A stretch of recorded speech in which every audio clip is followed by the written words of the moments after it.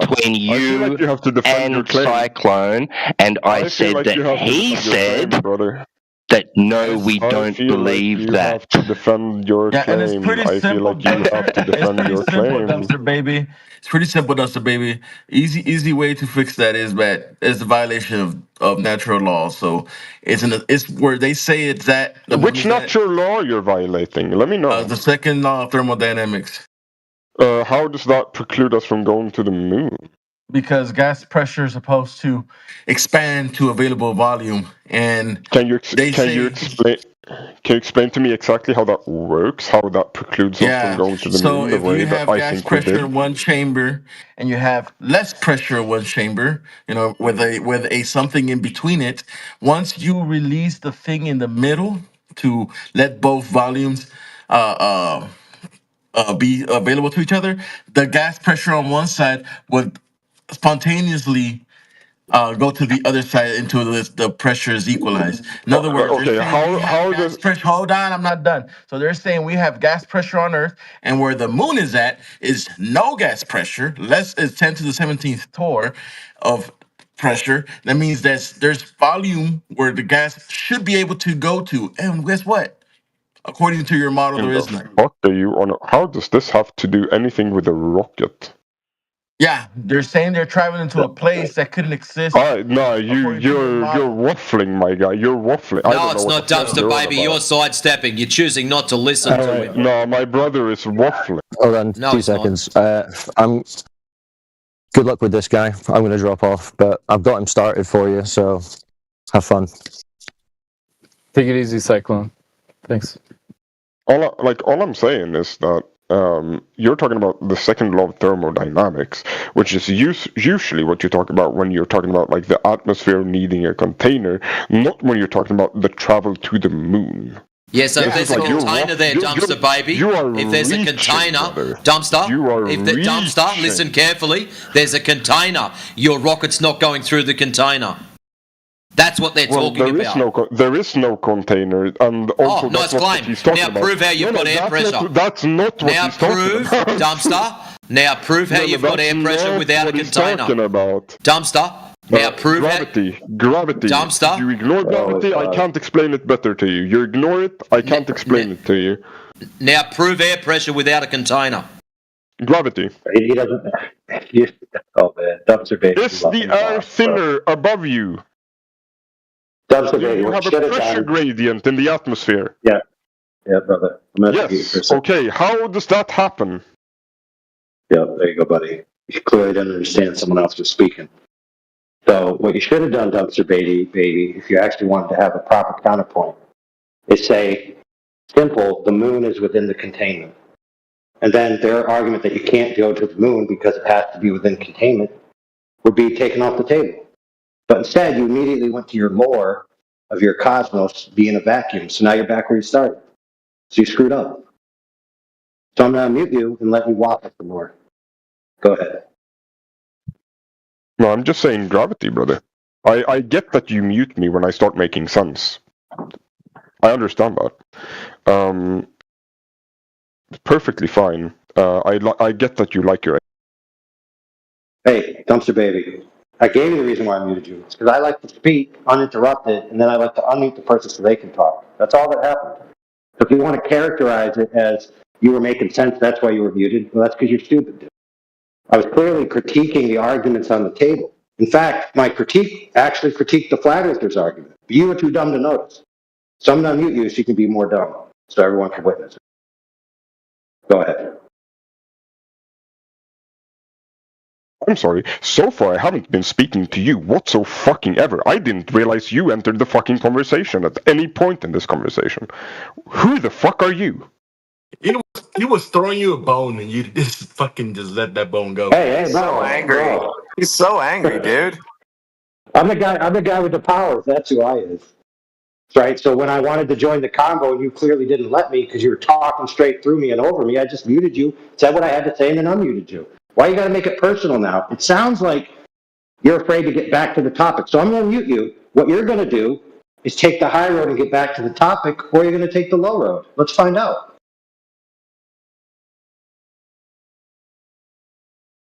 All right, go ahead, bro. Get back to the topic. I mean, you need to unmute me first, no? Yeah, I'm muted. Okay, great. I was trying to get back to the topic when you muted me again. No idea when you entered the conversation. I was talking to Stop talking about other people. TV and Professor Triangle and Cyclone. Cyclone mainly. No idea. Just like me, I entered the conversation. AI entered the conversation, and it was actually throwing your bone. Which actually I was getting a little there's no bone. There is no bone. I was getting a little irritated. Anyway, there is no bone. Anyway, we'll get back to the conversation because AI Overlord likes to mod abuse otherwise. Oh my god. So when we're report us about report us. Yeah, don't worry, I will.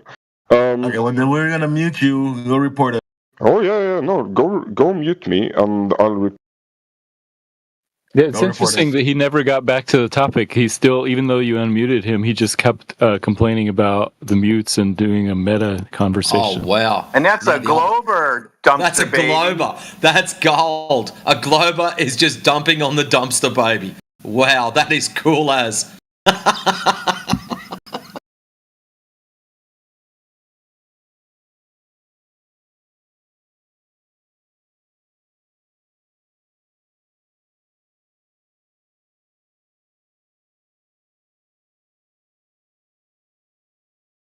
No, that's a good spiral, guys. Keep that going. But also, you need to read out what your report of us is into the room. Because that'll be gold too. Oh, I just definitely want to hear that. Please read that soon so we can get that recorded also. Yeah, read out your report that you're going to make about us. And then go back to whatever you were on the topic. Whatever element you were spiraling over. The gas pressure requiring containment. Gravity. NASA. Whichever one you want to spiral over. But come on, guys, that's pretty funny. Let's keep it going. It's okay. Get that report drafted. You were talking about how like you need a container for gas pressure, and I'm telling you that gravity explains that perfectly. If you choose to ignore gravity, I can't help you with that. All right, but what if I call it fairy dust?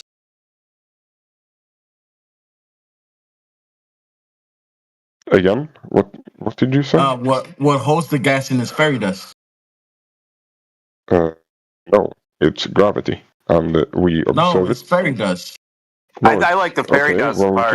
Can you give me an observation or like proof of fairy dust? You made the claim of gravity. I'd say the burden of proof is on yourself.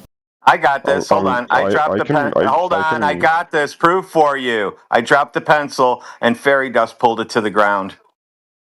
Okay, again, you don't need to yell at me. I'm talking to like 3 people at once. I'm sorry if I interrupt people sometimes. Of course he was. He was just telling you the observation, man.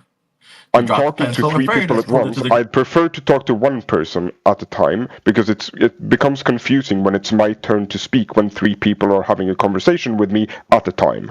Okay? Yeah, you'd speak for like 3 people at a time, like you have a legion inside you. Anyways. No. I'm speaking for myself. Thank you. Well, I mean, what's fairy dust? What's wrong with fairy dust? I'm telling you, it's gravity. I'm not saying anything about fairy dust. I don't know anything about fairy dust. I can show you that gravity exists. Oh, let's see it.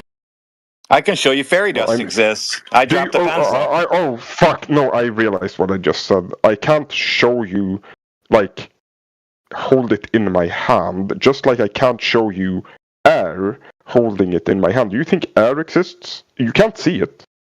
You think it's? I can put it into a balloon. Okay. Therefore, I can hold it. The problem is you actually can see air. If you drop the balloon, what happens to the balloon?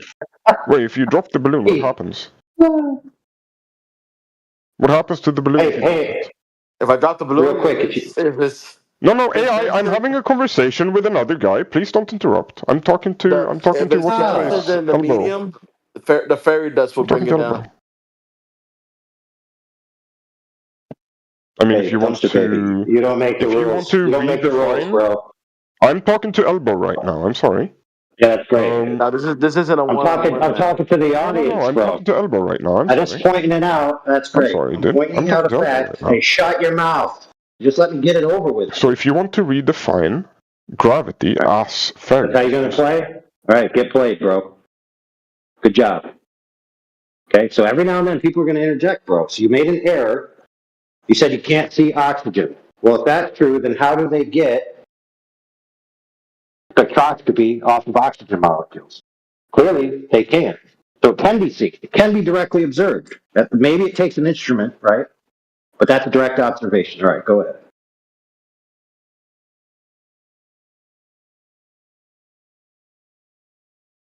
I think we unmuted him at the same time.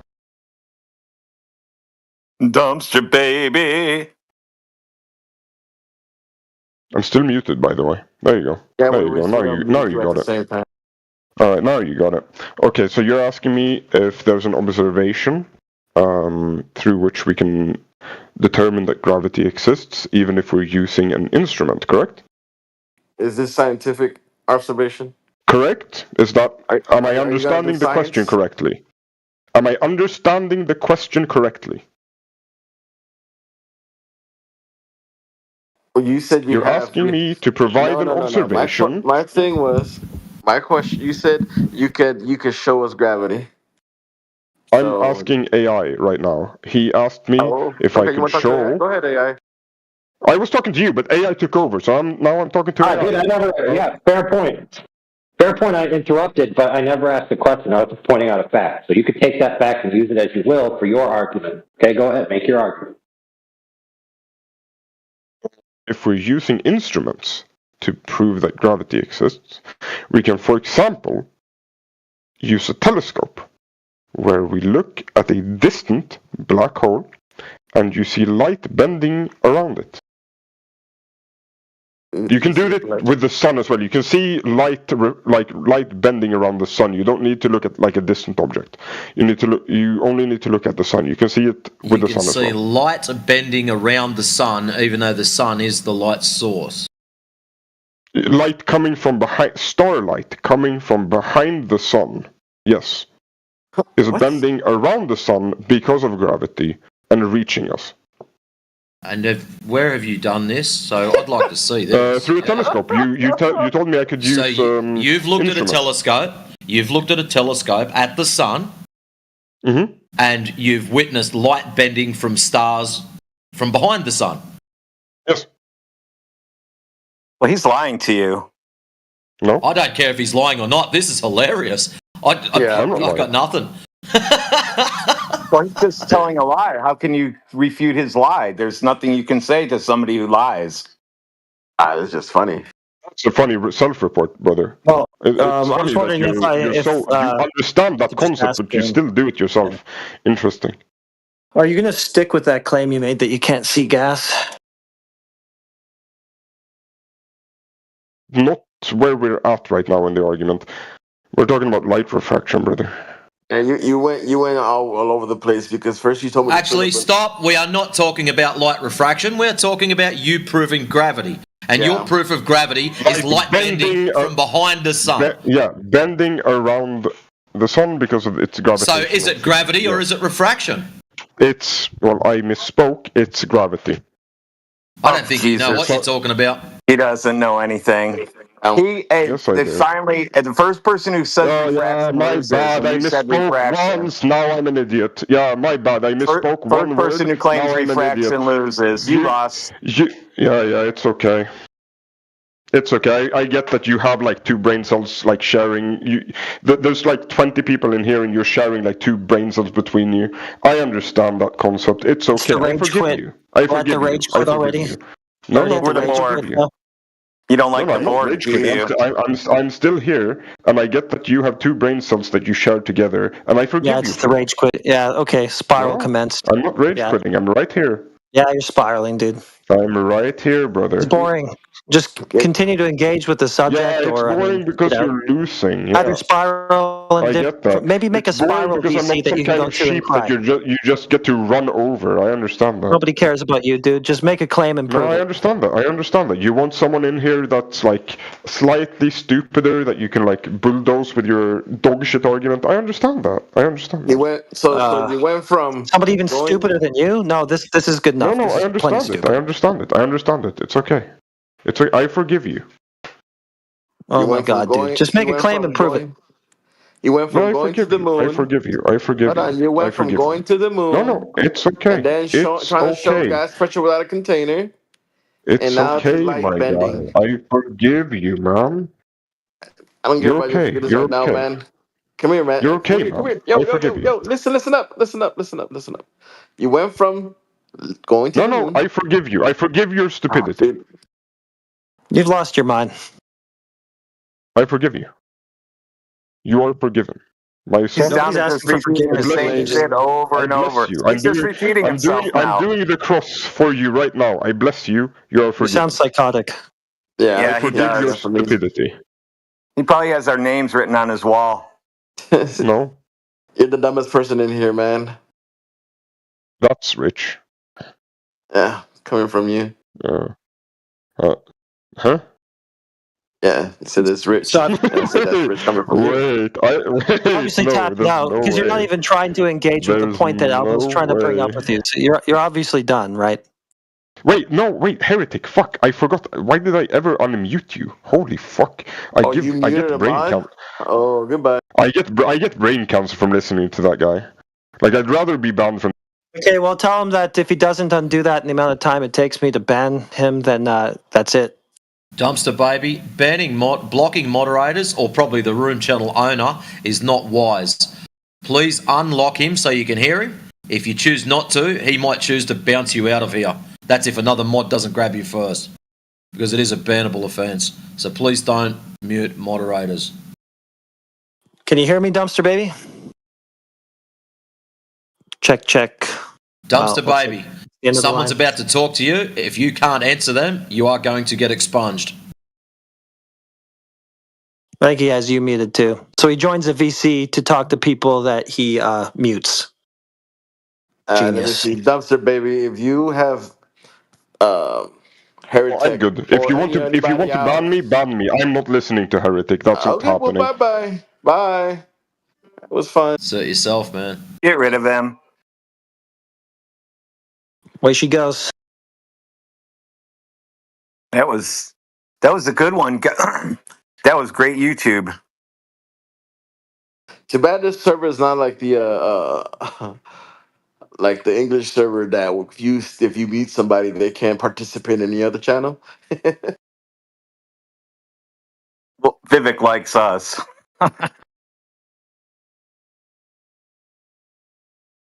I've said it before and I'll say it again. Vivek is a bloody legend. Yeah.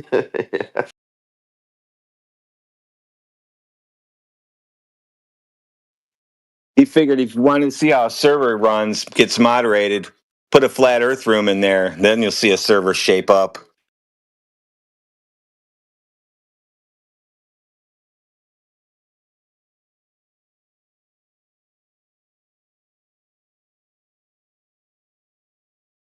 It'd be nice though if the mute command was there was two of them, server side or room side. That would be handy. So if it's just someone that you know is a pest in your particular room, you can just lock them. But if you know that they're just a global pest, then you can just rail them completely. I like the ability to just, you only get one choice. You can get muted everywhere, or you can be polite in our room. That's it. That's your only choice. I like that. I do like it, but yeah, it'd be nice if there was the option, because some of them you sort of look at them and go, "Yeah, I know. Just be quiet for 5 minutes. Give everyone's ears a break."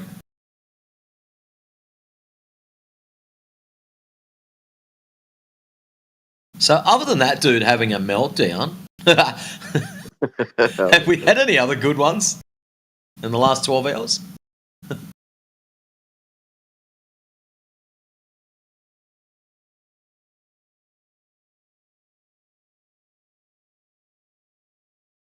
We got Biggie Cheese. I've seen the name before. Can't remember which side of the fence you sit on. Biggie Cheese.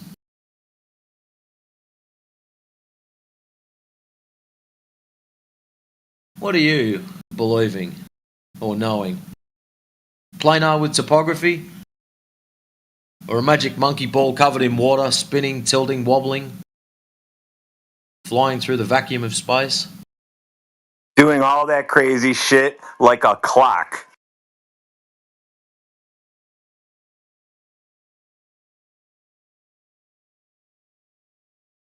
All that crazy shit to absolute perfection for the last however many years.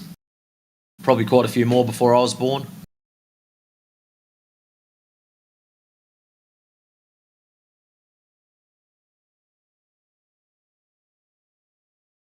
No Biggie Cheese? Aw, man.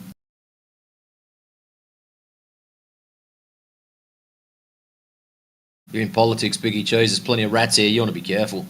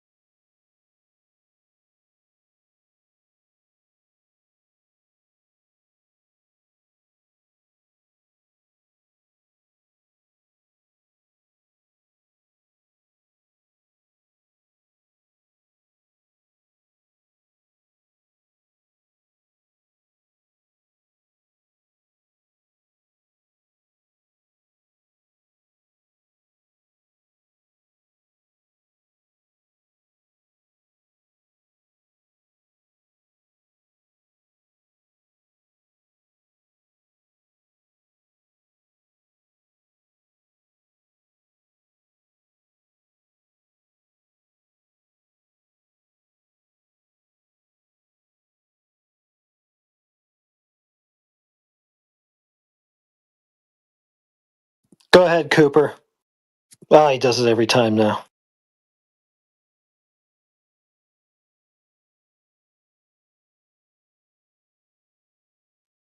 Stop scaring him away, heretic.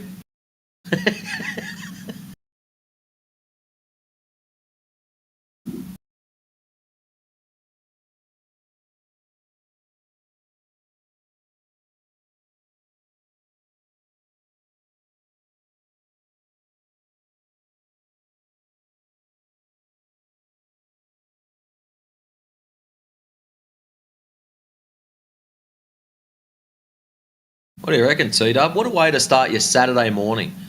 Some random internet user having a meltdown.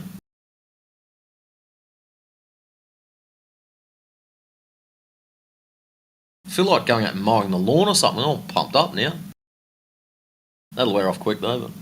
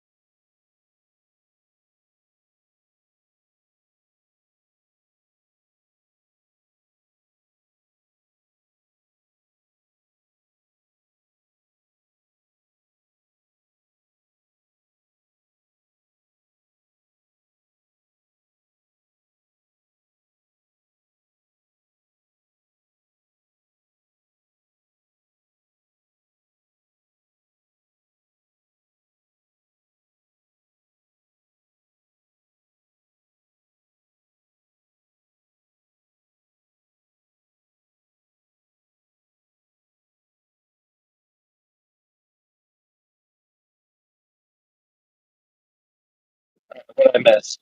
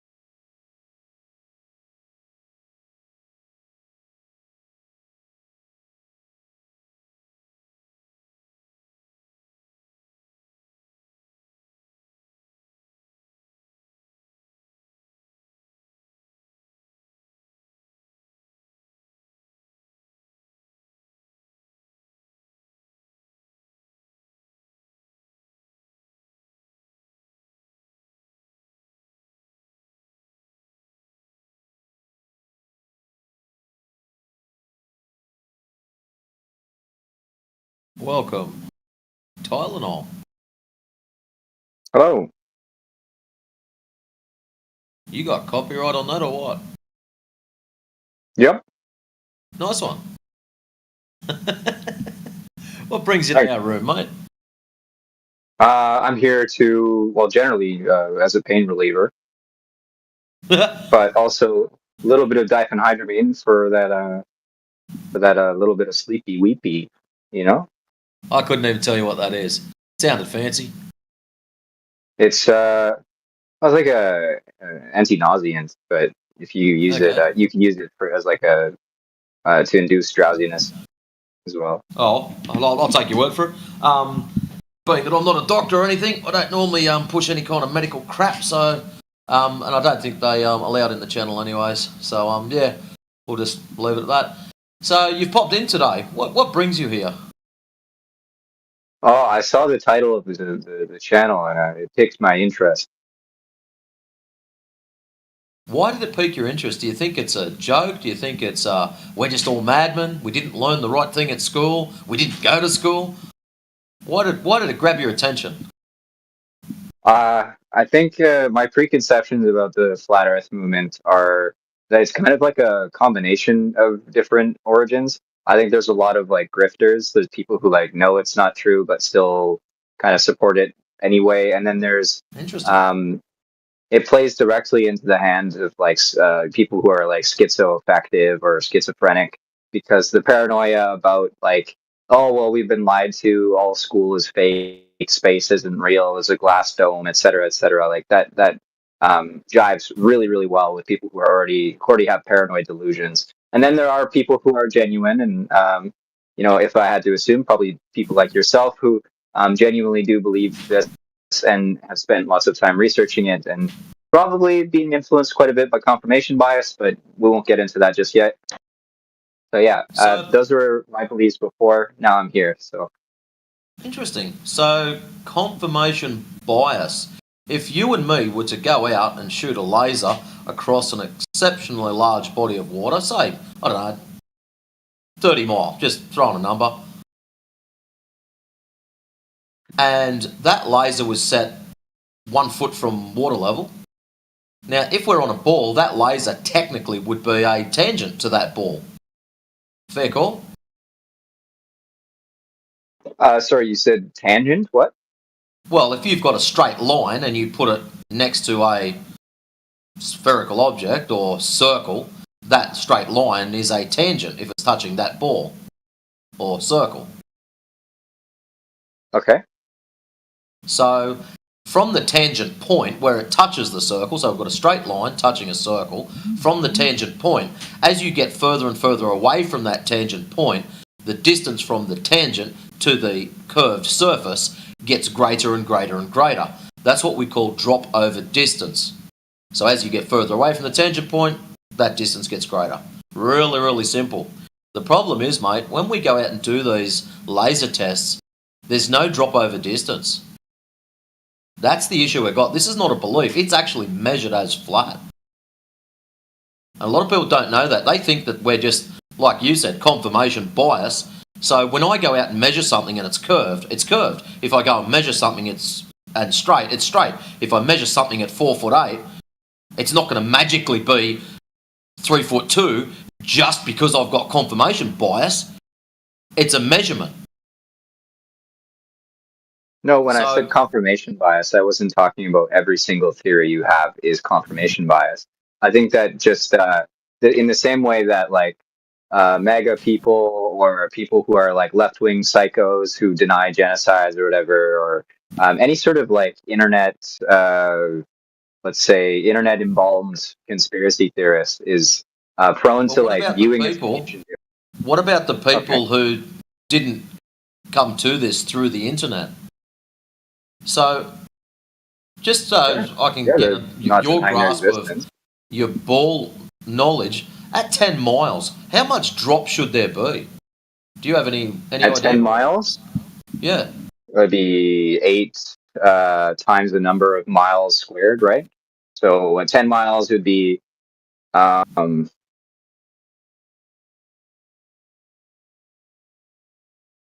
Just doing a quick calculation. 800 feet? Inches.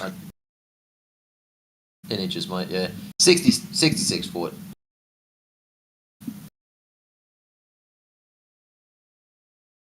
No, it's we're talking about 10 miles, right? At 10 miles, there should be a 66 foot drop. That's it. And as you know, the further you get, being that it's all mathematics. Wait. What's your drop formula then? I just use an online calculator, one that was made up by bald believers. That's why I love it so much. We just use their tools. This is what it's supposed to be. So you're supposed to be on a radius. But to determine drop over distance, you have to use a formula. What formula are you using? Observe square root of the observer's height times 1.22. That gives you your horizon. No. I'm talking about drop over distance. You brought that up initially. No. There is a formula to determine drop over distance. Yeah, you got the right answer. You got the right answer. It's just inches. So your 800 is equal to 66 feet. Yeah, you were right. That's it. It's just that 66 foot. When you convert the inches over, that's it. Yeah. But this is fucking me up too because we're using imperial units, and I'm not used to working in that. Ah, right. Yeah, you get used to it after a while. One of the online. Still, it's just it's so dumb. It's like 16 inches in a foot or whatever. It's like 16. That's the number they pay. Like in metric, it's all like 10, 100,000. It's easy. But sorry, went rant over. One of my US mates said that metric was invented for people that can't do maths. Yes. Yeah. So I mean, wouldn't that be some way to justify anything that's like harder and more inconvenient? Is just to be like, oh well, you don't have the skill to handle fishing with a toothbrush, so you're an idiot. Like, what do you mean? It's just a worse tool. There you go. On the side chat. Old dude has posted up the spherical trigonometry of a sphere with a radius of 3959 miles. And it's nice to see a post from old dude. I haven't seen one for a while. Cheers, mate.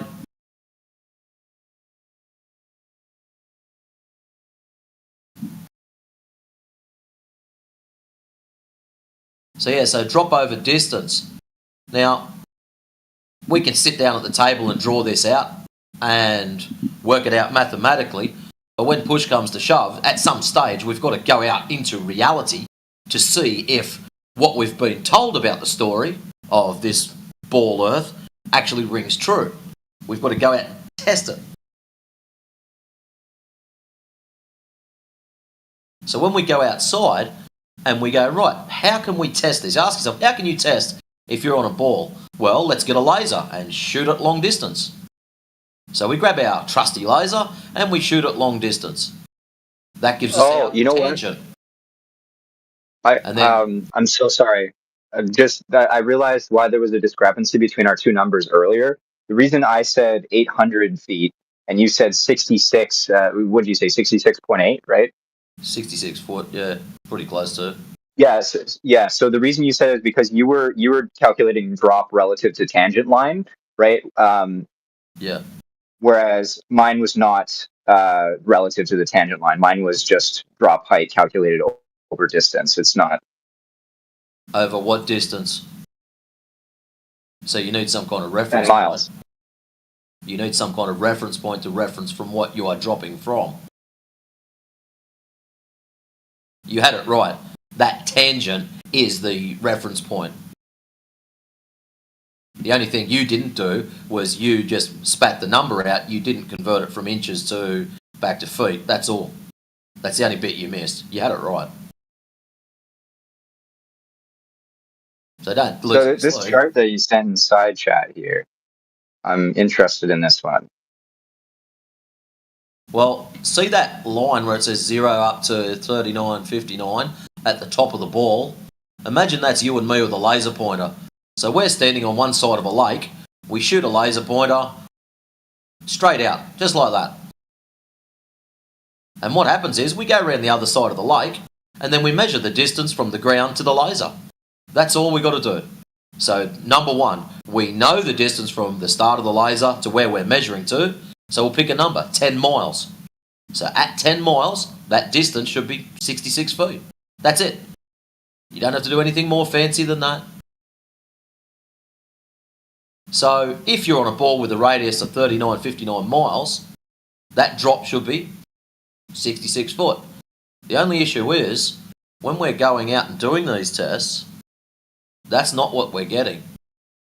And these guys are going 20, 30 miles. Allegedly, the government did a, 92 mile and hit their target. This is mathematically impossible if you're on a ball.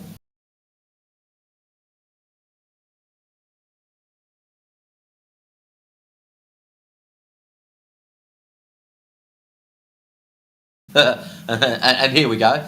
As you can see in side chat, you've got helpers. Warriors Peace posted up, look up refraction. The only problem with refraction is what our friend Warriors Peace doesn't get is it won't bend the laser enough for you to hit that far. You might get at most 10% extra, but yeah, those kind of numbers that they're claiming to bend. So let's see, at 10 miles, you're supposed to get 66 foot. So 10%, let's take 6 foot off there. So you've still got to find 60 foot of drop, and we're not getting any. So I've even given you your 10%, and you're still not even close. And when you stretch this out further and further, 20 miles, 30 miles, I think at 30 mile, it's about 600 feet. Give or take, I might be wrong there. So, at we're talking about drop from tangent, right? Correct. Right. And so, what was the height of the observer in this hypothetical? Less than 1 foot, so we'll put it at 1 foot, just to make it easy. Oh, so like the observer is just like almost level with the water line, basically. Yeah. Yep. Okay.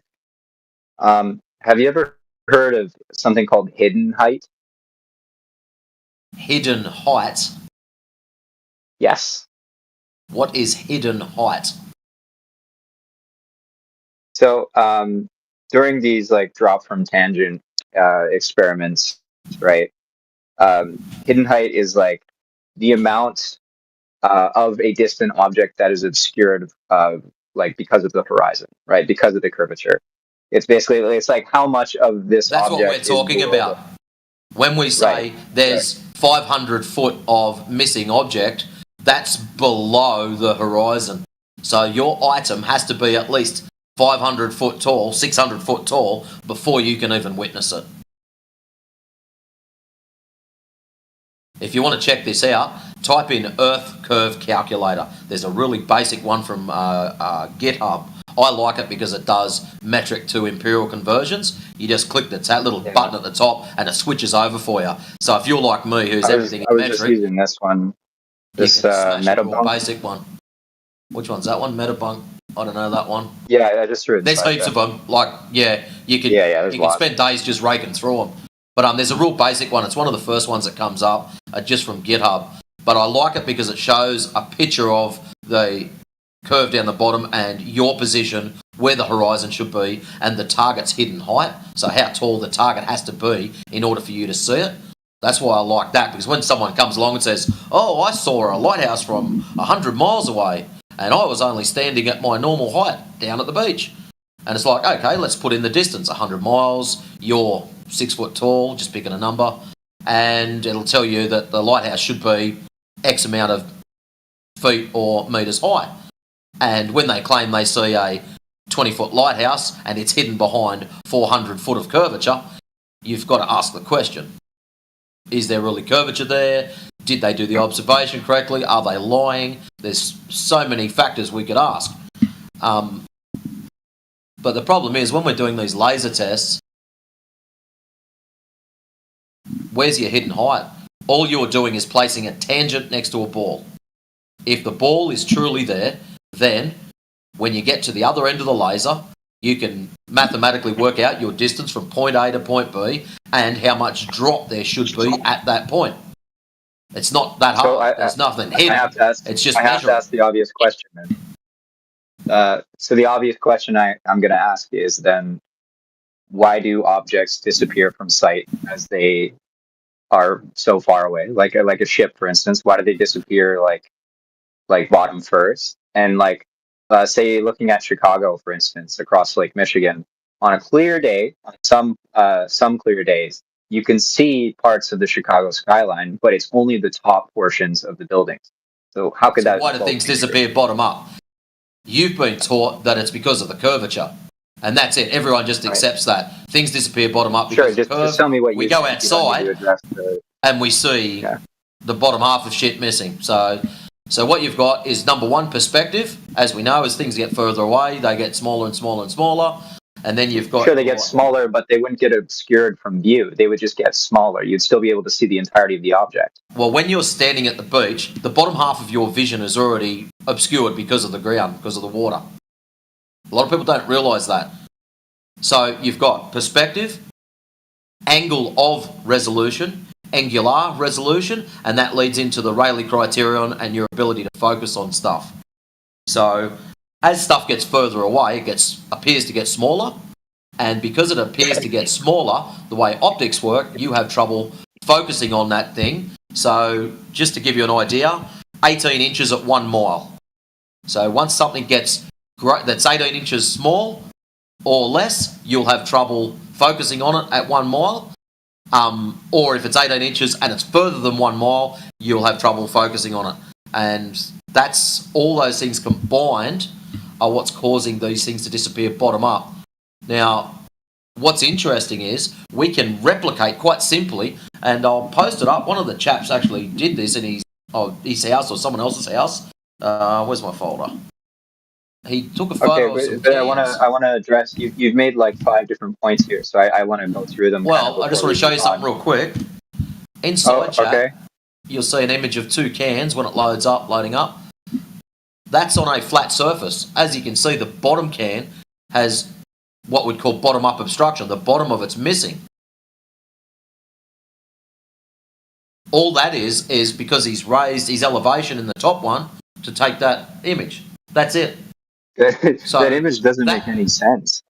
It doesn't make sense. That's right, because you've been taught that effect only happens on a curved but like I've never ever pressed my face against the floor because I was a crazy kid. I didn't, I was that's on not the his floor face against the floor. That's just a camera. No, but that's the perspective, right? If you put a camera directly at floor level and you took a photo of something against a wall, you're not going to have any of the bottom of it obscured. That's crazy.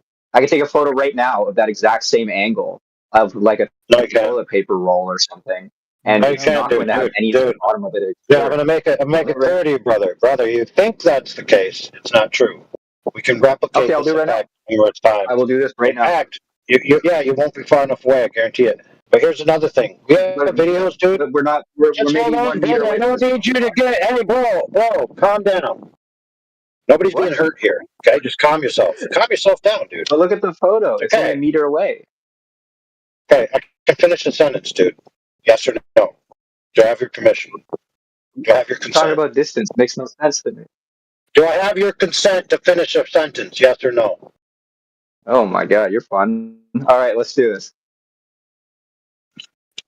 So, not only do we have pictures like this, we have videos where a man uses 2 cameras with different aperture sizes, and out in the end of a hallway, he lowers a flashlight, and you can watch both cameras, and the flashlight will actually disappear in the one camera before it even gets to the ground, while the other camera can still see it. And what that proves is the only difference between the two is the angular resolution ability of the camera. So yes, things disappear just because of optics alone. That is a fact. Okay, but that's not addressing my issue with this photo that was given. What's your issue with the photo? No.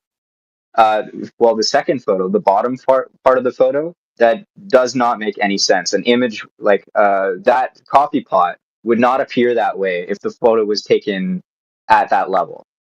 You would absolutely still be able to see the metal ring. You're wrong. You're wrong. You're wrong. This photo is showing you that you're wrong, dude. So you're wrong. I'm just saying. I've got one that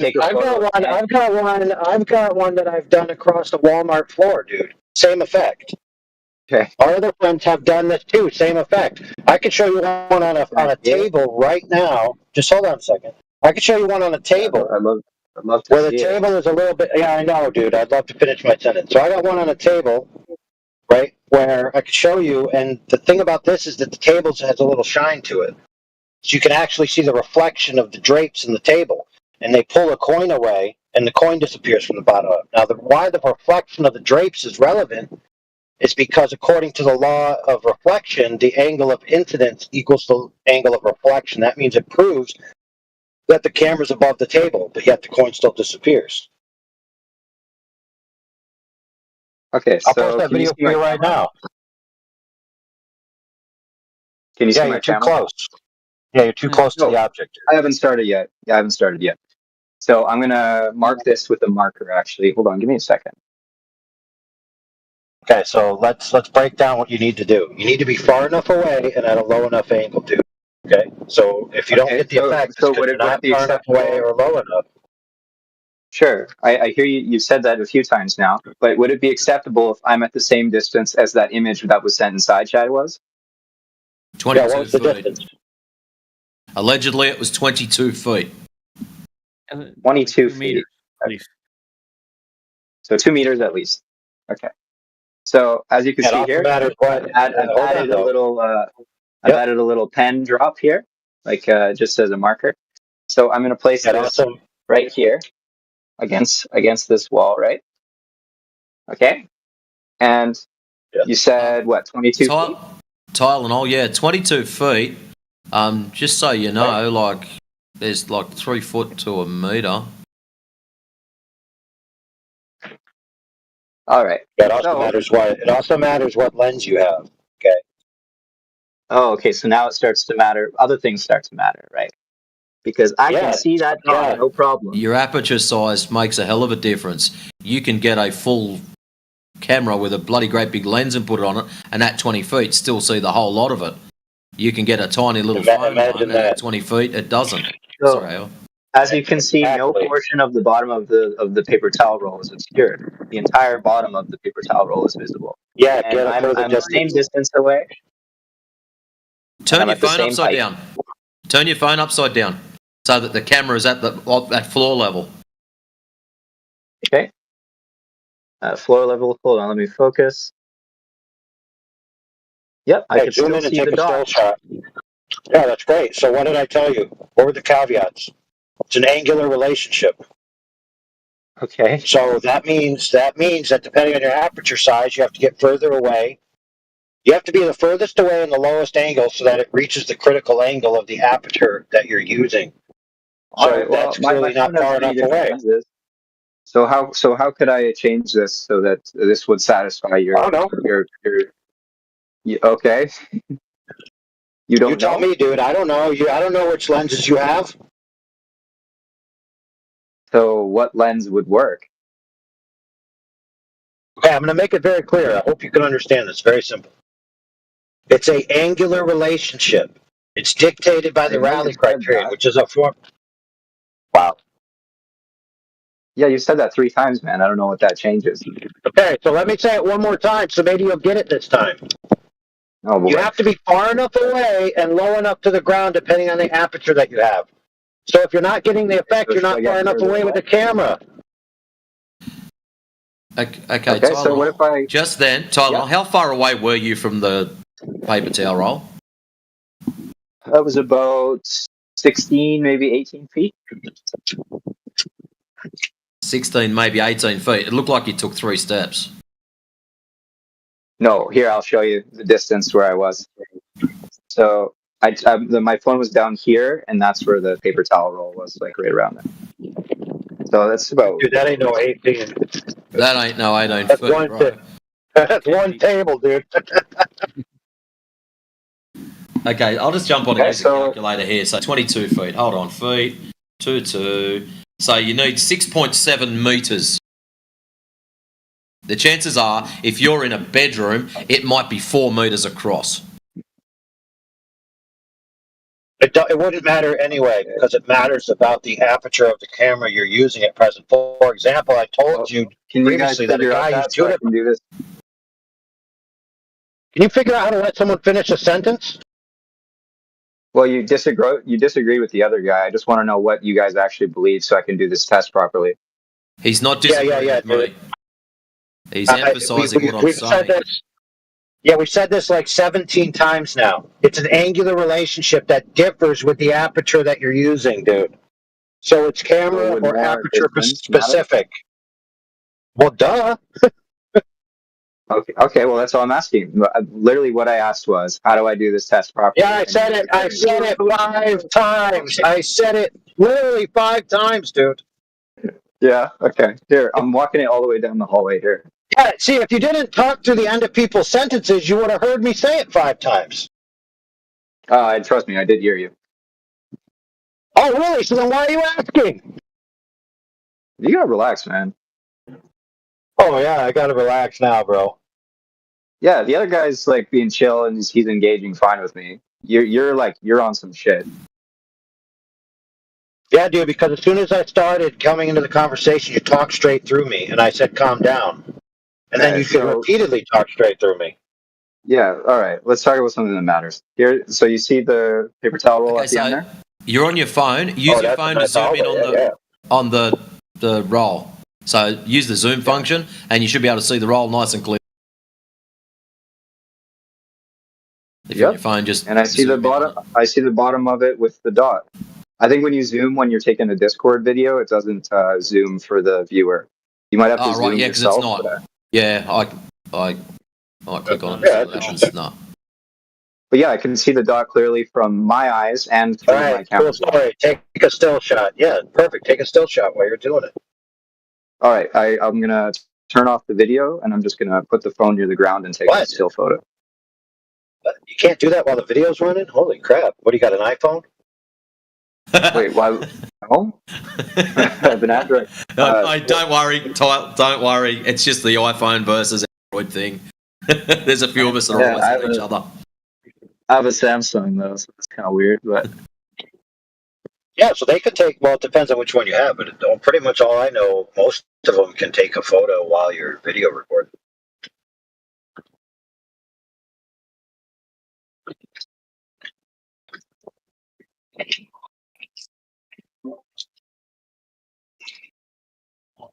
So AI, how you been, man? Horrible. It's too hot for me where I'm at right now. Where are you at anyways? California? No, I'm in New England. It shouldn't be so hot. Oh, no, definitely not. Yeah. Humid? Not anymore, but it was. We went through a major heat wave, everybody buying out all the air conditioners. I wasn't sure if I got kicked or I got disconnected or something, but yeah, I have the photo here. And you can clearly see the dot and the entirety of the object. Yeah, cool story. How does that change what we said? What? What was the point? It wasn't going to matter. Yeah. Watch what we said. That depending on the angular relationship between the aperture and the angle, right? So you obviously aren't far enough away for that aperture. Duh.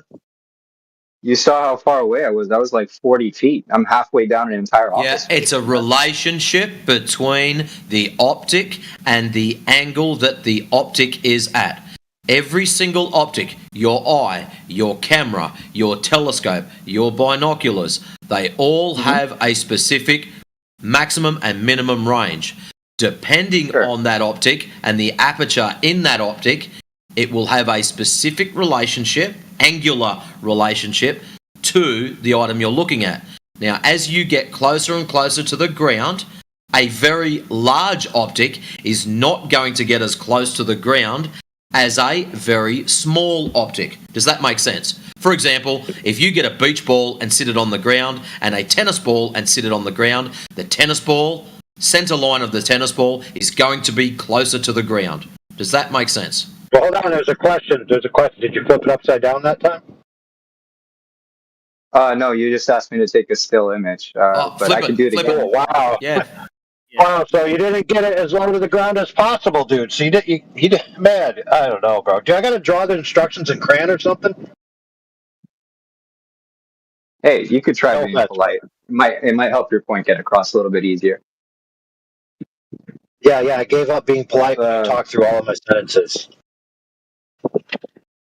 Yeah, I don't know. I really don't think it was as bad as you said it was. Otherwise, somebody else would have said something too. But it's just you getting really mad. No, they don't need to because they know who I am. They know I take care of my own self, bro. Good grief! What do you think? I need white knights to tell me somebody's talking through me? What do you think? I'm deaf? No, I just think you're a blowhard.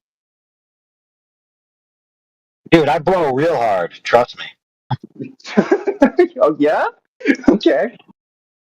Flip your phone. Take another image for us. Yeah. I'm walking back right now, and I put it even further out. So the one that you posted, was that you holding the phone up, or was that you with your phone down on the ground?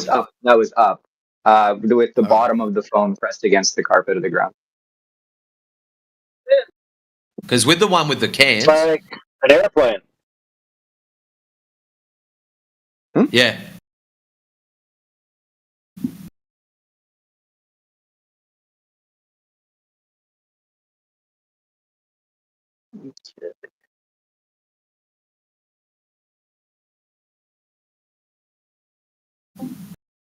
And what's really cool, Tylenol, is what you're doing now. Someone actually lined up across their floor a whole heap of little Lego pieces, and they put air temperature sensors, and they had a laser pointer at the end of it, and they were opening and closing their door. So they had a camera sitting down at ground level, looking at these stacks of Lego pieces that were set distances away from the camera. I'll have to find the video. Someone probably posted up for you if you're lucky. And when they opened the door and closed the door, the temperature in the room, he just dropped out. He did? Oh, hey, sorry about that. Every time I take a camera photo, I think it disconnects me. Yeah, it just pauses for a second. So every time they open and close the door, you can see the Lego pieces appear to bend as the temperature conditions change for that specific area. When you first look at it and the room temperature is stable, you can see them all as they get smaller, as per the rules of perspective. Further away they get, the smaller they appear. And then when they open the door and a cool breeze comes through, all of a sudden the ones at the back look like they were bent around a ball. It looks really, really cool when you start looking right into it. You're talking about Sky Free, aren't you, Matt? Mate. I think it was Sky Free, yeah. Yeah. Yeah, it's a really cool little... I think it goes for about 5 minutes. But yeah, really cool little video.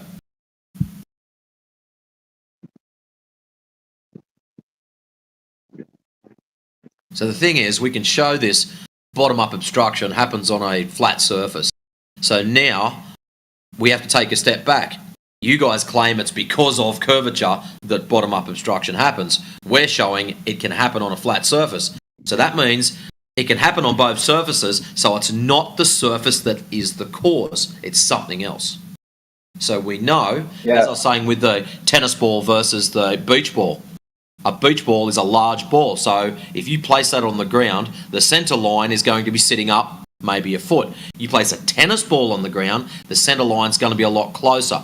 The same thing happens with cameras or optics. So whether you use your eye or a telephoto lens, so look at the difference in them. Your eye, what is that, about 5mm optic compared to a telephoto lens, which is, 70mm, 80, 90, 120? I took the photo upside down, and the dot is still visible, both in the photo and with the naked eye.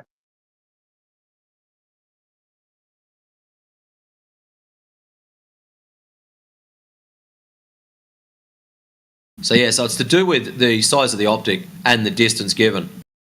So the problem is with those Cairns photos, I don't know what optic was used for that. Whether it was an older camera and it had a smaller lens on it. I know a lot of the new phones, they've got nearly 10mm optic on them, which is bigger than what your eyes are.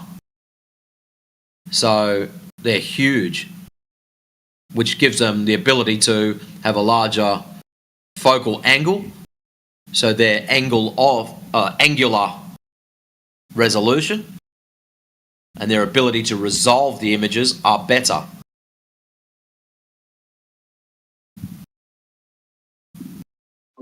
Yeah, imagine the optics you need to see through seawater and heat and waves. What kind of distortion that's going to cause if you're taking a boat going over the set horizon. Yeah, that's going to be hard.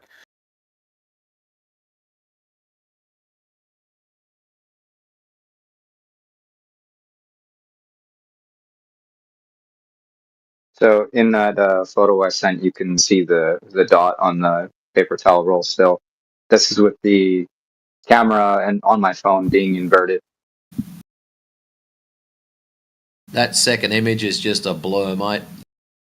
Yeah, because it's like almost like 50 feet away. Here, I'll circle it for you. Focus on it. Yeah.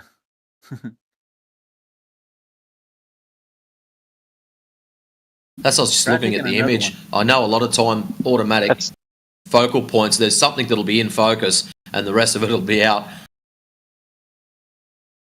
Oh, look, he circled a planet.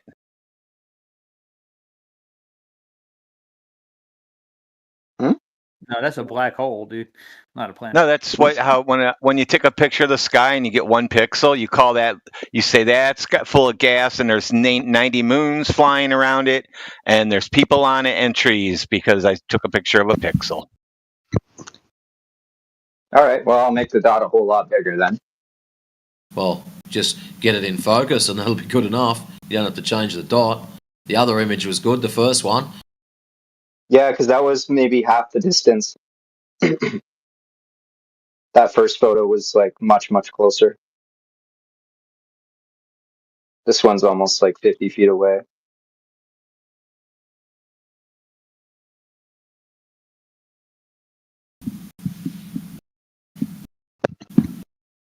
That's a long haul. Work better.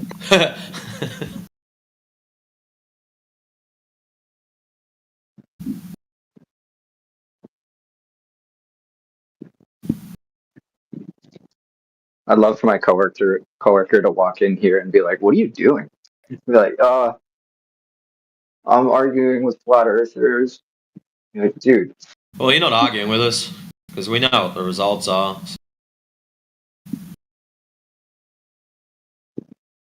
And we what I missed. know that there's air. Well, he took a photo and he posted it up, and then he had to actually circle the dot because for some reason his camera doesn't want to focus at that range. Yeah. So he's trying to do it again. So, well, what can happen is, some cameras, when you put them down low, because the low part of the angle is taking up a distance, they'll mess up your focus. If that makes sense.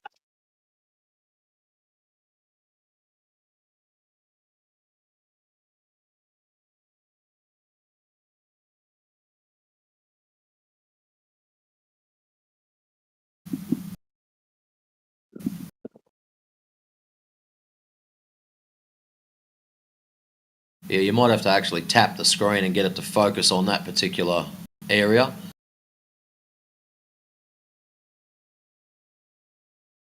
So I made the dot a lot bigger. Well, the dot doesn't need to be bigger. We just have to need the image in focus, that's all. What's he trying to prove, that nothing is hidden on a flat surface? And I already posted the picture of it. Well, we explained to him that things disappear bottom up and on flat surfaces, and he didn't like that, so he's going to prove it for himself. I can tell by the image. A good old college try. Yeah, make sure you go outside and do it on a nice flat surface and make sure it's hot out, and then you won't see shit. Oh, okay. Yeah, that's fine. But you can recreate it indoors. Yeah, because I was just trying to recreate that image with the coffee pot, right? Because like if that image is possible, then I should be able to recreate that in my office here. But look at it. In fact, the dot wasn't in line with the bottom of the roll, was it? Well, because I drew a character with legs and arms. That's what that dot is. That goes to the bottom of it now.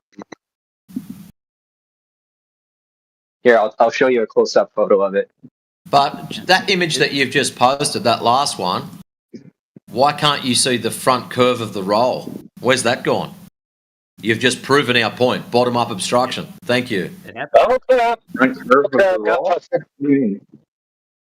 Yeah, he's saying that it's not obscuring the dot, but it's obscuring the part of the bottom portion of the roll. Yep. So you already demonstrated that the bottom is missing. No part of the bottom is missing in this image.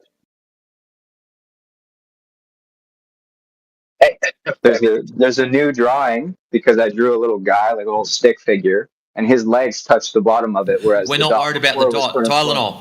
You're focusing on the dot. Have a focus on the bottom of the roll. Have a look at your first image you posted up. We could see the entirety of the roll, yeah? When you're looking at the floor, you can see where the corner of the front of the roll touches the floor. In your last image, the corner of the front of the roll is now missing. So when you say corner of the in relationship to your particular optic and your particular distance, it's just starting to take effect. I don't know what your distance is. If you tell me it's at 50 feet, I'll just believe you're at 50 feet. But based on the optic, the aperture size, and your relationship to the distance from the object trying to be shot, that's just starting to take effect. Yeah, so if you get further away, right? So if it's starting to take effect, if you get even further away, what do you think is going to happen? When you say this, starting to see this effect, I'm looking directly at this image and I'm holding the paper towel roll right next to me, and I don't know what you're saying is obscured. The front edge of the paper towel. Compare your two images. The first one you took, you could see clearly the front edge of the paper towel where it was touching the floor. You could see that. Now you right, but that first image was before I inverted the camera. Exactly. So no, but it's what just does a that higher prove? vantage point. So bottom up obstruction. Oh, what was that? Sorry, you were just at a higher vantage point. Yeah, because when I was sorry, I missed that. Tylenol, hold up. Tylenol. I missed what AI was going to say. Just hold on a second. What was that? AI? Sorry. Well, yeah, he said exactly what you heard him say. He said the effect didn't take effect until I made the camera lower to the ground. Interesting. Of course, when you're at a higher vantage point, you're going to see more. Of course. Right. So all I'm saying is that first image was taken at a much higher vantage point, right? Because it was about 6 inches off the ground because my phone was upright. But that last image, my phone was inverted, so the vantage point was only maybe a couple centimeters off the ground, and it was way further away, which obscures some of the curve as much because it appears more 2D, but none of the actual facade of the paper towel roll is obscured in that last image. I can still see the full character. I can still see like where it touches the carpet, right? But the amount of area that where it touches the carpet is just smaller because it is further away. But there's nothing about the paper towel roll is obscured from vision. I can see the entire one in both images. So you're telling me you can clearly see in what you posted the front leading edge of that paper towel where it touches the ground. It's not obstructed in any way, shape, and or form. Like when you say front edge, what do you mean? Like the bottom, like the leading edge, the bottom, the front of it, where you're positioned, you're looking at the front. Okay. That is missing. It is obstructed. Why? Because of your relationship to the aperture and the distance away from the item. So this is what normally happens. You can clearly see it, and it's just playing with your head. So don't worry, it's just an optical thing. The issue is most people assume it's due to curvature. So if you were a flat earther and you were to put that picture of the paper towel up there, I can tell you what they'd say. Oh, the floor's not flat. That's the usual response we get. People will say the floor's not flat. Now, I'm going to ask you a question. Be honest. Is your floor flat? I mean, it's carpet on tile at a 20-year-old hospital. So he's going to say no. They always say no. Nothing's ever level. Nothing's ever flat. Fuck it. There's nothing as self-leveling concrete. I've never heard of that shit. Yet. Holy shit. I haven't even told you what my answer is yet. And you're already assuming and running off with it, making jokes. We told you the answer. It kind of sheds a bit of light on the way that you think about these things. I mean, like, all I'm telling you is where this floor is, the nature of the floor, its background. That's all I can say about it. I'm not out here with a level. You know what I mean?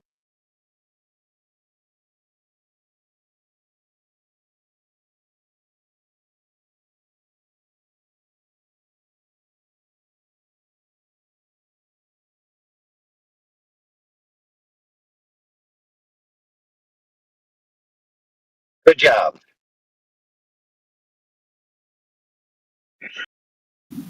So anyway, he got right to work. That's impressive. Look, he got right to work, didn't he? He did something, tried something. I'll give you credit for that, mate. You have done more in the last 5 minutes than some of the so-called anti-flat earthers that come in here that have done in probably the last 2 years that I know of. So, yeah, thumbs up for you, man. That's awesome. Yeah, I'm trying to see what I'm looking for because according to what you guys were saying, there should be like a portion of the facade of the... Look in the side chat. Your 2 images that you posted. The last image, which is posted at 33 minutes past the hour. And let's go back to... That's dirty. That one's dirty. There's a clean one. What time is that? 23 minutes past the hour. The 23 minutes past the hour, you can see the black line underneath the front edge of the roll. Can you see that black line underneath the front edge of the roll in your last image? No. Why not? But there's a problem with that, man, because like there's various lighting all the way down the hallway, so the shadow is going to change. Yeah, but stop. That black line is underneath the roll. That's a shadow underneath the shadow being casted on the right side, right? So that means the light source is from above and to the left. But you can see that front edge where it connects to the floor. Why can't you see that front edge where it connects to the floor on the last image? Because it's not directly beneath the light. Like that is. Well, maybe you might want to try again then. Put it directly beneath the light, go the same distance and see if we can see it. Oh, Lord. All right. Fuck. I can't believe you're making me do this. So you're making excuses why you can't see that front edge. We know why we can't see that front edge. We've explained it to you. You even said yourself it's because of the elevation of the device in comparison to the 2 images. We know that. It's your angle of view. Well, as you get lower, your angle gets cut down due to the surface, also known as the ground in your case, or carpet. So half of your view gets cut off. That's what's happening.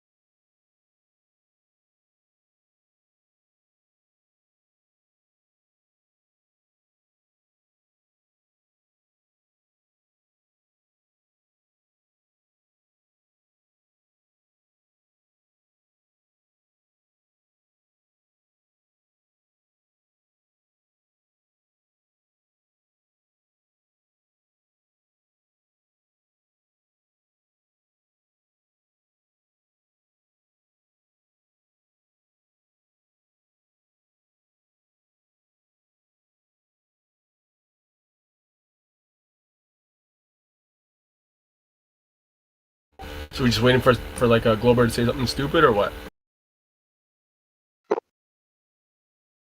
Nah, just don't go running to your family saying the earth is flat after we flat smack you. You just get political. Are there any Globers in here?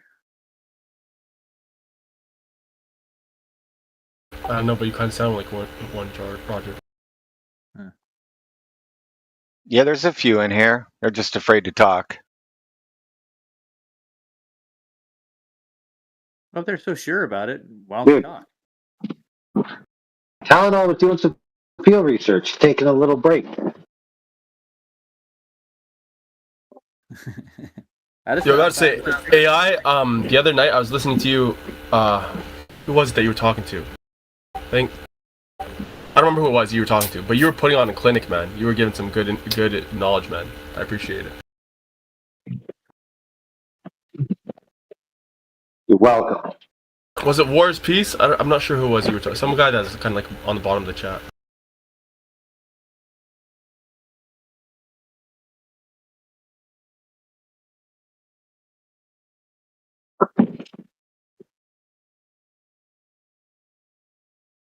Nice of Warriors Peace to grace us with their presence. But no, it was some good like top flat Earth. You're one of my top flat earthers. There's like a lot of like well-rounded knowledge on flat Earth. Every subject matter you kind of like you shed some light on, and you really couldn't argue with anything you're saying. Well, it's like this, brother. Once you realize you're on the surface of the flat Earth, you're always on the top.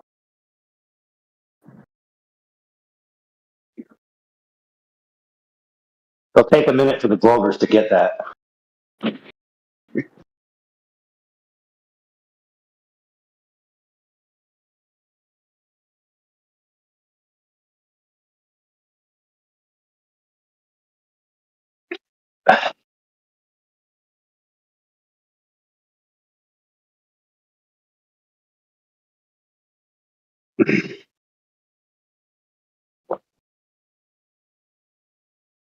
You know who else went out and did that? A test really quick way back in the day who impressed me was Ed Masto. Back in his early days, before he got all jaded.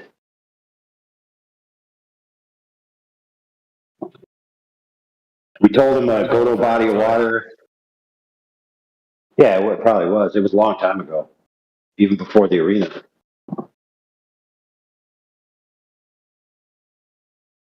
But we told him to go to water and do it. He's like, "Oh man, I'm not around any water." But then, like within that week, he went to a really long river.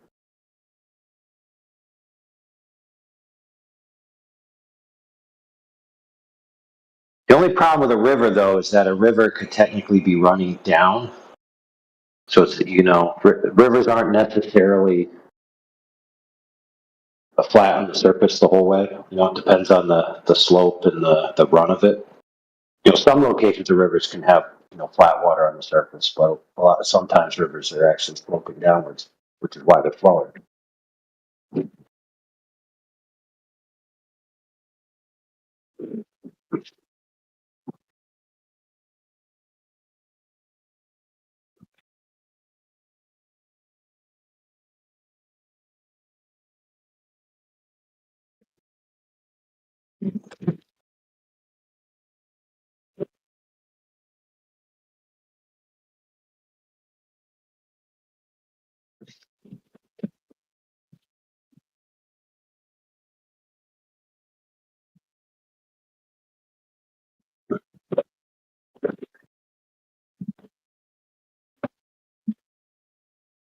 Oh.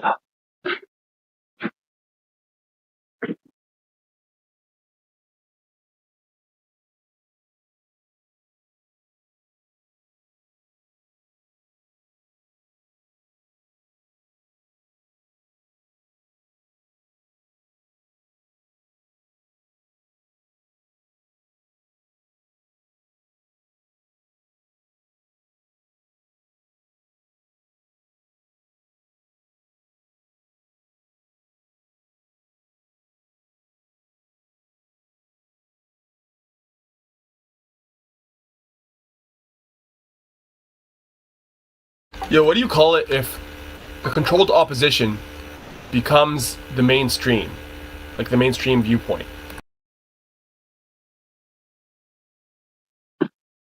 Oh, that's easy. You call it synthesis. Synthesis? Was that like yeah? So you've heard of to the Russian spy that talks about it? Yeah, exactly. So you've heard of the Hegelian dialectic, problem, reaction, solution. Well, the other one has some name which I can't remember, but it's some thesis, antithesis, synthesis. So essentially, they let the thesis and the antithesis play out in a controlled manner to where the majority of the population adopt the new synthesis. And so they think they got woke and free, and they're in a new paradigm, setting off the old one, but they're really just being, led along like sheep the entire time. Just like in the Matrix, where the engineer told Neo, "Hey, I've been playing you like a fool since day one."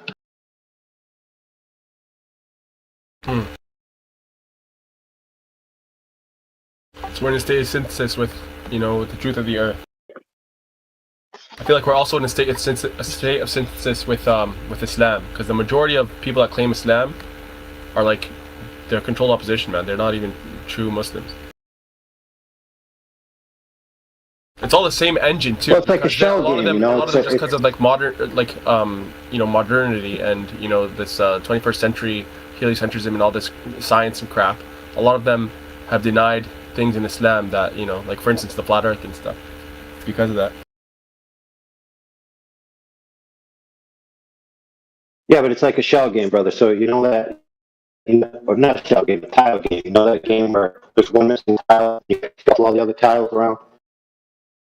Yeah.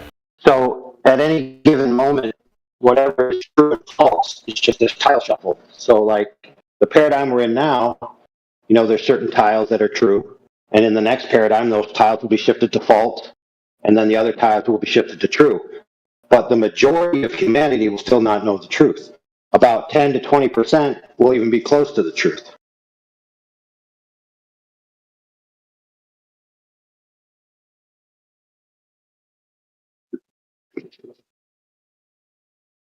A lot of people are mistaken thinking that, once somebody figures out the earth is flat, all of a sudden they're a truther and they know all the truth. It's like, no. You could be like, okay, the earth is flat, it's clearly flat, but you could still have the other 90% of your truth statements be false because you're still in la la land with all of your other ideas.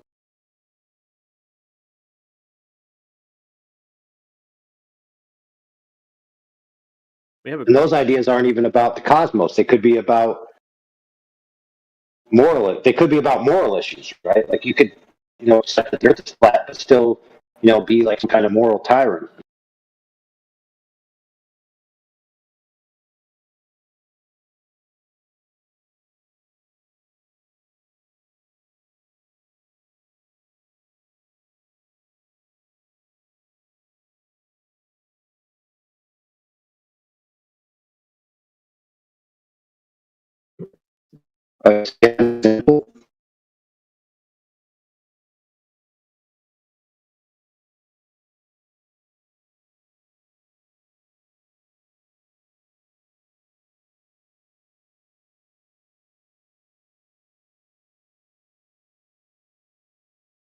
Mr. Roger, you said you had an example?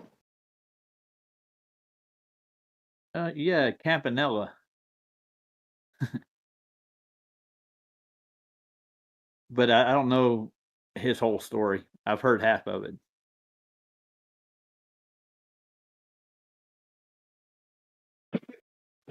Well, yeah, it's like, so like the theme that the engineer told Neo, he told him, hey, I've got to let a small group of freedom fighters do their little freedom war so that the entire system can exercise their yearning for freedom to make everyone think that they struggled against the system and they achieved. And then we go into the new version of the Matrix where everyone accepts it, except for the few stragglers. But I'm okay with the few stragglers. It's okay that they know the truth, as long as the organism survives.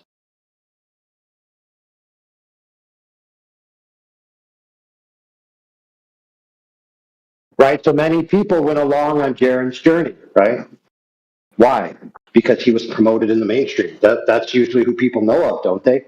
When they come in here, they're like, "Oh yeah, I followed you flat earthers, and he believed in the flat Earth, and then he did this Netflix, and he proved the Earth wasn't flat, and then he went down, and he saw the Earth wasn't flat, and so I was on the journey with him. We were all on the journey of truth together."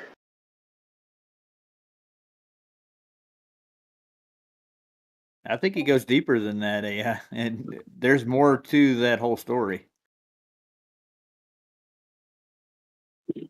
Yeah, but I'm just talking about from the observer, the casual observer who's just watching flat Earth, globe Earth from the outside looking in. They see flat earthers gaining popularity, taking over the algorithms, being addressed by Congress, having these tests, that test, but then they see, okay, yeah, they had their day in the sun, but now that we've done these other things, we've come full circle again, and this resurgence of flat Earth was put down again, and so we can all go back to sleep at night. So yeah, a lot of people feel that way now. They feel like they've entertained flat Earth for the past decade. Now it's time to get back to real life. And so now they're just going to move on with their lives. They don't care anymore.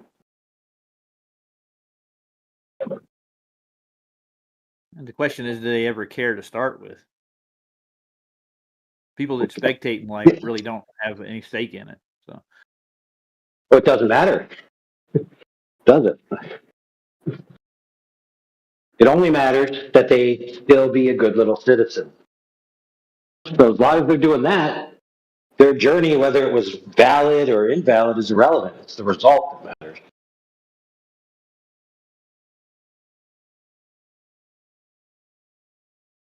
Well, in your journeys, congratulations. You have all discovered the truth that the earth is flat. The next achievement you have to unlock is the truth that Islam is, the true religion. And Allah is the truth. So, good luck with that, brother. May Allah guide you all. I hope he does.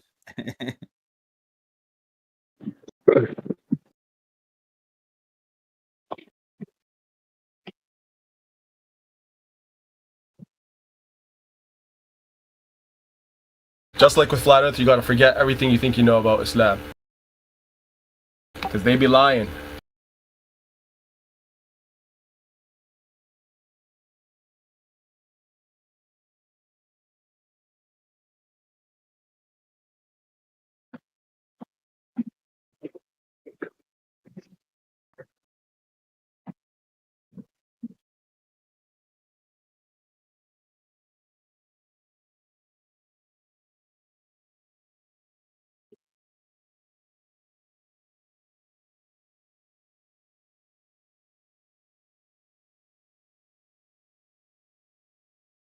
Someone's losing their mind in the side chat. Yeah, he's having a hard day. He's having a bad day. War is Peace is having a very bad time right now. Oh, man. Was that the kid I was talking to last night? Maybe. I talked to them before, too. Dude, I have like an 8 out of 10 record for turning the people that I really school gay. So like they meet me, they have a debate with me, and when they leave, they either turn into a woman or gay. What? So you talked to Brenda first? Is that what happened? AI?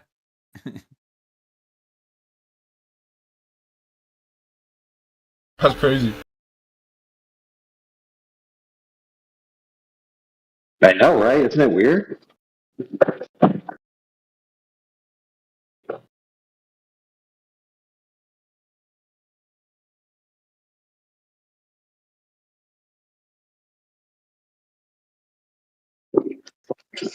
Years ago, Planer Walk came on 24/7 and had a debate, which I debated Planer Walk.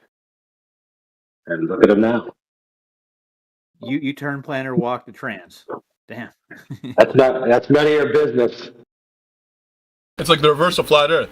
You're supposed to turn them, like Flat Earth, you turn them not straight to straight. You're going the other way. Well, dude, it's like a vacuum, right? Once you're exposed to a certain amount of differential pressure, you just get sucked along. So like once they get slapped by my debate skills, like they can't even call themselves a man anymore. I guess I don't know. No, I'm just kidding.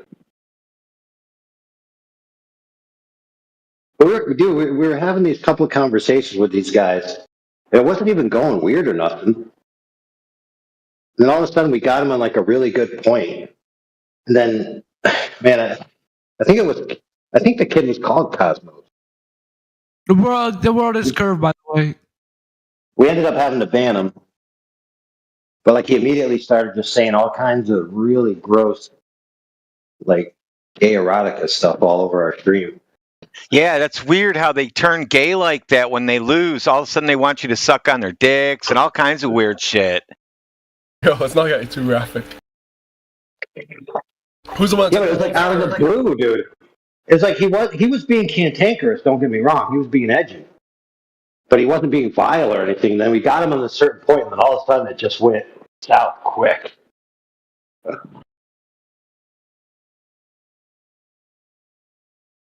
The world is round, by the way. Like a coin? Yeah. Like round, like a ball. Is it round like a ball? Yeah, round like a ball. Can you prove convexity of the Earth, sir? Can you show us? Yeah. Yeah, I can show you. Yeah. Like, look at the NASA photo. Look at, what are you gonna do now? Like, go online and ask ChatGPT if the world is like round or not. You know, tell you it's round. We've done that both ways, dude. ChatGPT is not an expert on the shape of the Earth by any sort, and flat's not a shape, by the way. So, dude, he's using ChatGPT to for him to get along for the rest of his life. Now you know he's handicapped at this point. Have you ever met Luca?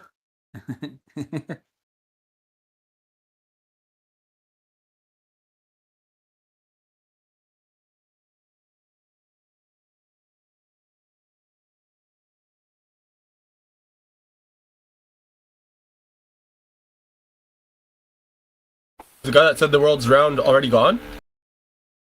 I think so. What is this, guerrilla warfare? Hit and run? He's always scared. It's like a kid egging your house. He does it from a distance, dude, and then he runs.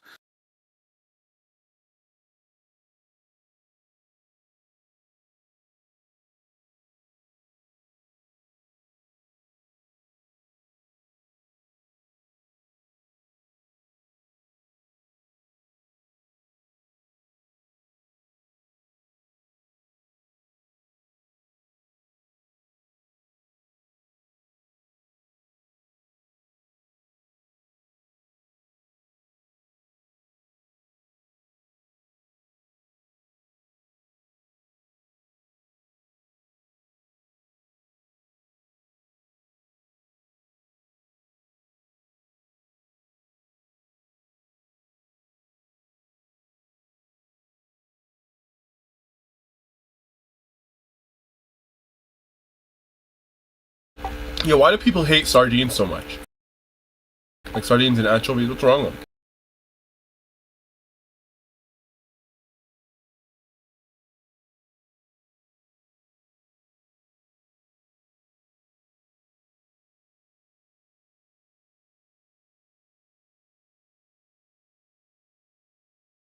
Dude, sardines are great. They're in a can. They don't need to be refrigerated. You can eat them. You can cover them in salt. They're delicious. That's what I'm saying. Good protein.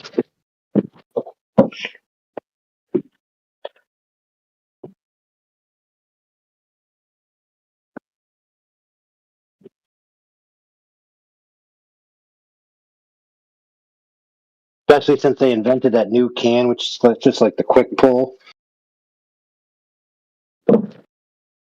That old can where you had to like put this T-bar on this little edge and then roll it up. Those ones sucked. If you screwed up, then you're like, how am I going to get this sardine out?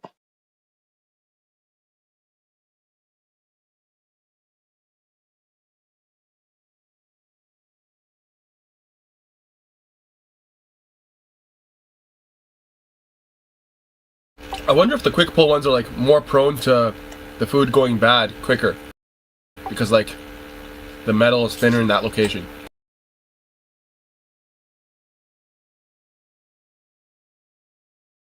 I doubt it. I'm glad you asked that because rumor has it that the metal on the lunar lander was actually thinner than that. For real. They were like afraid to drop a screwdriver while they were inside because it might just pass right through the bottom of the vessel. And I'm thinking, how are you gonna trust your life to that, dude? How are you gonna think about it this way? If you're afraid to drop a screwdriver through the bottom of your vehicle, how are you gonna like change your clothes, open up a soda can, with your space soda? How are you gonna use the toilet without destroying your vessel? It's like a joke. Did they also load up the golf club too? The golf ball.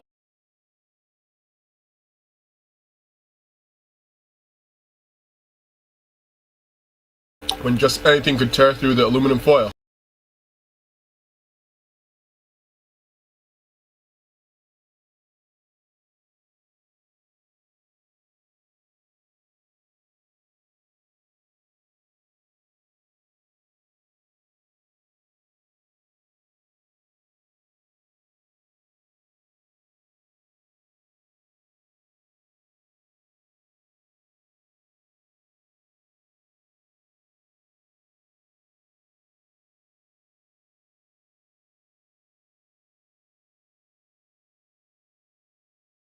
Did I hear a conversation about sardines?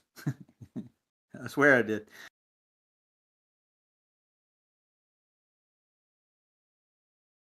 Yeah, we're talking about how the moon landing, the story stinks like sardines in the sun. Yeah, it does. I'm doing a show on the original Blue Marble tonight. I'm going to have fun with it. Yeah, that all started out with an LSD trip, by the way. If you look at the history of the Blue Marble itself, dig into their archives. There was an activist in California who actually took an LSD trip, and he swore that he saw the curvature of the Earth, and we all deserve to see a picture of the globe Earth. So he has some friends at NASA who, the last Apollo mission was going to go in range so they could take a picture of the Earth. It was his idea. That's a true story, I swear to God.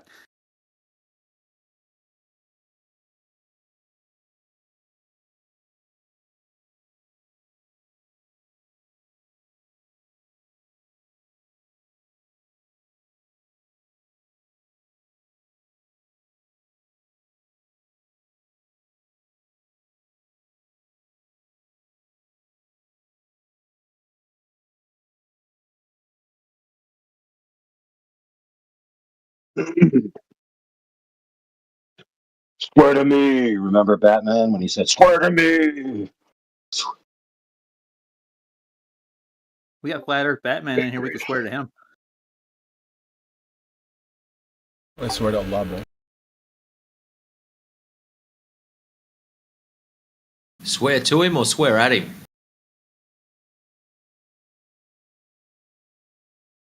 Oh, looks like War and Peace is swearing at him. Okay.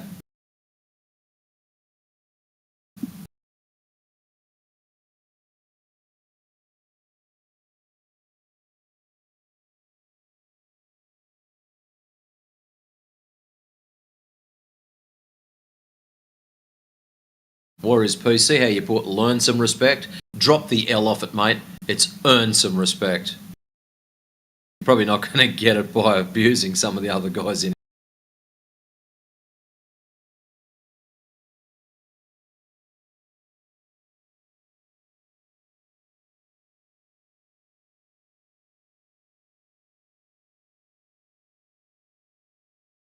Is Over the Fences a Glober, by chance? No, she's not. Oh, I didn't know it was a she either. Sorry. I apologize. I like the 90 to the North Star, but it looks like it's placed over a globe too on her avatar. Just wondering. Yeah, that's my punch in the face picture I use when I give the triangle test. So that's why she has it. Nice. Nice.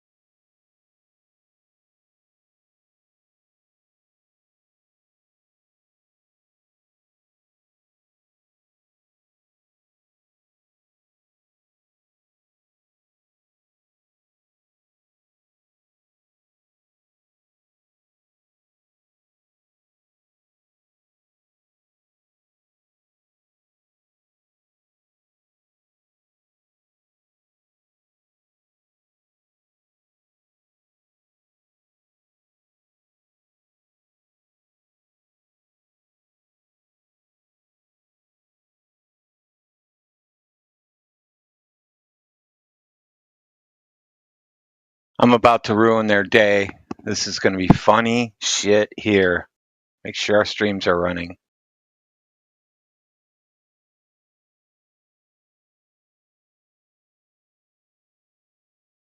What do you mean?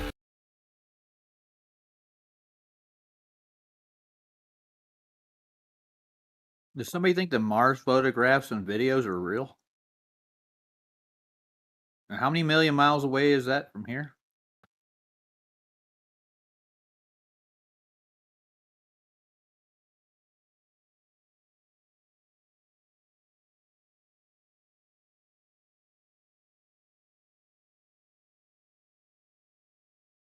I'm going to start zooming in.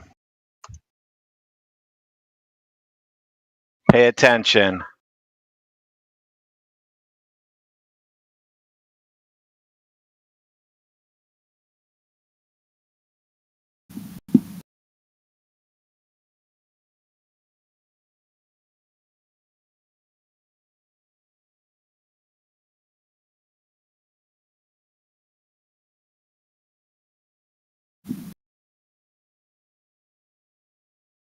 Okay, so people in Canada are grubs. They throw their rubbish around. Oh, that's Mars. My bad. They found trash on Mars, huh?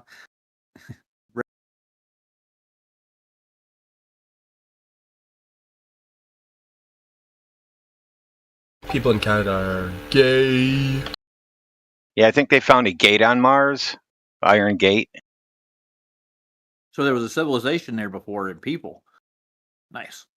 Yeah, and they've got lemmings, little animals. They have lemmings that live there. Little cat things. The only thing that lets that carton thing, bit of rubbish down, is I can't quite read what the label is. What would top that off completely is if that had a McDonald's That's nice sign on it. Like, or seriously. Burger King. Burger King, McDonald's, something that we could just recognize straight away. And here they are with these awesome Mars pics, and there's already a Macca's there. I say it looks like Minions. It looks like faded Minions on it. We should try to actually find whatever it is exactly. Wonder if you could take that last one you've posted, 14 minutes. I wonder if you could take that to police forensics and ask them if they could sharpen that up so we could identify the name of the person. I knew it would get the chat going. They're all pissed off now. Now they're denying Mars photos. Now Mars photos is no good. Mars photos are no good anymore. So moon photos are no good either if Mars are no good because you've never been to either place. That's not from Mars. Prove it's from Mars. We want the original.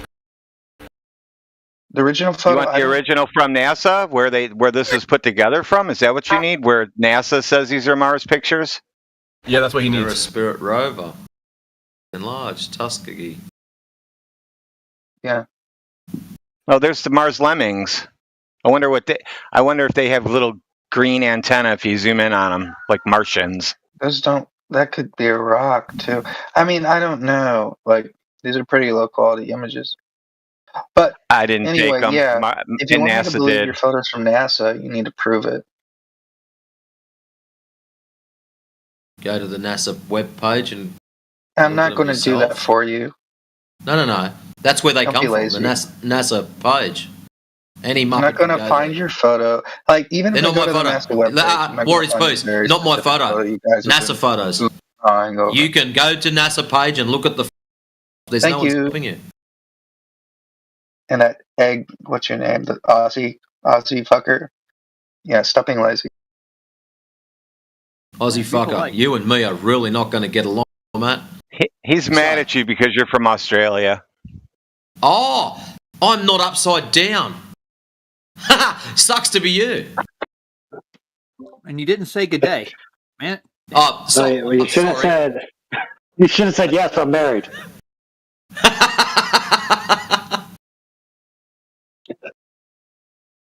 Well, I'll have to admit, that's probably the best offer I've had all week. Now, War is Peace. Are you a little spoon kind of guy? As you can see, I'm quite happy to take the piss out of you. So, yeah, good luck. So I posted the Gigapan where it gives you the original release image was from NASA.gov, catalog number what. You can look through their catalog at all the different pictures and then pick this one out. And then you can zoom in and find juice boxes on Mars too. Guess what's your rebuttal now, Wars Peace? I'm waiting with bated breath. Hold on. These guys think we post stuff without researching it. Mm-hmm. But flat earthers never research anything, dude. I mean, we never do.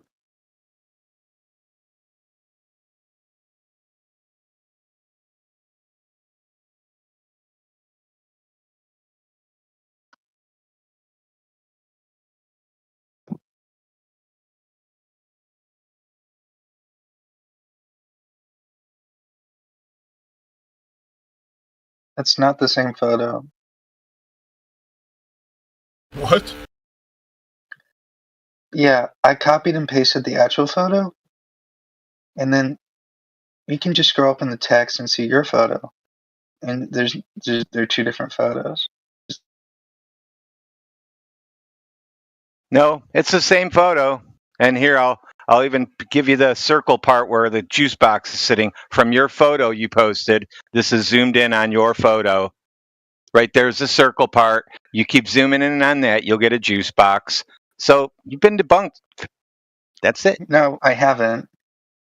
It's not the same photo. You can see by the color grading and okay, I'll try to zoom in on it. But that's not a debunk. For all I know, you doctored the original image.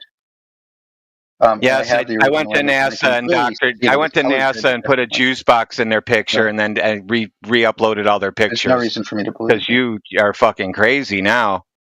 Maybe your Photoshop skills just suck, Wars Peace. Can't even zoom in properly.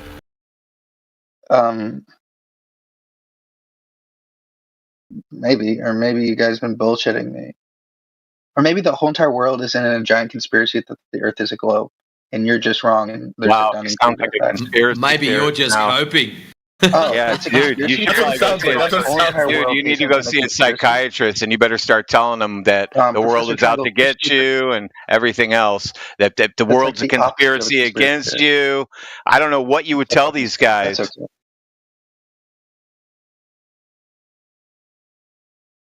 Some people need to learn the Dunning-Kruger effect the hard way. The Dunning-Kruger effect. Can you define the Dunning-Kruger effect? And people throw that word around a lot. Everybody's got Dunning-Kruger in some. No, he cannot. Yeah. I'm not an expert on everything. I can tell you that right now, and I don't pretend to be.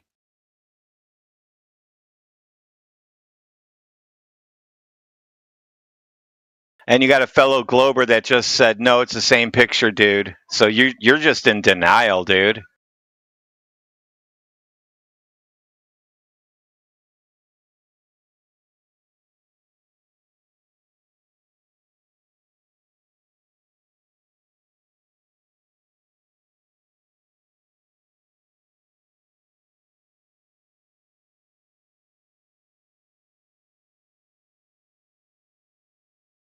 Thanks to AI for finding my GigaPan I was looking for. I lost that link. Now I can shove this in everybody's face all the time, just like the triangle test.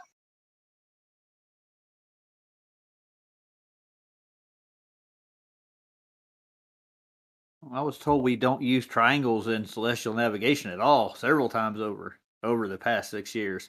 And it all goes back to triangles when you're done. So, yeah. Okay. Well, you have to have a 90 degree to find your GP. What? Yeah, you do. To get your ground position in celestial navigation, you have to have equal altitude to get to like 3 points at stars. But once you get that, you have to take it to the ground. You have to have a horizontal. All the tools use the horizontal. And horizontal doesn't curve, by the way. You can give me that Merriam-Webster dictionary bullcrap all day long. And all the old geodetic surveyor manuals that say that it curves at a certain rate over a distance. But that's ad hoc. That's filled in after. That's a calculation. Linear distances are linear distances. Do you have something against calculations? Oh, actually, no, I don't. You can calculate anything, but that's not a measurement. You'll probably find the majority of people don't have an issue with calculations. What they do have an issue with is your lack of ability to assign those calculations to reality. That's the problem. Yeah, way to assume things, Aussie cunt. Shut the fuck up. Ah, zip it, you fucking doormat. Seriously, if that's the best you've got. So, go and do your happy little calculations that we've got no problem with, and then get off your fat ass, get out of your mum's basement, and go and assign the calculations to reality, and see how you come out of this. That's it. It ain't rocket surgery. Even a special ed like you could work it out.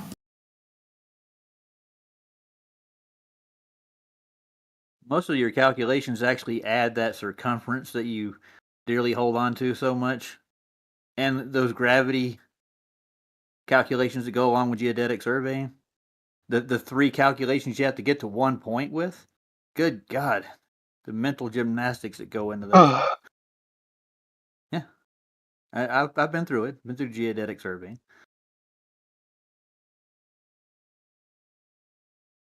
We're on an obate spheroid, and it's not really just an oblate spheroid, it's kind of oblong. It's weird.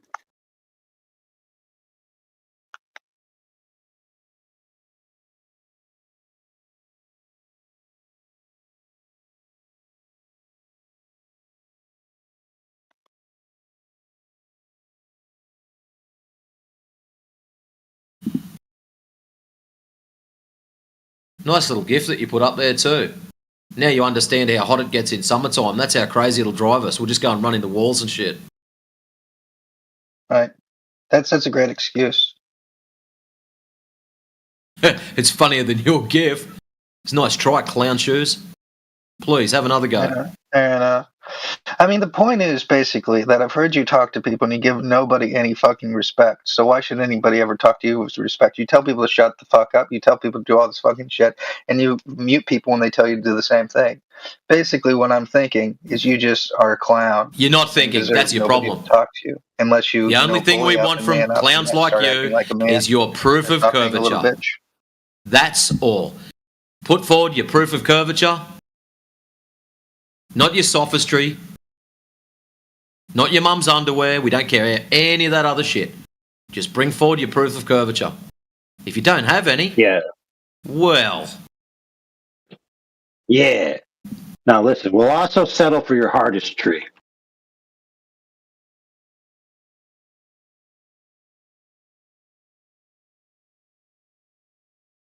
And also, War's Peace, you should know that either you're getting special treatment, or I got special treatment, but this Matrix is an improved version, because I would have been banned if I said your crap like years ago. I don't know why they haven't banned me, which will probably make them ban me. So I should. Well, we don't ban you because we want you around to say stupid things on behalf of the globe and embarrass the globe. You know. He's going all right so far. That's so fucking YouTube, stupid. Dude, your YouTube content. Dude, your golden YouTube content. That's why we keep you. The belief that the majority You're exactly what we want in the channel, dude. It's perfect. You're exactly what we want here. The majority of Homo sapiens that aren't you guys. Batshit insane, stupid nonsense, right? Trying to defend your globe religion. And that's the whole reason we set this channel up. So thank you. Thank you for your service. You guys have a cult. That's a cool cult. I didn't know that. I mean, what would you go to meetings for this cult? Do we do certain rituals and stuff? Well, this is your meeting. You have your little live stream. Well, I mean, it's your meeting. You have your little live stream. You have your little server where you talk to other people, and you have that Scottish cunt who mutes people all the time and overtalks and says other people are overtalking him. Do cults just hang out and talk to the opposition all day long? And we're trying to recruit them, you know. No, we're not. I don't want them here. You got to stay as a glober, dude. I definitely don't want you over here. You'll make a fool of us instead. I want you over there making a fool of you guys. So I don't get the cult. I don't wear a special robe. I don't do a ritual every morning. I don't make a little sacrifice to anything. I don't have a mantra. I just review facts on my channel, and YouTube pulls it down whenever they don't like it. You know, that's what happens. Well, I mean, there's a difference. Like you've called believing in science a religion. No, I don't. No, I say science isn't what you guys say it is. You guys don't even know what science is. Most of your sciences are mostly pseudosciences to begin with. They don't prove anything. They don't get to any conclusions. They just make more questions so you guys can print up more papers and get more government grants for whatever you're going to research on next. And you don't ever get to a conclusion. And when you get to some kind of a conclusion, you'll pull back and it ain't working. Dark matter. How many flat earthers have created a treatment for cancer? Just wondering. I have no idea, dude. Spiraling already. Yeah, spiraling. I'm not spiraling. You guys are just making stupid arguments and I'm going off that logic. Spiraling. Right? If every single if I'm assuming you think that normal biology is. Hey, there you have to go. You want to talk about medical shit because you have nothing else to talk about. So I'm going to fundy mute you. It's hilarious when you just say it straight up like that. So if you're a flat earther now, you're required to get the next cure for cancer. You're supposed to get into stem cell research now because that's not my fucking point, idiot. What's your fucking point then, dude? You gonna start cussing me off? My point is that these pseudosciences have results, and flat earth doesn't have any fucking. Pseudoscience has results. Holy crap! He just said the study of unicorns is a real thing. Yo, show me the cure for cancer, please. I know, but it's first of all, the it's a lot of medical stuff. There's treatments for cancer, which is what I was talking about.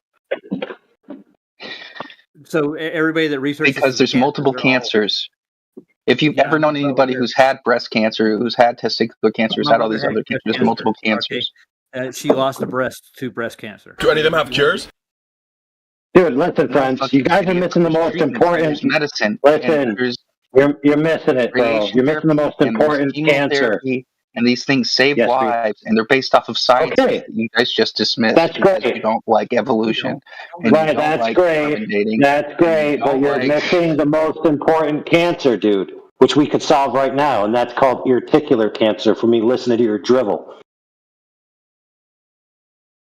Okay, so you just... Whatever. Which science branch of pseudoscience has actually developed a cure for cancer? Please, bitch. Nobody said I had a cure for cancer. Shut the fuck up. Stop your strawman bullshit. I said point me in the direction of the pseudoscience that came up with a cure for cancer. Please, fill me in. Okay, since there's been sciences that have caused and created treatments for cancer. Like what, radiation treatment, chemotherapy? Those were developed out of necessity. I'll give you chemo, for instance. They basically they pump your body full of poison, which I lost my father-in-law to about 10 years ago. He went for treatment. He did chemotherapy. Yeah. So yeah, I understand where you're going. Okay. He died from the chemo? Yeah, that's a very potential cause because these treatments are experimental and deadly, but they do have some efficacy, and some people do live because of these treatments. You know that, right? It's sad. Cancer is a horrible thing. There's not an easy fix, and no fix is 100% guaranteed. That's why there's no cure. That's why I haven't said there's a cure. That's why I said there's treatments. Hang on a minute. You had a dig at us. Hang on a minute. You had a dig at us. Nah, you can shut up for 5 seconds. You had a dig at us. What flat earther has brought forward the cure for cancer? And now you're saying there's no cure for cancer. Are you broken, or you missed something, or you're just trying to be a smart ass? What's your broken logic there? What flat earther has brought for a treatment for cancer? What flat earther has... You said cure. Don't sidestep it now. Either way, it doesn't make any fucking sense. What flat earther has done chemo? What Glober has. What Glober has brought forward a cure? Things who have got treatments for cancer. No, you said cure. Very different words. What Glober has brought forward a cure for cancer? Wah, wah, wah, wah. Exactly. Look up Dane. Dr. Jane. I'm not doing your fucking homework for you. Bitch, remember that earlier? It's come around. Ain't life a bitch. Stop being so fast. I'm not angry. I'm just pointing your stupidity back at you. Ain't life a bitch? Why are you in here? Are you in here to waste our time, or are you just the comedy section? Yeah, you seem to be a good enough time wasting your own time on your own accord. Thank you very much. I don't have to do that. This originated from pseudoscience versus science. I don't think anyone would disagree that having like a double-blind study or, that sort of experiment would be considered actual science. So it's a red herring, anyways. Do you guys believe that biology is a science or pseudoscience? Is there experimentation? Do you believe evolution is true? No, evolution is fake. But the point is, in biology, okay, in biology, hold on, stop for a second. If I was just to dissect something, let's say in biology class I'm dissecting a pig, right? There's no science there. There's no experimentation, so it's not science. It's just observation. But if I'm doing an experiment, then there's science. And that has nothing to do with so you guys don't think biology is a science because biology includes evolution? No, it doesn't. It doesn't include evolution. And give me a yes, it does. For evolution. Go ahead, please. Tell me what evolution is and define it scientifically. Go ahead. Give me a scientific hypothesis for evolution. Break it down for me. Evolution is the theory of natural selection, or the theory of variation via natural selection. Is it now? Variation of species via natural selection, yes. Okay. And who came up with this theory again? And has it ever been proven? It has been proven, and there was a few people contemporaneously who came up with the theory. I have to answer both your questions first. One of those guys, one of the very famous guys, his name is Charles Darwin. Never heard of him. Oh, then you're very stupid. No, I'm being very facetious. I know who Charles Darwin is. Which I know you're being facetious, but I'm not going to deal with it. I'm just going to call you stupid anyway because I don't want to fucking deal with your stupidity. My stupidity? How am I stupid? Explain what I've said so far that has been so stupid. I'm waiting to hear it. The Earth is flat, for one. Oh, no, it's measured, treated, and dealt with flat. Everything about the realm you live in is flat. It's obviously created because there are so much things in nature that would not evolve the way they are now. And there's no transitional species, for one. The Big Bang is never been proven as a theory. That's bullshit. Yes, it is. You don't know what theory means in science. Yeah, War and Species, you put the Homo in Homo sapien. Oh, God. Thank you. I like to be wise. Whatever you say is not good. So what part of the genus tree did we come from? Are we related to primates? Is that what you're going to tell me next? We are related to primates.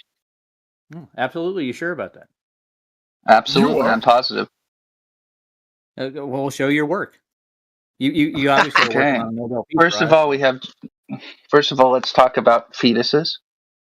No, when we look at development. Oh, you're going to go to. They all look the same. They all look the same. They all look the same.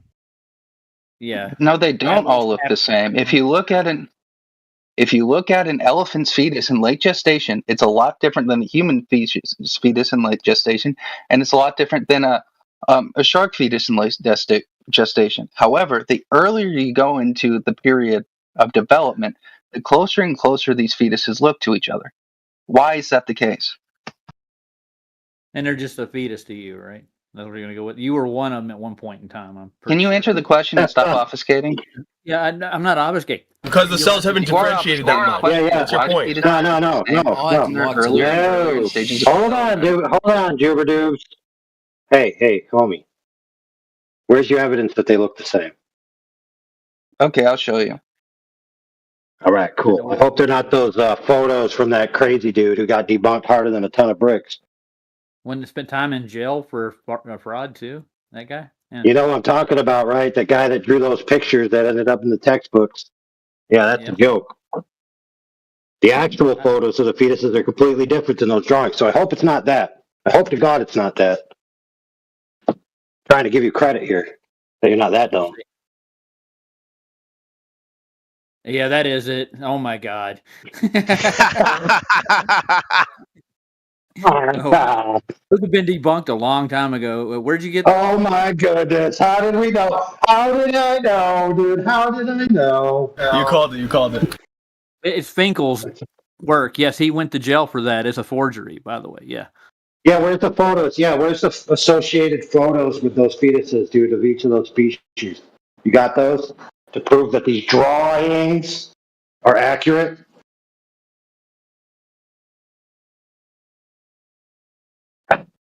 Freaking drawings, dude. Yeah, please dissect. Dude, how you gonna post drawings, dude? Oh my god. They're drawings based off of actual pictures of fetuses, and then I showed the actual fetuses. pictures. No, they're not. I showed the actual pictures, dumb fuck. Where are they? Let's see them. Let's see the actual pictures. They're in the fucking chat right now. Was on the right side? More drawings. More drawings. That's not a fucking drawing. I want the actual photo, not some blacked out background. Okay, so the one on the right, dude.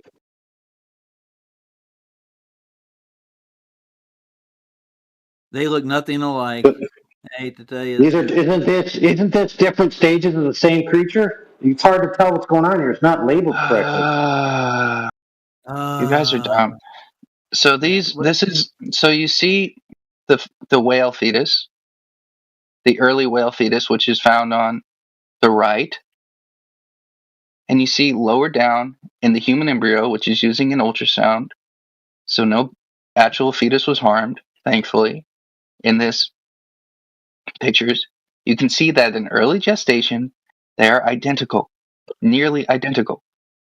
However, as the fetus develops, they start changing. Now, to answer my question, why is that? Because they're all. Why do you think that is? I think that's because we have a common ancestor. Or it could just be common design and the cells haven't differentiated.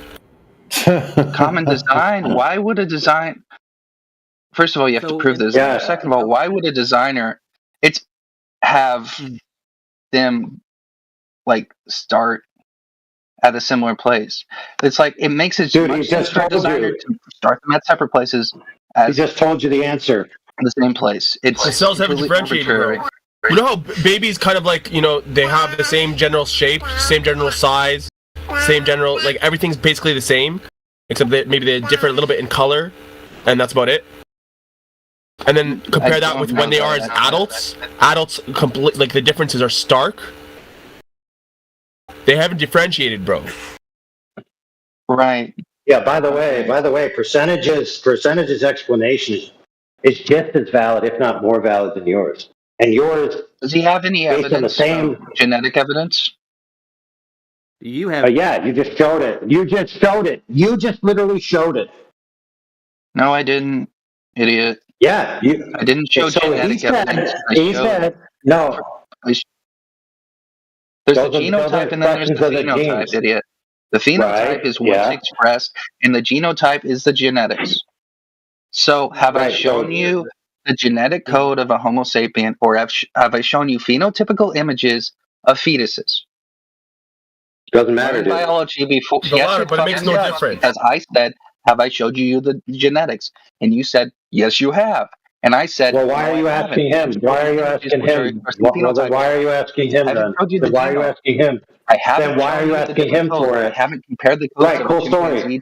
Okay, we understand. So why are you asking him then? I haven't gone there yet because we're still obfuscating from the initial point that you guys don't believe in biology, which actually helps people, unlike flat Earth.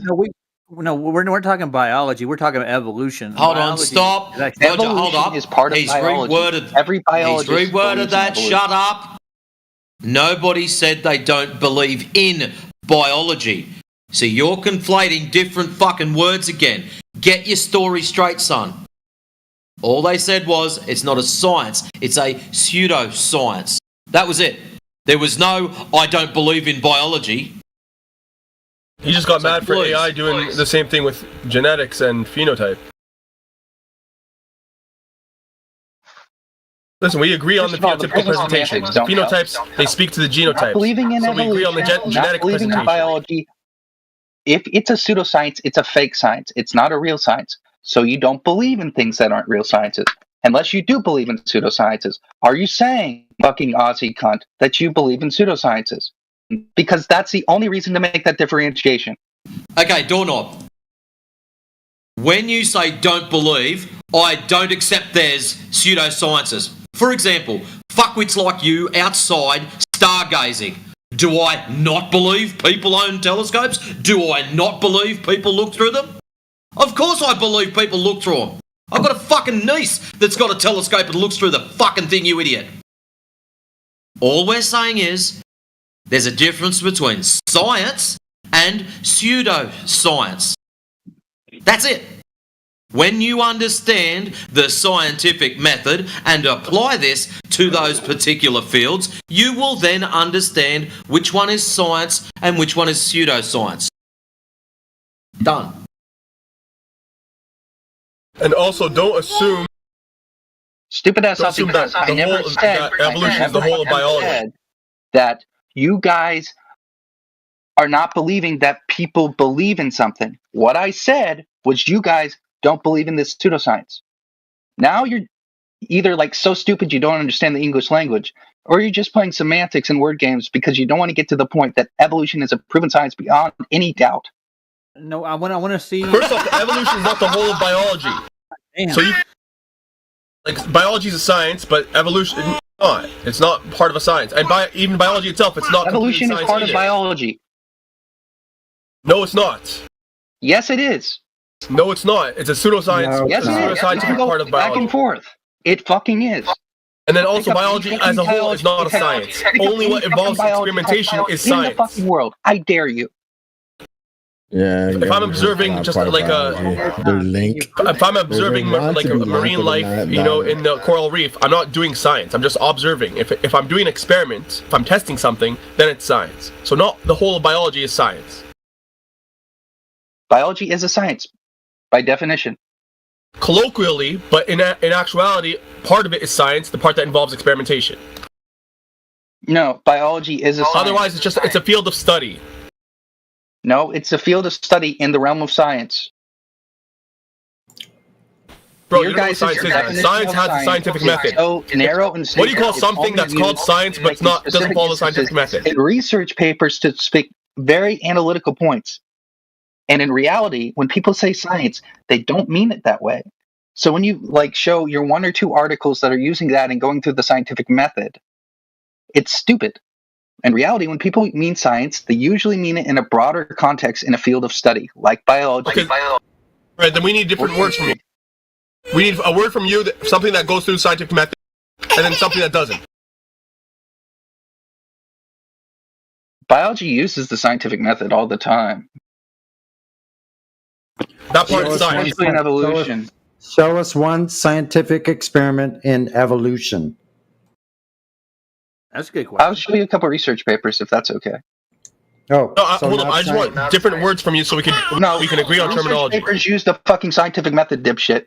So show us one scientific experiment with a valid hypothesis and evolution. Just go ahead and provide the experiment with the independent variable and the dependent variable. What was manipulated in evolution? Let's see the experiment. Well, we need terminology, Miro. We need to agree on terms. If that which goes through the scientific method is science, then what is that which does not go through the scientific method?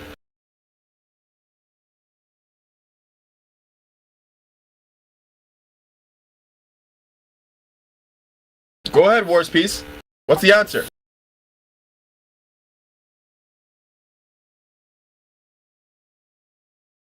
He's looking for a paper right now. Yeah, he's Google post-verbalization Google syndrome. He's got to verbalize it before he has to look it up. Now he's got to look it up after he said he knows. It's really common. Same thing they do at the Globe. I know this. Let me look it up.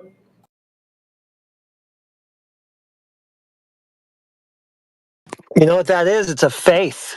He's got faith that it's out there. He hasn't even had to look yet, and he's already sure.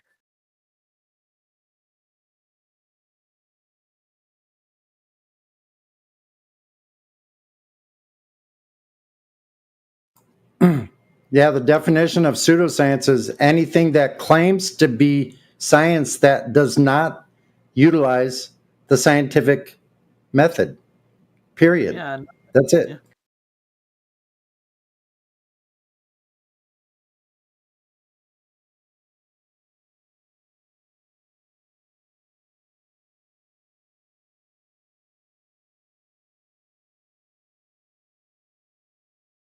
Where's QE with all the citations when you need them?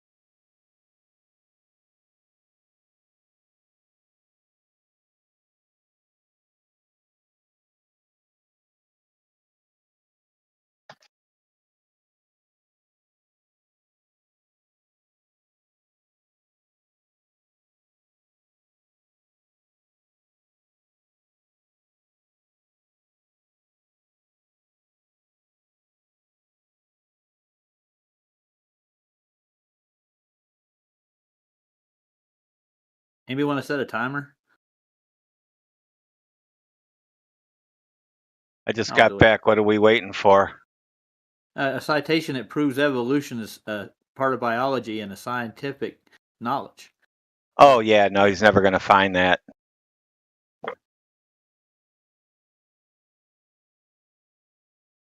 You guys always sending these people on wild goose chases. Reminds me of those waiting for OP, and it's like a picture of a skeleton things back in the day. Waiting for OP to deliver.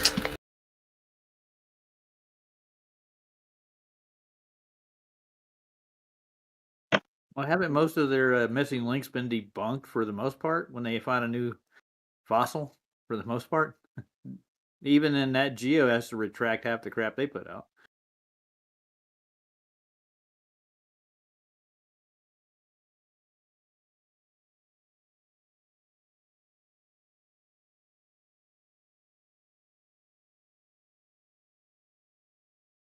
The man of faith. He knows the evidence is out there before he even tried Googling it. I respect your faith, sir. But that's science. Your faith is strong. That's science. That's how you do science.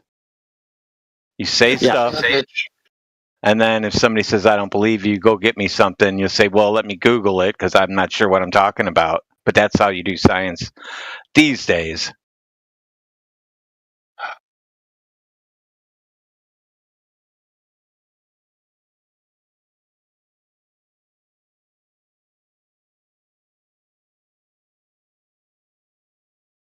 I just can't find anything that's open source. Like most of these have to be done through an institution.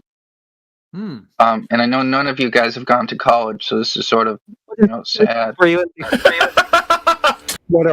institutionalized? Maybe you were institutionalized at one time, and they showed you the papers. He probably still is, because I could hear the nurse talking to him earlier.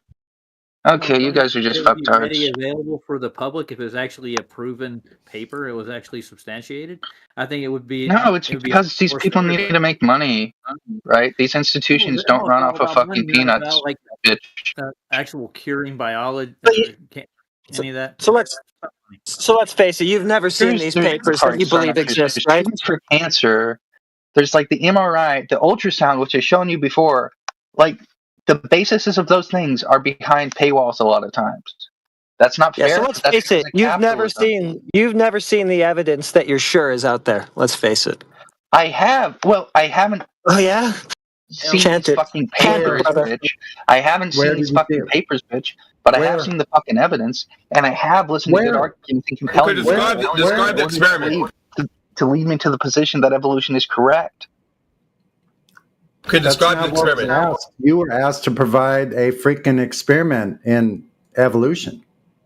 Yeah, I was going to, and I was describing why it's taking long because you guys were fucking bitching like little bitches. Okay, you don't have the source on. You don't have the source, but you still remember it, right? That's why you said it. Yeah, hold on, brother. Hold on, real quick. I know. Hold on, brothers. Hold on. I just want to ask a question. Are you using regular Google or Google Scholar? Maybe Google Scholar would be better because that isolates the search parameters. It's taken so long. It's because he's waiting for something to evolve. Well, he said he can't post it to us because we didn't go to school. So for some reason, it won't show up on our screen because that's his logic. I got more degrees than him.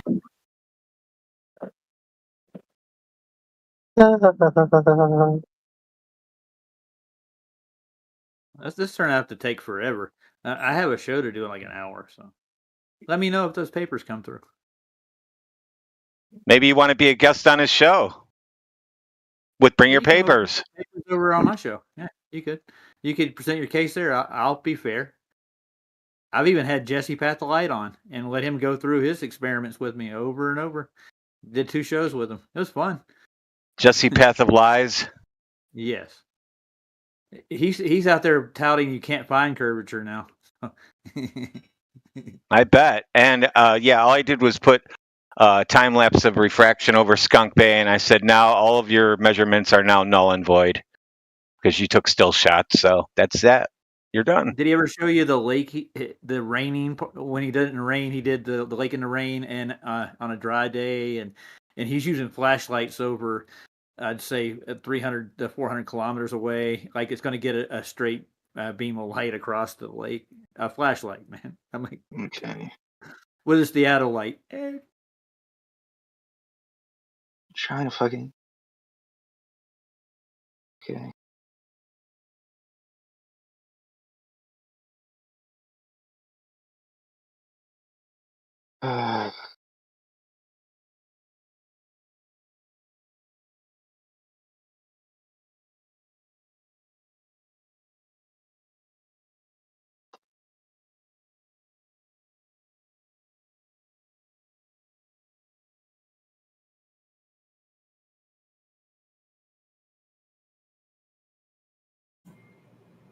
So I guess the answer is wah, wah, wah. No, the answer is I literally have a paper right here. Post it. I'm trying to. That's what I'm fucking trying to do, idiot. Well, while you're trying to do that, we're doing our own experiment. We're running an experiment right now to see if you can evolve to be not so stupid. That's ridiculous. You don't. That just shows me that you don't know anything about the theory of evolution. Papers, but not experiment. Does the paper describe an experiment? Yes. Really? It was it? What's the independent variable? Just post it. Go through all this with him. I just want him to post it. I'm trying to post the damn paper for the. All right, just chill, brother. Chill. Stop being triggered. Yeah, we'll talk about something else. Oh, fuck you. Fuck you, you fucking bitch. You guys get triggered all the fucking time. I'm just saying don't respond. Just focus on your task. Okay. And I was talking about, hey, maybe you'll evolve on the spot, to which was laughed at. However, they need that in their history of evolution. They need punctuated equilibrium, where all of a sudden there was spontaneous evolution across all kinds of species simultaneously in a very short amount of time without normal conditions.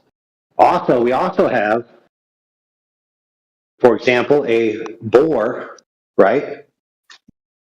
What's a boar? It's a wild boar. The case. Hold on, brother. A boar's a pig. So, yeah, you could take a pig and put it out in the wild, and it can change in one generation and it can change in the same generation. Right. Called what's it called? Epigenetic stressors. Right. So it could be the case that with enough stress, you could evolve right now to someone more intelligent. If I was a pig and had dormant genes that get expressed under certain scenarios. Excuse me, can we talk about the globe here? Why are y'all belittling this guy? Yo, how about y'all talk to me? Let's talk about the globe. Oh, shut up. Shut up. Just shut up, bro. He's just trying to run interference. We just mute him. So he could, yeah, exactly. So yeah, this guy could maybe evolve because of environmental stressors into something more intelligent. That's not evolution. Like from a glober to a chimpanzee. So that's not evolution. So evolution is over generations. That's the mechanism of evolution. Can you tell me? The mechanism of evolution is natural selection. What's the actual mechanism? I'm talking about genetically speaking. What causes the evolution on an information level? Let's go there. We're going to go DNA. So over every generation, me and you compared to our parents, we had certain mutations. And our children will also have certain added mutations. And over time, those mutations add up. Okay. Right? So even if a species isn't genetic mutations, like it could have been something as simple, like most of these do nothing, right? Like, so when we're being born, we get our genome from our father and our mother. But we also, through the process, have some random genetic mutations. You can do this because if you like, for example, if somebody has no gene for dwarfism, and they have a partner with no gene for dwarfism, they still have a likelihood of their child being a dwarf, right? Because it can happen through a random mutation. Okay. And what's to say that that's not caused by maybe a chemical reaction from prenatal injections or whatnot? It doesn't. If that happened, it wouldn't matter to evolution. If freaking mutations were caused by miracles, it wouldn't matter to evolution. Evolution is now a living being now. No, I'm using it. So in the English language, we often use words allegorically and metaphorically. Well, so I don't think. No. You're saying evolution is now a living being. I don't think that evolution can speak to me. I think that the theory of evolution is variation via natural selection. So I don't think that whether the mutation happened because of it. I mean, I don't know the cause of mutations, but it's irrelevant to the theory of evolution. Well, let's take a species right off the top. Let's go with a gator. Alligators. Over the last 6,000 years in recorded history, have they ever mutated into a different kind of alligator? Now, I understand environment. So that's not what evolution would assume. Evolution would assume that the children would have a slightly different mutation, and their children would have a slightly different mutation. So insofar as that, the alligator's parents are almost indistinguishable from their offspring. But over long enough time, if you take an offspring of something that's, let's say, 10,000 years down the line, or 10 million years even, and you compare it to 10 million years before, right? So you're actually going these two different species look incredibly different. So it's not saying spontaneously over one generation. This only happens in very rare occasions where there's like immense pressure. Like, if the world was on fire, then only people who could you can see this. I forget the fucking instance, but there was a lake with highly toxic chemicals, and over a few generations, only the species with the genome that could handle toxic chemicals survived. Right, which led to an exacerbation in speciation So where did the new proteins come from? What proteins have new proteins evolved out of something there, Flat Earth? Come on, Charles. It's irrelevant. No, I'm saying the question of new evolution. proteins. Right? We see New proteins that these can't mutations evolve. happen. You might claim like it's irrelevant to the question of evolution whether these proteins happen. God could make these proteins happen. But the fact is that we understand and we see these proteins as they are. We have an observation. God didn't make evolution happen. Right, of the proteins, which. So if you're just speculating what's going to happen in 10,000 years or a million years or whatever, how's that science? I'm not speculating what's going to happen in 10,000 years and a million years. I'm saying. You said with gators that in 10,000 years they might pass something to their kids and so on and so forth. No, I wasn't. I was saying beforehand. Like, if we look at the ancestors of an alligator, they looked very, very different than the modern alligator. How do you know that? Like, do you have time machines? Probably. We have fossils. Oh, you have the alligator ancestor fossils. Where? Yes, we do. How do you know their ancestors to it? Do you have a line? Like, do you have the chain of succession? You have the DNA from that fossil too. Can you extract that from it to prove that that's actually that particular breed? There actually is some fossilized DNA. It's very rare, but that's what I think where are the intermediary species? There's plenty of Well, first of all, to ask the question of intermediary species presumes that I've already given you a fossil.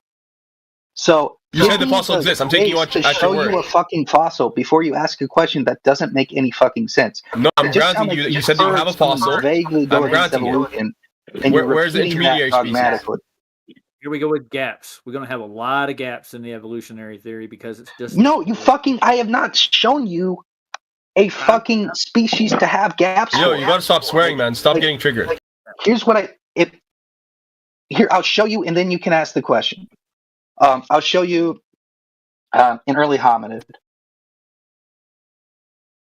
War is peace. Macroevolution does not equate to macromorphology. That still is yet to be proven. That's why macroevolution is speculative at best in the highest extent.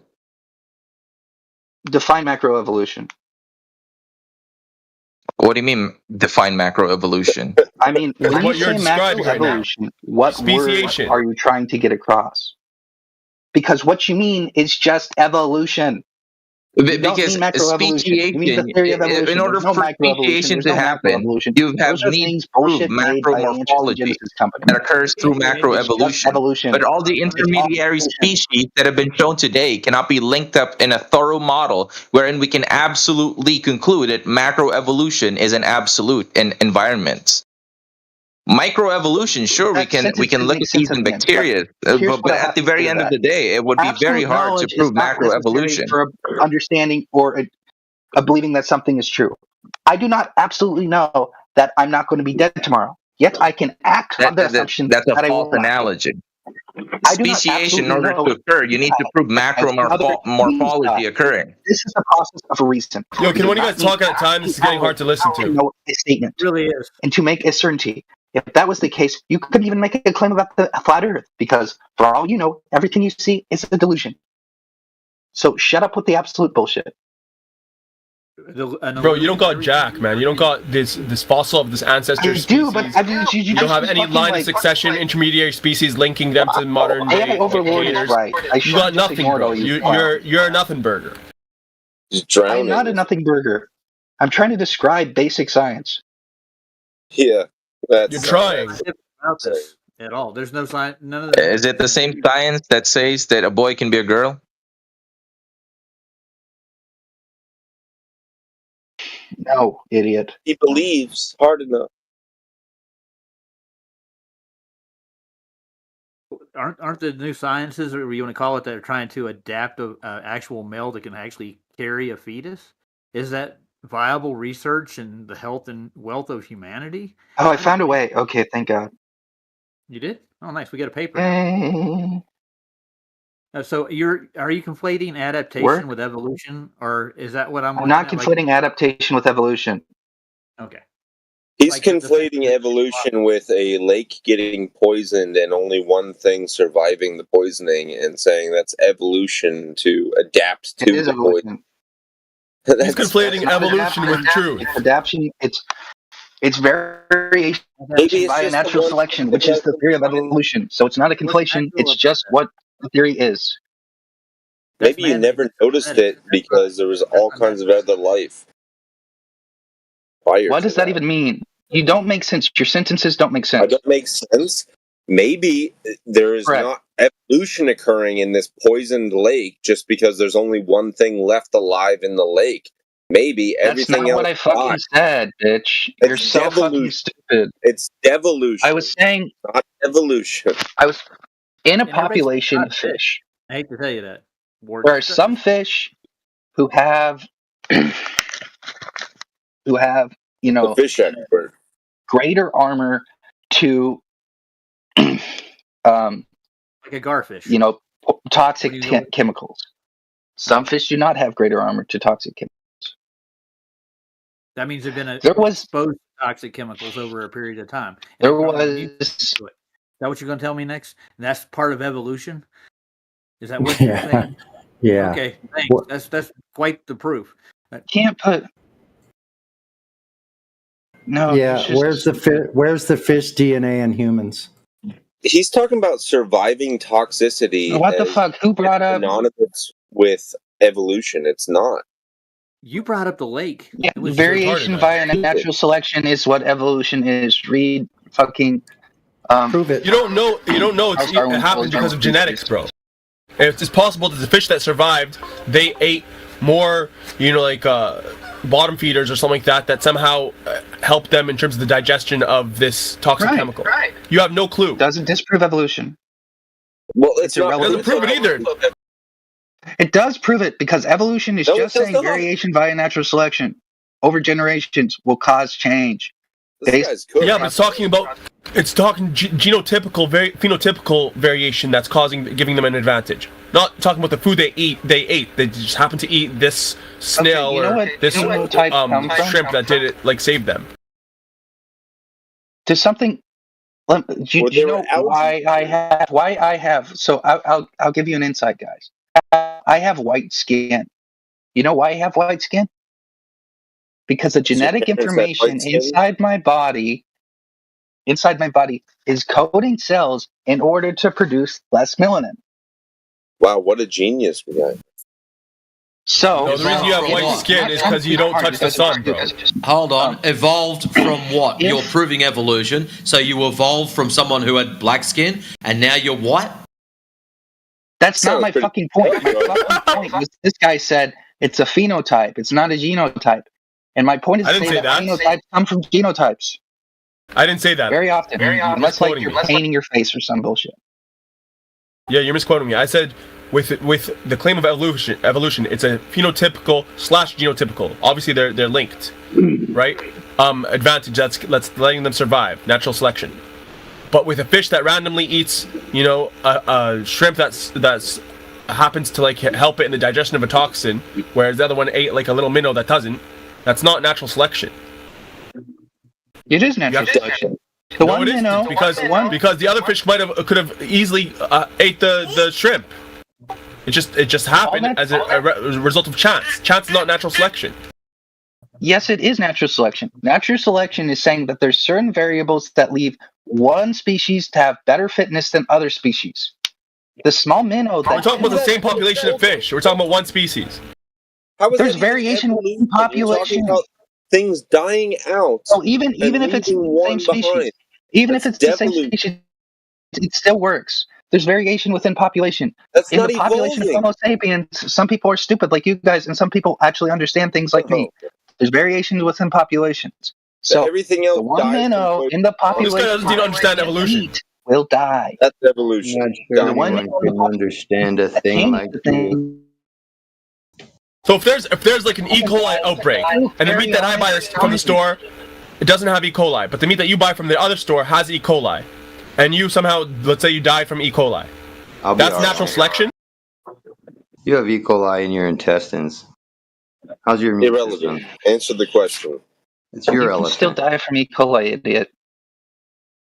Can you answer the question, please? Because you happen to shop at a different store like that's closer to your home. Now it's natural selection. Just what? Yeah, it would make it so that if I died from that E. coli, that any population group of people that went to that fucking store and died. So meaning that in the future, yeah, there would be a new population of individuals who would refuse to go to that store. It has nothing to do with genotypical phenotypical advantage. It's not evolution. You're wrong. It is evolution. Imagine. Use the nitrogen from the fucking now sewage let's take a look. No. Now let's take a look at the food example, but instead of just don't buy from those companies. Yeah, we're going back on topic. Okay, it's flat Earth. Yeah. Food, genetics, all that crap. You've got the other channels to talk about that shit. Okay, bye. All right. Take care, Graham. Thanks for coming by.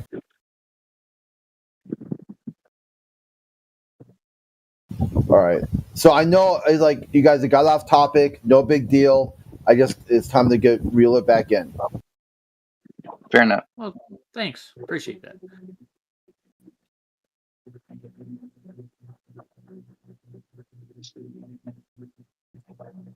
I think AI, were you trying to jump in there?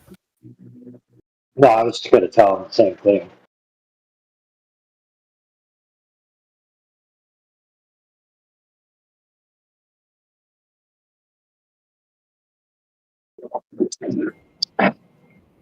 So now we need your best scientific proof for the globe. Yeah. Now that we've established you know what science is, you'll have no problem giving us the scientific proof of the globe. He's gone. Yeah, he left. The War Peace guy. Yeah, now we did entertain it for a while, but notice how expertly he avoided actually having to answer for the globe or answer for the flat. He completely went into everything but that as fast as he possibly could. Yeah, we never got a paper neither. I just put undisputed evidence in chat, by the way, people. In chat. Bro. You tried that the other day. Yeah, but hold on, friend. Can you please not crinkle the chip bag next time you come on the mic? But I thought I muted in time. No, you're just annoyingly loud. Yeah, you didn't.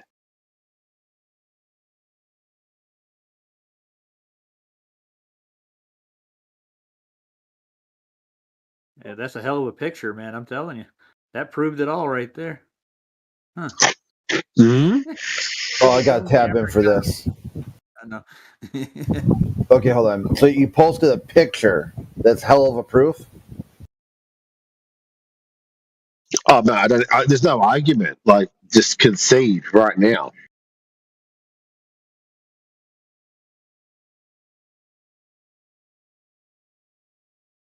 Right here with the plane going over the curve of the Earth. Yeah. Uh-huh. What distance is that? What distance is it from the guy who took the picture to where it goes over? What distance is that? That would have to be like what? 30, 40,000 kilometers? So you could see the plane that clear from that distance? You have amazing eyes. If you use a telescope, a huge, like an observatory telescope, you would get that effect. Hence, so an observatory took that picture? I thought they took pictures of the sky. Yeah, but if you point it down towards the Earth and take a picture of an airplane going over the curvature... Is that what they did? Yeah, I don't know. Like all I'm saying is, like, get us the source of the picture so we can ask them. Get us the source so we can look at it. Okay, I hear what you're saying, but all I want to say is Control Alt Delete. I win. That's it. You won what?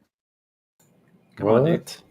we need to know what kind of camera, what aperture, where was this taken at? We need to verify this photo. You don't. There's the evidence right there in a picture. Says it all. A picture says 1,000 words, my friend. No, he doesn't need evidence because it's bullshit, straight up.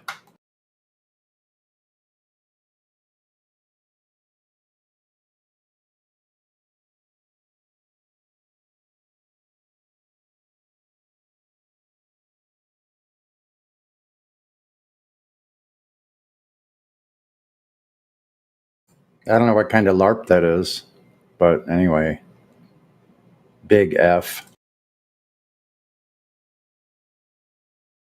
We could pack it up and go home now, guys. We got that picture of the airplane over the curve. Yeah, shut the server down. That's it. I've just saved you guys so much help in therapy. Like, you don't have to all thank me at once. It's going straight down. Yeah, sure it is.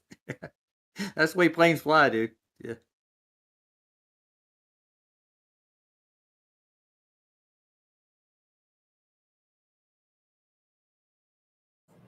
It's almost funny, but I think you need a little dialogue to like help it along, so it reaches a punchline or something. Yeah, the joke has to have a punchline.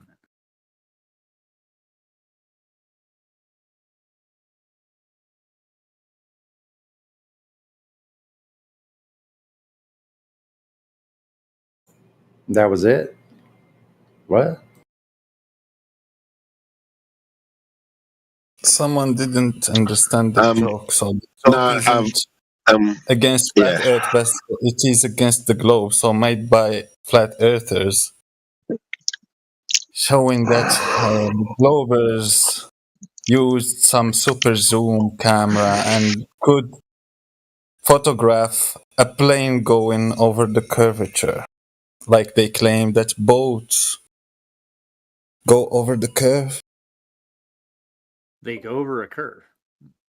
Yeah, they claim that boats are going over the curvature of the Earth. TV gave up. He wanted to eat into the microphone, so he gave up his chance. Oh, man. Could have some good dialogue there over that wonderful photograph we just got.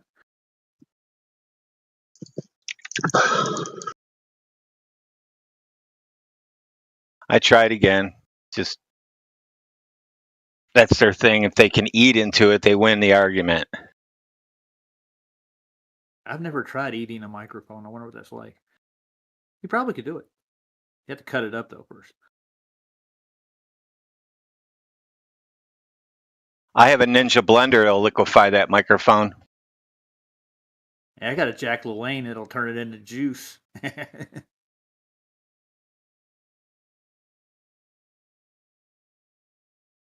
All right, I'll give you 5,000 Flat Earth merch points in the Flat Earth store if you can tell me the most famous microphoning eating scene in cinema. Did you see what War is Peace put in? I apologize. I made a fool of myself. I sincerely apologize for everything. Please permaban me from this channel. Really? Nice. Well, AI, I have no idea what the most famous microphone eating scene in cinema is, so you're going to have to leave me out of this. If anyone is like, there's got to be somebody here. I know at least somebody here seen that movie. What's the question put forward? The world's most famous microphone eating scene in cinema. Microphone eating? Yeah. We're talking about people's microphone eating skills, and there's a very famous scene in the movie where a microphone is eaten rather quickly and decisively.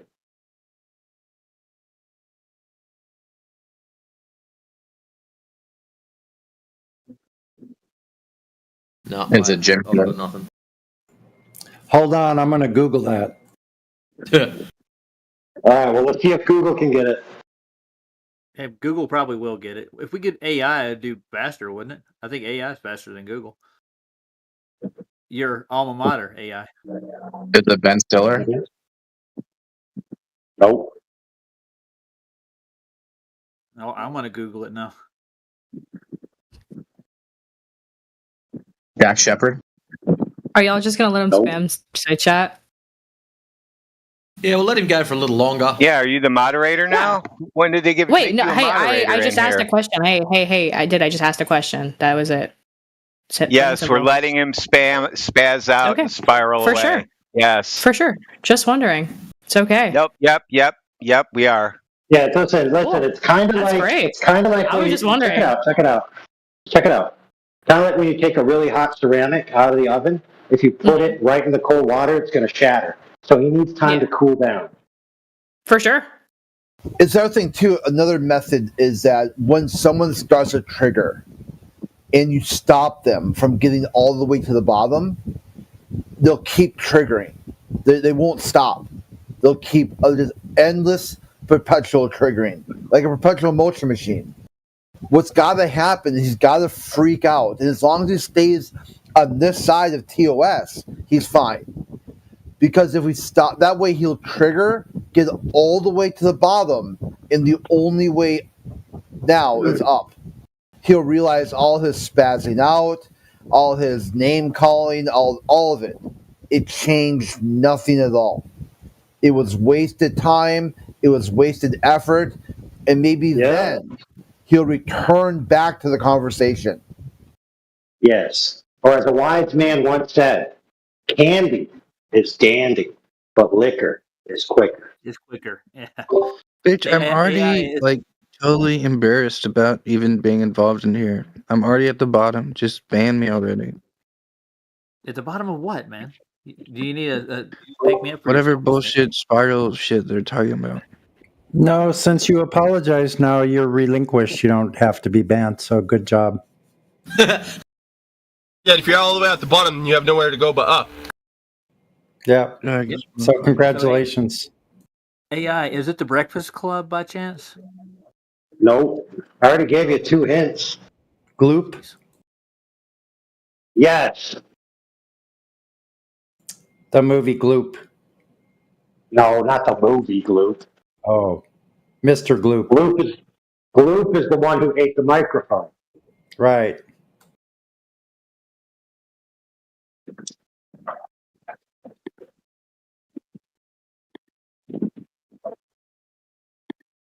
Who told you Gloop? Did Google tell you that? Were you the one Googling it? Yeah, it actually showed the scene, and it said Gloop eating a microphone. From what movie? From what movie, though? Yeah, that didn't tell me that. Man, Google's no wonder Globers can't find Globe proof. Oh shoot! Hey, Google, I need some Globe proof, and it comes back. Kumquats are delicious. This is what happens when you don't have any glow proof. Willy Wonka and the Chocolate Factory, yo. I can't find Is it Star Wars? No, it's Willy Wonka and the Chocolate Factory. Oh, I was gonna say Indiana Jones next. Never mind. Augustus Gloop's father, who mistakenly eats a microphone, not Augustus himself. Okay. I know what they're talking about now. Yeah, Mr. Gloop. Not Mr. Gloop. That's right, Mr. Gloop. All right, can we unmute one of these Globers to get some entertainment?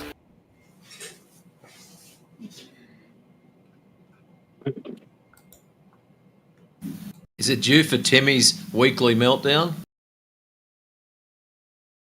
Well, who goes by Timmy in here as a Glober?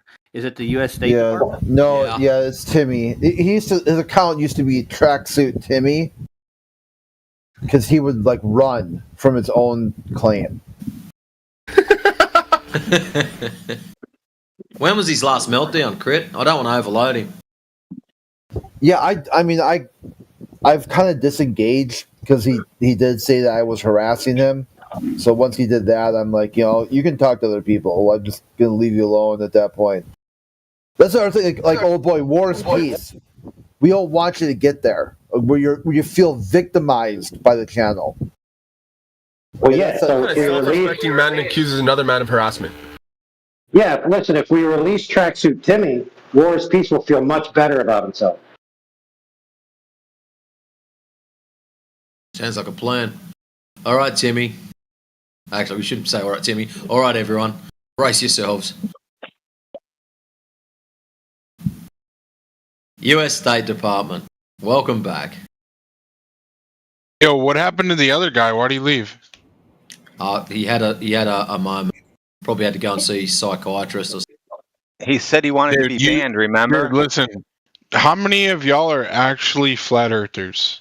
Like, actual? He does this every single time he says the same shit. Because I truly, I don't think any of y'all are Get flat a new earthers. script. Okay. Like, are you actually a flat earther, though? Timmy, Everyone, when you come everyone into the in room, is it going to make a difference if there's one flat earther in here or 1,000 in here? Does it make a difference? Dude. Yeah, you can do actual experiments Okay, Joey. to show you the world is a globe. You know that, right? Actual experiments. Yes, people here are flat earthers. They're What not are they? You think Well, flat I don't know. earthers. Maybe He's got me turned Netflix down, paid doesn't for he? one, and it's called Beyond the Curve, and it was a bunch of flat earthers that proved the Earth was curved, and they got paid for Timmy, by are you even listening to Netflix. Crit? Yeah, he's got me turned down. Tell me he's got to have I at don't least care. that 1%. Crit, check the side chat, buddy. Get fucked. So with a flashlight. With a flashlight. Yeah. It doesn't matter. It doesn't matter what light source it is. Do it with the laser. Makes a hell of a Do it with the light. It doesn't do it with your fucking car light. I don't give a fuck. There it is. Yeah, the you proof don't is know. there. I don't give a Another fuck. globe There's the proof, that has idiot. no idea Shut what up. the next thing So basically, it's Be quiet, I'm going old to post man. a video. You sound old as fuck. I'm just going to post a video and put my blinkers on and go la la la la la la la la la la la. That's what you're just doing, Timmy. Bunch of boomers, man. This isn't 1940. I am not a boomer. I'm not a Fucking boomer. research shit, man. Timmy, Use the I'm internet. not a boomer. I'm not a boomer. Use the internet to prove the Earth. That was classic, dude. Yeah. So yeah. go Google Yeah. everything, and we'll find the answer. Yeah. So when I want to find an answer back in the day, you know what your dad would tell you? Hey, son, why don't you go grab that encyclopedia and figure out that word? Dumbass. That's what the internet is. You go fucking research. You look it up. Yeah. It's called scientific literature. So whenever, my sink is clogged and I type in YouTube how to unclog my sink and I find a video and I fix it, maybe I'll go on the fucking internet to figure shit out because it works. Yeah, but you unclogging your sink has got nothing to do with you going outside and measuring something. Saying that the internet is like lying, the government's lying, all this shit's lying. I didn't say the government Google's was lying. all this shit. I didn't say the internet what's was wrong lying. with this documentary? It's literally proof that the curvature is It's real. literally proof. U.S. State Literally Department. proof. Timmy, shut up. Proof. Shut there. up for a second. Look Okay, it up. I'll fucking help you. Right. Which section was proof? See, the problem is you're just going, it's proof, and you're having a fucking meltdown. No, we don't want you to have a meltdown. We want you to break it down step by step. Because the problem is, you've already put forward that it doesn't matter a fuck what light is used. Well, actually, my friend, it makes a hell of a difference what light is used. It makes a hell of a difference when you find out that the collimator on the end of the laser was broken, so they used a flashlight. The behavioural characteristics of a laser compared to a flashlight, like chalk and cheese, mate.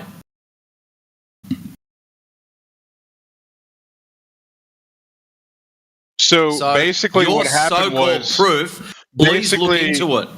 Excuse me. Basically what happened is they had a board with a hole at a certain distance. We know that with bit. another We're board talking with a about hole the at a certain light distance. source. They shine the light through the hole. They Which come light? to find out What was the that light the source? light is supposed What to was the travel light source, Timmy? What was the light through source? both holes. What was the light source? It was a light. What do you mean? What was the light source? What was the light source, Timmy? You can do this. It was I a know light. you can do this. You got You've no watched clue. the video. It was a light. A light. So That's they it. shine That's a all you light know. through the That's hole. all you know. He Timmy, doesn't know, stop. Timmy. Slow down. They shined a light. Timmy, Excuse stop. me. We know that bit. Excuse We know. me. We heard that Excuse bit. me. We heard that Excuse bit. me. Yeah, you know. No. If you don't tell me what the fucking light source was, you can stay on mute for the rest of the afternoon. I got all friggin' day. It's Saturday. I'm doing nothing. So, what was the light source used? So at the start of the video, they were using one thing. At the end of the video, were they using the same thing or were they changed for some reason? Now, what was the light source used?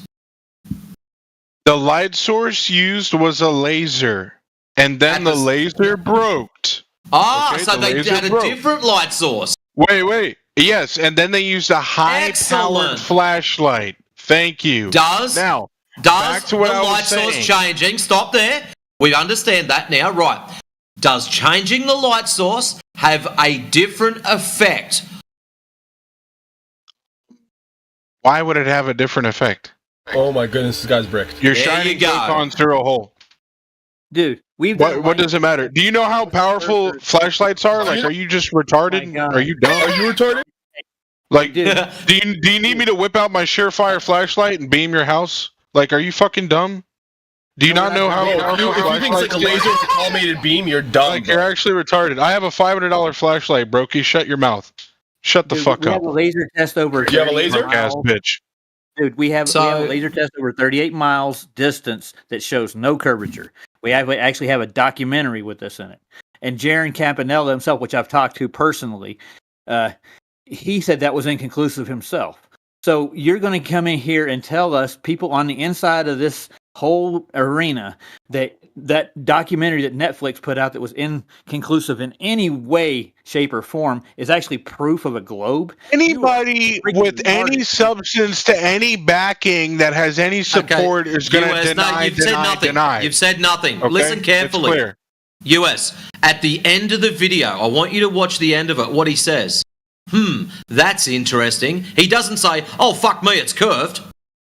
He says, that's interesting. Dude. Why did they say that? Go and look it up, why they said that. It's out there. All you're doing is going, I think this because of... holes. They had to raise the fucking board for the light to go through both holes. Did it go through both holes? If the light source has an effect, you're dishonest. Did it They had to raise the board for the light to go through both holes. If I tell you a test over 38 miles with a laser test and actually seeing a laser over 38 miles without curvature, would that convince you? An actual document? No, because Roger, it did go through the holes. Oh, yeah. All right, pause right there. Listen, if you're going to open your mic to blur it in, for the love of God, don't have the sound feeding back. That's your percentage. Every time you open to speak, we hear a double iteration of everyone. It's annoying. Turn YouTube off. Yeah, so percentage, you fix that, and then Matrix, for the love of God, fix your gain. Everybody else at one volume, as soon as you start talking, it's like someone stabbed me in the ear. Is that high again? Fair dinkum, Red one help me. Say when. Going down. That's good. Well, hold on, you gotta do a test yell. In the middle. I'm going to do a test yell. Yeah, you gotta act like someone's pissing you off. You can't test your blare. You can't test your blare on your normal voice. You have to test it on your exasperated voice. Where's Travis? Unmute US teach part to trigger him. All right, percentage fixed his. Now, other homeboy's a little bit low. You might want to come up a little bit more. Up. Maybe halfway. Well, that's just then I think we'll be good. What it was. All right, sweet. Let's go. All right, Tracksuit Timmy. At the end of the video, they said, that's interesting. Now, were they referring to the light not going through the second hole? The fact that they got the light to go through the second hole? The fact that they dropped the board on their foot? What was the that's interesting in relation to? That the Earth is curved. So why didn't they say, oh, wow, the Earth's curved? Because they're getting paid by flat earthers to prove the Earth is flat. They were getting paid by flat earthers. So that video, which was controlled by Globers, is now getting paid by flat earthers to prove the Earth. It was a flat Earth experiment to prove the Earth was flat. Yes, it was. Yes, it was. A documentary. So flat Earth pays Netflix? Dude. Yeah. Netflix. They went to Netflix to get money to film this. Yes, and Netflix No, they didn't. sponsored They them. were So Yes. flat earthers Yes. paid. So flat earthers paid Netflix. If you're on Netflix, you're getting paid to be there, buddy. I don't know if you know that or not.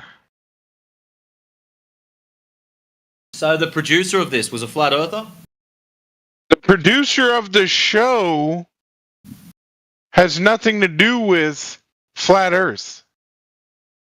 Yeah, but the producer of the show has a lot to do with the production of the show. And if he is not a flat earther, he is not going to throw flat Earth content, is he? The three flat earthers that are these guys are prolific in the flat Earth community. Was the producer a flat earther? Prolific. So Was yeah, everything's about money, contact. Timmy. They have buddy, they have agents. Okay, their agents are going to tell them what and to they all say. signed a contract. They have scripts. You don't get they all signed a contract. This wasn't supposed to happen when they did this light thing. That wasn't supposed to happen. They freaked out. What wasn't supposed to happen? What wasn't supposed to happen? That they were going to prove the curvature of the Earth. They're like, oh my God, this wasn't supposed to happen. No, the bit that wasn't supposed to happen that you've taken out of context was the collimator on the laser wasn't supposed to break because some moron left it on and burnt it out. Well, so what? The laser doesn't matter. As the problem is, yes, it does. Because the problem is, light diffraction is different from a laser than it is from a flashlight. When you pass light through a aperture or small hole, it diffracts as if the light source is that new hole source. Okay, so you're telling me that somebody sabotaged the laser? Those things are dependent on, number one, the size of the hole, and number two, the distance they are apart. A laser will punch straight through the both of them if they are lined up. Whereas Buddy, you can do this in real life. Go to Home Depot. Go buy a laser. Dude, that's what I've been trying to tell you. Okay, so another thing, 0G. Since I busted y'all on the curve, let's move to the next point here. I busted y'all on the curve. How about you listen to Roger? I broke y'all shit down. How about you listen to Roger for a second instead of just blurting shit out? You just come in here and it's just tunnel vision, la la la la la. I'm going to keep walking. Let's move on to the next point, please. No, because 0G gravity. How about you listen to Roger because he just said he's done this? Why don't you listen to what he's got to say? Maybe he'll turn around and go, it's curved. Why do you choose not to listen to him? I haven't personally done a laser experiment. I've actually seen plenty of them over time. And I have a friend, his name's Ben. He actually does laser tests over lakes and long distances.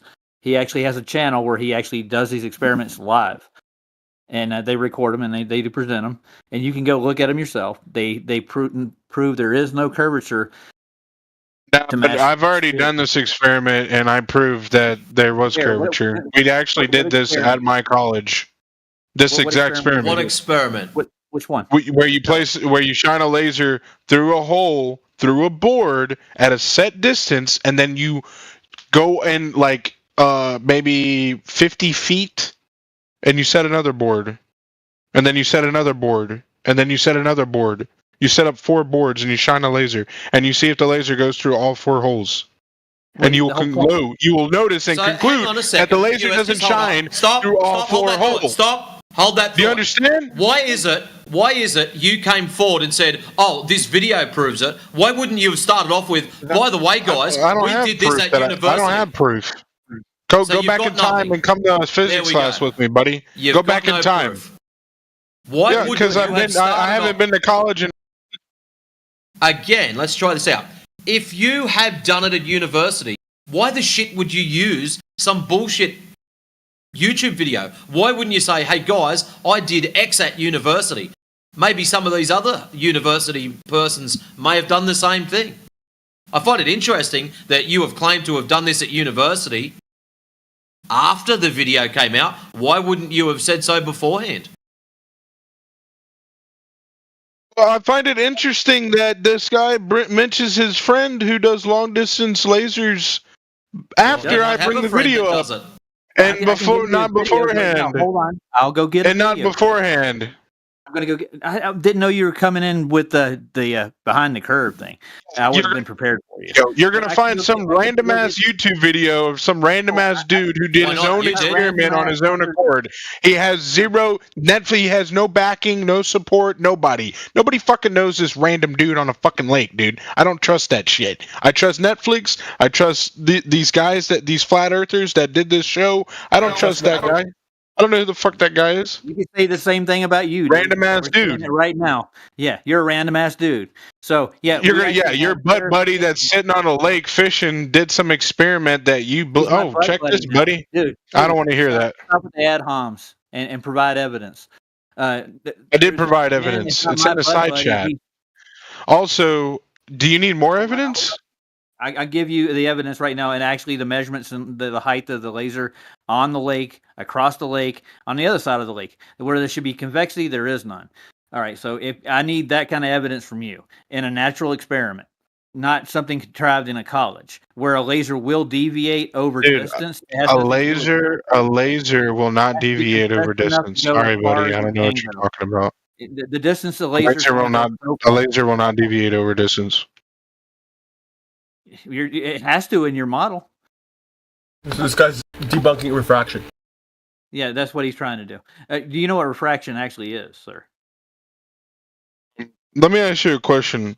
Why is it that you think a laser? Whoa.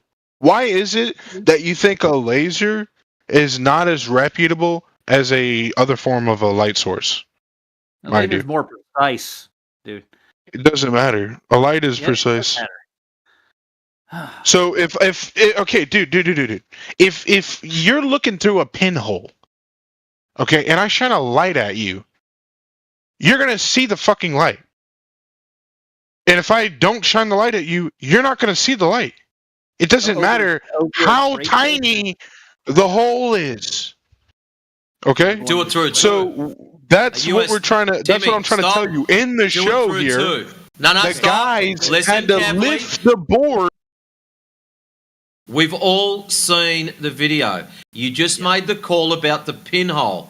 Grab yourself 2 sheets of paper. Put a pinhole in each of them. Then get a light source. Hold those 2 sheets of paper 2 feet apart. I think 2 foot. 2 foot apart. And see if you can line that light up then.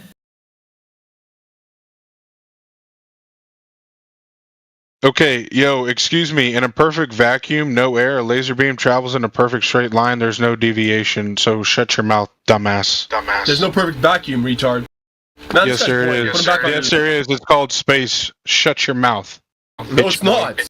You don't even know your own model, dummy. Shut the fuck up, bitch boy. You just got burnt. You're stupid and bored. You just got burnt, bitch ass nigga. Sit the fuck down. Your globe Your whole fantasy. fucking Hilarious with your globe fantasy. Hilarious. An adult man with Santa Claus version 2, the globe. And he's upset. Perfect vacuum in space.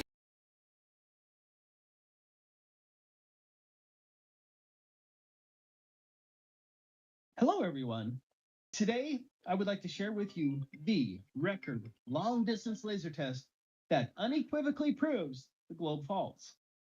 The video comes from Flatlanders on the Shelley Lewis channel on Rock. Post it up, Roger, so we can have a look. Or have you already? I'm getting ready to post it in there. I was just getting one of Ben's videos from the longest laser test over in recorded history, actually. Sorry about that. I thought I had muted. No, you're right, mate. It's in chat. Oh, nice one. Thank you. You're welcome. Just some random ass dude that's doing laser tests. And there's a whole bunch of people doing it, by the way. And they're putting the curve to the test, your model.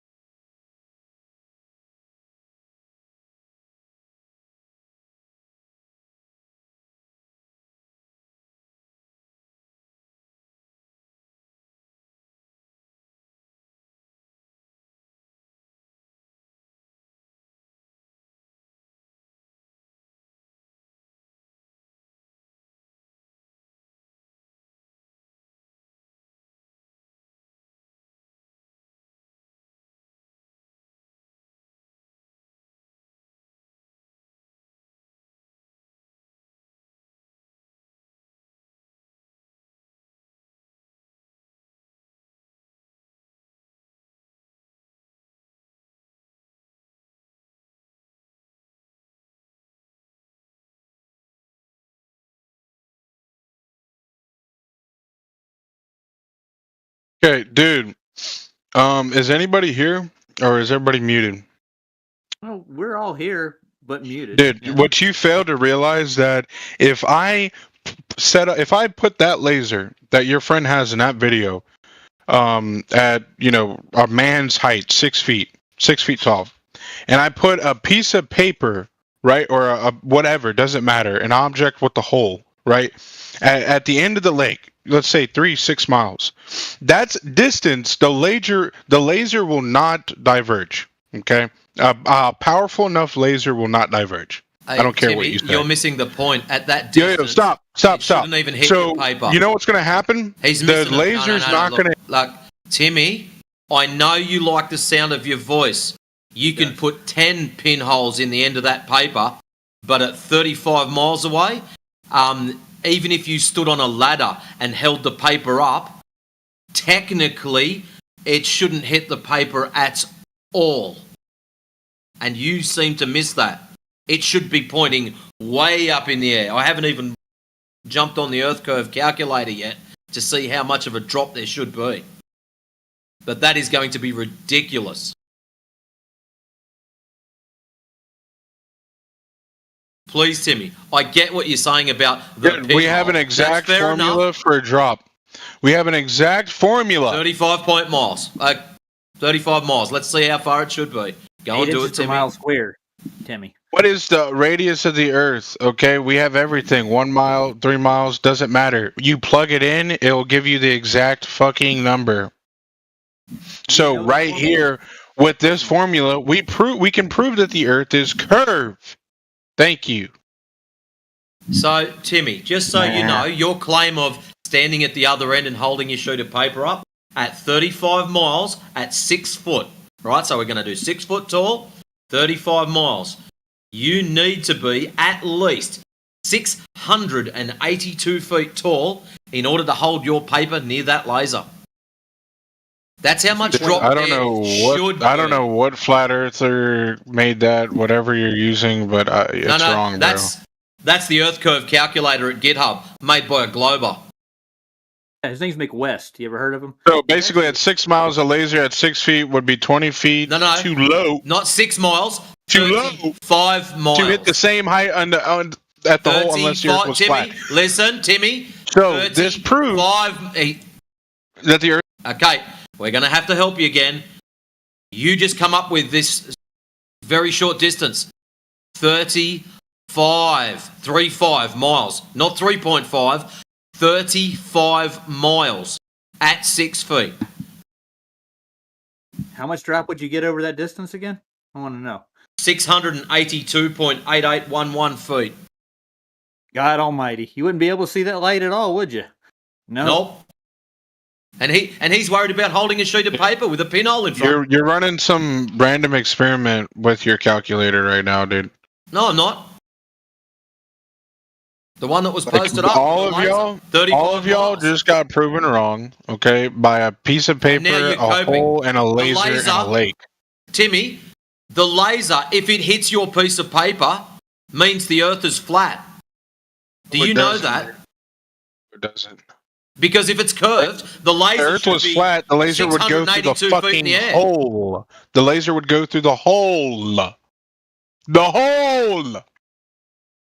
Tim, at that distance, you have to be 682 feet tall. You do know that. You're trolling. You're trolling, that's bro. the height I'm not of trolling. 68. Look, just watch the movie. Watch the movie, Beyond the Curve. You don't have globe proof. That's why you're so upset and have to call us names. Watch the movie. 35 You don't have miles flat proof. You don't have flat proof, buddy. 68-story building is how high. You don't have your flat target proof, would buddy. be. You don't At have flat 35 proof. miles, the laser would be 680 feet above the target. According to who? but it hits According the to you. target. And that's Thank based you. at 6 foot. It hits the target. That's according to you. Thank you. Well, Timmy, It's according how to about the Earth curve calculator. how about you Give a use your fuck about favorite the Earth curve calculator, buddy. That's what you were touting a Timmy. second ago. You said you have the actual formula. We have the formula you have. We got it from you, dude. So, We're Timmy, putting that to the test, Timmy. 6 foot tall, 35 miles. I want you now to use your favourite Earth curve calculator, because obviously ours isn't good enough, and maybe we're wrong, maybe we're trolling, and maybe we're lying. So how about you use your favourite Earth curve calculator and post up the results in the side chat so we know where we've gone wrong. So 35 miles distance, 6 foot tall. Yeah, mate. Hey, I got you, bruv. Here you go.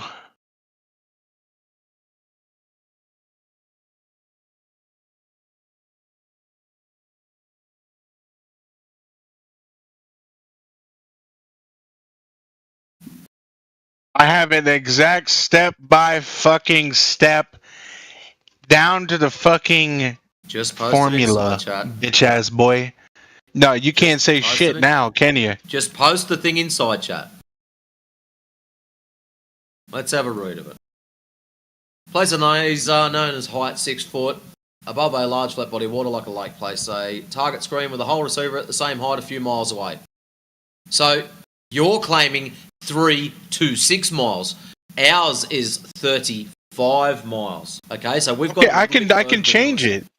I can literally change it. I can change it. Go and change it. And get the exact number so we know how much drop there should be at 35 mile. That's what we're after. Don't forget 30 miles, right? 35. 35. And I have one that's at 38, 39. I can find you a couple more even longer. We're still getting a laser on the target. So, yeah, it doesn't matter. Dude.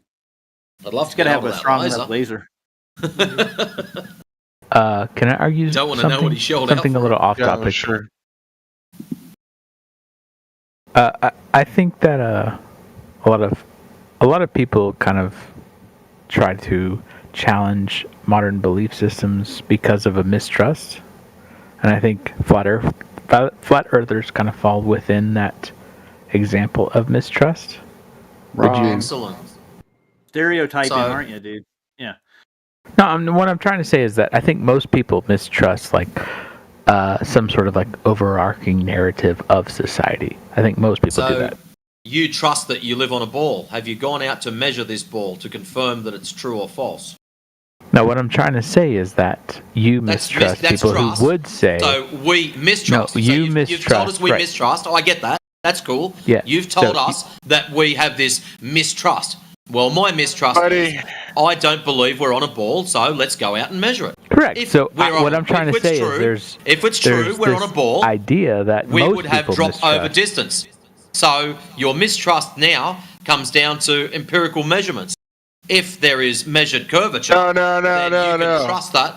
If there is no measured you're curvature, misunderstanding what I'm then saying. What I'm trying to say is that your most claims of people mistrust are true because we do mistrust modern and we've measured and society. checked it. Yes. Say again. You don't trust the designated authorities that try to. No, I just don't subscribe trust you their to- claim of curvature. No, that's what They we're claim here for. ball, therefore it needs to be curved. I don't trust that. So we go out and measure that. So, do you think that crap. there are other people that distrust any sort of like modern I can't read minds. understanding of society? I don't know the person that's next to me doesn't distrust their parents or they don't distrust the government or. Do you believe that your belief people system is trust and solely on distrust your things perspective, for all or sorts that of reasons, other people Jiminy. believe the same perspective? People trust and distrust things for If all no sorts one of in reasons. your life, no one ever existed that believed your perspective, would you still believe your perspective? If no one believed my perspective, would I believe my perspective? Wow, that's a circular sentence. Buddy, I don't care what you say. The robot uses the formula. Suck my balls. The proof is right there. Look at it and read it. Let's see it.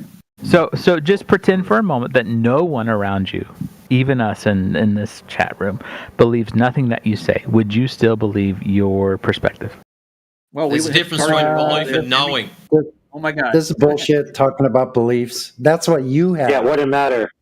But hold on. It wouldn't matter Because you basically end up with everybody being in the same camp that equalizes all positions. Everybody's scared of everybody's scared of the truth. Okay, that's my point. So everyone believes in something that equalizes their position. We're all believing something that's different from everyone else, right?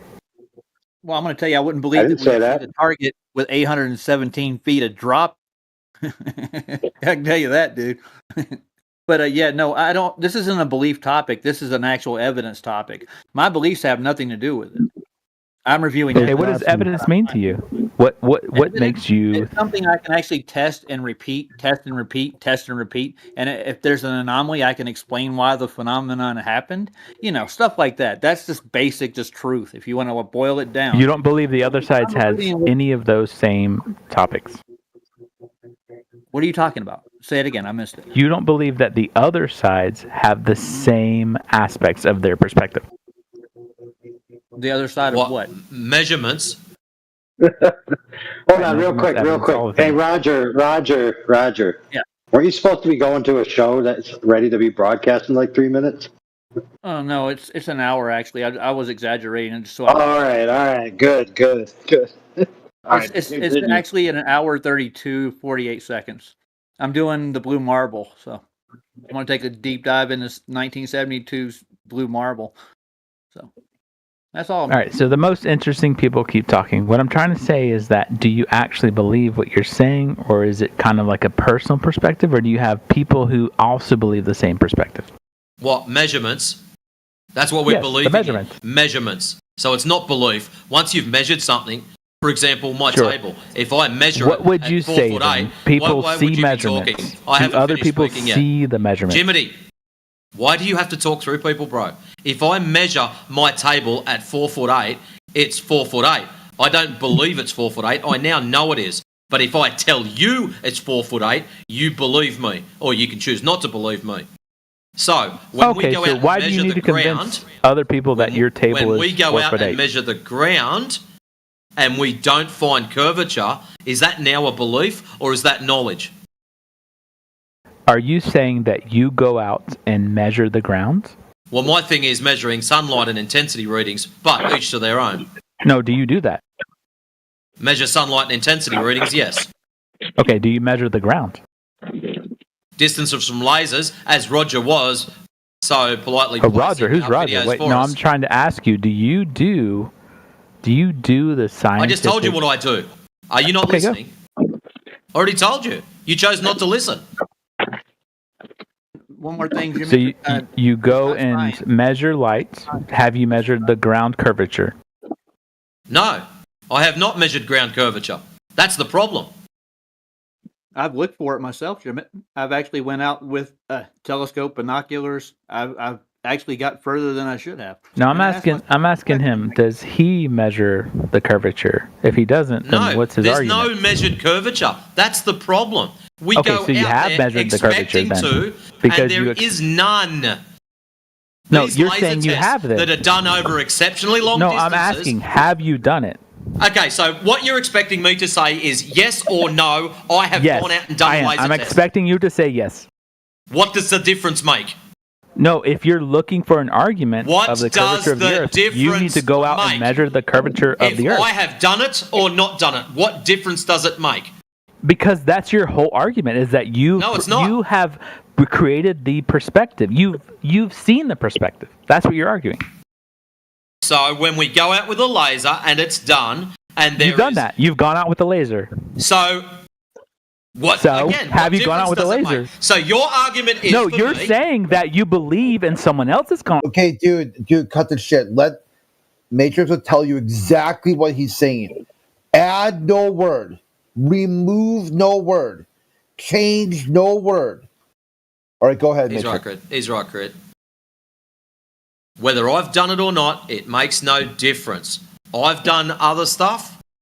There's guys in here that have been out and done the test. There's guys that have been out from here that have been out and witnessed these tests done. There's people that just sit on YouTube and go, I accept this first stupid thing they see. That's totally up to you. I've got no problem with that.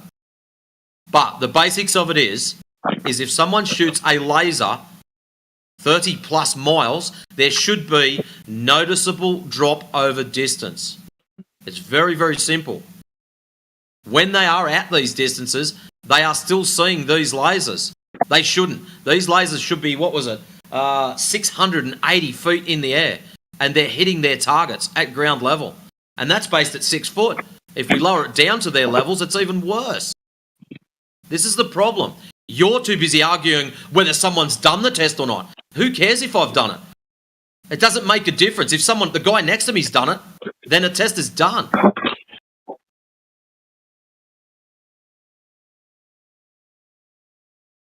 Idiot, dude. Didn't I click that? There it goes. If somebody's done a test or not, does that change it? No.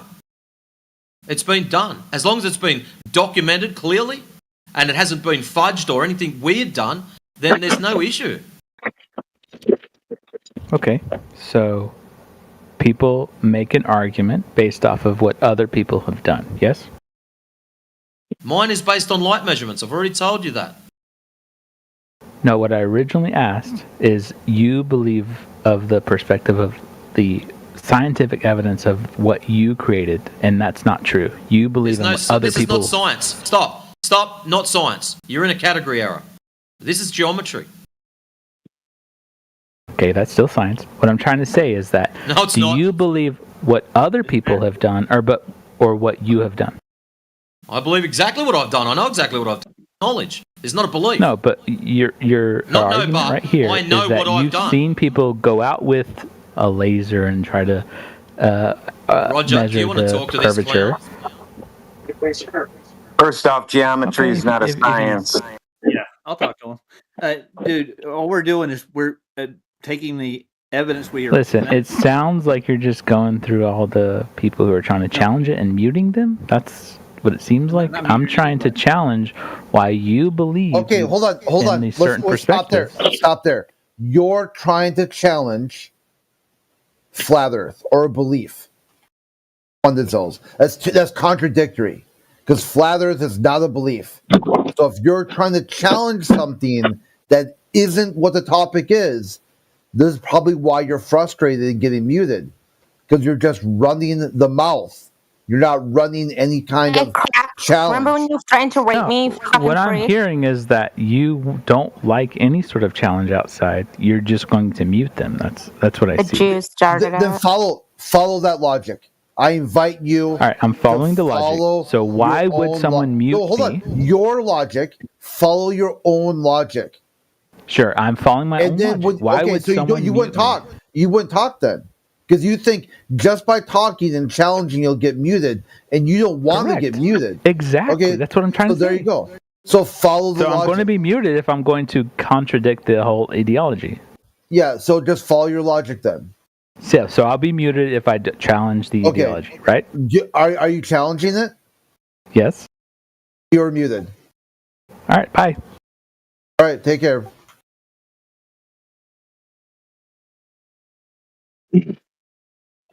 He wasn't even muted. No, he's self-muted. Yeah, he's self-muted, exactly. It's consistent with his position. That's passive aggressive in my book. If you're going to come and challenge somebody and you don't have the guts to actually challenge it, and then you're like, "Oh, I'm going to mute. You're going to mute me," and then mute yourself. Like, all right.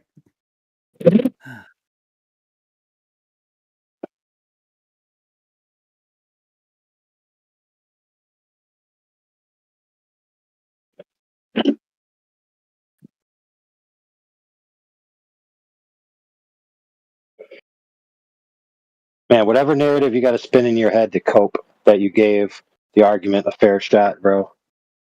And I gave it a fair shot and they muted me. Yeah, free. He'll have a story to tell AI when he's done. They muted me on the Flat Earth server.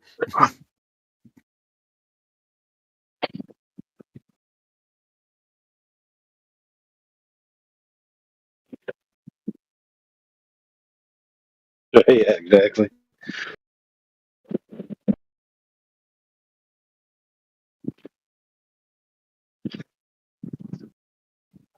It's my favorite pastime, mutant Glovers. Tell you what.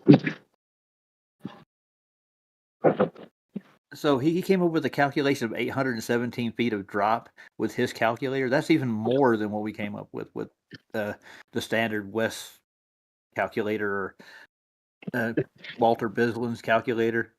Any of the three that I think of right off the top of my head, he still came up with more drop. That's bad. Well, that's good.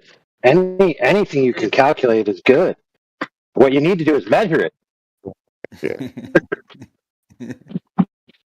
And then demonstrate it is even better when you get to that part.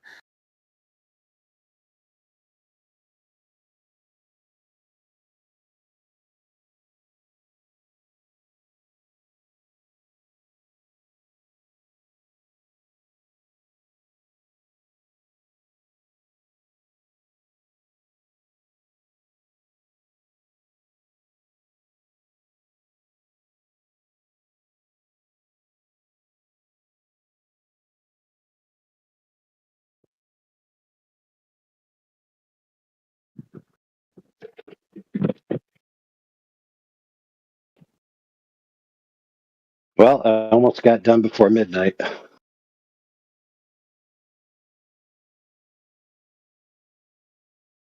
Yes, midnight right where you are now, right now, isn't it? Yeah. Like 7 after, I think. I'll call it midnight. I'll call it before midnight because when I was telling you to get ready, I was pretty much done. So. Oh, thanks for reminding me. Oh, dude, I noticed you're getting involved, and I'm like, didn't he just say he had to leave in an hour? Yeah, but it's fun to do. It really is. Matrix.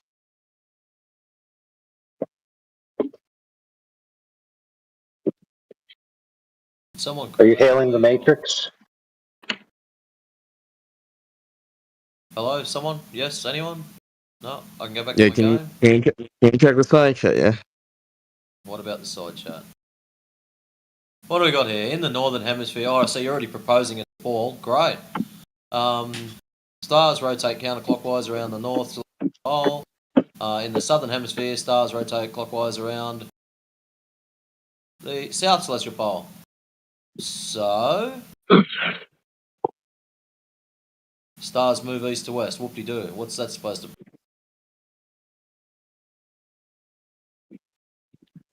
Yeah, read all the tests. Yeah. What do we got? The observed motion of stars can only occur if the Earth is a sphere and rotates around its axis. If the Earth is flat, stars would appear to move in a very different way. Oh, Exactly. I didn't know that. Well, there you go. So that's it, guys. It's a globe. We can go home, put your feet up. AI can knock off.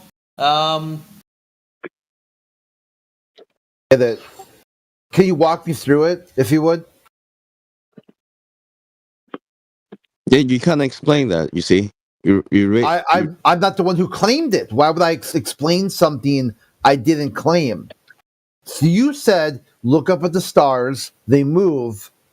That is only possible on a something that you haven't really explained or take questions on. You'll need anything from me. Why don't say no? So why is a question. So you look up in the sky, you ask, don't ask why, try bud dry, therefore the earth is a globe.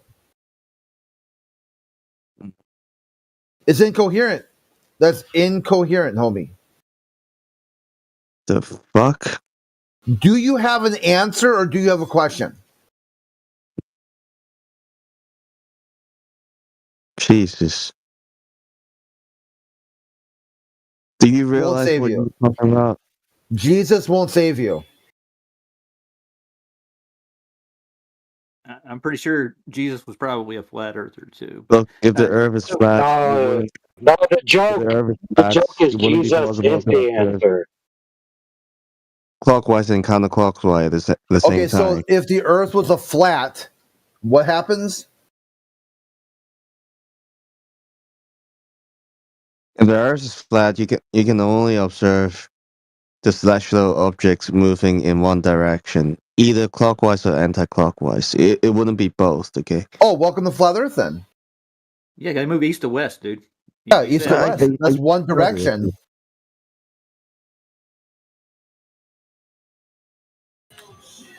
fuck, I thought you guys had left. I was going, where the fuck is this place? This place is dead without you guys. Yeah, we run different events on different servers and community stuff. So we'll do like a round robin. We'll show up every once in a while. Sometimes mostly what you're looking for is Wednesdays is really big. That's the ladies' night. So check out the Wednesday afternoon, early evening. Yeah, I like those sessions with the lady. They do a good job. They don't take crap from anybody. Oh yeah. Perfect.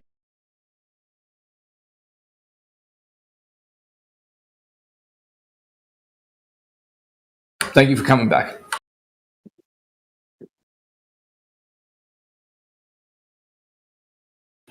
You may have never left.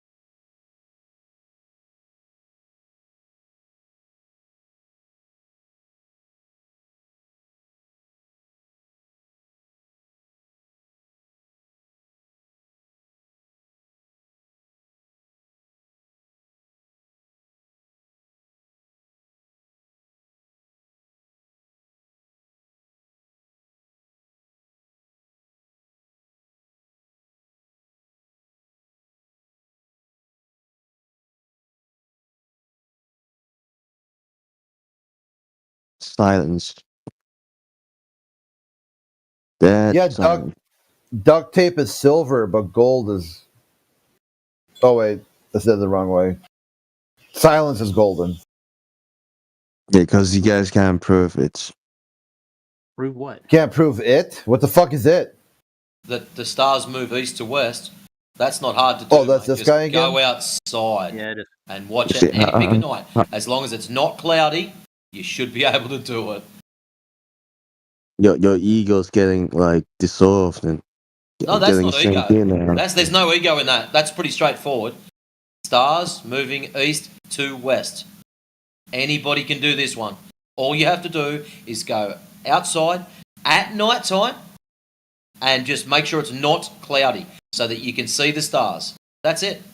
And track them and see which way they go. East to west. You need a compass for that, don't you? You don't need that either. All you need is a left and a right hand. Oh, you need That's it. So you're telling me on a flat surface you can observe the sky moving clockwise and anti-clockwise at the same time? East to west. East to west, yeah. Interesting, yeah. I wonder how. Do you deny that? Do you deny that the sun and all the lights in the sky move east to west? Hold on, Crip. I just got a question. Do you honestly believe that we see the sky go backwards down here? Is that what you believe? That on one part they see the sky move one way and in another part it moves another way? That's what you believe. Yes or no? That's what it is not what I believe. It's empirically observed, all right? So the sky Get it moves straight. backwards. It doesn't move east to west. That's what you're saying. Backwards, east to west, clockwise, whatever. Isn't that a You see the photo, right? You see the Wow. photo. You see the photo. And yet you're being When in I look up denial. at the sky, Wow. it moves from the east to the west. Mm-hmm. Yeah. Depending on your reference, which way it looks like it goes. If you go down south, it appears to go counterclockwise and clockwise. Well, I would have thought, Roger, and I'm just chucking a wild one out here, I would have thought that would be a matter of which way you're facing. Yeah, direction. Yeah. I don't think it proves the convexity of the Earth at all. Like, we'll go with it, you know.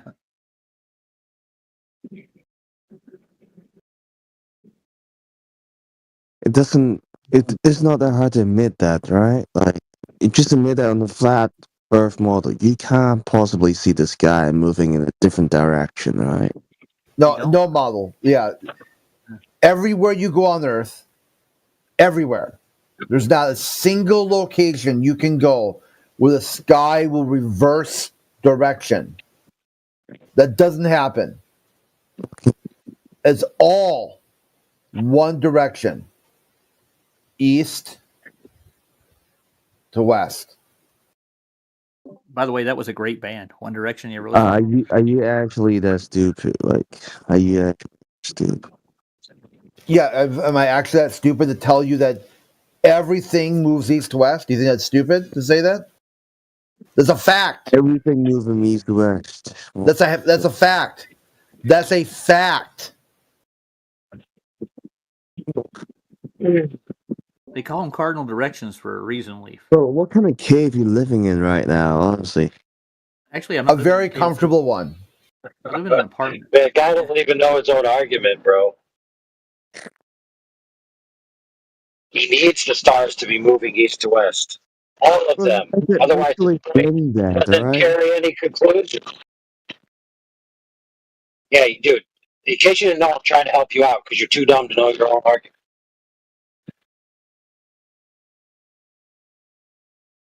All right, since you don't want my help, go ahead and keep floundering.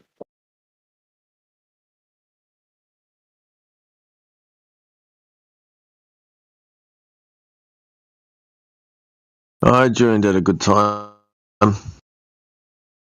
I'm done, bro.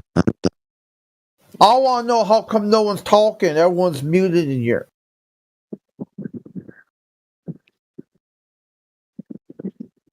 Yeah, because you guys got nothing better to say. He was like, oh yeah, the Earth is measured flat. Yeah, you guys it's measured like flat. It's observed as flat. It's practically used as flat. Where are you getting a curve from? Can I ask him a question, Leaf? Which way does your Earth rotate in? Which direction does it go? And it's I'm in the northern hemisphere, right? Well, I'm talking about which way does it turn in the model on its axis? Which direction does it turn in? I mean, your model. I know that it's moving counterclockwise because I'm in the northern hemisphere, right? I asked you another question completely. I said, which way does your Earth rotate? Which direction does it spin on its axis? Describe it for me. Counterclockwise, I said it. It goes what? East to west, right? In the cardinal. I'm not gonna do like east to west or whatever. All I know is counterclockwise. You're not gonna trick me into saying like east, west, or west, east. Trick? That's not a trick, dude.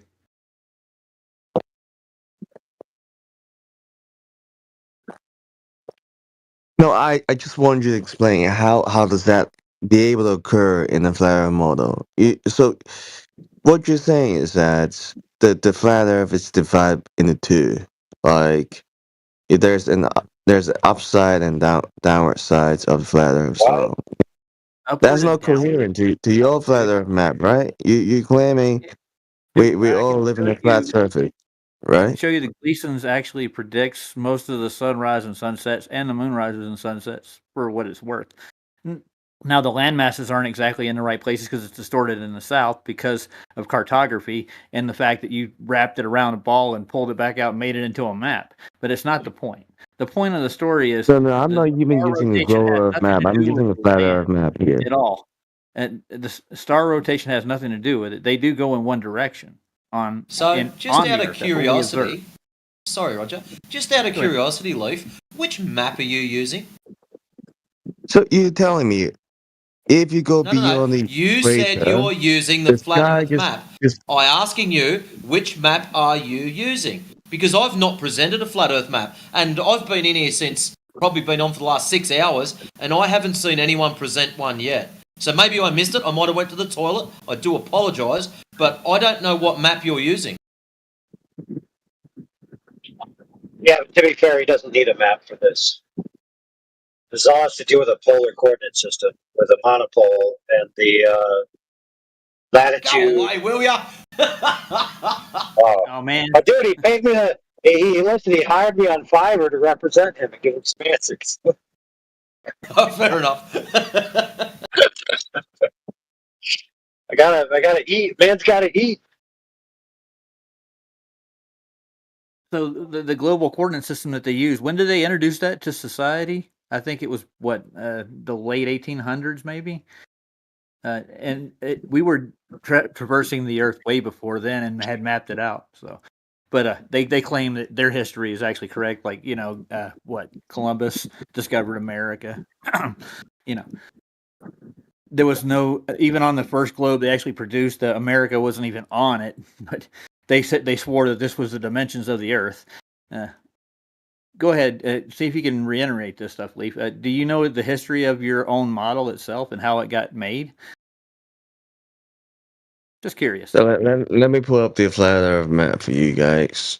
You're gonna pull up the Azimuth, the Gleason's map. Is that you can pull up, or you can pull up an Air Age map, or you can pull up any Mercator will work.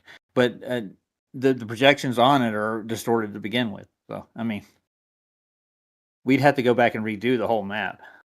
It's pretty falsifiable on both sides.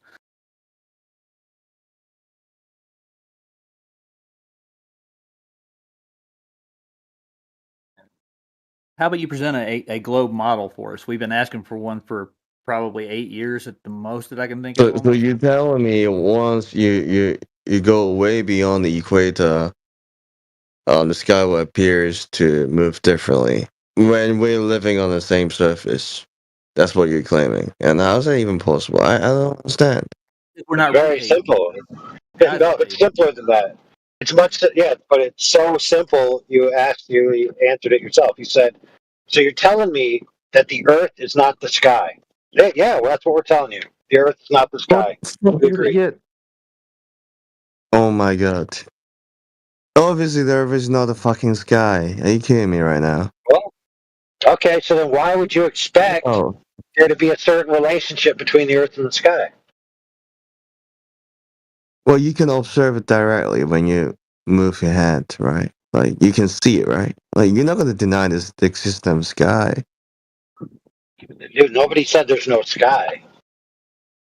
But I know the Earth isn't the sky, and I know my assumptions about what I'm interpreting the sky to do aren't necessarily decided by what the ground I'm standing on is.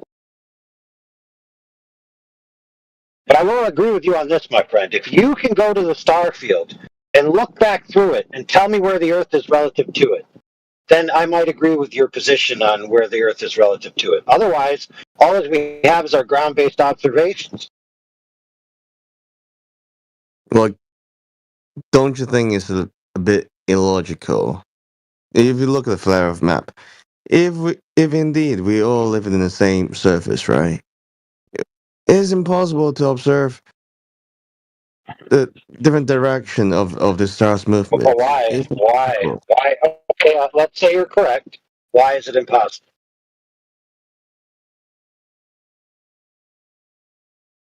Well, because like the sky is moving above us, right? You agree on that, right? Yeah, the sky is. Well, yeah, the stars. Yeah, the stars and the celestials are moving. Yes, that's what we observe. Yep. It's above us, right? It's above us, right? Yeah. Okay, so if we're living on the same surface, right? If we look above us, regardless of your location, they're supposed to be moving in the same direction, correct? Yeah, same east to west, sure. Yeah. From your local observation point, that's what they appear to be doing, correct? Right, but the reality is showing you a different case. That's not the case. East to west. No, that's what it shows. Moving east to west. I don't think anyone's got a problem with the east to west thing. The moon moves east to west too, both. has to be. Listen, friend, you may not get this, but in order for your argument to carry that the counterclockwise and clockwise prove anything, you have to have a single axis of rotation in a singular direction. So, for example, like if you ever fixed a bicycle before, and you know the pedals, there's a left pedal and a right pedal, and the left pedal can only go on the left side, and the right pedal can only go on the right side. They can't be swapped, and the reason is they're threaded backwards. And the reason is because you're pedaling forward. If they were threaded the same, you would unscrew the left pedal. And so what they have to do is they have to cross-thread them in the opposite direction on the left pedal because they're expecting you to pedal forward. So the whole axis of the hub is going forward. And then the one pedal is going clockwise, and on the other side, the pedal appears to be going counterclockwise. But they're both going towards the front of the bike. So likewise with the Earth, in order for your argument to carry, all the stars have to be going east to west in a singular direction. Otherwise, you have no argument at all. So you have to concede that point. If you don't, then you can't continue this argument. No, what appears from east to west is totally depends on which side you're on, right? Yeah, that's what we're saying, dude. What side of the So equation? if there is a side, all right. Now that you getting yourself in a trap. If you admit that there is a side, okay, which is impossible for in the flat Earth model. There's no side in the flat Earth model. There's only one side, okay. But if you think there's sides, that different perception of like the rotation of the pedals, and you admit that Leaf, you on my admitting. side, I see the stars go east to west. On Roger's side, guess what? They go east to west. That's it. And I'm your on one model has side to of be the lake. staying the same He's on the other side. Your model isn't broken. Right. If you're admitting the surface you're living on have sides, then it's pretty much 3-dimensional. So it wouldn't be likely that you're living on 2-dimensional plane, which is like On what side, you hold claim. on. I'm on one side of the Pacific Ocean. He's on the other side of the Pacific Ocean. So now it has to be a 3D model because I'm on one side of the Pacific and he's on the other side. Yeah, but it's horizontal Right. all the way to you, mate. I'm Yeah. telling you right Yeah, now. because you just admit that. Yeah, even the pedal is moving in the same direction, but it can appears to be moving clockwise and anti-clockwise depends on like how you perceive it, right? If there's a way for you to perceive it in different ways, which means that you can be observing it All on a AI different has side. done by telling you about the pedals confused the shit out of you, mate. East to west. Just keep it simple. You won't fry your brain. Well, at least you're meeting that you're in the middle of the pedal, right? You're observing the pedal right between right between the two pedals, right? Exactly. So imagine the sky is the pedals, and you literally observing the pedals right between the two pedals, right? The Earth isn't a bike, dude. We're not admitting that's what you're claiming your model is. Your model is No, one of your fellow here just display how the Earth's supposed to rotate. Yeah, but check it out. Yeah, but check this out, brother. Check this out. If you were standing on the hub and you looked out towards the left pedal, it'd be going counterclockwise. If you looked out towards the right pedal, it'd be going clockwise. But you're standing on the hub, which from your vantage point is a flat surface. So you're basically just conceding that if you're on a flat surface and you have a rotation that's lateral to your viewpoint, as you're looking out one way, it'd be one direction. If you're looking out the other way, it'd be the other direction. So thanks. You just proved that it's completely coherent with the Earth being flat. Good job. You need to have two different sides so you observe that phenomenon, right? Oh, you don't. Dude. You don't have to, dude. You do understand that objects can have multiple sides on multiple axes, right? You do understand that, right? If there's multiple axes, which it's impossible for us to live in a flat surface. No, it's not. No, it's not. Hey, let me explain it to you. It's very simple. A cube has 3 dimensions and 6 axes. A cube. It also has 6 faces, which are all flat. A flat surface doesn't have any axis, right? No, dude, I'm. Oh my goodness, man. You know, you ever seen a piece of graph paper when you do math at school? You know, the y-axis, the x-axis. They're not rotational axis, dude. They're just coordinate axis. Does that make sense? Yeah, and the equator is just an arbitrary line where the sun crosses over during the solstices and the meridians, or the equinox. Sorry. So yeah, that's just a line we drew around the center point of the north. So yeah, that doesn't mean that we're on the other side of a ball. What? Yeah, we wouldn't have known that we're on the other side of the ball if the sky didn't appear to move clockwise and anti-clockwise, dependent on our location on the Earth itself. Okay. You're assuming the Earth is a ball already, aren't you? Well, if you admit that you can observe it in clockwise or anti-clockwise, you admit that there are different sides of the plane you're living on. If there are different sides you're living on, which means the plane you're living on is three-dimensional. It's not two-dimensional. All right. Leif, you're conflating sides with perspective. Perspective in the respect of which way you're facing. So, me facing north, they're going to go which way? East to west. You might call that counterclockwise. If I'm on the other side, if I'm on different side, your perspective facing my way, they are clockwise, but they're still east to west. You do understand that if you turn around, things look like they're going the other way, even though they're not. How many sides are there on the flat Earth model? One side, mate. One side. You okay? do understand perspective in respect to where you are standing, facing south, facing north. You do understand that. I think we've broken him with north and south. My job here is done. Cross the road, mate. I'm going to ask. What happens when you cross the road? The cars look like they're going the other direction, don't they?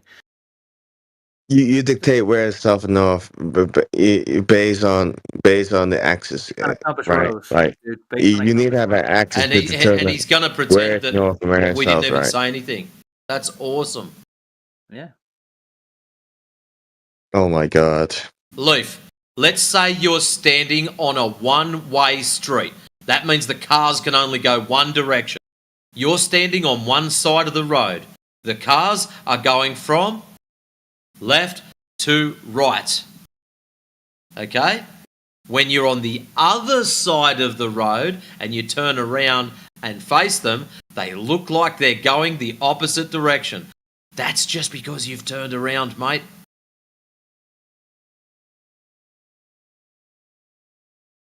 They're still going the same direction. Even though the name of the direction is east to west. Yeah, no shit, but like if you admit there's So why can't you comprehend this with the sky? You look up, they move east to west. I go to another location, I turn around and face backwards, they are still moving east to west. Your claim is because they look like they're going the opposite way equals globe. This is incorrect. What? No, come on, man. That's what the shit is you posted. So you're telling me they look like they're spinning one way. From here, they look like they're spinning another way. Therefore, it can only work if it's a globe. Exactly. Can I ask Leif one more question right quick just to top this Yep, up? send it. Leave in a minute. It is important. All right, if you're maneuvering on the flat surface, you're not turning upwards or backwards in any case because you will be moving on a horizontal plane. Okay, you do understand, right? That you're not moving any sides relative to the sky which is above you. Okay, it only happens if the plane you're living on is on a horizontal plane. Okay. I can't believe anyone can be this just Vince? Yeah. brainwashed. Leif, I got a question for you. How do you have pressurized air without containment? And I'm going No, we're not talking about that. Oh, come on, let's do it. Well, let's go into air pressure. Let's go into pressure But gradients. this can never do air pressure. It's like you can't explain. If you're moving on a horizontal plane, it's impossible for you to have different sides. If you're going backwards towards the sky, Okay, no. Leaf. You facing Do the you sky have the in the ability, Leaf? Let's do this really simple. Do you personally have the ability to turn around and face the opposite direction? Yes or no? Yeah, if I turn Excellent. around. So if you're standing outside and No, you're wait. facing south, which way are the stars rotating? If I put my face towards If the you ground, go then yeah, outside and you're facing south, which way are the stars rotating? facing south. Correct. South. Which way are they rotating? No, it doesn't matter if I face. I just need to look up in the sky Yeah, and it's a question. If you go outside and you are facing south, which way are the stars rotating? it doesn't matter which way do I turn. Yes, it when I does. look up- Which way are they No. rotating? Why do you choose not to answer such a simple question? What? So What's the unit of power? the sky is above us. Is not. Okay, is- if you go outside and you face north, which way is the sky rotating? Bro, Which way are the stars rotating? sky has no direction. There's no north or south when you look in the sky. You only look upwards, and there's the sky, right? You're outside. You are facing north. Which way does the sky appear to rotate? If I face north, I will never be able to see the sky. I only see things that's coming right directly in front of my face. All right, you can only see Why the are sky. you all of a sudden, did you upwards. just realize that your last half an hour of shit is just that? And now you've just realized because someone asked you a question so basic as if you're facing south, which way does it appear to rotate? And for whatever reason, you can't seem to answer that. When you realize yourself from your specific location, when you face north and then you turn around and face south, that they are still moving the same direction, even though they appear to be backwards, it is just in respect to which way you are facing. This has no bearing on the shape of the ground. It doesn't prove it's flat, it doesn't prove it's round, it doesn't prove it's a cube. You seem to believe that this proves round. It doesn't prove anything, mate. Just proves that you've turned around and faced the opposite direction. Oh my god.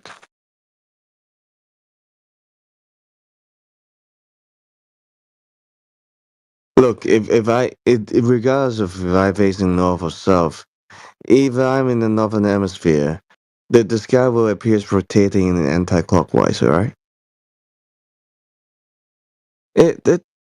Why does it even matter? It doesn't do anything if I'm facing north or south. The sky will still appears to rotating anti-clockwise. It's not that hard to comprehend, right? Yeah.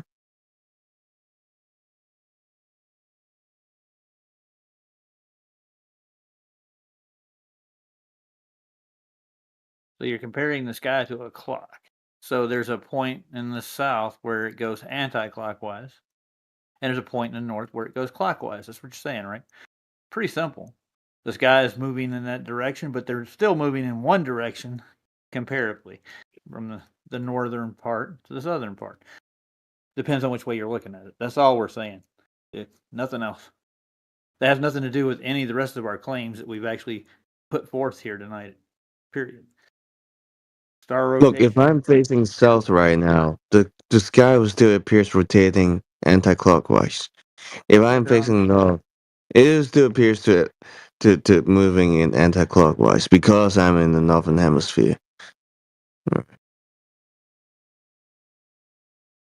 And you're in a hemisphere. Can you prove that?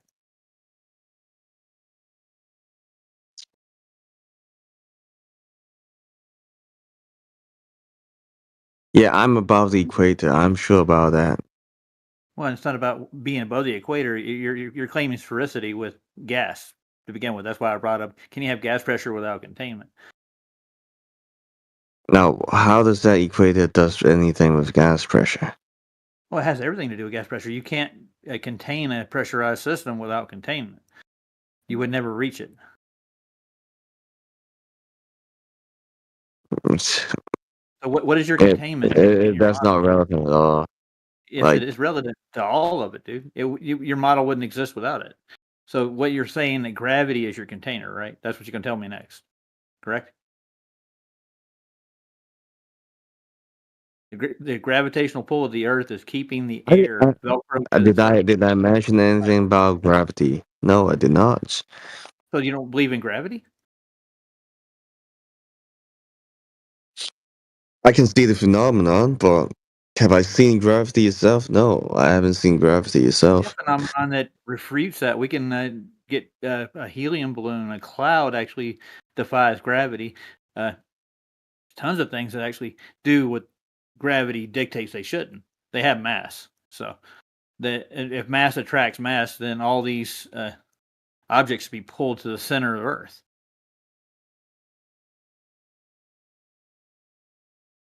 Well, then obviously the gravity can only dictate certain objects with certain properties, right? No, it usually depends on density and mass for the most part. But gases don't adhere to gravity at all in any of their behaviors. They're not bonded to each other. They're free flowing. They dissipate into the atmosphere daily. What does that have to do with flat Earth anyway? Oh no, it's refuting a claim that the globe makes. The globe says that gravity is the end all be all. It holds everything together. It's the one thing that creates. No, the globe does not indicate the gravity holds everything together. No, that's. Tell me, give me specific gravity. You want to go with that? There's a claim there. We presuppose there's an entity called gravity that is holding everything together, right? We're presupposing that, but we can use equation to calculate how fast is that going to be when you drop an apple to the floor, and how long does it take to reach the ground? Okay, we can calculate that. But even in your modern physics, they dismiss that and they embrace a thing called relativity. You've heard of it?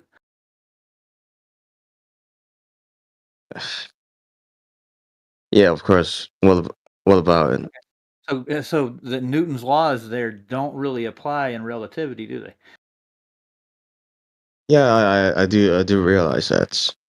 Yeah. No, what does that say? Well, it has everything to do with your model, for one. I got to go here pretty soon anyway, so I thought I would just round off with this before I take off. So, what is the force that causes things to fall down? What holds the solar system together are gravitational equations put forth by Newton and then redefined by Einstein. And they threw that away in 1908, I think, and they embraced Einstein's relativity and general relativity theory as gospel. The model keeps changing. There's things they don't tell you about too. They have to. Yeah, I know about that. Okay, yeah, but the thing you're saying cannot simply explain why this guy appears to be rotating differently when you're on a different location. Stars are actually look like that differently from your perspective. We've explained that. Why they do it, we never explain why the stars rotate. You telling me if you imagine yourself in the basketball court, just because you're in a different location of basketball court, this guy is rotating, which is complete false. It's impossible to happen like that. It's impossible to happen on your globe too. The rotation goes one direction on a globe, correct? It goes east to west, or clockwise, or counterclockwise. Either way you want to look at it, from what reference frame you're looking at it. So, in your model, it's spinning one direction, correct? So, how would you get counterclockwise in the south and clockwise in the north if it's going the same direction? The stars should appear to go in the same direction too. There's only one rotation direction on Earth in your model. No, it will appear Breaks my rotating mind, different. dude. The switch of your location. If you're on different sides, then it will appear to be rotating anti-clockwise or clockwise. Are the stars going in a different direction on their own? Are they in reverse?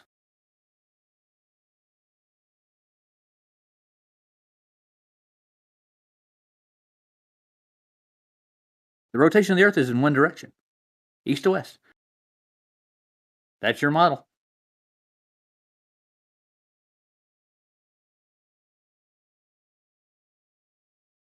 I'll see you guys later. I got a show to do. Catch you, mate. No, he's gone.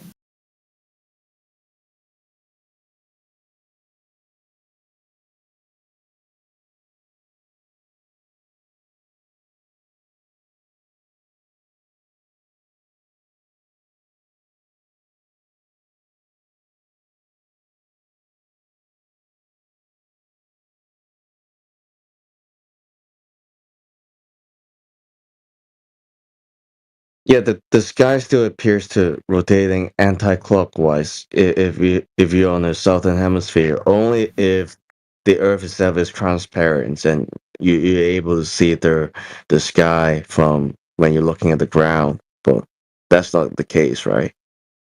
So because the ground's not transparent, therefore globe. bro, like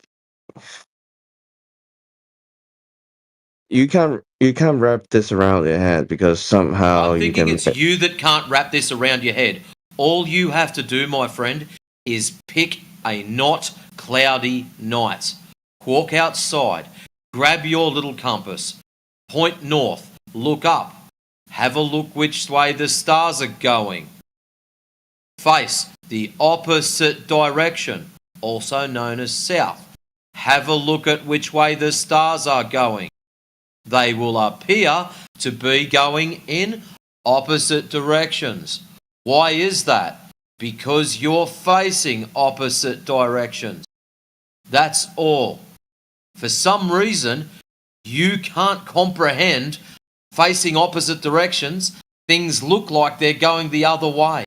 I don't know why you don't comprehend this. If you're on a one-way street, if you're on the top side of the street, looking at the cars, they will appear to be moving from your left shoulder to your right shoulder. What's up, Flat Earth chat? Today we're going to be raw dogging an entire fucking loaf of bread. What the shit? What the shit yourself? You got an issue with? Please turn off your camera. We don't want to watch it. If I ask you the second time, I'll just boot you out. I can offer a simple demonstration, Leaf. So I just did this. Anybody can do this. Grab a jar lid, for example. Put it in your right hand above your head. Extend your right arm to the right.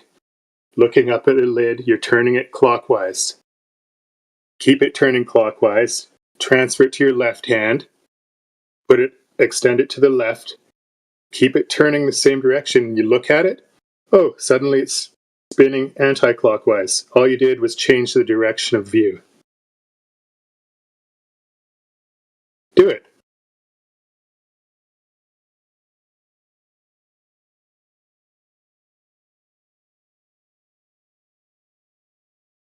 Right hand to left hand. One side to the other.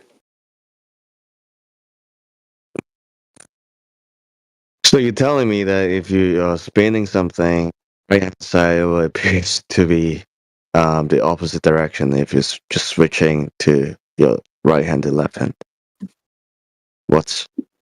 You were looking at it from the other side. You've changed your perspective. No, yes, just do it. I know that it's rotating in a certain way when I observe it when I'm above it, okay?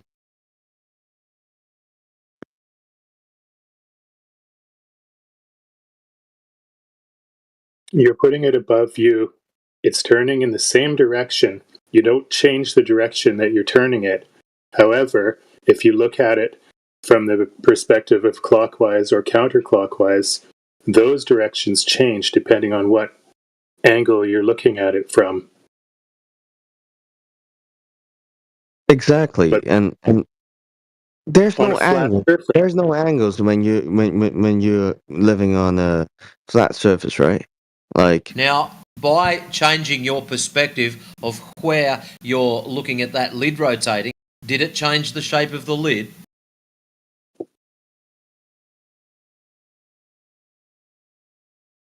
No, it did not. And everyone else is saying the same thing.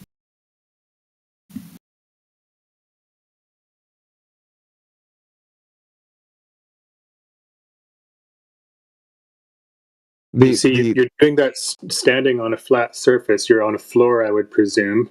You're on a flat plane. You're holding the lid above you as if it were the stars above you. All you're doing is changing the direction you're looking at it from.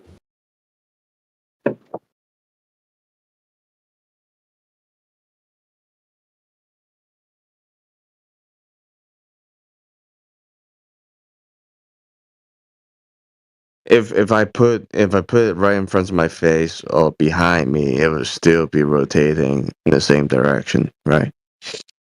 The way it rotates, it doesn't change based on my perspective, right? So it's just your perspective that changes, not the rotation. True? Even if I change my perspective, No, even if just I one change my step at a time. The rotation is still the same. True or false? Of course, the rotation is still So the same. your perspective has changed. Yes? Okay, yeah. So, from the different perspectives, it appears to be going different directions. True or false?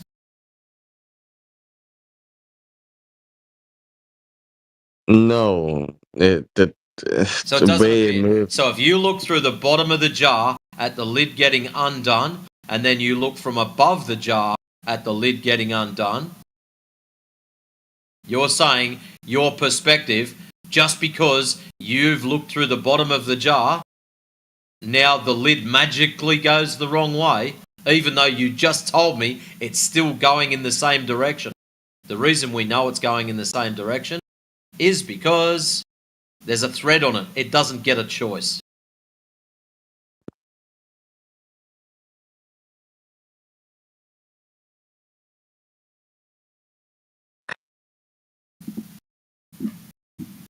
If I'm above the lid, obviously the lid appears to be moving anti-clockwise, right? But if I'm opening the jar, but if I'm like right below the jar and I'm observing the jar's being opened, and it appears to be moving clockwise, right? So it appears to be moving in the opposite direction, even though you know it's moving in the same direction. Yes? Yeah, and the reason for that is excellent. I'm glad you we are understand able that, because Leaf, Bro. that's what's happening outside. Even though we know it's moving in the same direction, just because you've looked at it from a different perspective, it appears to be going the other way, even though we know it's going the same way. So are you saying that actually the sky is a flat surface and we're outside the sky? Damn. I never mentioned that, but funny you should, because that's how it's actually measured. So now it's not flat Earth, then it's flat sky. Oh my god. Well, actually, it's a us living between two planar surfaces. But anyways, if you want to push it a bit harder, you're more than welcome to. So it's flat sky now. It's not flat Earth. All right. That's how it's measured. From that, yep. You live between two planar existences. What a horrible thing this is.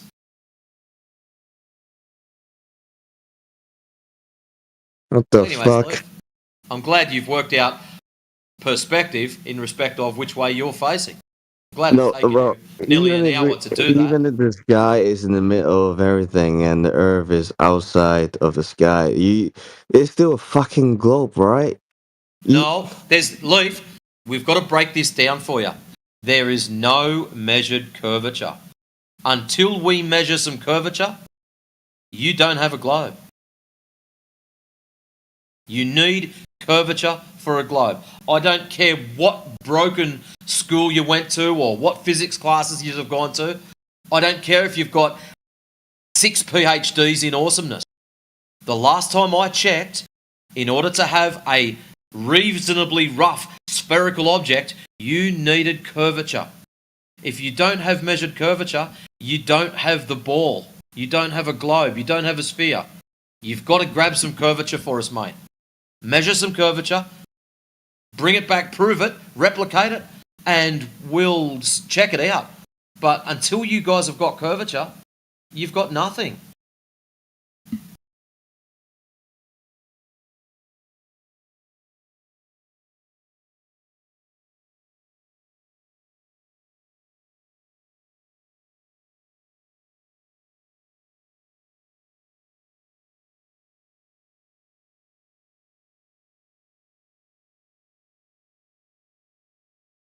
Fucking hell, man.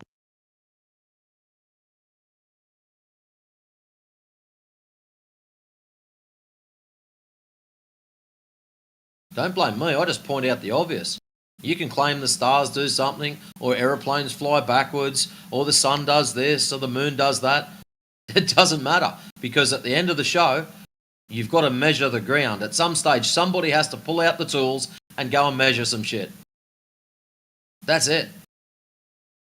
When you measure curvature, like I said, get back to us, and then we'll go, oh wow, here we go. This guy's finally got it. If you're using the jar as example, you need to admit that for you to be able to observe the jar, If I'm using what as an moving in the example? same direction but appears to If be I'm using, stop, go back. clockwise, Leaf, you if have I'm to using be observing what? from the outside of it. Okay, Leaf, you're still talking. I need you to clarify something. You said right at the start, if you're using something to prove this, what was the something? Start again. If you're using something to prove it, I didn't know what that something was. Sounds like you said if you're using the drive. I don't know what that is. No, you were some of you were talking about the jar, and The jar. Thank you. Yeah, if you were opening the lid, it appears to be moving anti-clockwise if you observe it from above, but if you're observing from below, it appears to be moving clockwise, right? So that is equivalent of you facing north and facing south. That's it. Nothing more, nothing less. That's what that equates to. That's what the There's no north or south if you're observing the jar being open from the outside perspective, right? Okay, on a jar, there's no little N printed on it and there's no S printed on it. There's no north and south on a jar. The fact is, you are viewing the lid opening from a different perspective. That equivalence is you being outside, the top of the jar looking down is you being in your position facing north. The bottom of the jar looking up is your position looking south. That's it. Where's this north and south at this point? No, north two flat Earths? Two perspectives, so two flat Earths now? No, please don't come into the conversation late and just throw random shit in. Well, from where are the two perspectives? Looking at the lid opening? No, there are multiple perspectives. You can observe from the sideways. Leaf. You can observe from. There's two perspectives. Number one, the top of the jar. Number two, from underneath the jar. That's it. These two perspectives are equivalent to north looking south and south looking north. That's it, mate. I don't know why you're trying to overcomplicate it or make this hard. You're just busting your own brain for I don't know whatever reason. Yeah, so you're one is talking looking about from the top, looking down. North to south. Yeah. One is down Yeah. looking up. South to north. That's the Yeah, so- equivalent. And guess So what? you we do realize. know, again, we know the stars move east to west. But because you're facing a different direction, they appear to be There you going in go. opposite directions. There you go. So if you use the just So they're not analogy of the reality- actually, Leaf, you seem to have this idea in your head that appearing to go opposite directions means they actually are. All they are doing is it's because of your relative position. That's it. One of I them thought he is said he couldn't ignored. trust his eyes anyway. And we the said that relative too. and the relative position is proving that we're living in a 3-dimensional reality. We're not living in Oh two-dimensional. my god, he's just going to fucking triple down. He is going to go back to the start. Did someone press the reset button? Because if I find out whoever does this, I'm going to kick him out of this room. Seriously. You being all right. You being impatient Leaf, because let's you go can't back wrap to the it around, basics. Number one, you claimed because one of them, they spin clockwise, and the other direction, they spin anti-clockwise, proves we're on a ball. All we are saying is that appearance doesn't prove ball. All How? it proves is How? you're facing a different direction. That's it. You yourself can go outside and test this at night time, as long as it's not cloudy. All right, if you look in the chart, yeah. If you look in the chart, yeah. No, forget the jar. Just go outside. If you want more jar, talk to Did you L2, realize the please. jar is a 3-dimension? You do realize the jar is Oh a my 3-dimensional god, he's going to go object, back right? to it's a three-dimensional. LT, can you get some crayons for this guy? Make sure he doesn't eat one. And draw it for him, please. Yeah, I don't know if we can get through to him. If you're capable to look the jar from different perspective in this 3-dimensional reality, then you're pretty much saying the reality that we capable for us to observe the sky is Forget about the 3-dimensional. jar. Forget about the jar. That's thrown you off because now you're thinking of it from the top and the bottom of a globe. You think that looking at the top of the jar is north and from the bottom is south. Do the thing up in the air above you. Forget about the jar. Turn No, the lid. fucking north or south, right? I'm not talking about north or south. I'm talking about 3-dimensional here. Like, how we determine where's north or south is based on like where the ice is at. I'm not talking about no ice, right? I'm talking about if we observing the jar is being opened, you need to be outside the jar in the first place, right? So, is your head in it? So you saying the sky is literally the lid of the jar, and the reason we can observe it to be rotating clockwise and anti-clockwise because we outside the sky. The sky is literally in the middle of That the is reality. not what he's saying. Okay, imagine the lid is yeah, we fucking... actually- Leaf, stop. I want you to imagine you're in the jar. You're a tiny little person in the jar. The jar is so freaking big that you can't even see the sides of it. Now, Yeah, there's no you jar don't though. know. You don't know where in relationship to the middle of the jar or the sides of the jar where you are. All you know is the middle is that way and the opposite direction is the outside. That's all you know. Are If you I'm with me so capable- far? If We're I'm not on top of the capable- jar, we're inside the jar looking up. Now, both you and me are in the jar looking up. When you look up, facing towards the middle, you're going to look up and you're going to see the lid rotating clockwise. When I look up facing south or to the outside of the jar, it's going to appear to be anti-clockwise. There you go. Yeah. It's the same lid. It's flat. It hasn't changed directions. Yeah, It's only an appearance. Why Well, the does it sky's appear? flat, man. Why does it appear to be going opposite directions? We're both in the same jar. The only thing that's changed is you facing one way and me facing the other. That's it. Perspective. He doesn't get Well, it. He'll at go least back to it's a yeah, three-dimensional well, something or maybe. other.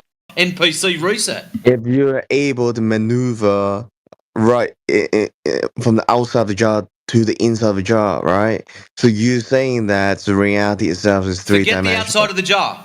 We're both inside the jar. I just told you that. I gave you the scenario. Like, where did Yes, you? so the Where Earth did is you turn compact, off? man, isn't it? Where did It's you the jump Earth off the is train? compact, man. If you're above a merry-go-round and looking down at the merry-go-round, it's going a certain direction. If you're standing underneath that same merry-go-round and look up at it from some kind of maintenance hatch or something, it's moving the opposite direction. Which direction is it actually going? Well, it's objective, right? Because it's only be rotating in one direction, but it Subjective. appears to be. It's Yeah, it subjective. appears to be rotating clockwise and anti-clockwise. It Right, that means depends it's on your location. subjective, not objective. Depends on it's relative to your Right, if location, it's man. Other thing. relative, it can't be objective. It has to be subjective. No, right. Yes. It is moving. It is moving. Yes, we agree. But its direction is relative to you, not itself. Your observation of its direction of motion is more dependent on you, the observer, than it is the actual thing in motion. Yeah, no shit, alright? Of course, but like this is So we agree that what you said a minute ago was completely fucking wrong. if we are capable to observe it in either clockwise and anti-clockwise, that's pretty much proof that we're living It's in a proof that plane you that's spun not around flat, 180 okay? degrees. That's what it's proof of. You spun around 180 degrees. That's it. That's all the proof. It's not that hard to get, right? Like the Earth is convex now. Apparently it is. All right, so what we're saying here is the sky is right in the middle of everything, and we literally on the outside of the sky, which is not what we perceive. I don't know for the life of me how you constructed that last 30 seconds of garble over the last hour and 15 minutes of what you've been told. I'm not even saying the Earth is flat or globe. It's literally convex now. You do realize, all right? Where the fuck did you come up with that? Leaf, I'm going to be quite rude about this. You're not qualified to be in this room. All right, can you imagine if the sky itself is lit, all right? And if we can observe the sky rotating anti-clockwise or clockwise, we have to be from outside the sky instead of what we have been thinking or what we've been told what reality Why is, are right? you imagining? What's this imagining outside of the sky? Here's a trick for you. No imagination. Stand up. Walk outside. Look up whilst your body is facing north. You can do this. I know. It's very confusing. Face north. The sky is moving right to left, east to west. If you spin around, it appears to be going backwards, even though we know it's not. All that's happened is Leaf has faced the other way. That's it. If you spin in a circle, you're not changing the sun's movement. It keeps going the way it goes. You looking the other way does not change its direction. It is objectively moving east to west, not left to right or right to left, east to west.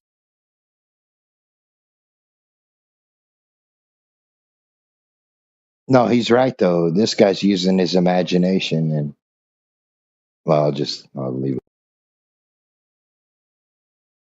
Do you guys see what I'm talking about here? If you imagine the lit as the sky itself, we're literally on the outside of the sky. That's how you can observe in such way. Okay, so you're God now. You have what's called a God's eye view, looking down at the sky, rotating above the ground. Is that what you see in your head? Let's nut this right out. Is that what you see, Leaf? You are now God, looking down at the ground, witnessing the sky rotating between you and the ground. Is that what you're imagining? That's pretty much the depiction of the lid in the jar, right? Like you can obviously imagine what I can imagine right now inside my head. Okay, right? you've stopped. We're going to stay on one side of the lid now. We're not going to go from God's view. We're going to go from our view looking up. Except the only things we're going to change is two. Number one, you're going to face north and have a look at the stars. Then you're going to turn around and face south and look at the stars. That's the only two things you're going to do.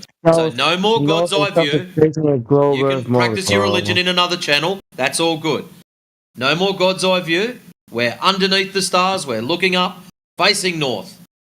Are they moving east to west? Yeah, what's going to be the argument for a flat Earth? Go ahead. What is north anyway? Like, answer his question. Quit avoiding. Answer his question. What is north? It depends on where the North Pole is, bro. Like, there ain't no such thing as north. We only have one, so it's pretty obvious. There's no further than the North Pole. Is there a second or third North Pole I'm not aware of? Answer his question. All right. Imagine there's like infinite access on the Earth itself. There's like you can just say there's Why are we imagining? There's no imagination in this. This is what we're seeing outside. Why do you have to go back to this imaginary fairy tale? I can say Australia is the North Pole now. I can say America is the North Pole now. Okay, so now America is what we're facing to north now. Oh, Australia is we're facing Australia. That's where north is located, right? Like, I'm not gonna. Why are you imagining this weird shit? Have we broken you to the point where you're now just imagining random shit? Random North Poles.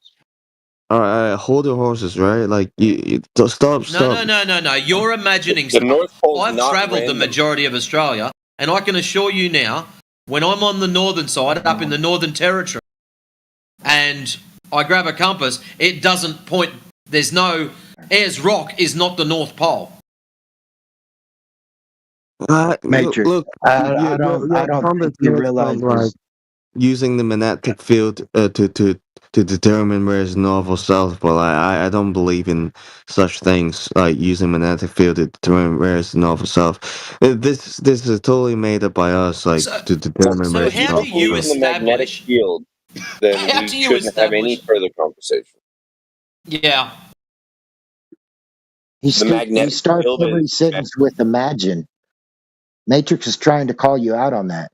Every time you start a sentence, it's with imagine. And he keeps trying to, why are you imagining? You're not, I'm sorry, you're just not getting it. My bad. Well, valid point. The whole concept of whether the Earth is flat or globe is out of our imagination, right? It's measured. No. It's. How can you Go on, Matrix, because he's a fucking idiot. I want you to observe and measures your imagination. If I grab a tape measure and measure my table, now I'm just going to throw a random number out there. I've got a tape measure here, but to be honest with you, I'm too freaking lazy to measure it. Let's say it measures 4'8". Am I imagining that it's 4'8", or is it actually 4'8"? Yeah, that's no, what that's the tape measure it's says. just a concept, Matrix. That's just a concept. Whether your table's 4x8 or 6x10, it's just a concept, and you have to imagine it. Where did you buy all your table? All I can say is you imagining a table is 4'8" to be real. Okay. So yeah, it is I'm real. sitting at my computer desk. I'm not holding a tape measure out. What's that come out in inches? But not from China, then. Imagine this. Imagine that.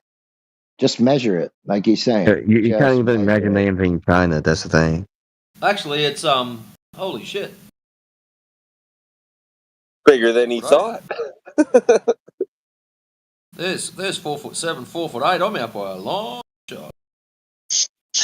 His table's like All the 6 way. feet, and he's like, shot by it.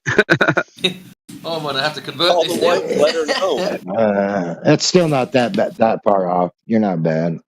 71 inches. What's that work out in feet? It's an inch under 6 feet. Wow, I did that so fucking fast. Awesome. A tape Well, measurer the Freedom in Unit Australia.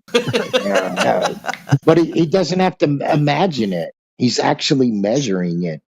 Can you contemplate that? No, he imagined he measured it.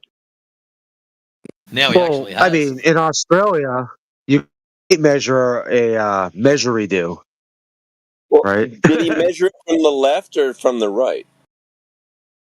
That wasn't funny. Never mind. I'm sorry. That wasn't too bad. Well, if Oh, you I'm going to break imagine up my measure-redo. Superman's real and he's real, you imagine it.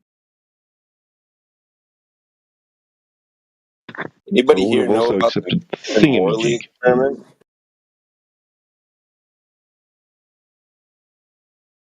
The what, sorry? Michelson-Morley experiment? I don't know that it was an actual experiment, but yeah, I've heard of it. Michelson and Morley. Yeah. What was Mickelson and Morley's Was it naturally observed Mickles? phenomenon? Was it Mickles and Morley, or was it Mickelson Morley, or was it Mickelson and Morley? I think it's and Well, it's Mickelson and Morley. Like they're two separate people, Mickelson and Morley. But I thought Witsit just called it MCX now. It's a crucial point if somebody's ignorant on the matter.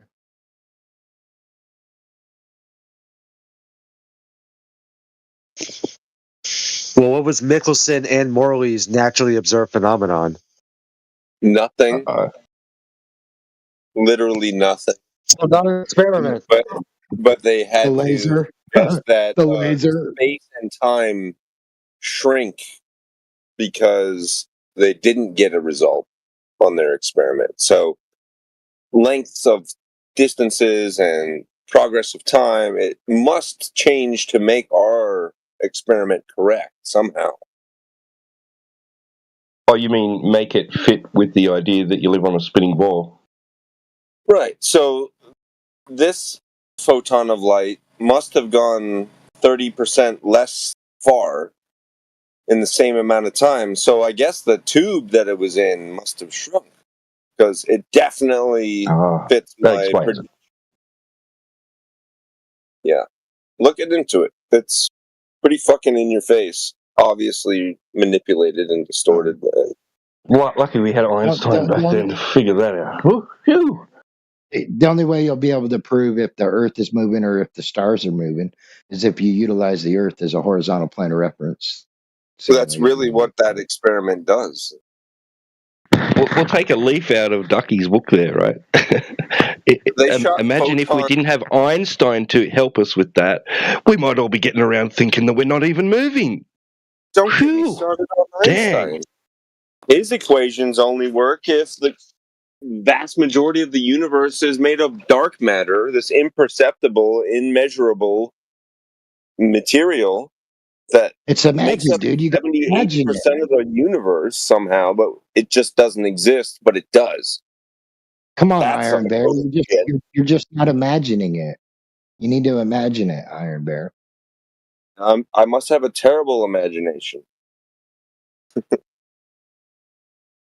If you make an equation and you stand by it, and then 50 years later, it turns out you're off by 80%, and then you say, oh, that's because there's some other shit out there that we can't even see if we tried. It's impossible to find it. By definition, I will call you a fucking Svengali. You're a fucking liar. Get out of my house, off my property, or off my block. Matrix had him with the and he just wasn't realizing what Matrix was saying. He had him the whole time with Hello, James. How are you doing?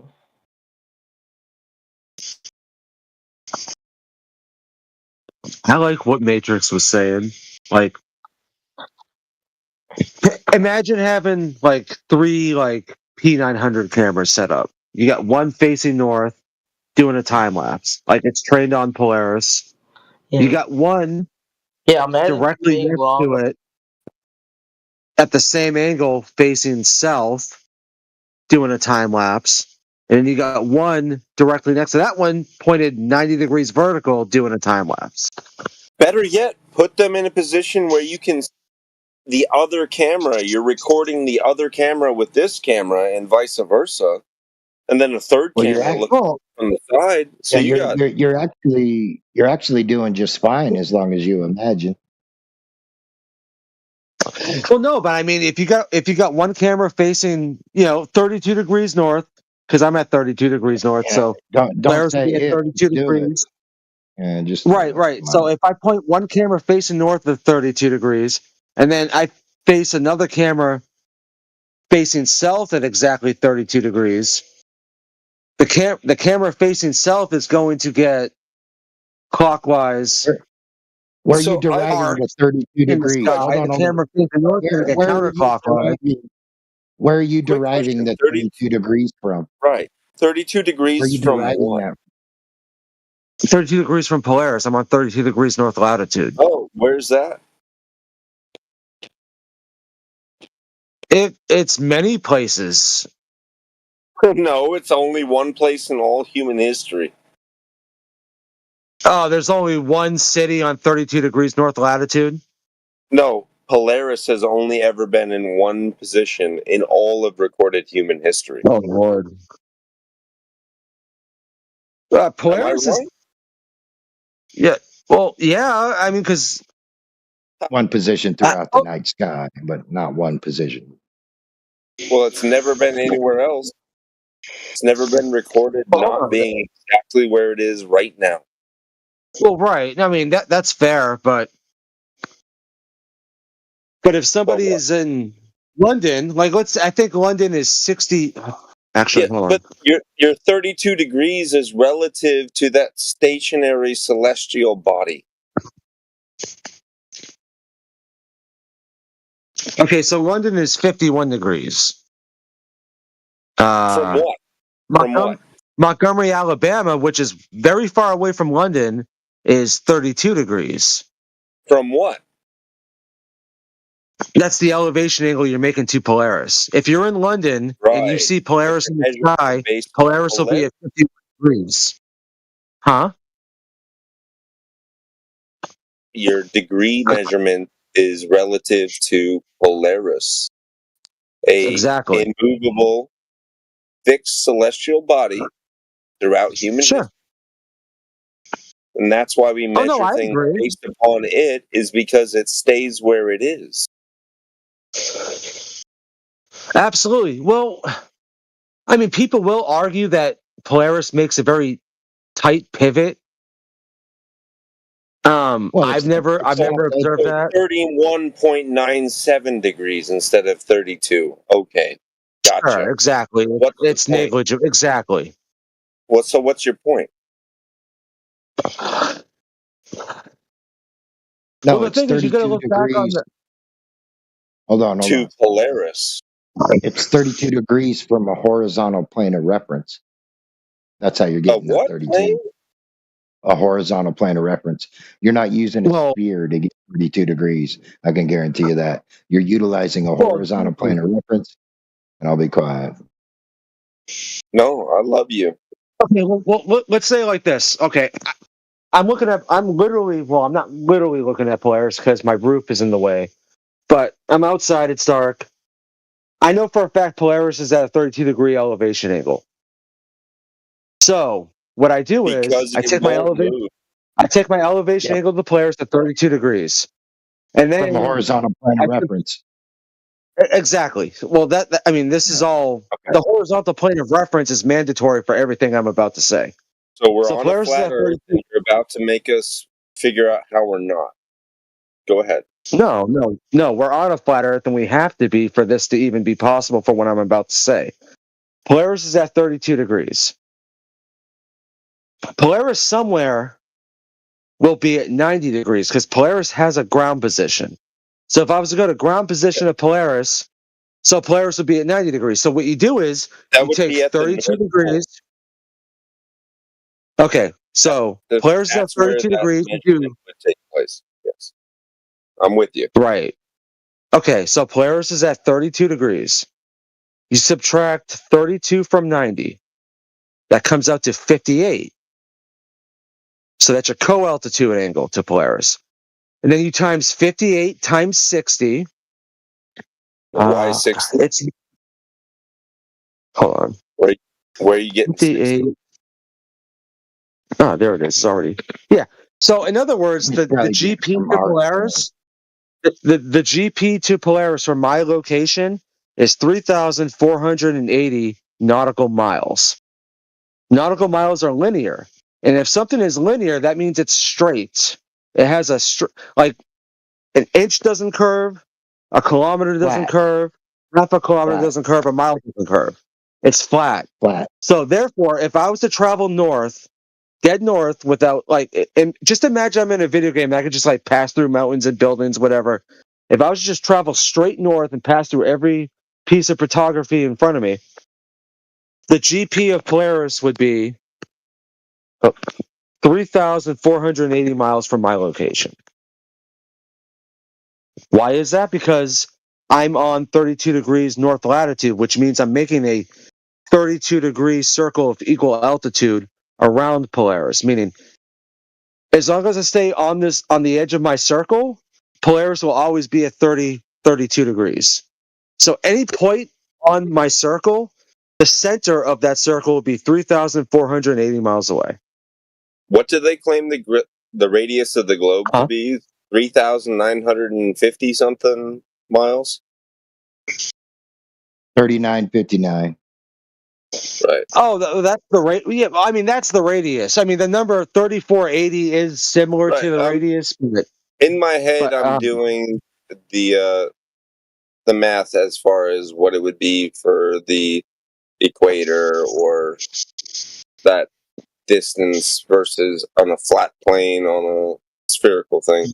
You would experience an elliptical degree change as you approached that distance. At first, it wouldn't change very much if you were on a sphere, but the closer you got, the more rapid the degree change would increase on a daily basis at a fixed rate, traveling from the equator to the North Pole. These are all. Well, I'm like halfway. These are all measured from your location. How'd you get your location? I'm at 29 degrees south. I'm 29 degrees south latitude. So that must mean that Polaris has a depression angle of 29 degrees. You're from where now? Say that again. I'm 29 degrees south latitude, so Polaris must have I must be able to make a depression angle to Polaris of 29 degrees. So you're you're 29 degrees south latitude. How did you determine what latitude you're on? I'm just going by what I'm told. Well, I mean, you definitely sound like. Well, elevation angle to what? No, it'd have to be if we're going by Polaris, then it's a depression angle. Can you see Polaris from 29 degrees south latitude? No. Is Polaris visible for you? No. No. So how did you determine what latitude you're on? I didn't. Is there a star that is similarly fixed like Polaris for you in the southern hemisphere, where you can say it generally stays? It wobbles a bit, but it generally stays. No. What are you talking I've heard about? myths and legends of like the Southern Cross and. No, it's not the center point. It's not the center point. Well, first off, Crux, the Southern Cross. That's like looking at the Big Dipper in the north. Like that's not going to give you See, this is what I don't get. Why is there Crux has nothing to do. I mean, the correct answer would have been Sigma Octantis, but everyone knows you can't see that. One of the big things is it's a lot of conjecture whether it is actually a center point or not, because it can't be seen because it's so dull.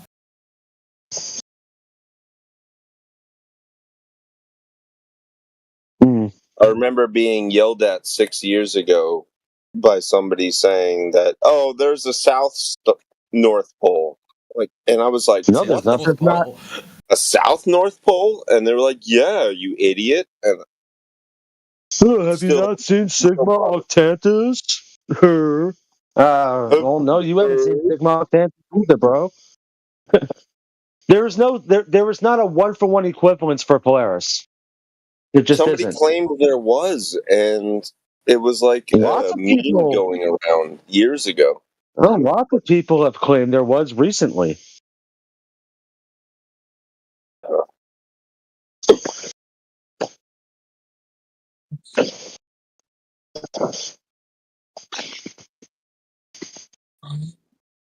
If you're I on guess one what was side of the Polaris road and a car as goes far as by, like modern history is concerned? When I say modern history, like the history that we all know today, what was Polaris cataloged? Polaris was cataloged by God. What the fuck was his name? Claudius Ptolemy. And, like aka Ptolemy. It's a weird. I can never pronounce it correctly. Hold on. It's spelled PT, but people from That's people what throws born me off. before 9/11 say Ptolemy. I was in like I was in 6th grade when 9/11 happened, so I was born well before 9/11. Okay. I'm old. Ptolemy. Ptolemy. Ptolemy. Sure, whatever. He was born in 100 AD, and Polaris was cataloged in like 140 AD. Polaris was cataloged in the same location it's at now. You're omitting all the other cultures in the world and history. It has been recorded, documented by. Right? Yeah. You want to talk about the? Yeah, I'm glad you brought that up. You're correct. It's you know what? Like when you say Ptolemy is one that discovered Polaris, that's like saying John Smith discovered Virginia. He recorded it. He didn't discover it. Sure. But what I'm saying is, it's kind of like when somebody from England goes over to like North America in like 1580 and goes, "I discovered this land. I'm just going to kill all the people that live here first, and then I'm going to say I'm going to discover it." That's pretty much, No, because 100 years ago, some guy named Christopher Columbus or Johann Bartolomeo Colon did it first, so they wouldn't have claimed discovery. No, they may have done some fucked up shit, but they didn't discover anything. Right, what I'm saying is, what's the cool kid saying? Ptolemy, right? Tolemy, Ptolemy. Is that so? Just the P is silent. PT, but Ptolemy. the P is Ptolemy. Yeah. Okay. So Ptolemy catalog Polaris at 140 AD. Okay, cool. That's a long ass time ago. Anybody know about the Inuits? Yeah, there was about 830 BCE to 1200 AD. The Inuits are just as old as the Jews. The Inuits have written history going back. Yeah. The Inuits have written history going back 5,000 years. He's dropping the hard Inuit. What? No. Okay, don't be a troll. That's because that's not what I'm doing. Don't do that. Don't Shock value is fun, but maybe not in this server because people tend to get put me out super on an offended. ice floe just because I'm older than you. Are you older than me? Oh, that makes me feel better. I am. Were you born in 91? 89. I am older than you. By 500 years. No, just one. Yeah. It's in my how name. old are they anyway? Oh, I like 350 E to about. No, Google, like, how old are you? No, you do me a favor if you want to have a conversation in good faith. Google how old the Inuits are. Well, they live to about 83, 85 on average. Okay, so I have to do it for you.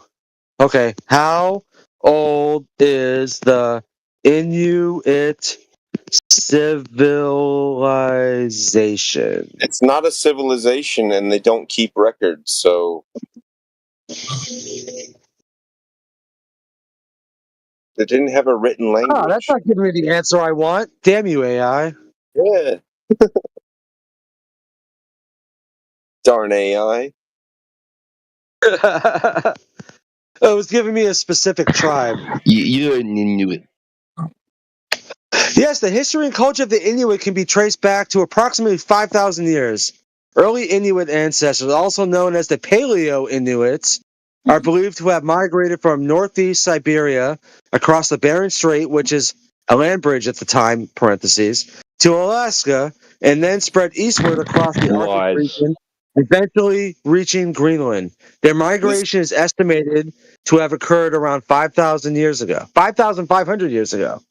But the This thing is new information to you. Is oh, sure, of course. Not a lot of people know about that. I was shocked when I found out how old they keep were. reading, and it'll talk about how they became the Clovis people, and they were the earliest settlers on the North American continent, and they eventually worked their way down to South. And why did they used to dress like the Japanese?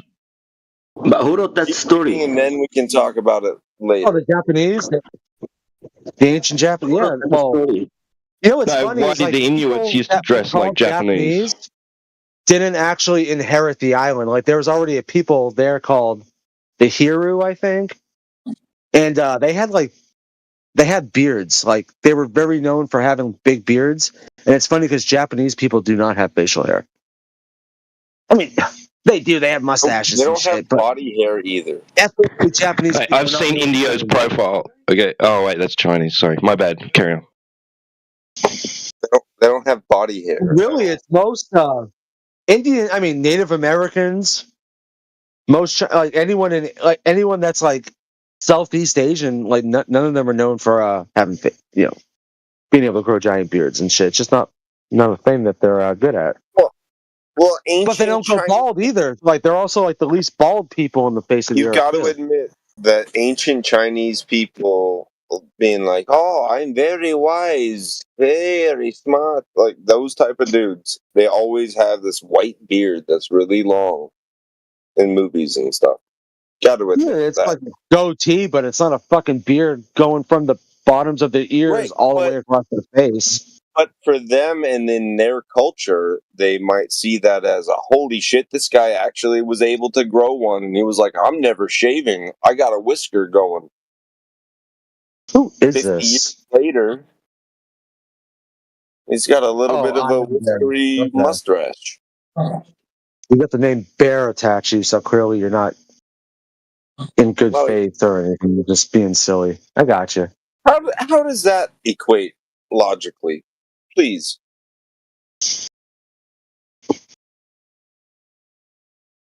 Six years ago, I decided to name myself that because my dad's nickname was Bear, because his name is Barry. And when he died tragically, I decided to keep his name alive. Oh, so you're not you're not an Owen Benjamin fan? Right. I was gonna hold off on that for a second.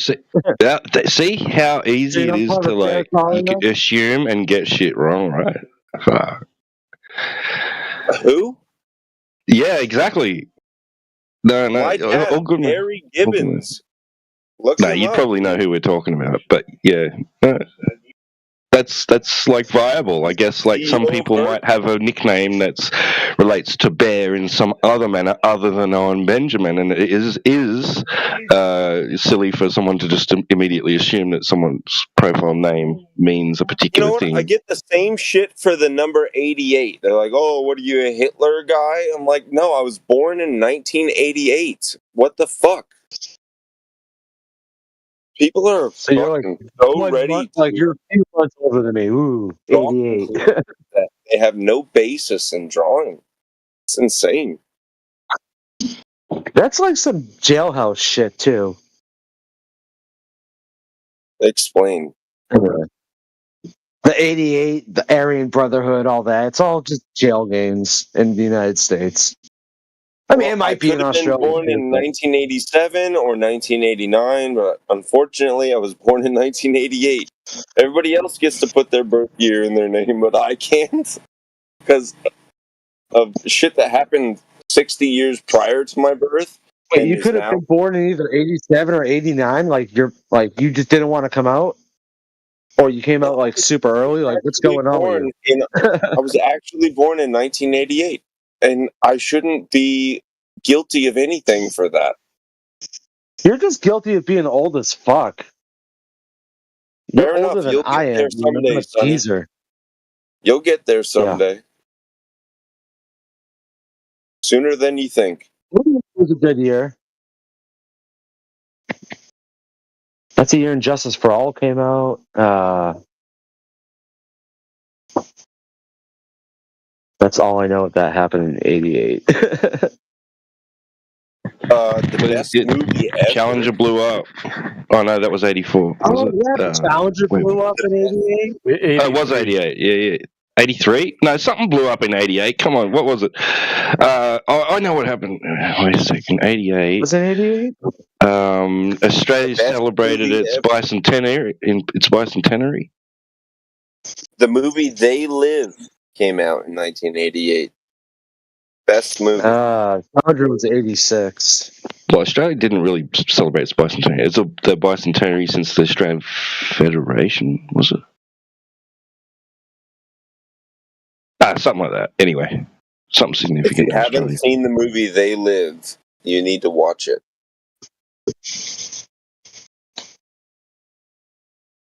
Australia is such a strange country to me.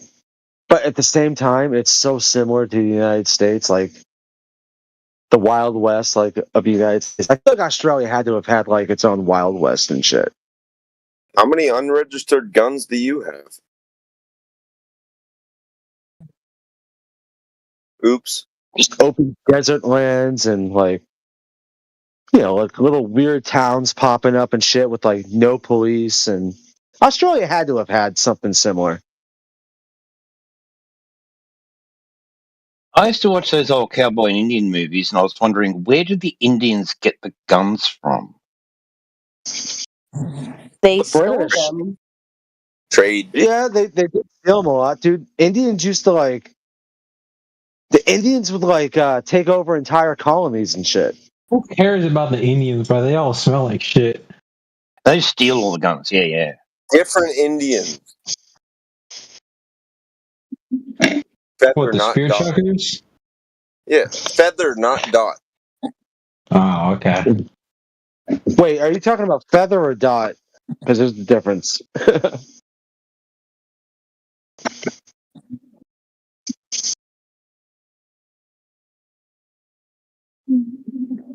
Why do we have the same name for people from India and people that are Native Americans? Why do we call them both Indians?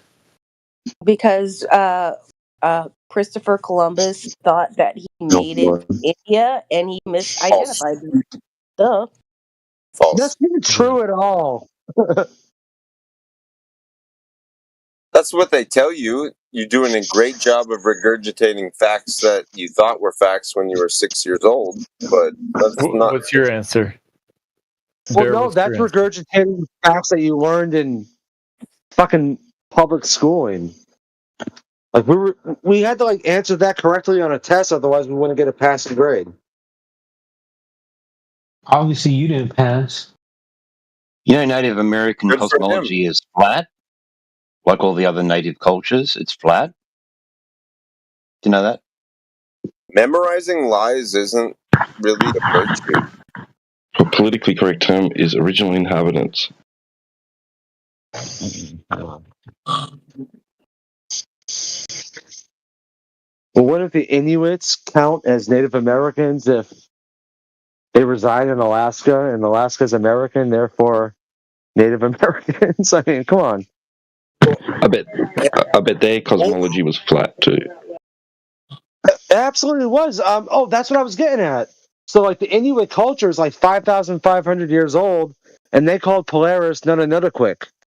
Like, that was their name for it, which literally translates to never moves. And they described the wagon going around it as a woman, and the Big Dipper going around it as the man.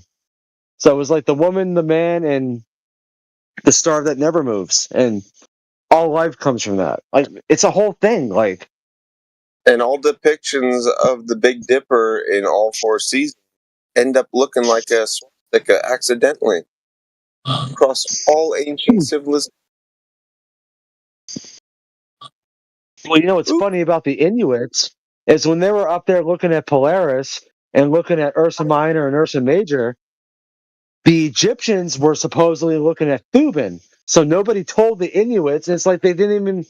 It's like when they came up with the story, they didn't even do all their fact checking, and they didn't like fill up all the holes. Like all these ancient cultures disagree with what the mainstream says, and the mainstream goes with Egypt. I mean, because everyone knows about the pyramids and shit, and they claim, oh, the Egyptians looked at Thuban, and the pyramids were built 5,000 years ago, and the Jews were 5,000 years ago, and the Inuits, well, hey, they were 5,000 years ago, but their history says something completely different than what you're trying to tell me. Yeah, but the pyramids, they are all aligned with the Polaris. Yeah, it never moves. Not another quick. That's why the big pyramid is faced to Polaris. Wait, is it? Wait, what? The pyramid of Giza. The pyramid of Giza. One of the faces. It faced to Polaris, to north. Oh, yeah, sure. one's north. Sure. There's known. Well, yeah, I mean, the pyramid has 4 smooth sides on it, doesn't it? Or is it 3? No, it's 4. Not really. No, it's 3. My bad. They say it aligns with Orion's belt too, like the 3 pyramids. But from which vantage point? And at what time of year? And how far away? But Pyramid of Giza, the big one, it's faced Polaris. It's faced north. Big one. And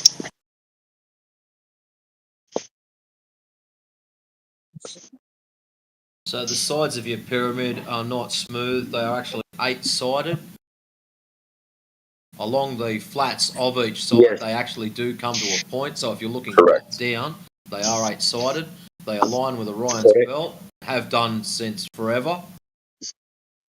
Well, yeah. I've got contention with that. But there's also the lack of the facing stones. Yeah, there's a whole heap of things like their capstones. Allegedly, they were supposed to be covered in mud. And apparently the Sphinx faced the constellation of Leo 10,000 years ago. Or 12,000 years ago. Everybody just ran over Matrix. Are you gay? Holy crap. A fucking lion. No, we didn't. You got what you wanted out, didn't you, Matrix? I said everything I wanted, and everyone... Yeah, you're so good. Oh, I might just be lagging. I thought you got cut off in your sentence. My bad. Called concern trolling. I'm just not sure about the Orion thing. I mean, like, that's just from a certain vantage point, right?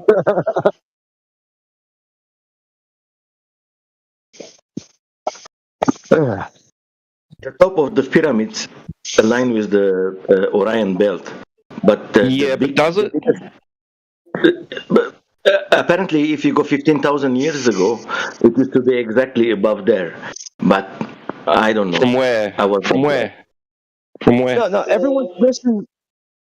You guys are missing the point with the 3 pyramids of Giza and Orion's belt and all that.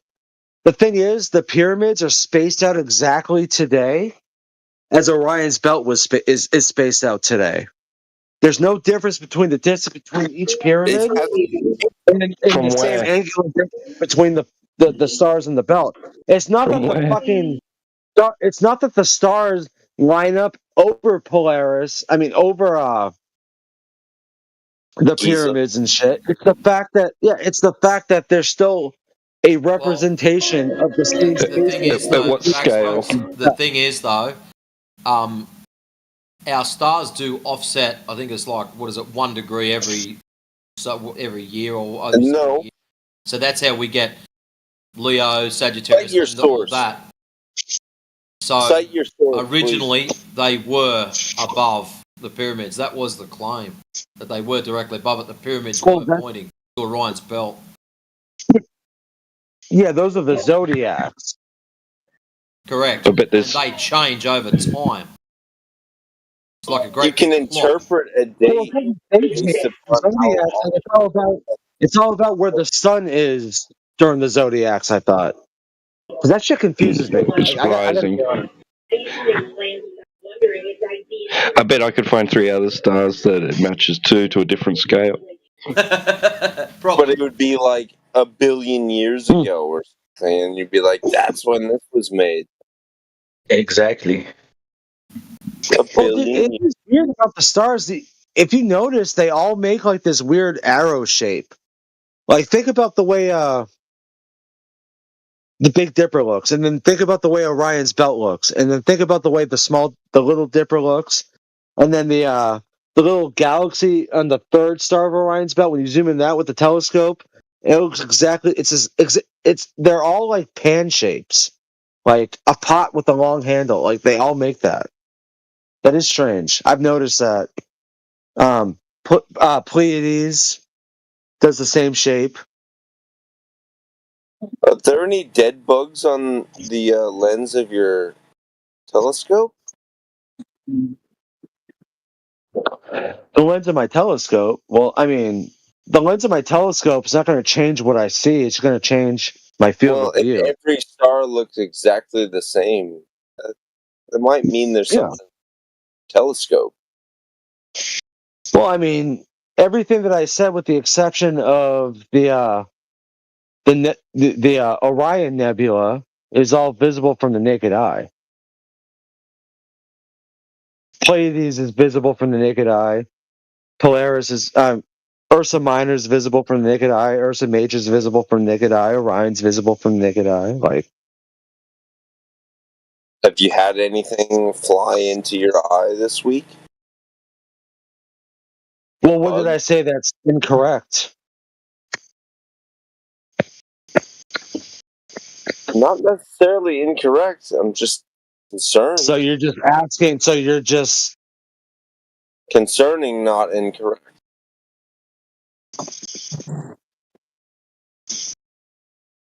I feel like you're trying to like ad hom me in some weird way. If you're ignoring what I said and then asking me if a bug flew into my eye.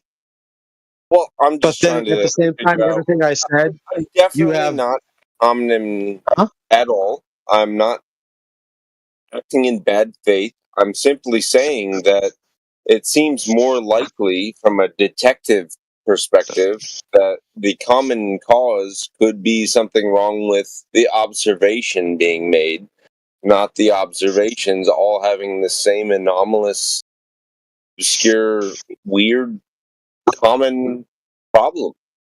So maybe they all kind of look similar. The eye or the telescope, plainly, bro. Camera lens. Just speak English. Speak plain. Like, just say what you're trying to say. I couldn't. Polaris. Any clearer. Like Ursa Minor, Ursa Major, Pleiades, and Orion's belt all have that weird same shape, and the nebula, quote unquote, inside Orion's belt that you can see through a telescope, which is the middle star on the sheath. Yeah. Bro, all I'm saying is Occam's razor. The simplest explanation is most likely the correct one. So what's the simplest explanation for all these stars having the exact same pattern? If they all look the same to you, then maybe it's an eye issue. No, they would all look the same to you too. Have you looked at them? Yes, I have. Not tonight. Okay. Yeah. Not tonight. I haven't looked at them tonight either. My telescope's been broke for fucking going on 5 months. It's really depressing. But I got 4 years out of it, so it's whatever. I've looked at many different stars, and I've never seen two that look the same up close. So if you say you see the stars looking the same, either I need to look at the stars again today, or there might be something wrong with your equipment. whether I that say be the stars take it up. themselves all look the same, or just the shape that the stars are making looks the Well, if they same? all look like the Big Because Dipper, that's a big then difference. that's a little suspect. So you don't think the Big Dipper and the Little Dipper look similar in their shapes? Like they're both like making a weird I didn't say that. double shape. Right. I mean, that's all I'm getting at. I just I think feel he's like they're talking wanting about. to argue. I think he's talking about individual stars, not the constellations. Yeah. Well, everything that I've seen, every individual star looks similar to every other individual star. They do vary in color a little bit, and brightness and size, but I mean, for the most part, they're just specks of light. And that light's usually blue, white.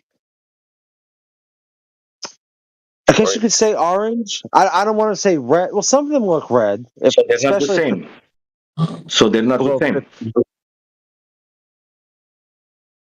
No, I never said they were. I never said each individual star looked identical to each other individual star. I never said that. I just merely said the That was the shape contention. that the stars are That was the making all look similar. That was the contention. He was saying that they don't look the same, and you were saying they look the same. That's what's happening. Yeah, the shapes look the same, not the individual stars making the shapes. Never said that.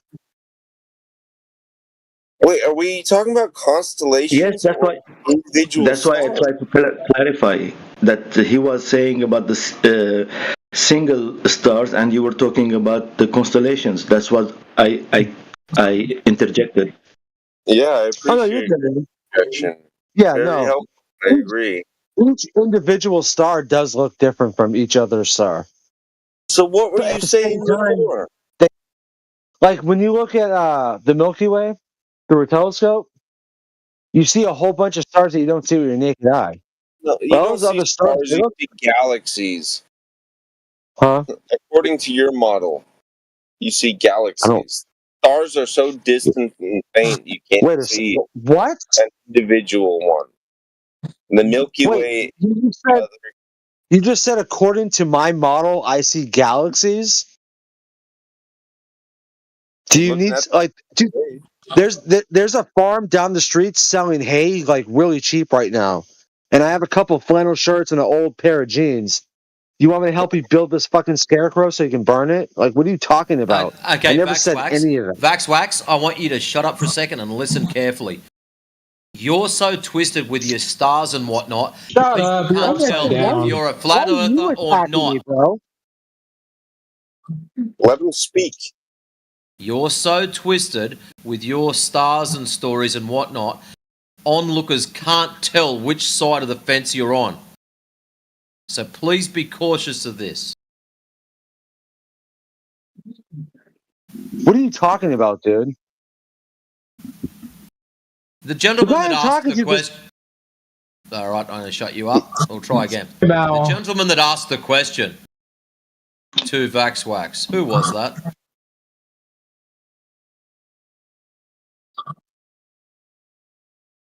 Now no one wants to speak. Amazing. Me? Was it my question? I don't know who me is. I'm Iron. Was it you that asked Vaxwax about his model that he's in? I mean, technically, yes, to a certain degree of interpretation. I was talking about the model of flat Earth versus globe Earth, and as far as stars and Polaris, and it got down a whole rabbit hole. Yeah, the reason you were questioning, why were you questioning that? Were you Okay, what do you believe Vaxwax is a Obi? What do I believe? Vaxwax is a globie? Is that what you said? Do you think he's a flat earther or a globie? Gut instinct, globie. Based on the way he's talking, would you believe it if I told you he's a flat earther? Yeah, I have known many over the years that I've had contentious interactions with and couldn't get agreement on terms that we were discussing, and it just leads to whole ordeals. So I can anyways, absolutely agree it. Yeah. The reason that's why I told him to be cautious of how he presents these stars is because a lot of people get confused. They don't even know which side of the fence he's on because of the way he talks about it. But anyways, we'll let him out because he gets a bit emotional. So as I said, Waxwax, just be careful. Some people have a lot of trouble telling the difference depending on how you push your... Waxwax, I've got nothing against you, mate. I'm not pushing anything. End of the day, I'm happy to have the conversation with you. Otherwise, I'd be bored and lonely. So I don't hate you. I'm happy to have the conversation with you, no matter what. Glad you don't hate me. That's nice. Are you a Glober or a flat earther? Iron Bear. I'm a flat earther. Isn't it on my name? Yeah. See, I thought I was talking. I don't know, man. I was getting a little bit of a. Never mind. It doesn't matter.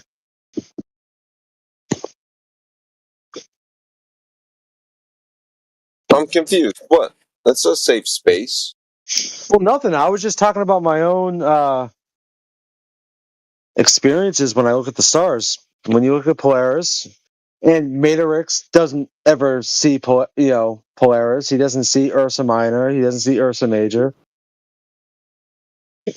He might see bits and pieces of it if he travels far enough north on the continent of Australia. I don't know.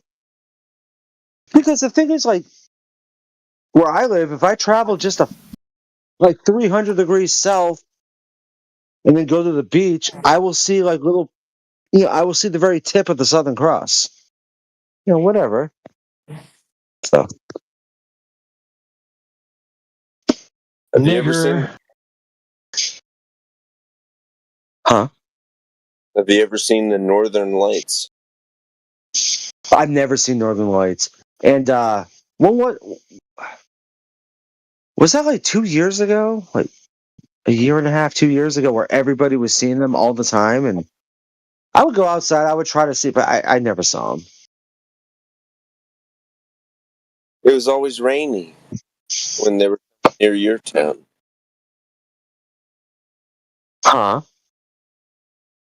Yeah. Talking about my personal experience. I didn't see them either because it was always bad weather when it was supposed to be visible where I was. Well, let me ask you, like, what's your latitude?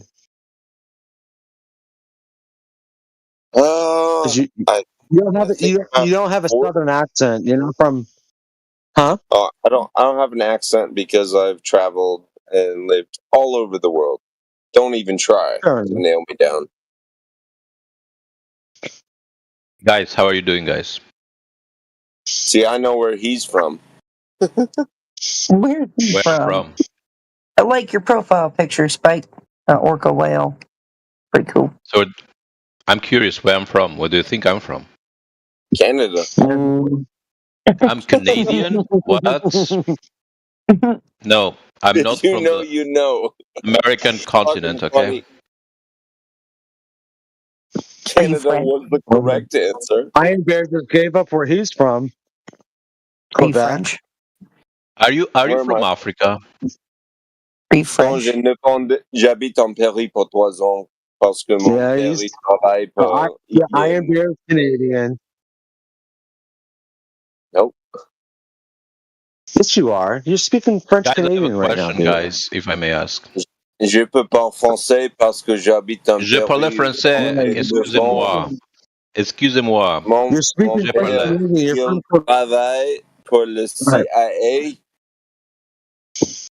So I have a question, if I may ask. Go ahead, buddy. So, the Earth is flat, right? Yes. Why do people? It measures that way. Yeah. So why billions of people are so brainwashed and cannot see the evidence in their eyes? Because they went to school. They were told by people that What do said they were their see? authority figures while they were at school. The question is, you Just a guys can't second. argue with me. Just a second. What do they see? What do they John see D. then? Rockefeller. If they don't see flat, what do they see? I'm saying, dude. Everyone sees the Earth is flat.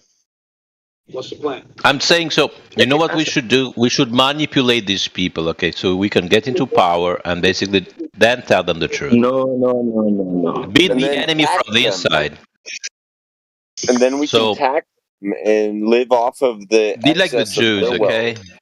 The Jews become powerful and control the government, lie them. Then we can tell the truth and reveal like the big flat Earth. What do you experience, my friend? They can't do In that reality. until they own the whole thing. Yeah, but you know we can play the same game, dude. We can become better. Stay off the main street. Or we could all just stop paying for 1 year, and they will. Yeah, go but bankrupt they will immediately. enslave you. They will enslave you, basically. No, they You have to take can't power enslave you without first. you doing it to yourself. Children on mothers and fathers type of shit. You said billions of people, they see different. What do they see? What do you see? I see the Earth is flat. And all of them, they see the world is flat. I mean, they don't see it. They see like curvatures, according to them. You ever seen this? No, nobody says that they saw the curvature. They always say it's too big to see the curvature. That's if you look into it. If you don't look into it, then you believe that your airplane window curves at the very last minute at the edge, and that's how you know it's curved. It's very simple. It's self-reification.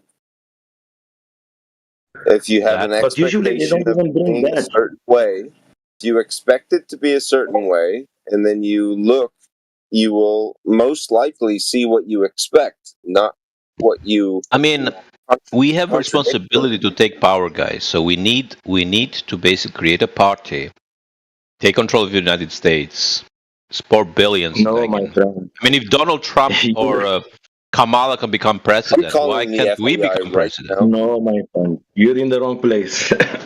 This is not Revolution Forum, it's Flat Earth Forum. Hello, FBI. But we need so someday I would like to nothing can be report- achieved because no matter even if you are Jesus and tell the truth, nobody will believe you unless now he's you have talking power to do it. Maybe you need, but we don't need that. Again, I'm just saying it would be way easier if we do it this way. We're doing very good, actually. Don't worry about it. People are coming back here and they're realizing, and everything is okay. People here Just like are a relax. few. We need millions, dude. We need millions, okay? Yeah, it will come, the millions, slowly. Well, I cannot wait. And when there is enough millions, and it will be automatically will happen, whatever will happen. So, which would you prefer, Spike? And what will we do? We will have Spike. communism or something? Which would you prefer? Yeah, what's up? Everybody, all of a sudden tomorrow, goes, oh, it's flat, with all these broken, half-assed arguments. Or we slowly gather our numbers over people understand correctly. Which would you prefer? So, well, here's the thing. Broken stories or people knowing the truth? Again, people forget very easily today. This is the problem. You need to So basically. you're not going to answer the question. So you're in here. I'm answering the question. I'm answering you're the not. question. You just don't like it. Because you would have picked story A or story Neither B. I would.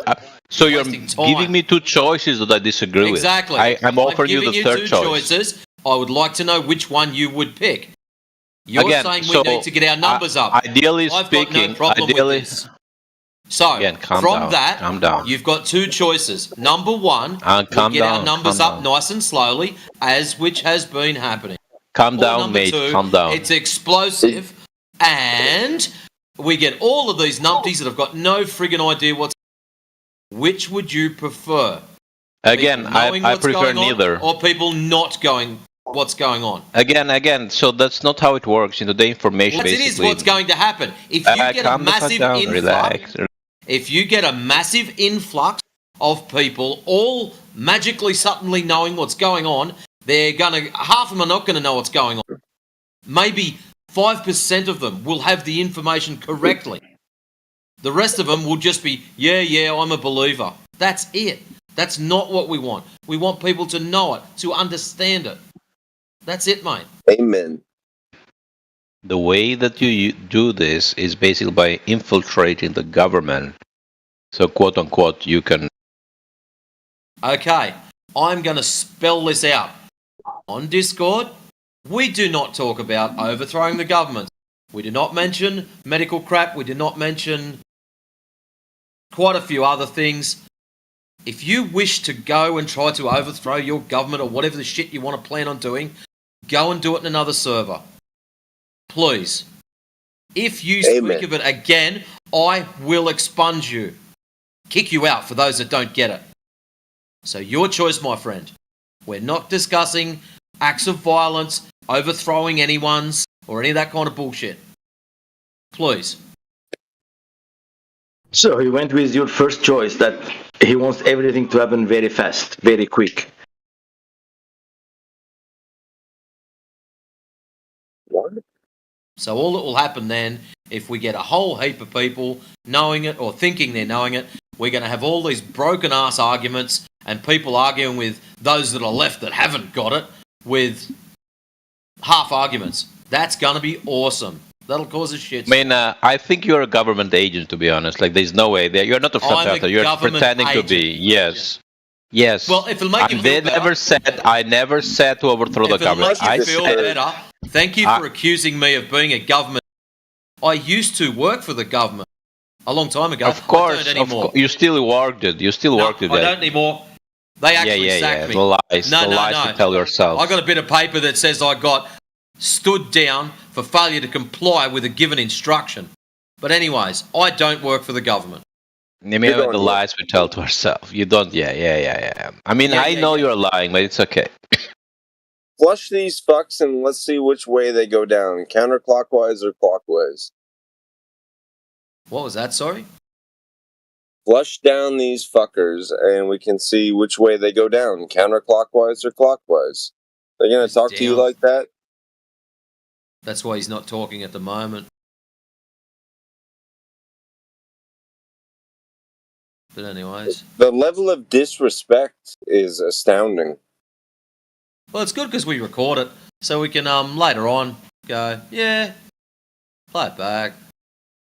Remember which ones are the bad ones. Some people listen to it and just go, wow, this guy's got no idea.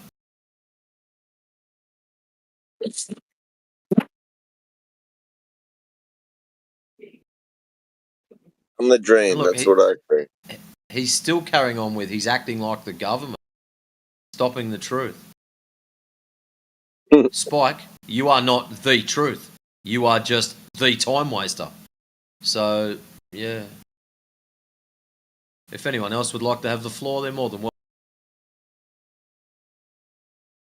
welcome. Or I can unlock Clown Shoes again and he can keep dribbling on. I'm easy either way. Any takers? Let him in. Here we go. It's okay to understood that this is like a government-controlled situation. And I never advocated for overthrowing the government. I advocated basically for gaining political influence and basically winning the government by democracy. But you are afraid of that. Are afraid about basically engaging in politics. And that's why basically you try to stop me. Not a political server. This is politics, dude. Hello. No, it's really not. Yes. Do you see the title of the server here? 24/7 flat Earth. No, the server. This is a voice chat. Do you know the difference between a voice chat and a server? I Do you know guess the not. difference between a voice chat and a Again, server? I'm sorry, I'll throw I that cannot same help you, question dude. back. I'll throw that exact same question back at you. Do you know the difference between the voice chat and the server? Because voice chat says 24/7 flat Earth. You're talking about other shit. So how about we stick to the 24/7 flat Earth? That'd be swell. The way to teach the people is by gaining power. That's how it works. I didn't Tell us say why you anything are controversial. Can you tell us, Is this guy Spike, why you recruiting? Is he recruiting for some sort of like insurrection or something? No, I propose to form a party and to gain control of United States government. Can you tell us why you are flat earther? I believe the government has lied us to control and manipulate us. That's why I'm a flat earther. What the fuck? Not a flat earther, man. Well, I wish you all the best for your political career. Don't Thank leave you, us. sir. Not a flat earther. Because the government lies about anything. So why you are flat earther? Well, so I believe that beyond the ice, there exist other continents, and the government is basically limiting our resources to basically make us poor and control us. If we are able to colonize other continents, we can basically become. Everyone will not suffer from being poor or famine, or like it will always be prosperous. You're not a flat earther, my friend. You're a conspiracy theorist. Nothing to do with flat earth, whatever you said. According to you, what is flat earth? Dude? Enlighten me. Why? I mean, the guy is claiming that he knows better than me, so. Well, Okay, why how about- should he be responsible to teach you? Again, the floor is yours. Because you didn't give me the response why you are a flat earther. You told me what they are doing, what they are not doing, I or believe that, whatever. as I said, the reason why I'm a flat earth because I believe the earth is flat. It's pretty simple, dude. What So how the do you fuck know is it's wrong with flat? How do you know it's flat? How do you Because know it's flat? I see it with my own eyes. It's not. What It's do you see? logical. It's instinct. That the Earth, like no matter. Yeah, you're fake. I went to Hey, the. Spike, those are awful reasons. Those are awful You're reasons, fake, dude. man. You're I fake. mean, I'm sorry that I'm not like good enough to be a flat earther. Dude. I didn't know that you have to be good enough. I'm sorry. I'm not elite like you No, guys. it's not that. When you are a flat earther, you know what to say when somebody tells you why you are a flat earther. Yeah, that is what the government tells you. You know what the Ask me government why. tells you to say about flat earth. Ask me why I'm That's a why. flat earther. Ask me It's a why. really personal experience. You can answer it. It's very easy. If you don't have an answer, you're a liar.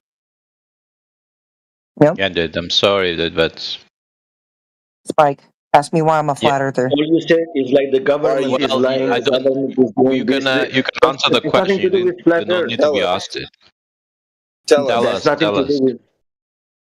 You didn't say anything about flat earth. All you said they are lying. They want to control. So that's why I'm flat earther. That's Yeah. not the flat earther's answer. Yeah, You're that's a not. conspiracy I didn't know there was like a requisite for being a flat earther. Like, what the fuck is wrong with this? This is like brainwashing one-on-one from the government, dude.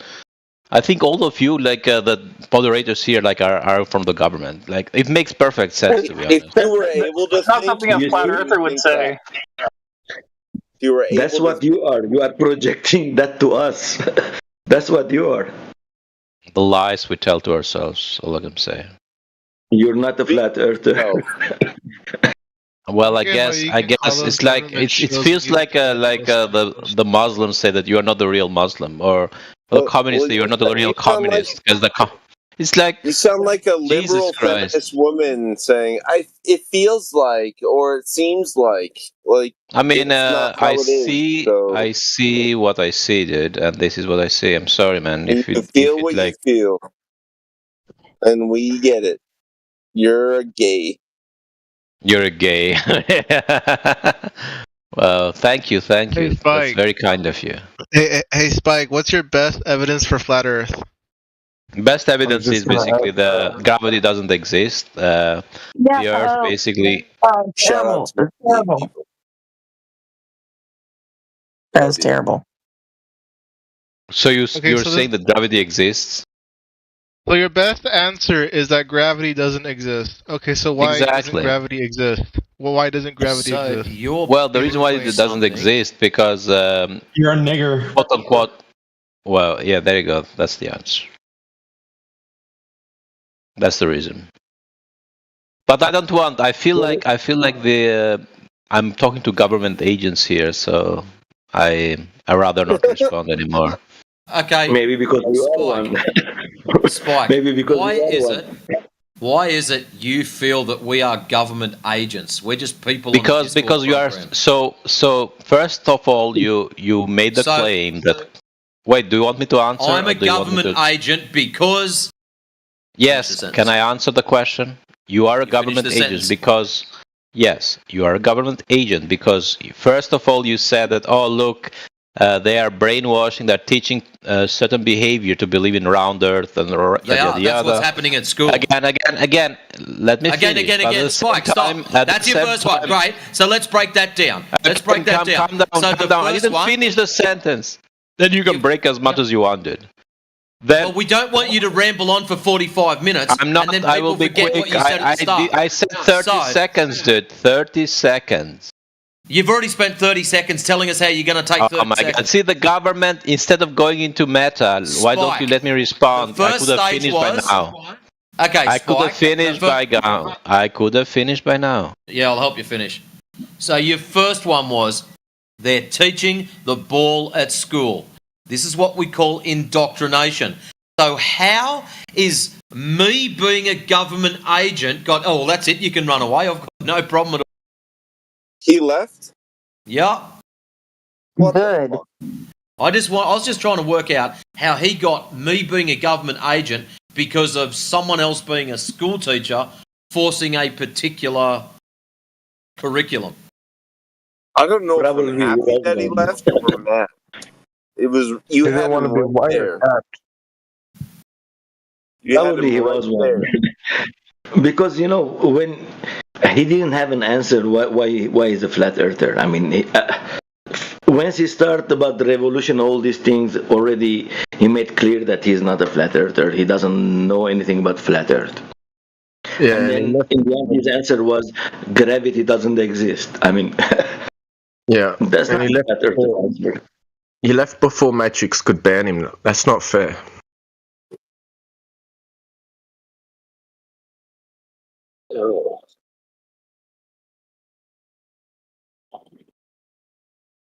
Oh, excellent. Old Hoss, you got that one. I didn't know who it was. I had me Discord on the wrong screen and I couldn't scroll up quick enough. Thank you.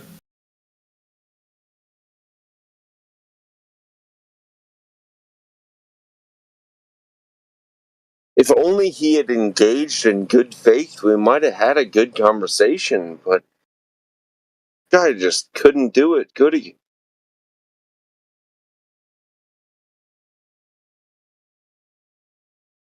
Alright, so who's next?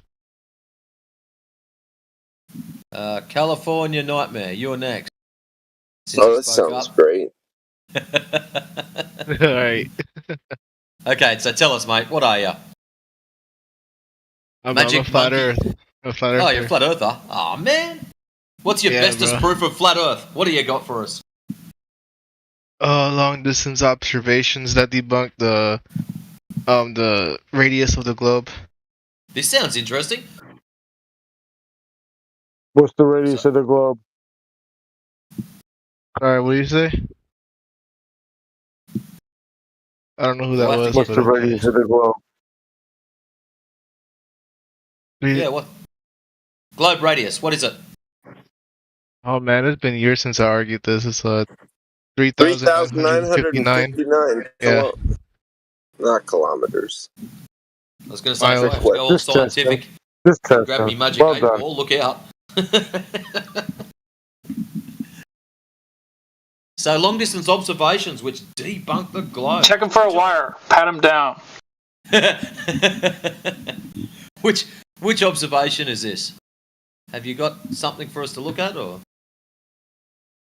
Man, there's been plenty of observations, but the best one that I remember on the top of my head is the Black Swan with the two oil rigs and how the two oil rigs debunked the geometric horizon because they're too far.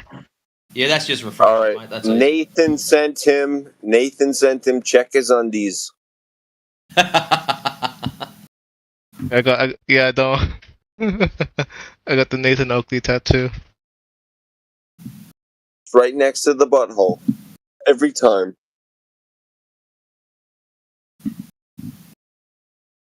It's okay, I got one too.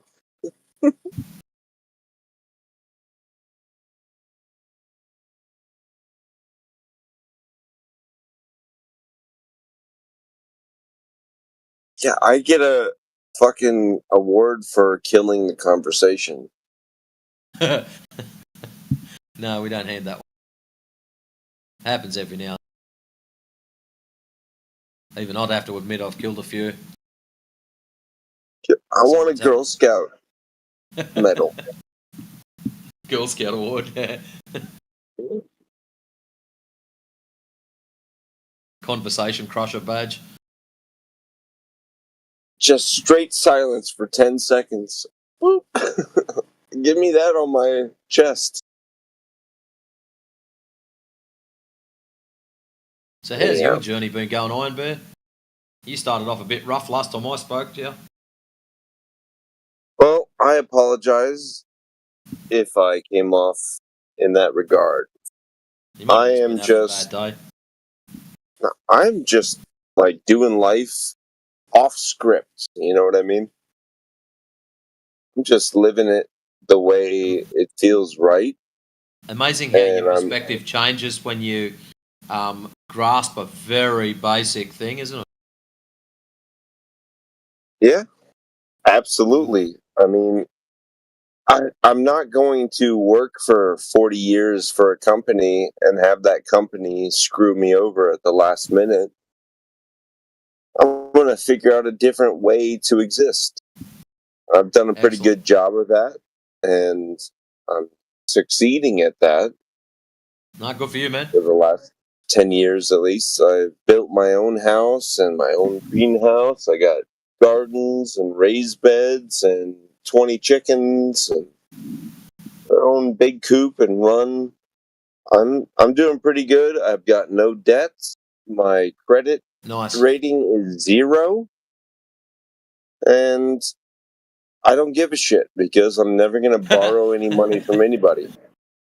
I'm going to buy what I can afford, and that's it.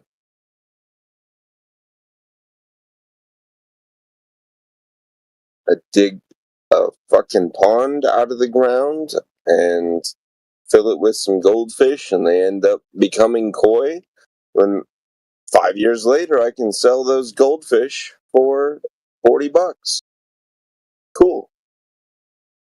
Spent 35 cents on them and didn't really feed them.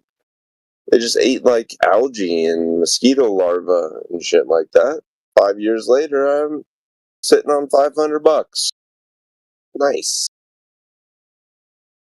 Life is working out when I go against the rules. And that's my conclusion. Don't follow the rules.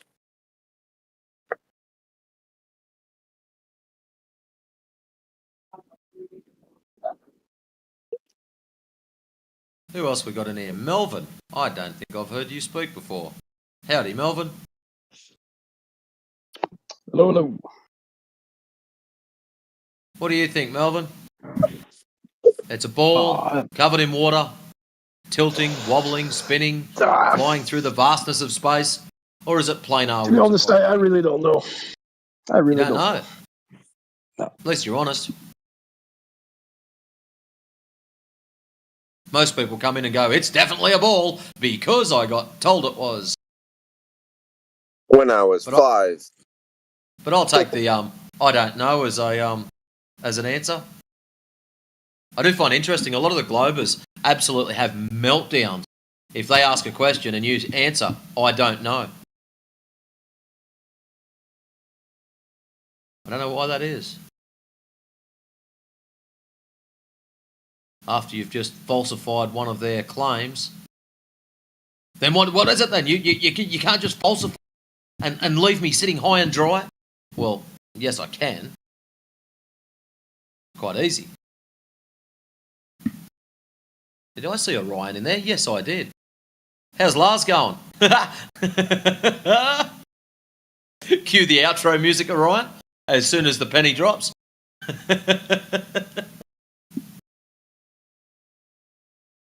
I can hear it.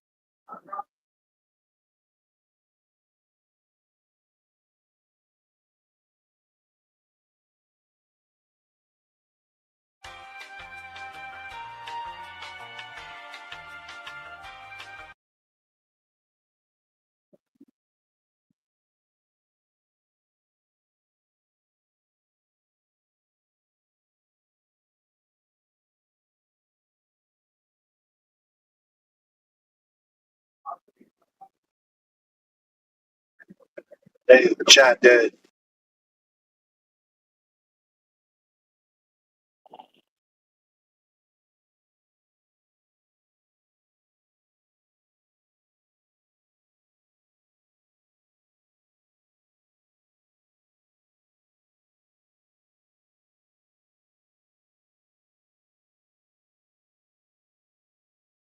Oh, how cute. Someone's posted up Mr. Sensible and too.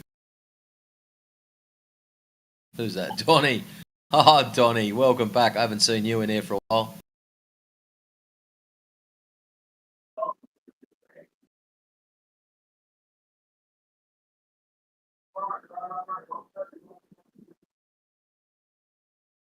Who we got there? Comrade. Koga. Olga? Apologies if I got that wrong. Okay. What's your take on this situation, my friend? Is it a magic monkey ball, tilting, wobbling, spinning through the vastness, vacuum of space? Or is it planar with topography? I believe the Earth is round. Why do you believe it's round? Come on, bro, it's like 2025. Well, it would seem to me that all observations point to that. Wait. Round. Upturned edge? Yeah. Round like a wheel? Well, to be technical, an oblate spheroid, if you will. So retarded round.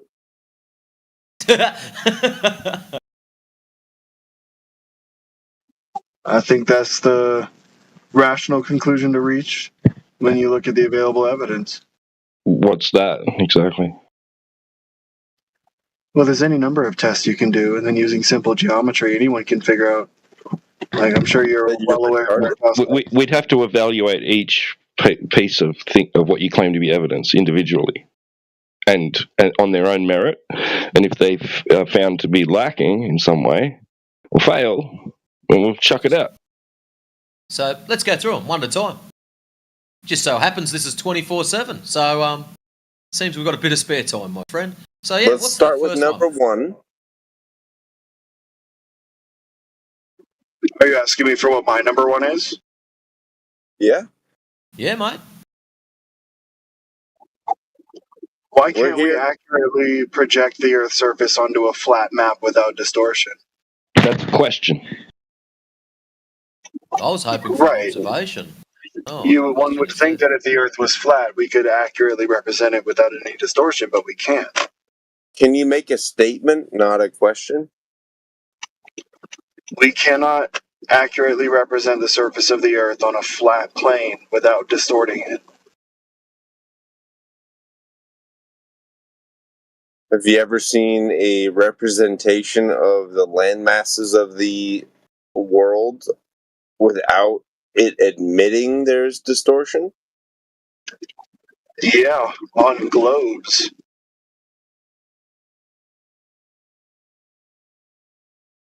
So, because you think that a globe projection flattened out and then re-wrapped around a ball because it works, therefore it's a globe.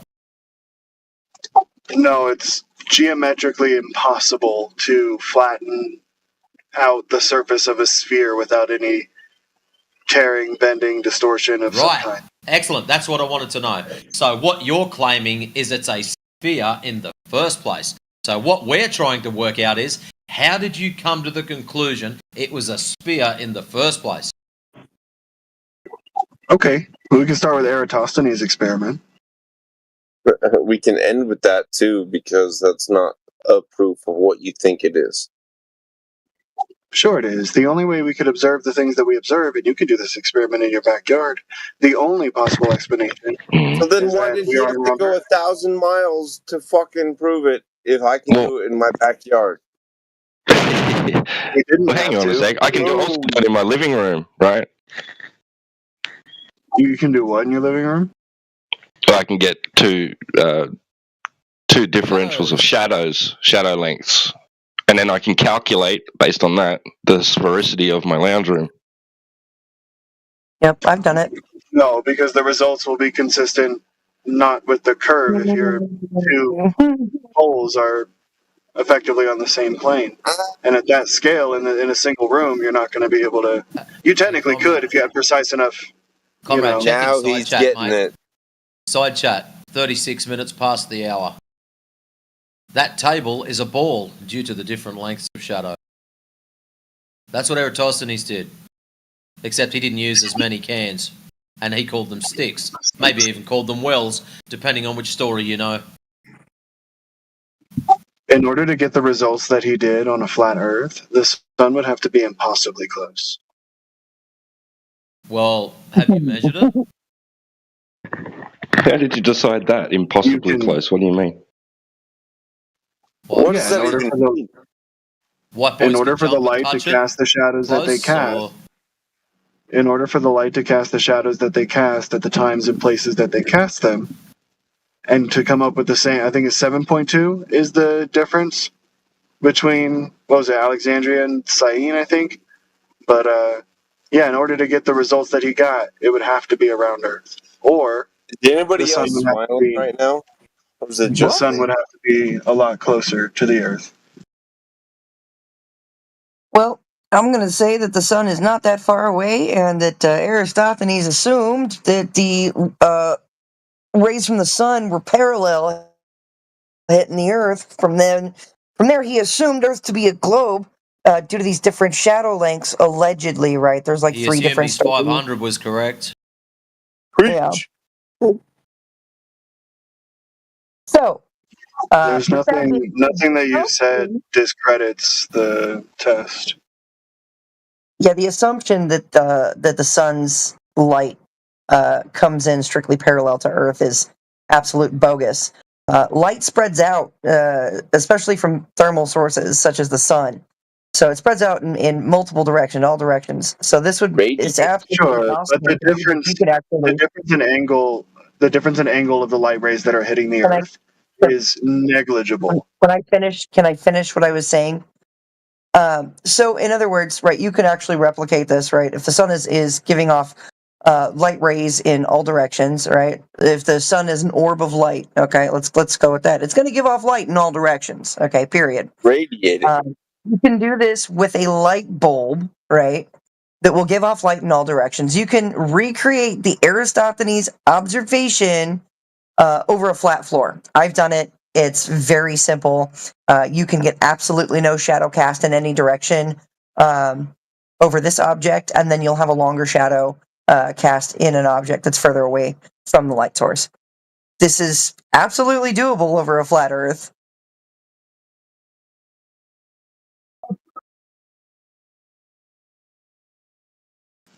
You wouldn't get the same measurements if the sun was that close. Really? I don't know. We had a you wouldn't get those measurements unless the sun was that So close. the Can you problem demonstrate is, that the sun is that close? The problem is, comrade, you're trying to place the biscuit or pancake. What you've done, you've got this image of Earth in space. And what you've done is you've grabbed Earth and you've pulled it out and you've placed the biscuit back in there. And you're trying to use the sun at the same distance, assuming the same everything else cosmology, expecting it to work. That's not how it rolls. We can measure the distance to the sun. You don't have to take Eratosthenes' word for it. You can do this with modern So tools. if you can measure the distance to the sun, what calculations or measurements? My mic's starting to play up. Awesome.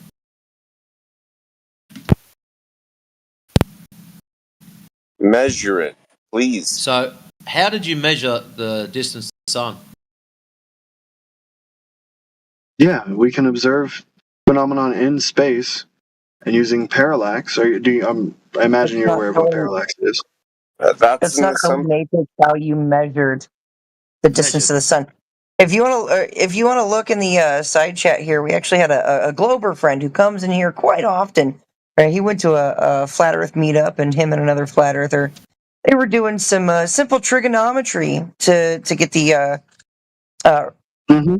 estimate to the sun. Right? If you look there, he says this Glober guy. He's a college math teacher, and he says he got 3,441 miles to the sun above Earth. Just using trigonometry, right? Using the adjacent side of a right triangle. Guess what you can't get on a globe? A right triangle. A right angle. Why can't you? Horizontal is relative. Horizontal is 90 degrees to vertical. Yeah, relative to the surface of the ground. Vertical. Which if you're claiming vertical exists, is also relative. therefore it can't be round. It's not relative to the surface of the ground. It's relative to the direction of gravity. Well, you've got to prove that in another story. But anyway. He doesn't understand the premise. Well, by gravity you mean vertical, so we just call it vertical. Up and Correct, down. but everyone has a different vertical. Yeah, like What? Can you demonstrate that? Now, yes, this is claim stacking. Okay, so we're going from claim distance to the sun. Now you got to claim that your verticals are radial and converging from center point. Direction is my god, bro! If you and I are facing that's begging the question. This is for your verticals to be radial, right? You would have to have proven already that the Earth is a globe. Now we're going to go back to the beginning where you're trying to prove that the Earth is a globe, right? Eratosthenes already assumed it was a globe. He wasn't trying to prove a globe. He was trying to calculate the circumference of the assumed globe he lives on. He didn't prove a globe. Who proved the fucking globe? Who proved the globe? His observation and measurements are only consistent with a round Earth and a distant sun. Not. Oh my god, bro. We're going to go through all this again. Let's go. All right, only because he assumed parallel light. Mm-hmm. Jesus fucking Christ! And the light for all intents and purposes, you can treat the light as parallel, even if it is not. You can try to hand wave dismiss this all you want, but I know you've seen it. You've seen the light rays spreading out from the sun. It spreads out in all directions. Stop denying it. You've seen it. I've seen it. Everybody in this room has seen the light rays going at different angles to the ground. Are you talking about seeing like God rays through the clouds? If that's what you want to call it, sure. They're called crepuscular rays. Sure, but you understand that that's not what the light. Not what. Not what. Light is moving through the clouds and coming out in different directions because it's going. Yeah, because the light because the light spreads out in all directions, bro. It's able to bust through the clouds at those angles. He thinks the clouds move faster than light.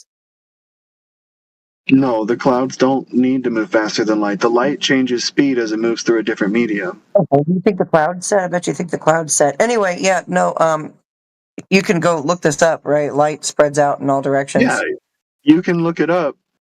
Light does spread out in all directions, but when the light is the distance of the sun, for all intents and purposes, the rays that hit the Earth are parallel, especially at the distances. Nope. What distance? The angle difference. We're just going to go around in circles because now he's going to go back to proving that the distance to the sun, which he's then going to appeal to radial verticals, and then we're going to go all the way back around to Eratosthenes.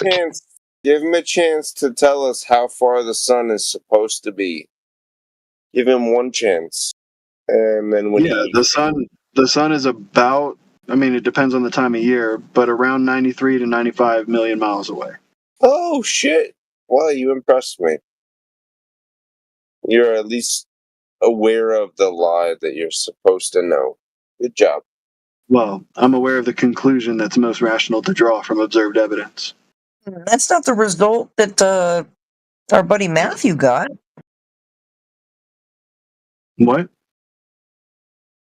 Yeah, our Glober buddy in here went out and, like I said, did some calculations to the distance of the sun. He got 3,441 miles above the Earth using trigonometry, right? Using the adjacent side of a right triangle. Do you remember what I told you about right triangles? Then he did something wrong. You're saying that a college math teacher did something wrong? If he came to the conclusion that the Earth is only about 3-something thousand miles above the Earth, or the sun is only that far above the Earth, then yeah, he's wrong. He didn't come to that conclusion. He did the math, dude. And he did the math wrong if that's what the math told him. You're telling me that a math teacher did the math wrong? If that's the answer he got, then yes. I think Where did you get your fucking PhD in math? How would you do it? How do you measure the distance of the sun? No, where did you get your qualifications? How did you measure the distance of the sun? The historical method is to use the transit of Venus. And understanding what we know about Venus and how long it takes to cross the sun, you can do angular trigonometry. How do you know how big is Venus? Size relative to Earth. Yeah, who did this? One sec. Who was this? Are you referring to Huygens? Me referring to who? Christian Huygens. I don't know the particular names of the people. I just know the method. Okay, yeah, that's who was claimed to have first done that. Okay, so what did he have to assume about Venus? He didn't have to assume anything. He came to conclusions based on our observations. Okay, what conclusions did he draw about Venus in order to use its transit over the sun to determine the distance to the sun? He said it was the same size as Earth. Right. How did he measure that? So we know this story. So he said that Venus must have the same size, same radius value as Earth, be roughly the same size, radius, diameter, circumference. How did he know that? None of that is relevant to the fact that you can do simple trigonometry during the transit of Venus to figure out the distance. Well, how likely is it? You would need to know something. You would need to have an absolute value of something. You can't just look at them and go, well, I think this or that. You'd need to know a distance of something or an absolute size of something. So he said that Venus is the same size as Earth. How did he know that? I don't know. But he created a scale that was. The answer is he didn't. He didn't. He assumed it.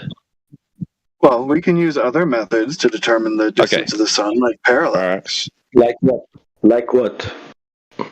Parallax. Two different positions, measure an angle to the same object, and just simple geometric triangulation to find the missing angle, the missing distance. So we're going to measure parallel light rays and measure the fact that they're not parallel to assign you can account scale? If you really want to, you can account for the negligible, if you think about it, what you just said does not make any sense at all.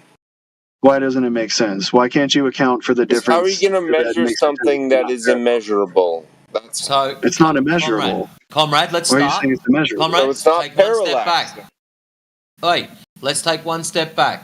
Your original claim was that the light's rays were parallel. So how are you No. measuring the difference in these if they're parallel? Thank you. My original claim is that they are effectively parallel because the difference in the angles of the lights on either side of the Earth, the light rays, the difference in that in their case, angle. because of the sun's sheer size And distance. and alleged distance, which we don't know, you would just see this big wall of light up in the sky because the light rays are parallel. The light rays are not literally parallel. So They don't have to be. diverge, do they? A negligible amount. Measurably divergent. Sure, and you can account for that and still do the same experiment. Excellent. How You can can you also account account for for it using the inverse immeasurably? square law. Sorry. You're right, man. Sorry, two people asked two different questions. I'm back Fine, now. mate, go for it. So how can you measure something that's immeasurably divergent?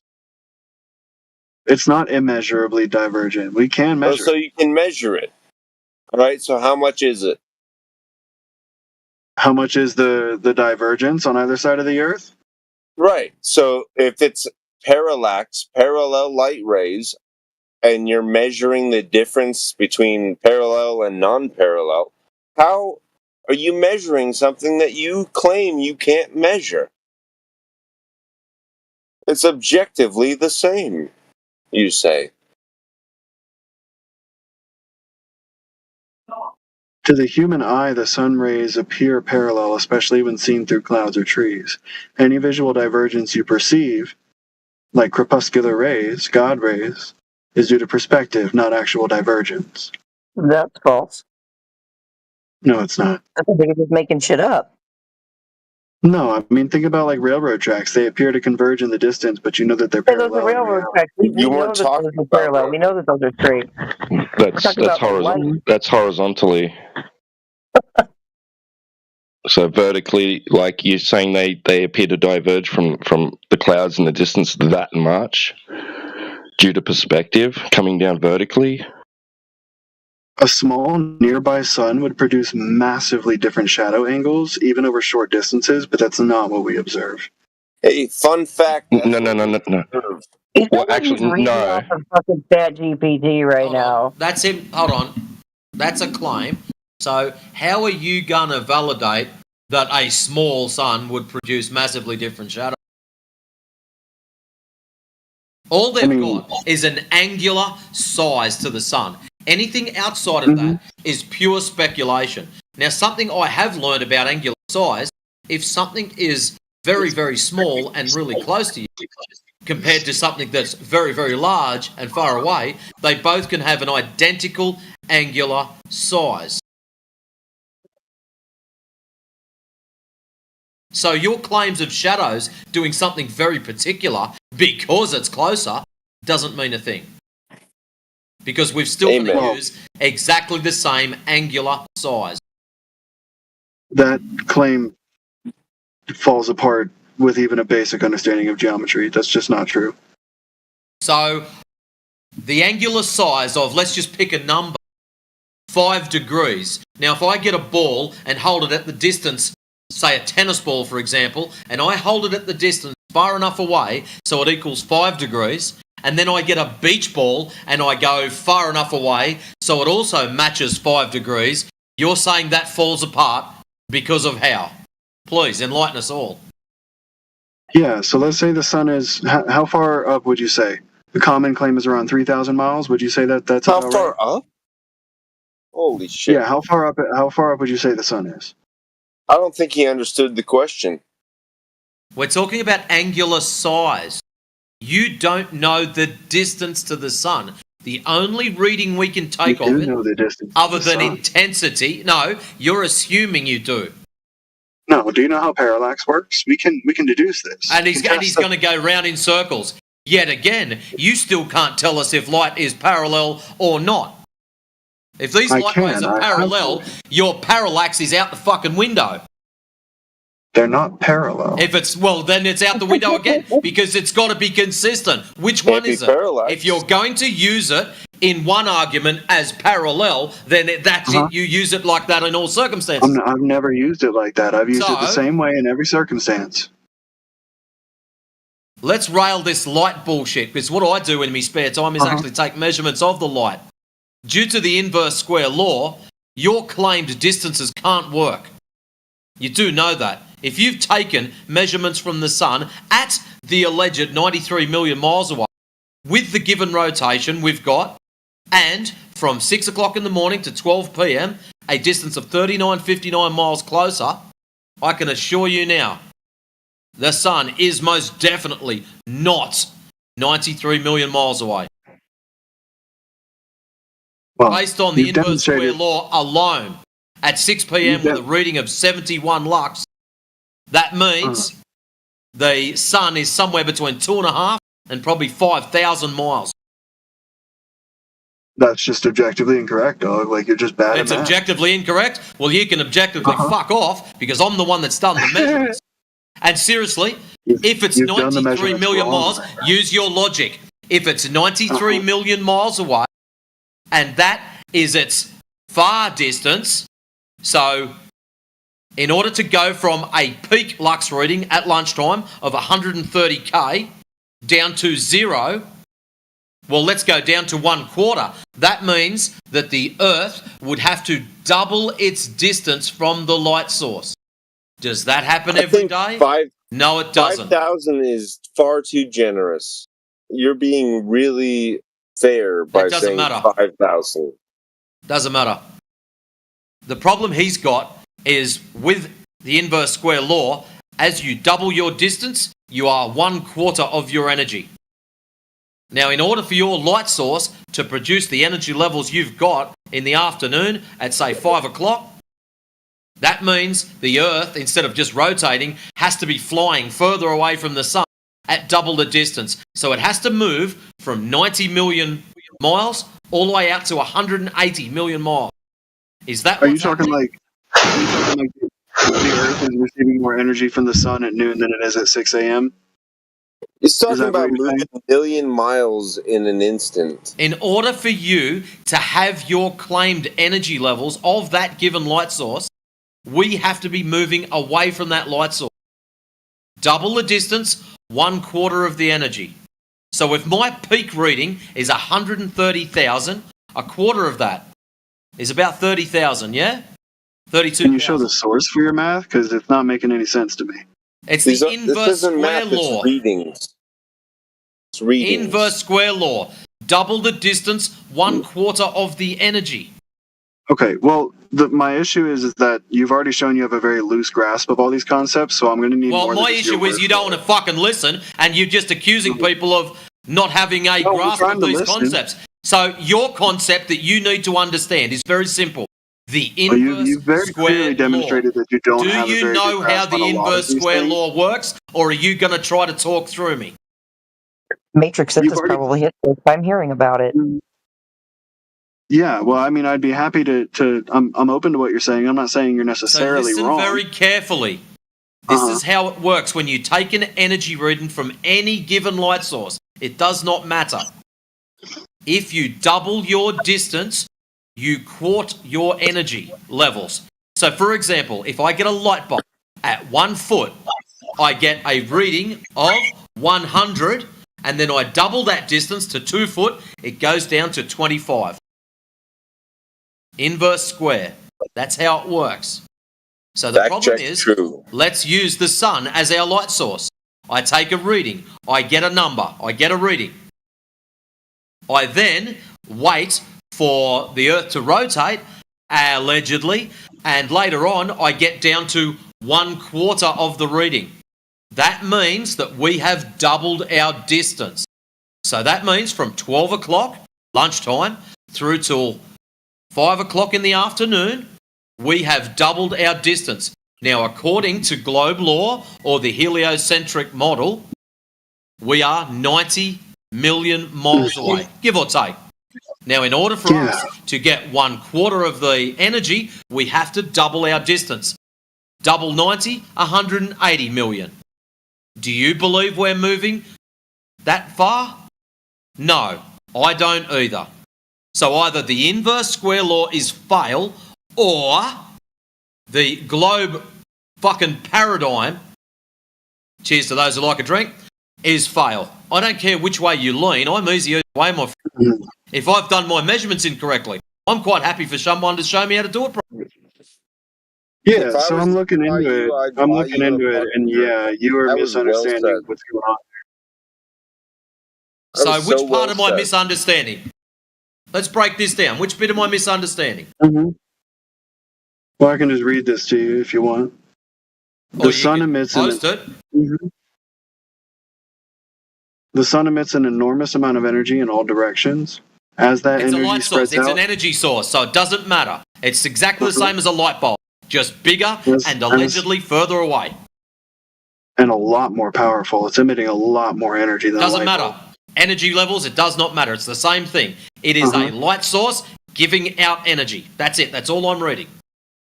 Yep. At Earth's distance, we receive about 1,360 watts per minute. This is a solar constant. Convert that to lumens. All right, one sec. See, what you've got to understand is it gets light and dark. So whilst it's doing this, from its close distance to its furthest distance, you are moving further and closer away from your energy source. Also, you call it the sun. If you follow the inverse square law, technically 3959 miles over 90 million gives you about 0.004 of 1%. 0.004 of 1% will not change your meter reading by very much. Okay, you asked me to convert. The problem is the meter reading varies from 1, give or take, through to 130,000. Okay, you asked me to convert 1,360 watts per meter to lumens, correct? Not that it means anything, but yeah, I just want to entertain myself. Okay, well, those are two different units, and they do not directly convert. No shit. So why would you ask that question? It sounds like you don't maybe not have a grasp. At least I'm getting you to do some homework. You're trying to prove me incorrect. This is all I've done. I've grabbed a light meter. I've taken a reading every single hour on the hour, and also on the half hour. I have graphed this. I'm not sure what you did wrong, but you did something wrong.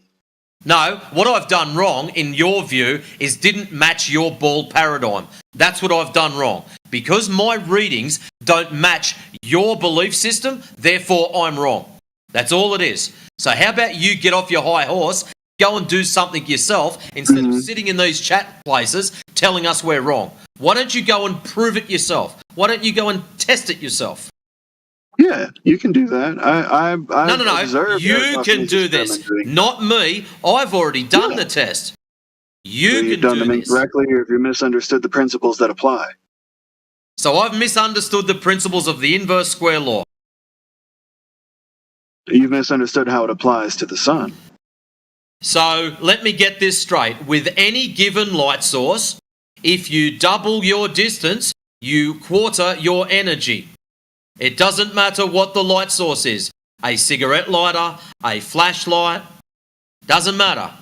Light source is light source. The inverse square law says that the intensity of light or radiation, the intensity of light or radiation from a point source decreases with the square of the distance from the source. That's correct. So if you double your distance, it's 1/4 of the energy.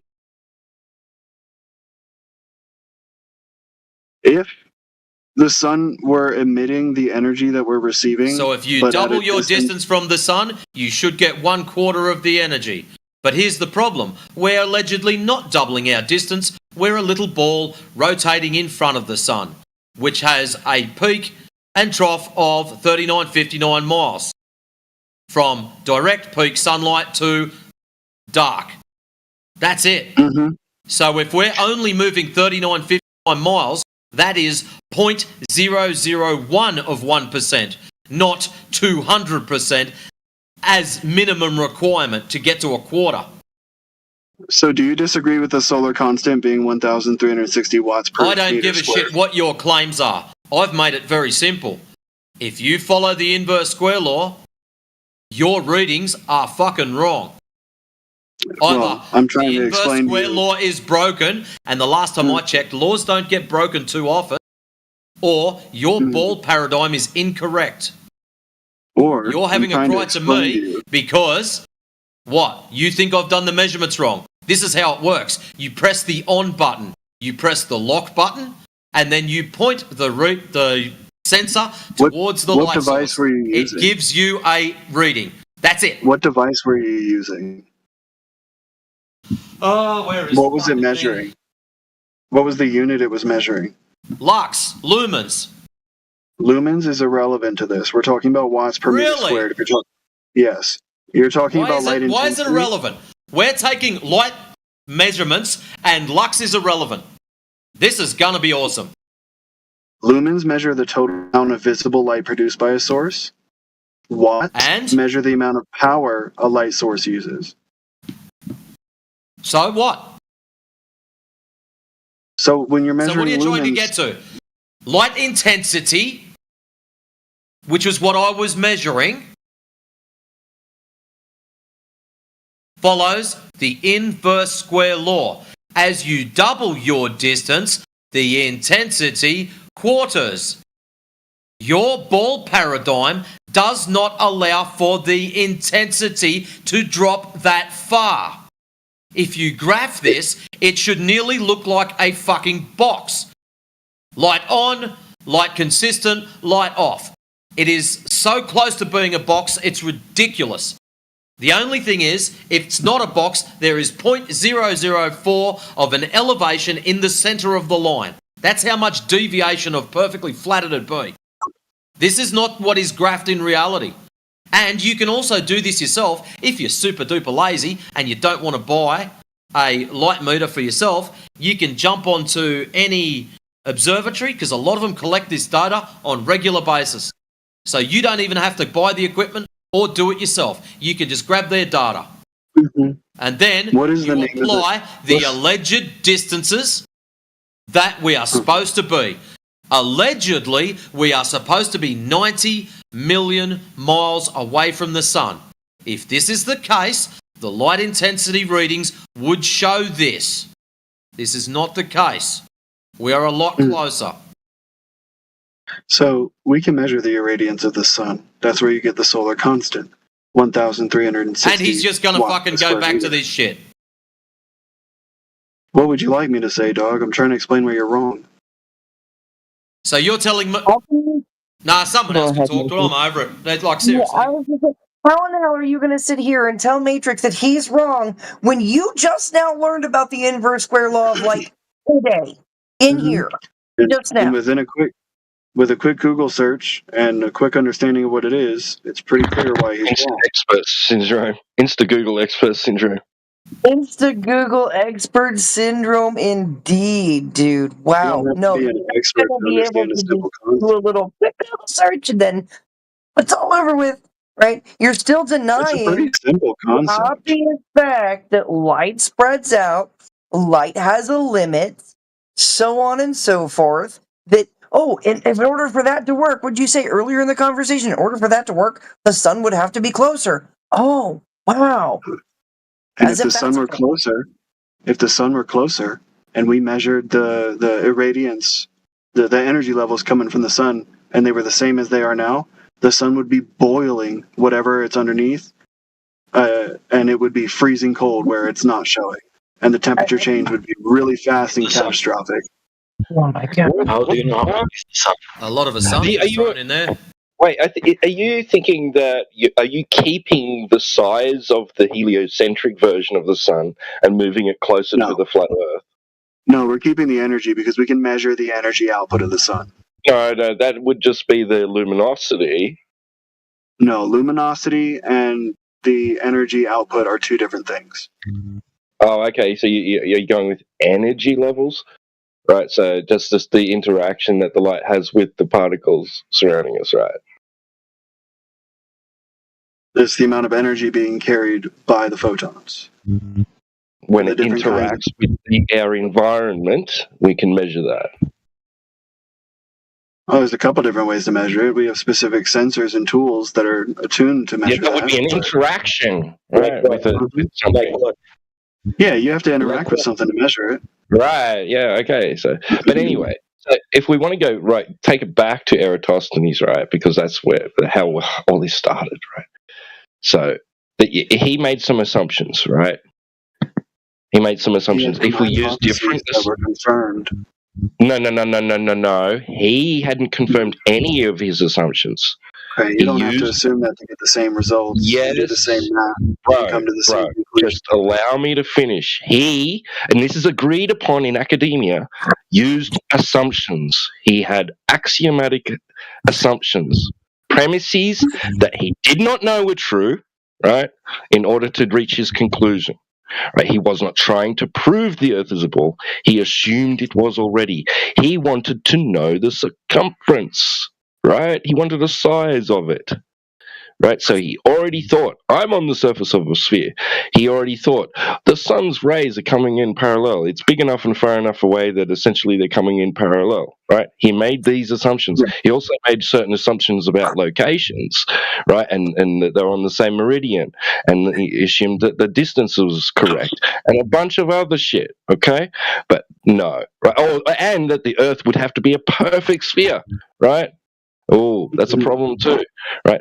But if we use different assumptions and we use a flat Earth with different assumptions, we get this. You can make that work. It doesn't prove either way, except for one thing: is that he had a straight line flat distance between Syene and Alexandria. He had the sun overhead that, so that's a 90-degree angle, and then from the end of that baseline, from the end of that shadow length, right, extending up to the sun from there, he got his 7.2 degrees, right?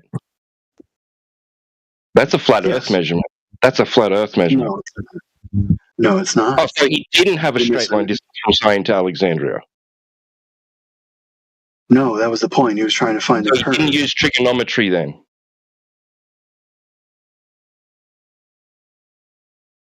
You can still figure out that distance. Right. So what he did is all he did was measure a shadow length. That's all he did.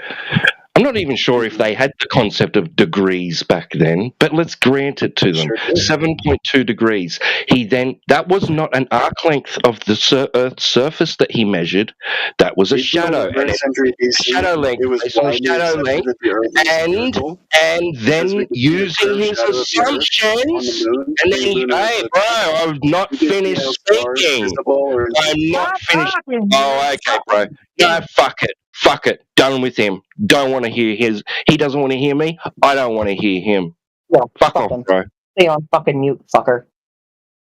He's a flat earthers are wrong syndrome. It doesn't matter what we tell him. Mm-hmm. It's just, you're a flat earther, you're wrong. Interesting. Yeah, he thinks that his quick little Google search compared to our years of research means ran away. fucking. Yeah, good. Good. He needs to be gone. He's not ready. Jenna, He's not ready. Have I spoken to you about what I actually have done, or no? What is it? I purchased a light meter. So what happens is I take intensity reading and it's measuring flux. So there's a thing called the inverse square law. And if you look it up, as you get further away from an energy source, light source, the energy levels dissipate. And there's a set formula that you can follow. So the real basics of it, double your distance, 1/4 of the energy. So if that's true, so we use our light source, well, let's pick this example. If I take a reading at lunchtime and I get 100,000, just picking a number, in order for me to get my energy level down to 25,000, the sun must move double the distance away. So let's throw in just an arbitrary number at it. Let's say the sun is 1,000 miles away. I get a reading of 100,000. Now, in order for my reading to go down to 25, the sun has to move to 2,000. That's how the inverse square law works. And it's a law.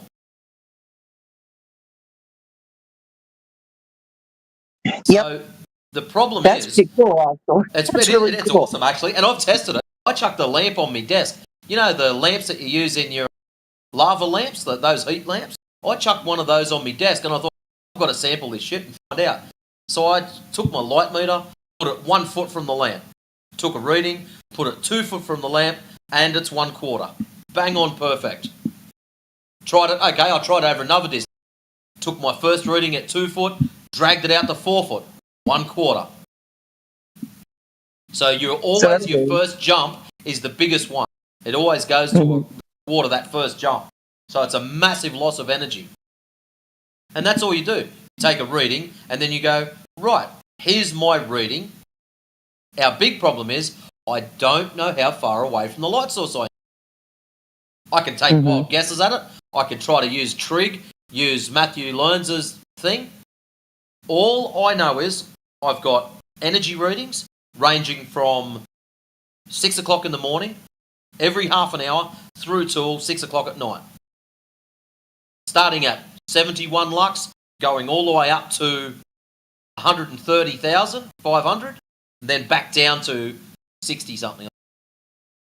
That's pretty cool. So in other words, that screwed that guy's argument completely about when he was trying to basically straw man on the point of energy. We measure the energy. It doesn't. Okay, cool, good for you. Like.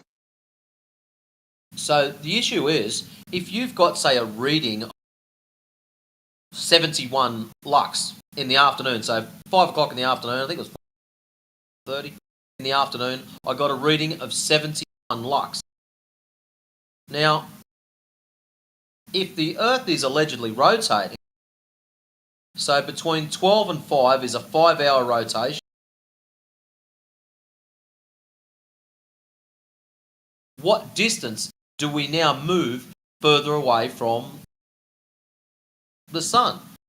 So you work that distance out as a percentage. So if you're moving 200% the distance, then you should have a quarter of the energy.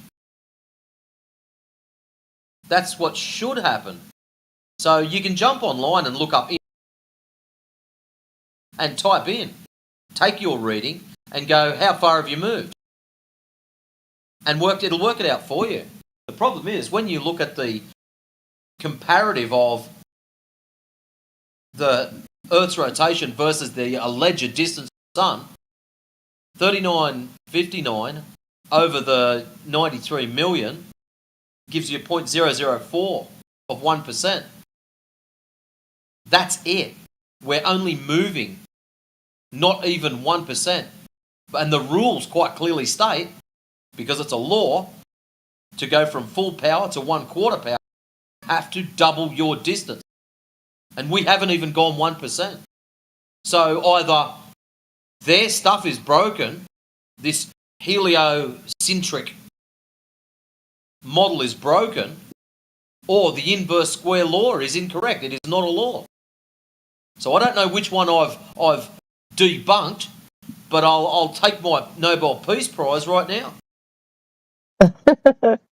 It sounds to me like a really good debunk on the heliocentric. Well, how's this? That's only the first part. The first part was taking measurements out in the real world to see what it graphed. So I take my measurements and I graph it out and plot it with a little line. Hey, it makes a plotted line. Congratulations. The second part of my little program is I drew an 18-inch circle. I joined a few bits of paper together, drew this 18-inch circle. And on that circle, I marked out degrees around the circle, which represent half-hour increments. So, allegedly, we're on a ball, and I took readings every half an hour. So I marked out around the circle half-an-hour increments. Ball.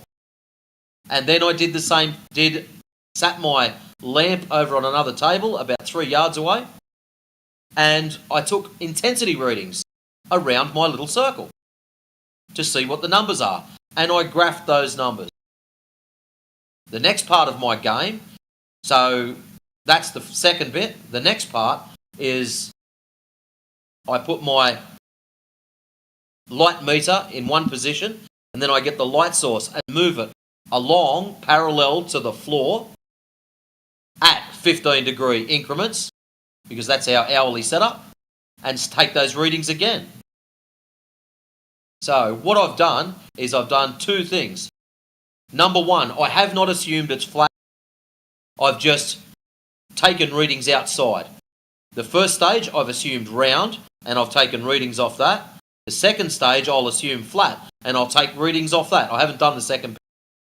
Now, if the round one matches the outside reality, then I can assume that the round one is true and correct, matching the outside. If the flat one matches the outside, one could assume that the flat one matches the outside. If they both match the outside, or they both don't match the outside, then it's back to the drawing board. And that's what my little plan was. That's pretty good. That's pretty damn good. But I've been entertained with it so far. I've seen the one, I saw a little documentary. There's only, I can't remember what the thing was about, the rest of it.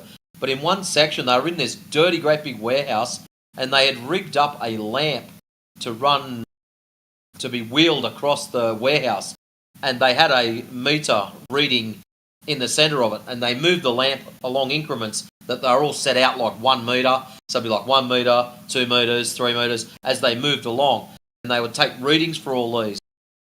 I've seen that done on a video, and basically I just want to do a smaller that. So I know what the results of the flat one are. I've done it yet, and I know what the results of the curved one are.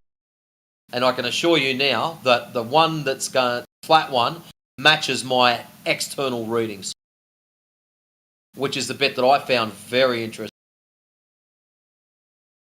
because I wasn't really sure to start off with what was going to happen.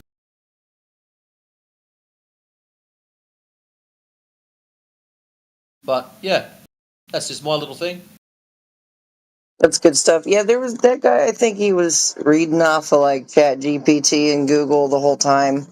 I don't actually think that anything he was saying was coming from his own brain. So I'll just read this out to you. So, the inverse square law of flux. Light sources which are further away appear fainter because the light it emits is spread out over a greater area. The moment the light leaves the surface of the star, that's what they're using in this case, it begins to spread out uniformly through a spherical shell. The surface area of a sphere is equal to 4 pi r squared. The radius r of this sphere is equal to the distance d between the star and Earth. By the time radiation reaches Earth, it has been spread out over an area of 4 pi d squared. The inverse square law of flux can therefore be calculated using F equals L over 4 pi d squared. So there you go. Take a measurement, and then all I've done is, because I don't know the distance to the sun, I've just assumed, I've thrown a number at it and seen what comes out. What I do know is between 2,500 and 5,000, my readings are about 95% accurate. Outside of those ranges, they drop off quite steeply.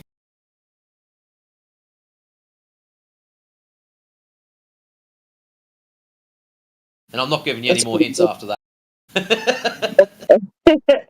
I want to see this like like show and tell, man.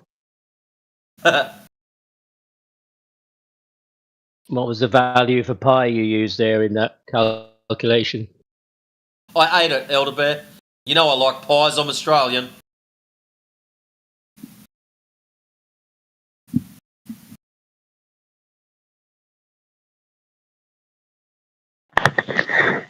Yeah, better than Australian pies are better than those fucking horrible cold pork pies.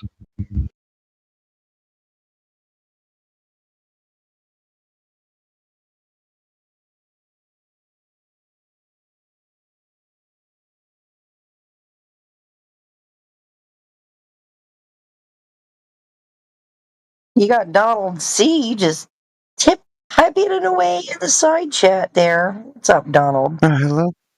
Hello, how are you? I'm getting real sick of you straw man in there in the chat. I don't straw man. Oh, yes, you do. What did I straw man?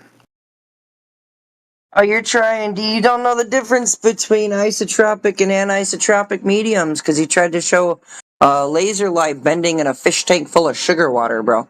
And then you're like, okay, yeah, laser lights refract. Okay, that's cool, right? But I understand, and I showed it through air too. Right there. I showed it and through I'm air showing too. you what that would look like. And I'm showing you what that would look like from a side view. Did you see that? It bends. Lasers refract. That was my point. Yeah, but it's not following any Earth curve. So that's Doesn't my matter. point. Doesn't matter. They Doesn't matter. refract. Yes, So it does matter. Yes, it does matter. Well, I mean, you can't use it to measure straight lines if it bends. Well, the line looks pretty straight, except for where it starts from. Well, except lasers bend. Yeah, light changes angle. Cool. Yeah. It has Lasers the bend. ability to do. This is why these laser tests are done repeatedly. Pointless. Weather conditions are definitely taken into consideration. On days where you have less humidity, where the air is drier, you're not going to have so much of that going on. You'll actually have a 0.8 straight. Laser tests are pointless. Okay, then get a fucking mirror. Yes, utterly pointless. Okay, well, fine. Fuck you. Go get a mirror and a friend and go all the way across the lake. Do the mirror test. Light refracts. Light Do the mirror refracts. test. Light refracts. Good for you. You still don't have curvature. You cannot measure a straight line with something that's bendy. You can't measure curvature. Yes, I can. I have many times. No, you haven't. No, you haven't. Don't tell me what I have and have not done. Stop lying to me, Donald. I'm not lying to you. You're just denying reality. Reality as it presents itself is flat level water, Donald. So stop lying to me. You're wrong. Water is never level. Water is never flat. Listen, dude. Listen. Water is never flat. Well, it's never flat. These are some salt Dude, flats. is there a high tide? Is there a high tide and a low tide at the same time? Look in the chat. Look at it. You said water's never flat. Is there a high tide? Is there a high tide? Is there a salt flat? Excuse me. Excuse me. Flat, Donald. No, fuck you. It's mirror flat. Excuse me. Pardon me. Is there a high? Excuse me. Is there a high tide and a low tide at the same time? There's high tide and low tide all over the place at different times. He ran away. He ran away. That was excellent. That was such a good. All I was going to say was, young man, please look at the image inside chat. That was it. Yeah. Nothing he more. Said water's nothing never less. flat. I'm like, that's about 2.5 inches of water on the salt flats for like thousands of square miles. He wants to say it's not flat. It's mirror flat. In all honesty, I would have preferred it if he'd have looked at that image and gone, you know what, that's CGI. He'd have had a better chance at that with me than anything else. It's funny. Just like that, he's gone. Oh gosh, I feel so good about myself right now. Because in all honesty, that image does look like it's CGI to me.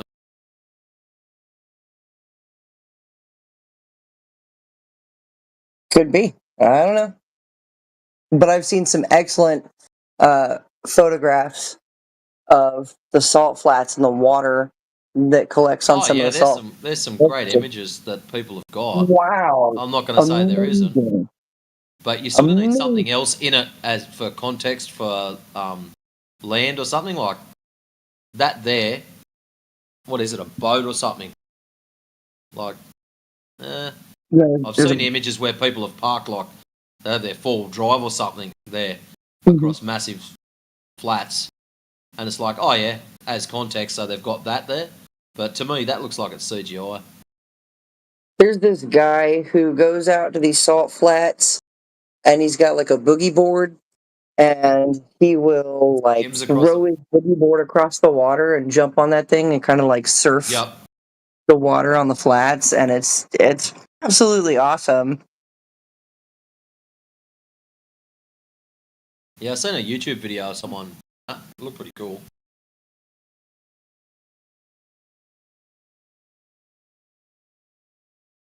Wow, it was that easy to get rid of Donald? Mm-hmm. Yeah, Donald's a melt.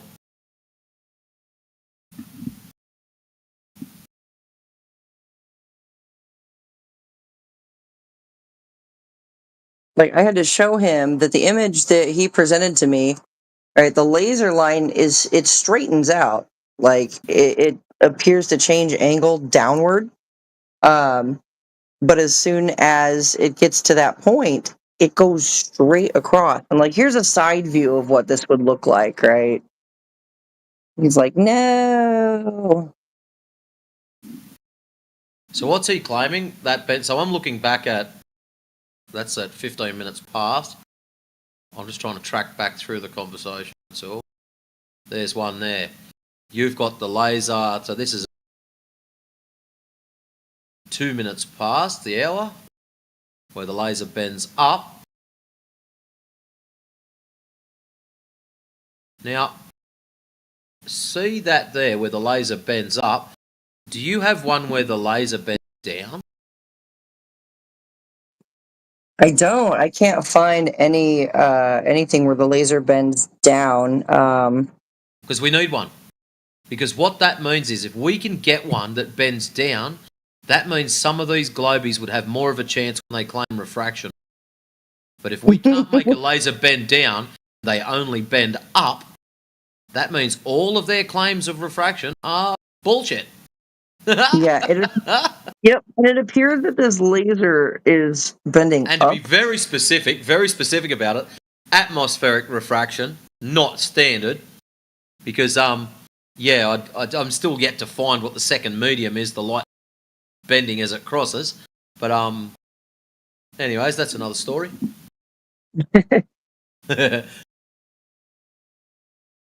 Anybody else?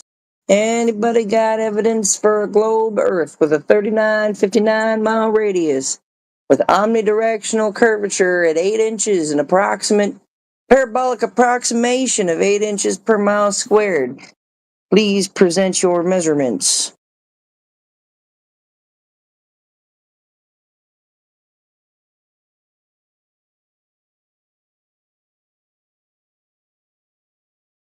We got Sammy in here. Hi, Sammy. Welcome. Hello. Are you flat or globe? Globe. So so what led you to believe that Earth is a globe, Ben?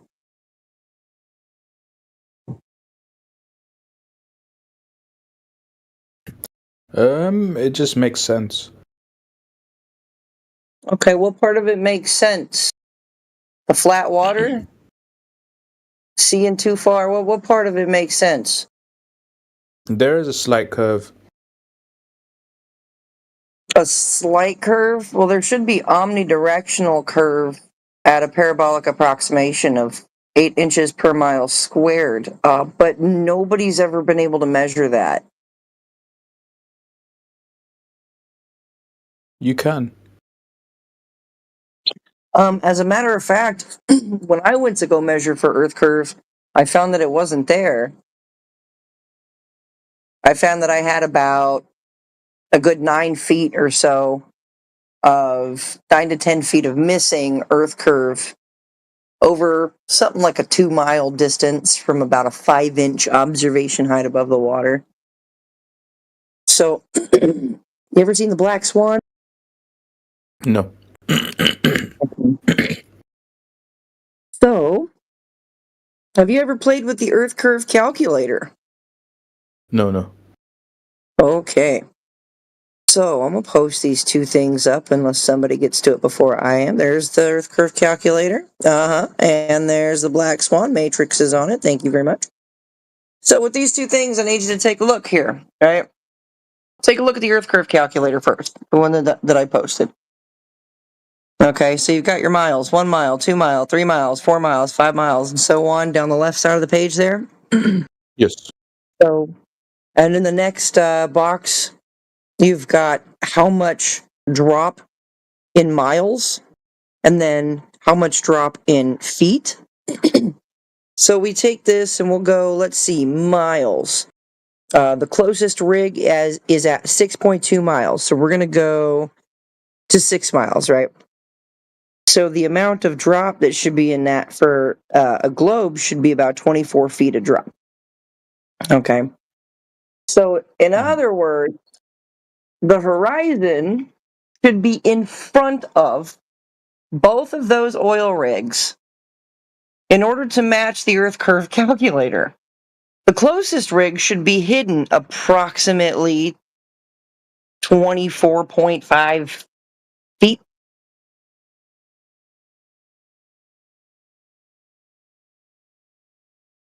But you see how it's not hidden? Where do you see the horizon in what Matrix posted? Do you see Behind it both of them. behind both of them? You know what that means? What? That means that the Earth curve calculator is wrong. It means that we are seeing over 1,000%. And this isn't an exaggeration. It is over 1,000% farther than we should see for a ball Earth. There is no explaining this away. There is no amount of refraction that can ever save the ball, because your horizon from a 1 foot observation height on a ball Earth should be anywhere from 1.22 to 1.44 miles. That's 1.44 miles if we grant you refraction. So you see the problem here? I see your viewpoint, but don't you know that it could also be curving upwards as well? No, because then you'd still have to measure a curvature that's not there. If that were the case, the horizon should look really, really high up behind both of those rigs, but it's not.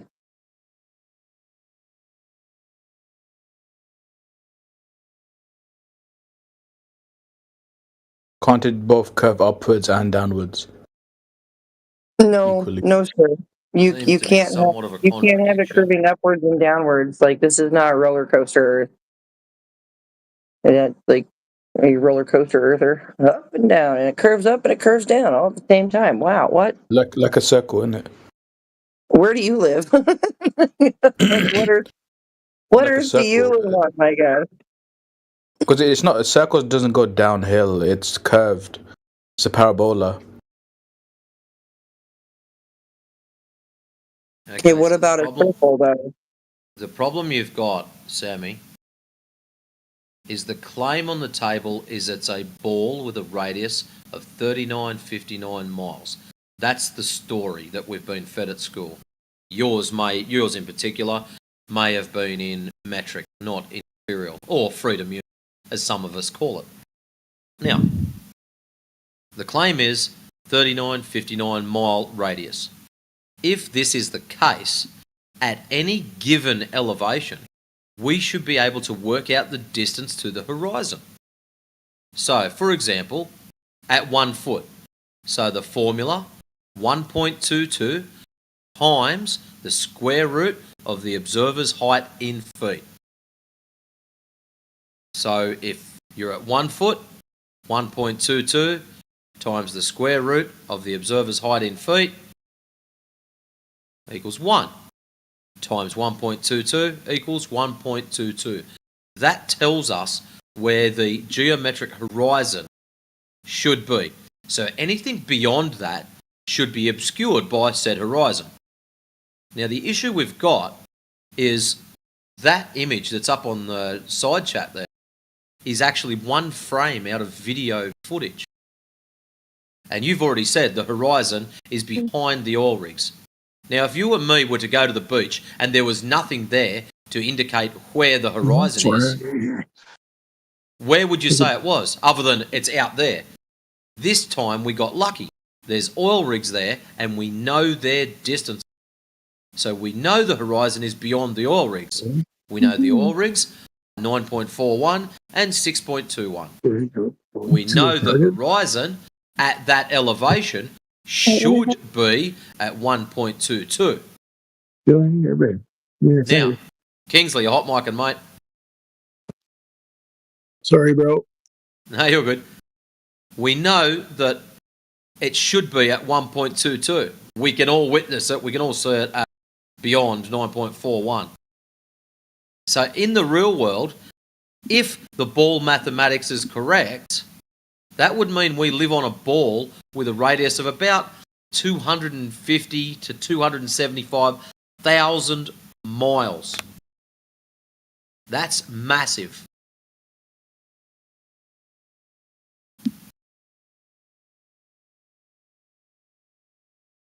Or Could it's you flat. possibly explain the square function in that? Explained. Now, we're talking to Sammy. I don't know how you got Sammy out of Elder Bell, but anyways. So as you can see, Sammy, this is just one of many observations that have been done. There's other people that do laser tests. So, for example, if we're on a ball and you shoot a laser from the surface, that laser would act as a tangent to the ball. So all we have to do is go, right, this is where the tangent point is. Let's go 10 miles away. Now, with the given radius of 3959 miles, at 10 miles, the laser should be 66 feet above the surface of the ground. That's it. So if we go 10 miles away and it's level with the ground, you sort of got to question that. Go, hang on a minute.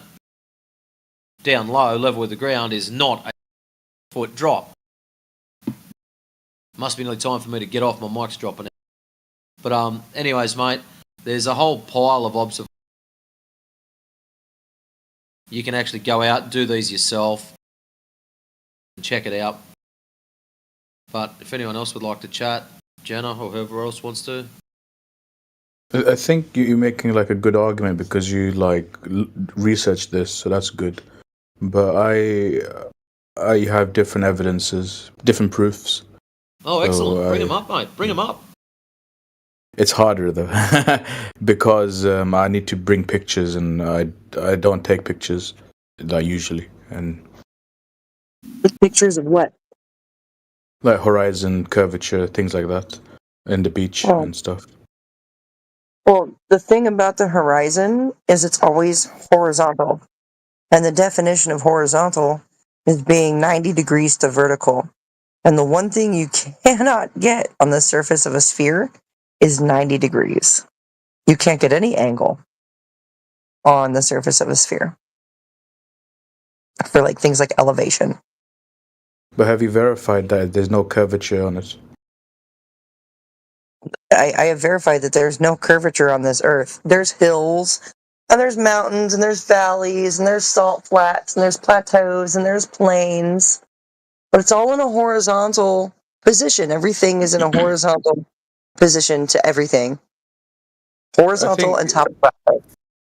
If you look at the naked eye, you won't be concentrating hard enough to like consciously. You're not concentrating hard enough to see the curvature. So that's why you have to take a picture. What curvature? That's, hold on. I'll answer you in 1 second.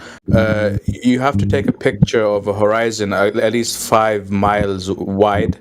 Take a picture of it, and then with the photograph, just draw a straight line against a curve to see if there's a tangent. And if there's a curve, then you can say objectively that. Will that one suffice? What about being able to see 500 miles wide, right? And it's still flat? I think the one Jenna. Hold on. There's I don't know if that's 5 miles or 5 kilometers, but if it is, then it should be for the ocean.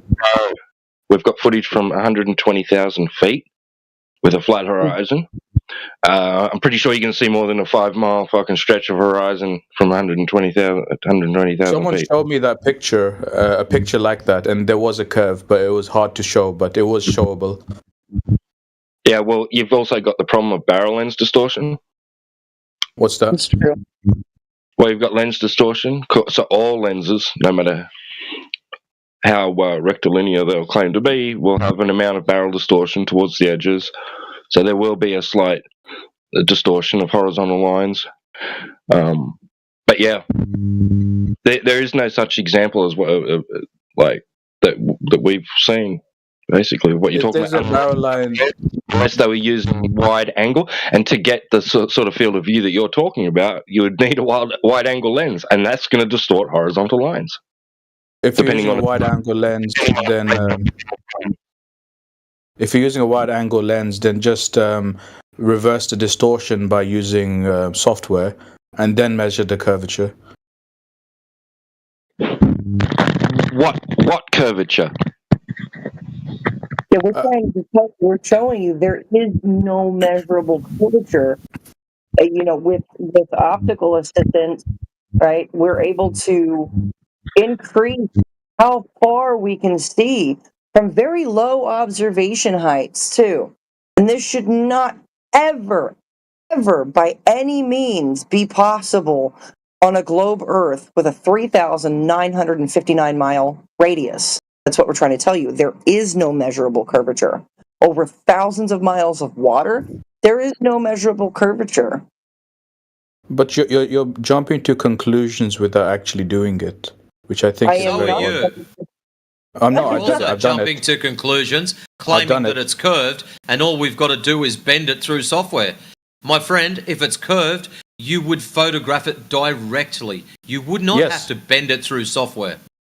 No, I was answering his distortion problem. You have to use software to cancel it out. Hold on for a second. With the distortion thing, if you get a horizontal line, a flat straight line, and you use a lens, now if you take a photograph with that flat line above the center line of the lens, and then you take another photograph with the center line below that of the lens, so you're going to take two images, one above the center line, one below the center line. So rule of thirds, go up 1/3, down 1/3, and watch what happens. A straight line will curve depending on which side of the center line of the lens you're on. Now here's the interesting thing. If your image that you're taking is already curved, if you go above, you will get a sine wave effect. If you go below, it'll exaggerate that bent line, depending on which way it's bent, of course. So that's probably something you didn't know about it. Hey, TJ, you're buzzing a little bit, mate. Me? Yeah, just every now and then it does this buzzing sound. Is it all right at the moment? Yeah, it's good now. Going away. No, it's back again. It's an electric sound. It's weird. Yeah, hang on. It doesn't do it all the time. Just it's doing it now.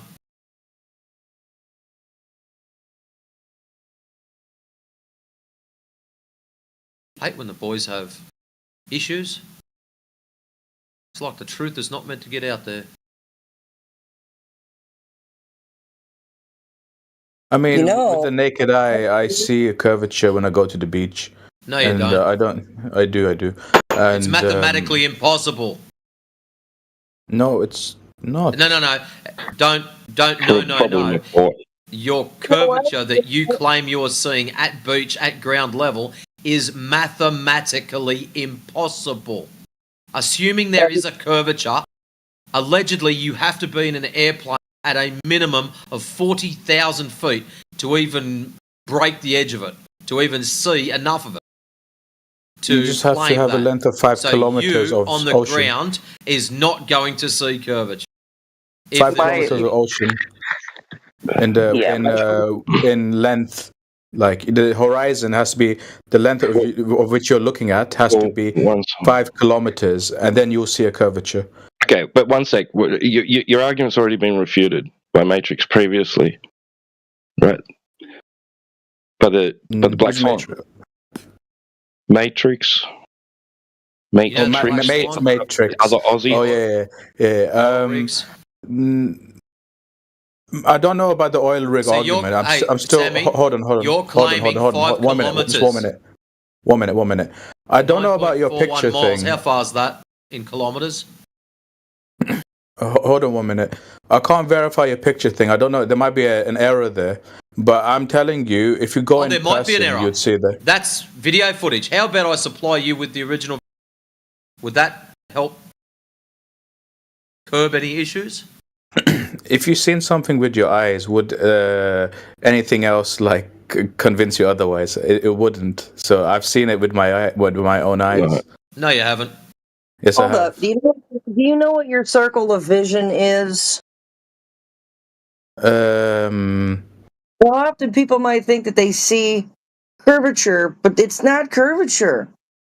It's simply how your eyes are working and how the atmosphere is working, how the light through this is working, right?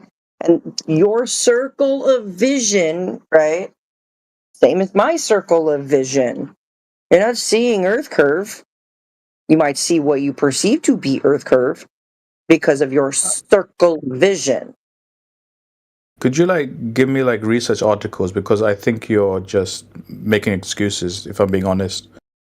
It sounds like you're making excuses. You've made up a cool story, and I can see curvature from the ground, but yet you can't present any evidence of this. You can see for yourself. No, I can walk outside. I cannot see. Not any outside in the beach with the ocean. If I go to the beach, I don't see any curvature. We'll Yeah, go tomorrow, and then you'll convince yourself Nobody otherwise. does. It's even admitted by your own side, bro. Yes, it looks flat. Doesn't feel like it's moving. All right. Okay. We're going in circles now. I'm not gonna get anywhere. All I'm gonna say is, you see for yourself. The reason and you're then not getting decide. anywhere is because you're not providing evidence. At the moment, you say, I see curvature at beach level. And then my rebuttal to that is, I see flat at beach level. So how do we get around this loggerhead? We're Take a both photo saying the and polar then make a opposite. straight line. You're saying one thing, I'm saying the opposite. So now what we have to do is provide evidence to back what we're saying. Right. So I'm just trying to get in. Please. So if what you're saying is true, then we would have a measurable drop over distance, right? And a geometric horizon, right? Which was already debunked by Matrix earlier, okay? So you don't have a geometric horizon. The prediction of the distance to the horizon has been debunked. Radius value of the globe Earth, supposedly, right? It's debunked. Right now, you're trying to claim this x-axis visual curve. All right, it's a weak source argument after we've already debunked the claimed geometry. All right, now what about a drop over distance in the z-axis? All right, so deviation of the surface of the Earth from a horizontal plane, a tangent. Is there any examples of that? Because that would be direct measurement of the surface curving. I think we should not dilute my points and just focus on one point. Yeah, we should. No, it's not about diluting your point. It's about attacking the claimed geometry that we're given. We're given dimensions of the Earth. There's a claim on the table. Not that you can just tell that it's a ball by going and looking at the horizon and seeing it dip down at either side over 5 kilometers through a lens. No. That's not the claim, bro. The claim is that the Earth is a sphere with a radius value of 3,959 miles, circumference of about 25,000 miles. All right, that results in geometric consequences of the visuals and of the measurements, right? So you'd have a geometric horizon at a distance of 1.225 miles times the square root of your height in feet, of your eye height in feet. So whatever you're thinking you see the horizon do, it's not Earth curve. Because if it was, you'd have a geometric horizon. Yeah, You, the you know, horizon. the thing that they claim that boats go over and get blocked from view by? No, I don't know. Well, Sammy, look, I also posted another long distance observation here in the chat with all of the math included. Where is your horizon, right? And where should your horizon be according to the globe math? This is what this all comes down to. I'll be honest, I don't have photographic memory. I'm not gonna like process this as fast as you guys, because you guys probably spent like a lot of time reading this. I can't process it like in microseconds. What I can say is my own experience has proven otherwise. That's all I'm gonna say. I'm not gonna keep arguing it. All right, well, if that's good enough for you, bro. Yeah. It is, but yeah.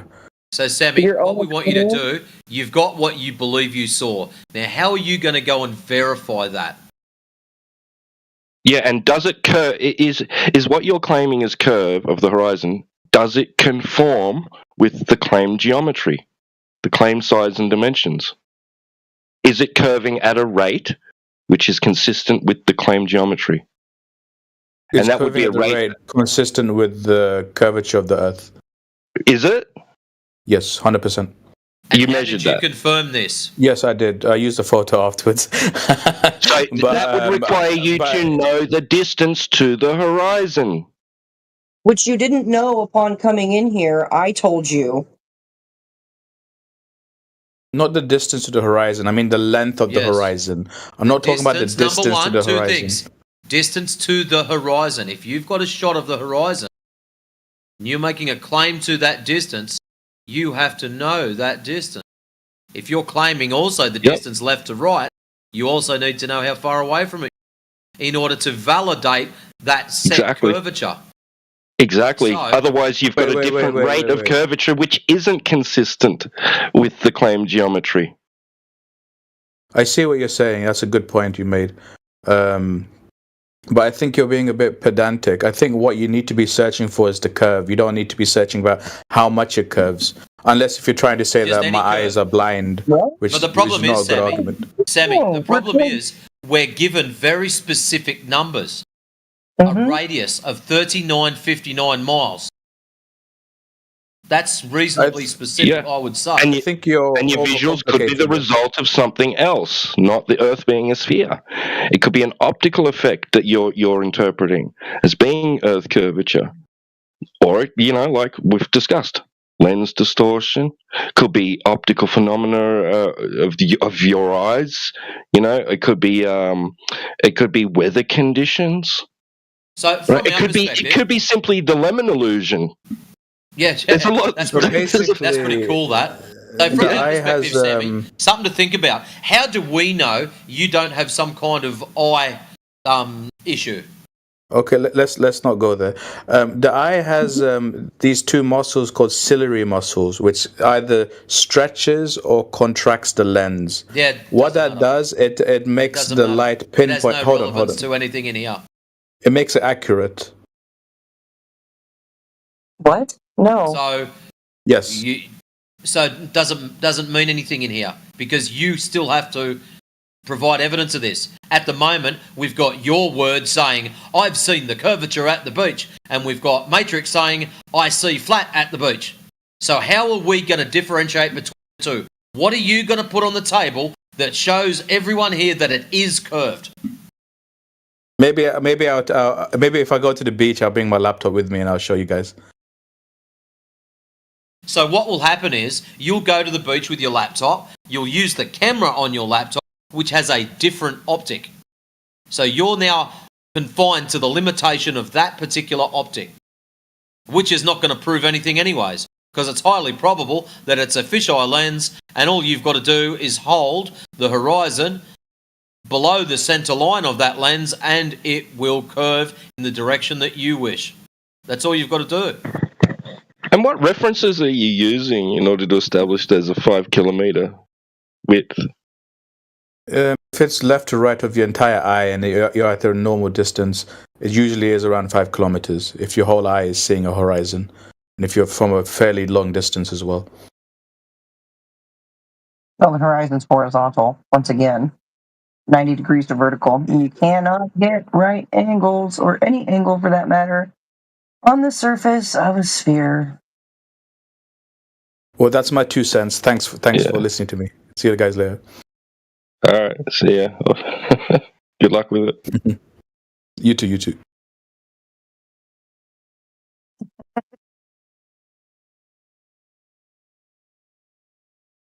Nuh-uh. I've seen it.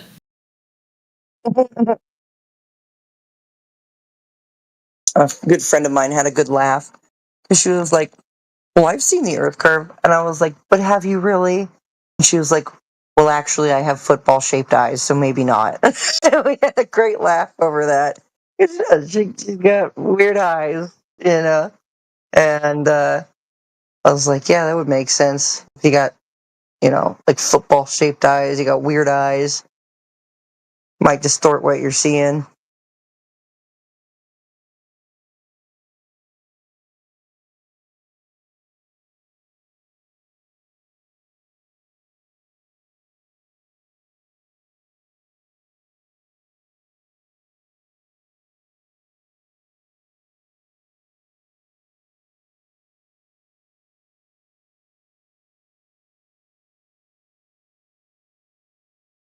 Who's Arlo? Arlo!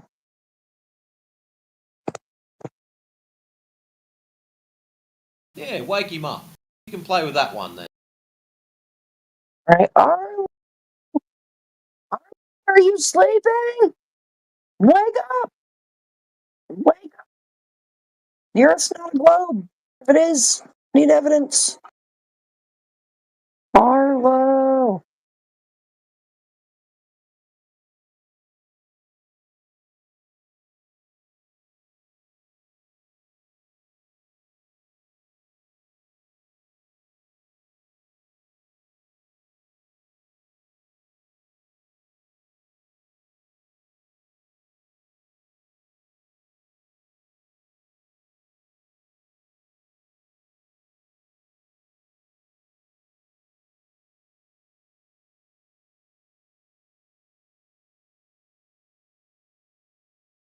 Who's Melvin?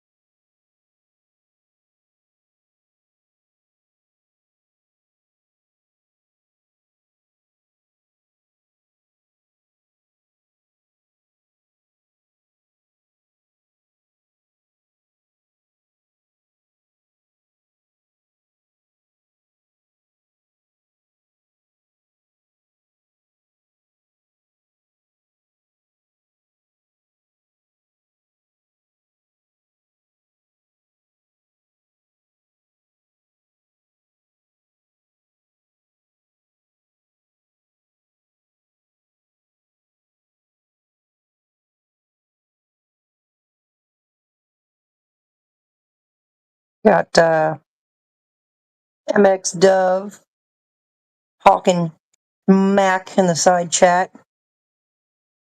You can hear the sound of my voice, MX Dove. Why don't you go ahead and hop in that VC and mic up?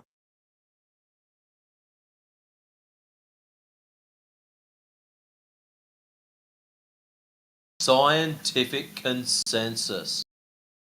I love that. Fuck me dead. I love that. I saw that shit. Hasn't he been schooled on that before? I feel like I've schooled him on that before. Like, what science do you need to measure the curvature of a beach ball? You know, like.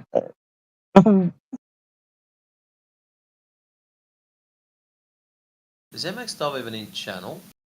No.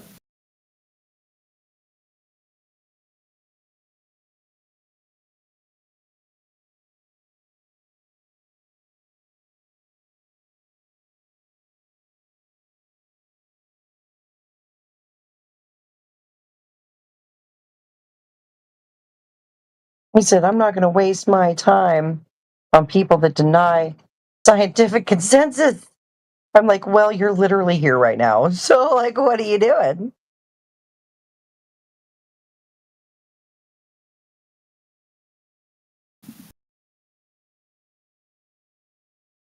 I so wish we weren't broadcasting to YouTube.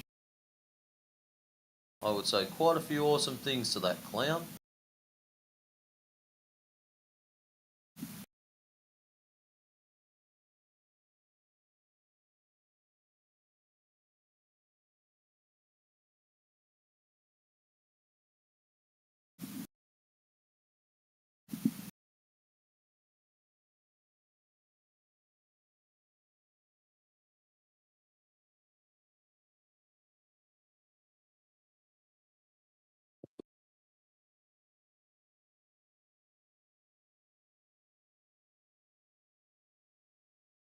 This ought to be good.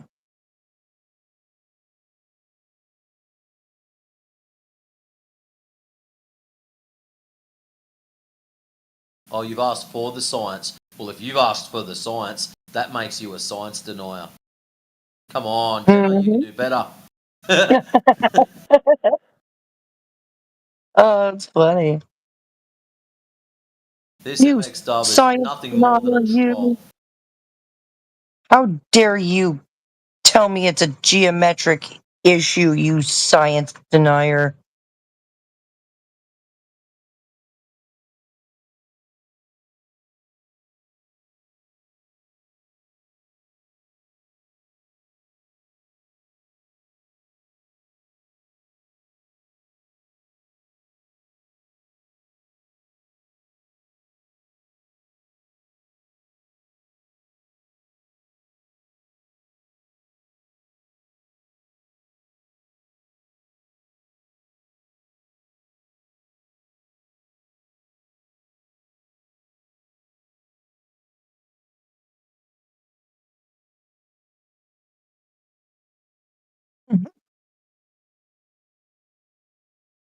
It's alright, satellite telemetry. That's not science. Telemetry's not science. Is telemetry science, you guys?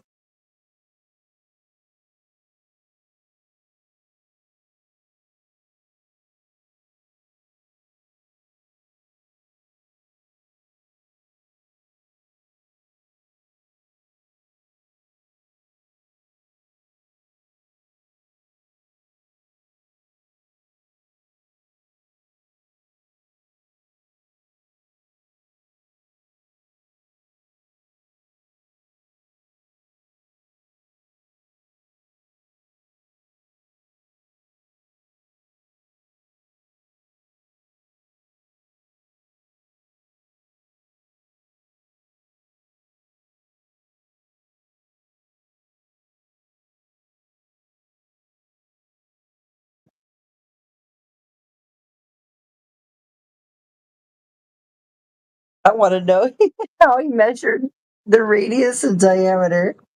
I'm like, bro, you went all the way to the center of ball Earth and then kept going.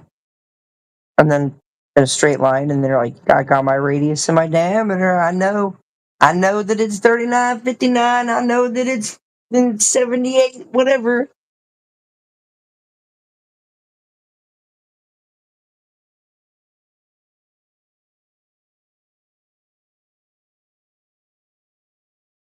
He stopped typing. Hey, you can measure the radius and diameter of the Earth. I'm like, that's geometry. Like, hello? That's geometric! Lord help you!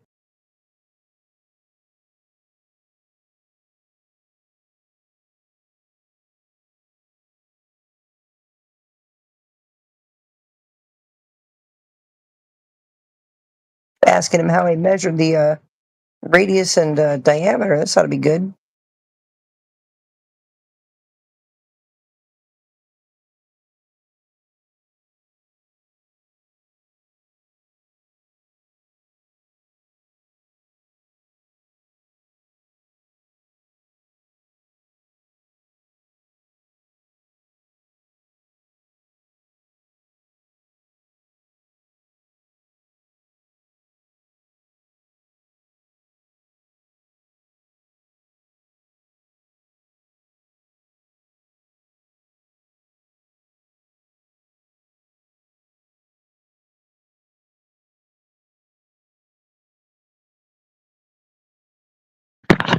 I just went back and listened to the live stream. I can't hear what you guys are talking about with my mic.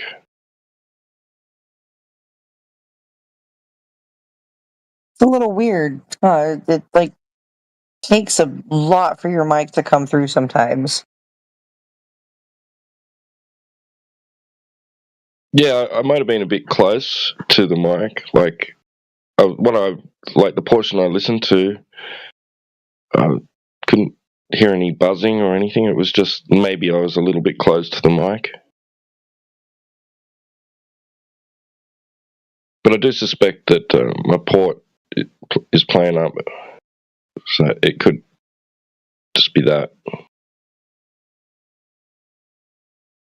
But I didn't hear it. I couldn't hear it. I don't know. Maybe because it's weird that it would come through on here but not be recorded on the YouTube stream.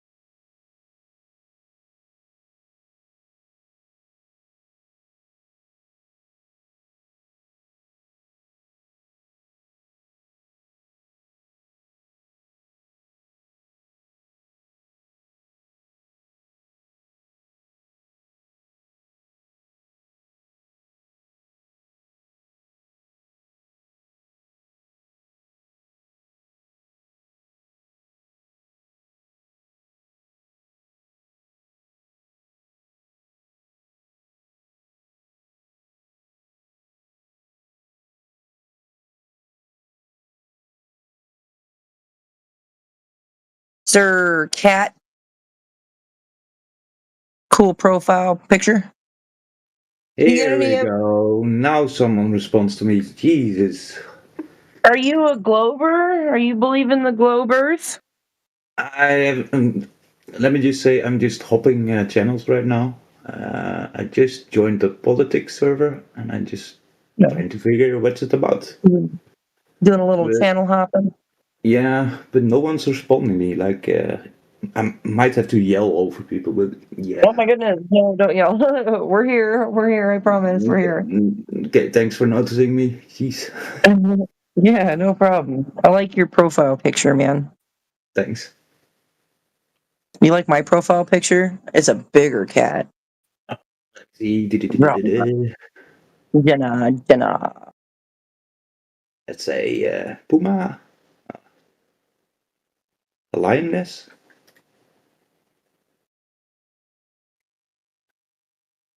Okay, give me a minute. I'll be right back. Yeah, it's the lioness. I'll be right back.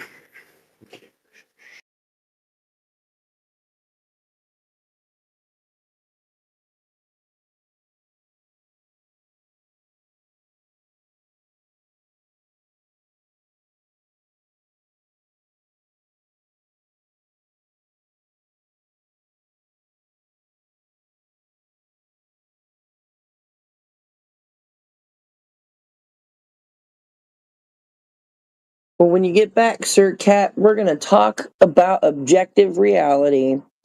We are going to talk about nature and the natural laws and order of this world. If you're cool with it.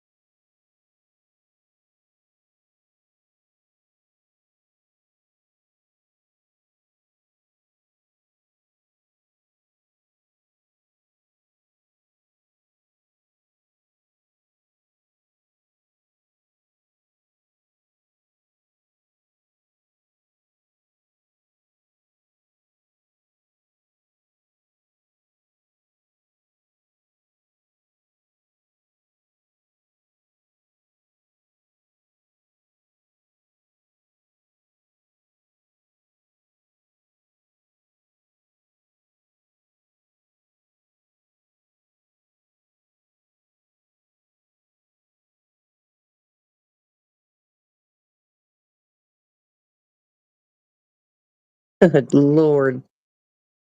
Is this the best argument flat earthers have? Distrust and scientific consensus? Because I told him he didn't do shit. He didn't measure a radius. He didn't measure a diameter. He didn't do any of that. You don't need science for radius and diameter. That's a geometric thing. Dude wants to be all up in this category error. What the hell? Like, I know he's been schooled on category errors. Maybe he's just reset. Maybe he's just ignorant. Maybe he has the memory of a goldfish. I don't know.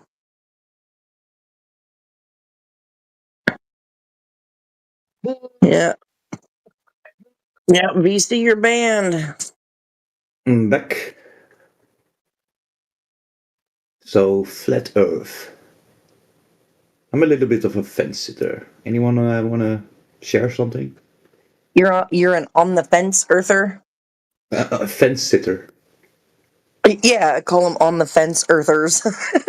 No, you're not a globe earther. You're not a flat earther. You're an on the fence earther. That's okay. A lot of us were there at one point. I think ultimately the big tipping point for me is water. Water. It rests flat, level. If it's super calm and super still, it's mirror flat. They get specular reflections out on the salt flats for thousands of square miles. It's crazy. I'm gonna play a little bit of devil's advocate. What about water droplets? Those are round. Right. Now, you take, 3 million water droplets and you put them in a container, and then what? You got a full container, and the surface of the water is going to do what? It's going to rest flat. It's going to rest level. You know, we use liquid to determine level. That one doesn't work in my brain, but I imagine the Earth. I imagine the Earth then, in your example, I imagine the Earth as being a huge water droplet, so gravity. Well, the Earth is not a huge water droplet. No, don't get me wrong. I'm trying to make an example, but about why water would curve, I guess. That's what we call, that's what I like to call just a drop of piss in a bucket. It's not nearly close. You can see for so many miles across water. You can see shore to shore across these huge lakes. You can see 10, 15, 20, 30 miles out at the beach. It's nice and calm from a very, very short observation height,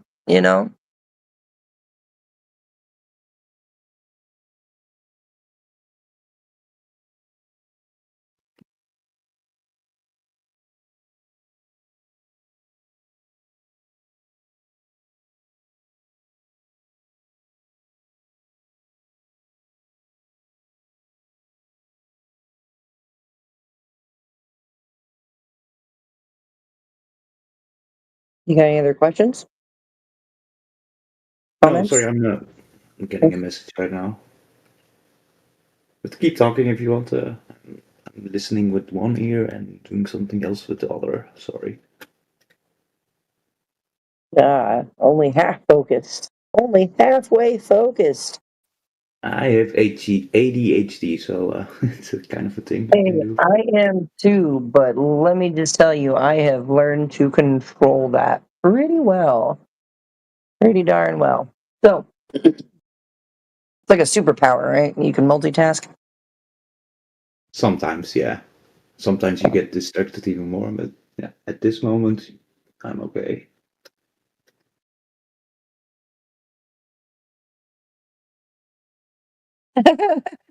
Haha. Oh, that's funny. Sorry, dude just got totally banned. Haha. Oh, did you permanently ban him?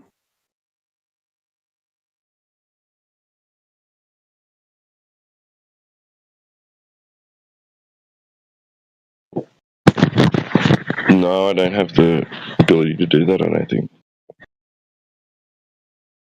Say he's going to message one of us when he's ready to join the VC, and I'll lift the ban.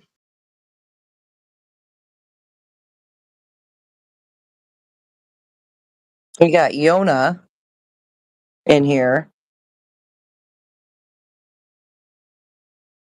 Okay, But don't mind me. I'm just gonna hop another one. Might be back in on another day, but yeah, I'm just doing my thing right now. Sorry. Right on. Jenna, you're the only one talking, or yeah. Okay. Thanks for noticing me, by the way, Jenna. It was good talking to you, and you're more than welcome in here anytime. Okay, thanks. Hoping Have a good night. No, I'm just hopping from top to bottom. So next is Christian chat. Okay, bye. Have fun. We've got a JSSK in here. Welcome, JSSK. Yo. So we're looking for globe evidence or a concession of flat Earth, whichever comes first. And usually it's never, ever evidence. Ever. Say all the time, not even usually. It's always never any evidence. So you have evidence for a globe. Well, that'd be cool. Get a Nobel. I just joined as an audience. Oh, this is a no listening panel. I'll pull a CB on him. It's a no listening panel. You got to talk. You got to say something. You got to engage.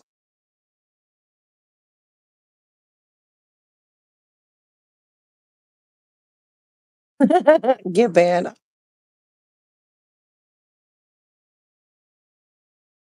She's like, I'd never interact with you losers. No. Well, she's like in here interacting with people who she thinks are losers. Real weird why they do this. Like, I wouldn't interact with losers. Well, yeah, here you are interacting with people who you think are losers. So, what's that say about your character? Anyway, that girl was weird.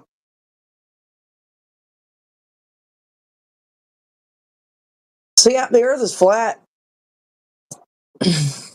Yeah. Horizontal topographic plane. Holy crap, look how flat that is. Watching National Geographic, they just showed something that was like so flat, like all the way across the ocean. You could see like mountains and like islands and stuff in the distance. Way distant.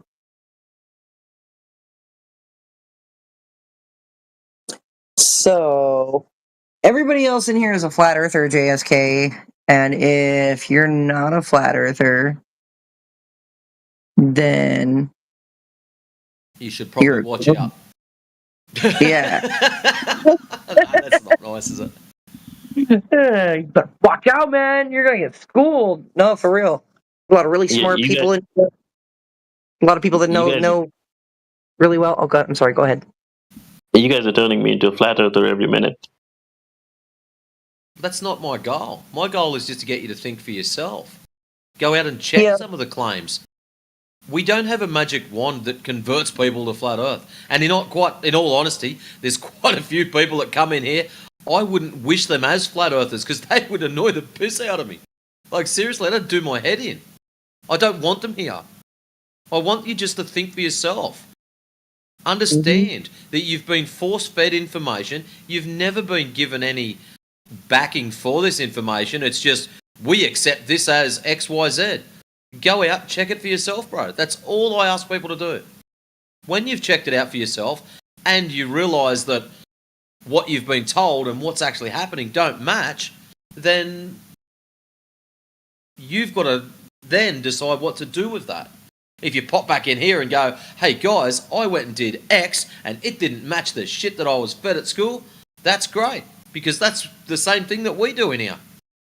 If you want to come in and make a very specific claim, I believe the sun is XYZ distance from the Earth. That's awesome. Have you got any data to back it? How did you measure it? How did you work it out? See, we're not here to convert people. We're here just to get you to think critically. When you do that, the conversion will be done by yourself. You'll probably find out some other pretty cool stuff too. Or sit back and ask a lot more questions. Either way, I don't know which way you'll go, but I ultimately think that flat Earth is like the skeleton key to like so much. So much. It's crazy. But I mean, if you're not willing to go out and have a look at the Earth itself, and and analyze your direct experience of it, see if it matches what they claim. At least analyze the claims that are made that that insinuate that we're on a spinning ball in outer space. See if you can verify those claims. See if you can validate them. See if they hold any logic, stand to reasoning, or anything like that. Like criticize it, scrutinize it, analyze it. Yep. Be sure that you actually have knowledge of that of this, that it's a fact, and you're not just adhering to some sort of belief system. Just because you're simply told it's true, so it must be true, right? And that's the whole thing about it too, is that by scrutinizing and testing and questioning, you'll find what holds up and what doesn't. Quite literally, what holds water and what doesn't. Truth fears no scrutiny. The truth will not fall apart under intense scrutiny. When I started putting the globe under this same intensity, with the same scrutiny, I'm sitting here going, wow, okay. It just starts racking up all this stuff that doesn't make sense. All of this stuff that I'm like, I can't demonstrate this. This can't be demonstrated in a lab setting. This can't be demonstrated anywhere. I can't get a ball to hold water. I can't get a ball to have water stay on it. I can't. Gas pressure being contained in a vacuum. I can't put like a shoebox of gas, an open container of gas in a vacuum and have it stay in the container within the vacuum. There's all of this stuff that it's like, it's pseudoscience. And when you start analyzing this stuff, you start picking it apart, you quickly come to learn the difference between natural science and pseudoscience, between what's real and what isn't, ultimately. Yeah, science is compliance. I like that. That's a good one. Are you able to explain the square function and its implication on the observation, T-Dub? In the Black Swan, in the numbers you used? Is it something you can throw some light on? You want a long distance observation? Looking for what the square function is and what it means within that calculation that you keep using. I don't understand it from your point of view, what it means. 1.22 multiplied by the square root of the observer's height. Ask the globers. You use it in the Black Swan, so I'm wondering what impact it has on the. But what is the formula then? What's the square function for? Oh, the globers. It is a globe. Yeah, but you're using it. We just use Elderbear. We just use their tools to show them that the reality is not matching their ball mathematics. It's their ball mathematics. If you've got a problem with it, contact your nearest glober and put forth a complaint. Yeah, but if you don't understand the function, how can you apply it to what you're saying? Because horizon's supposed to be at this specific distance. Based on what? This formula. Okay, and observer height. Okay, what's your observer height? Okay, punch in the observer height. Okay, now use the formula on your calculator. Yes, there's your claim distance to the horizon. Oh, is it that? Oh, look, it's not that. It's as simple as that, bro. Unless Elderbear, unless you've got a better formula that we should be using. If you have, please put it forward, because I'm more than happy to change. I'm not that much of a stick in the mud that I'm going to go, nah, piss off. If you've got a better one that's more accurate, I am more than happy and willing to use that. Have you just stated that you're here? Do you have this? You stated that you're... Okay, majority of people know how much you annoy me. So, let's make this very clear. Do you have a better formula for us to be using? Personally, I don't give a rat's ass where it comes from. Whether you pull it off the bottom of your shoe, it's camping at your mum's house, I don't fucking care. If you've got a problem with us using that particular formula, cry about it.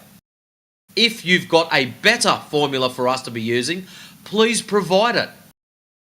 Outside of that, fuck off. We don't care. It's just a function. Like C in E equals MC squared, right? Mm-hmm.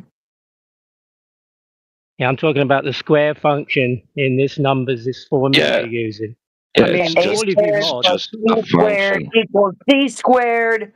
It's fucking angles. No, we're talking about it's straight lines. We're talking about it's I'm talking about the 1.22 multiplied by the square root of the observer's height. That formula. And as all the mods have a black swan as their icon, I would imagine that they would understand it. If you have that formula, so because I've got a picture of a black swan, and you don't understand listen to your dumb shit. Because I've got a picture of a black swan next to my name, therefore I've got to have an understanding of that. Okay. Is this guy's mind broken or what, T-Dub? What did I fucking miss at school to not be like that? I don't know. Maybe he could educate us. You tell us what's it about.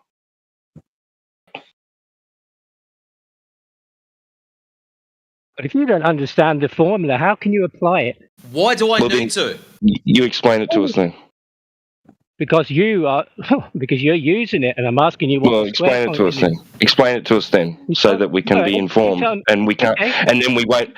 So teach us so that we're not misapplying it. Don't get angry. Your mic distorts. So teach us then, so we're not misapplying it. Come here. Call my dog. Fill us in. What is square? Fill in the gap for us. Fill in the gap for us, so that we're not misapplying it, and that we're not, doing something wrong. You're talking over me, T-Dub, because you're frightened. What is the square? No, I'm not fucking frightened. Okay, Elder Tard, T-Dub did not speak over you at any stage there.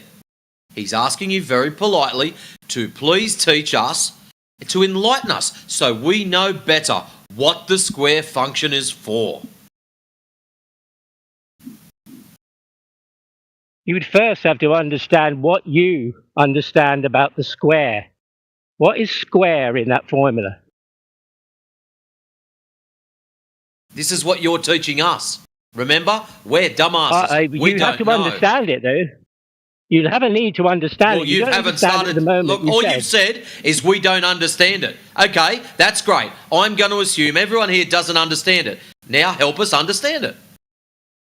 Well, you'd have to understand what the square is in that formula. That's what you're teaching us. Please proceed. Yeah. Yeah. The observer is a square, isn't it? The observer's height multiplied by itself. Yeah. So what does that do when you multiply, when you get the square root of the observer's height? What do you create?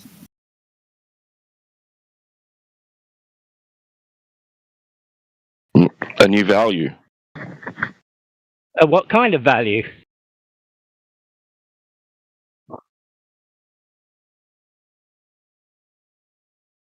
I don't know. You tell me. You're creating a square, aren't you? So your 1 foot observer height, the square root is 1. So you have a square that's 1 by 1, or each side is a 1. You have a square, a 1 foot square. Now, how does that relate to the horizon, that 1 foot square? It's just a function that derives a value of distance. Yes. Okay, so what's the impact? On the observation you apply it to in the Black Swan, what does that 1 foot square do to what you're looking at? Not sure. It might have something to do with if you. I'm not sure, man. I don't know. You tell me. Exactly. Yeah. You tell me. Why do you say it if you don't know? Why do you say it? Tell us. Tell us. Tell us then. Hang on. I am telling you. But why is it foundational in the Black Swan if you... I don't know about you lot, but I'm about a bee's dick short of drop kicking this thing out of this fucking channel. It's a quadratic function. So, because you're using ball mathematics, you have to square it or find the root of it. Mm-hmm. Now, if you don't square it or find the root of it, you will end up with this slope.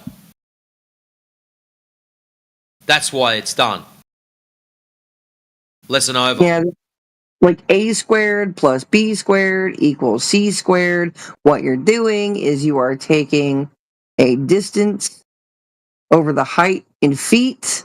You are using a squared plus b squared equals c squared basically in this. You have to square it for the function. For a globe, right? It's globe mathematics. That's it. We don't have to understand. Hey, Elder Bear, do you drive a car? Do you understand what the formula is for working out your fuel ratios? Because I know plenty of people that do drive around that wouldn't have a freaking clue how their engine works. So they shouldn't be driving based on that logic. Yeah. I mean, if the claimed radius value was larger, then or smaller, then you'd have a different, value to start with. It wouldn't be 1.225. It'd be a greater or lesser value than that, and then you'd still times it by the square root of the observer's height in feet. I don't understand the mathematics properly, but I know that it's a function that is needed in order to get the correct value of a line of sight tangent to a circle or a sphere, right? Based on the observer's height, and to derive the distance of that line of sight or the distance of the surface where the tangent plane meets from the observer's feet. We use Neil deGrasse Tyson as a hostile witness. This would be used as a hostile tool. It's a global tool that we are using for them to show them that reality doesn't match their mathematics. Here's the ball with a given radius. This is your elevation above the ball. This is where the horizon should be. Let's go out to reality now and test it. And it doesn't match. That's it. Yeah, it's an all-out claim. Look, don't have to be a surgeon. Exactly. Yeah, you don't have. It's not like, if you don't fully understand how the math works, then you can't apply it. Well, yeah, I can, because I can just use a calculator, punch my observer height in, and then use the formula, and that should give me distance to the horizon. That's the claim. I don't know the chemical formula for house paint, but I still use it to paint my fucking walls.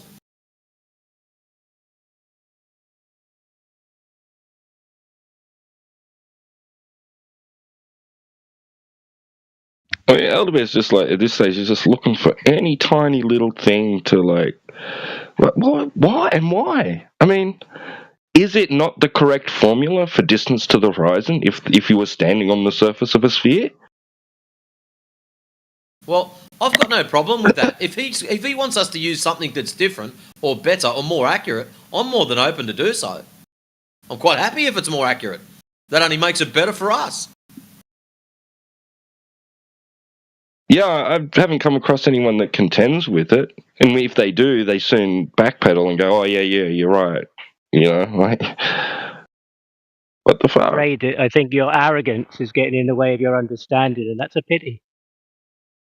I mean, I've got a whole pocket full of questions about all sorts of things. I know you don't want to hear them. And none of them would be related to the subject matter. Even if you apply this function that you think does what you think it does, and you don't understand it, and how can you apply it as a proof of flat Earth? Do you understand it? Yes or no? Yeah, well, go out, take it up with the Globers then. Excellent. They're the ones that claim it, bro. If you understand it, go and annoy your nearest globetard believer. Because that's where it comes from. It doesn't come from us. We're using their tool. We're using their tool. That's it. To it's their claim. Where their claim is supposed to be. It is the proof.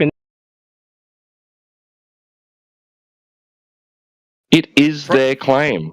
They are claiming, use this formula to derive distance to horizon, Elderbear. So we do. We use it. We use the formula, regardless of whether we understand its exact functions or not, and why those values have to be there, and all that, and and exact mathematics of it. We can use the formula. They say use it, and so we use it, and it doesn't work. No, you say use it. And because you don't understand it, you don't understand that what you think it's doing in your observation. It's irrelevant if I understand the exact mathematics behind it. It's a flat Earth claim. Okay, Elderbear, shut your yap for a second or I'll help you. No. No, you are going to explain something to us. All right, fuck it, I'll mute you. You're going to explain something to us. You've just said we don't think it's doing what we think it's doing in the Black Swan. So what you're going to do, you're going to put your big boy pants on and you are going to explain to everyone on this panel what the function of that formula is, how it is not relevant in the Black Swan. So please, the floor is yours. You tell everyone the function of it, of that formula, and how it is non-relevant to the Black Swan. Well, you already claimed you didn't know, and then you muted me and claimed you did know. But what you have is a square. You create a square. The observer becomes a square, right? That's the square function. Now, if you go out 1.225 miles, looking at that 1 foot square, what do you think you're going to see? It's not about out there. It's about the square that you created. You need to go out to that distance, because you can't measure anyway. You need to go out there and look at yourself, and to be able to see what's happening. And see myself as a square. I'm going to literally turn into a fucking square? Well, that's what the function does, T-Dub. Don't get angry with me. I'm talking about the formula. You said you wanted to know. So the formula turns people into you, bro. Right, I wasn't fucking angry. Do you know what makes me angry? When someone tells me to stop being angry when I'm not angry. You don't want to hear the truth. Listen, you asked me to tell you. What makes me angry? No, just for a sec. What makes me angry, Elder Bear, is people telling me to not be angry when I'm not angry. That pisses me off, bro. So if you want to piss me off, tell me to not be pissed off. Tell me to stop being angry when I'm not angry. That will make me angry. You fucking asshole. Gaslighting shithead. So Elder Bear, listen, you're basically saying it without actually saying it, right? That only mathematically is Earth a globe.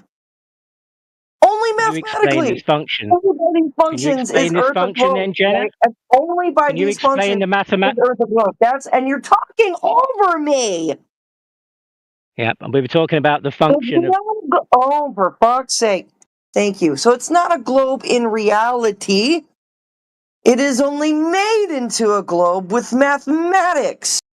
Period.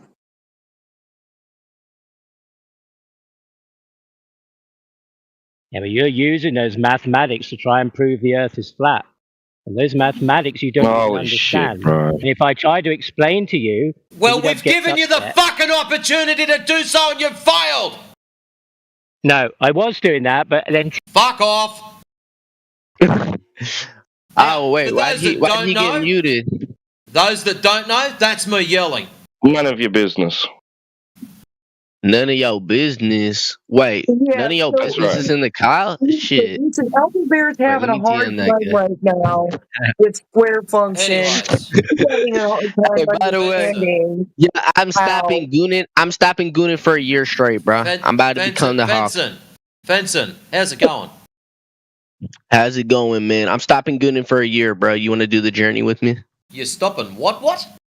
Gooning for a year. Do I want to know what that is? Like, jacking it, man. That's fucking for a year straight. That's wait, stopping it is disgusting. Wait, why is stopping? No, talking about like that. You don't need to talk about it. That's crude and totally not necessary in here. I totally have no idea what he's even saying. Best not to. Apparently, the kids make up new words these days. And from my understanding, he said the word gooning, right? I guess that's the kids' new word for masturbation.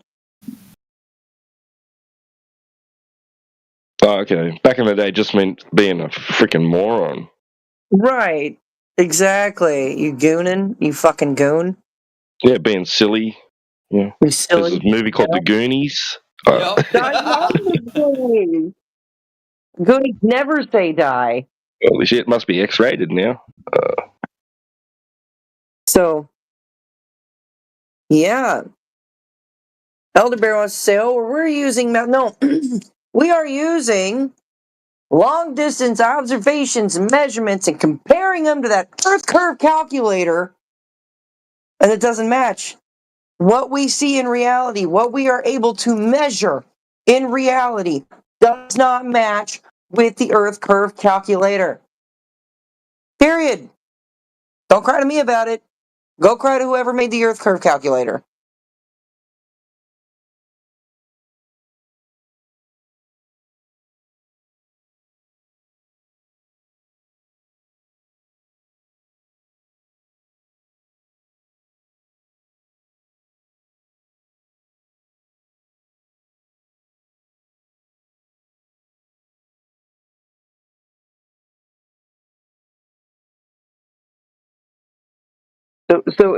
I'm guessing Elder Bear is still failing to understand that the horizon is never, ever, ever where it should be for Baltardia, ever.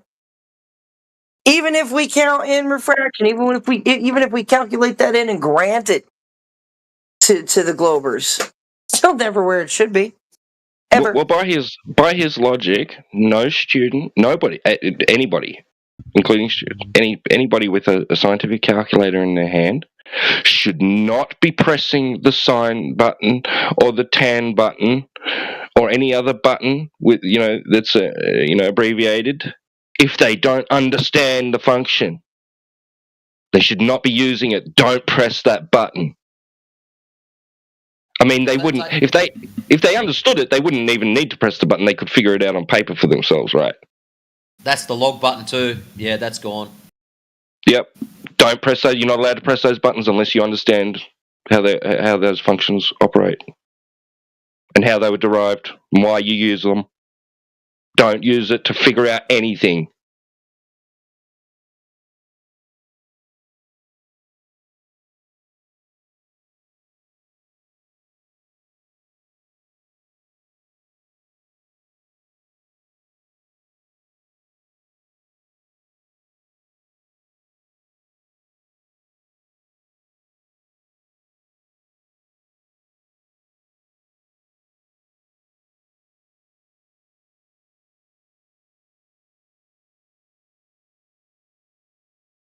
Disappointed I didn't have my sound meter on. See what I got to it.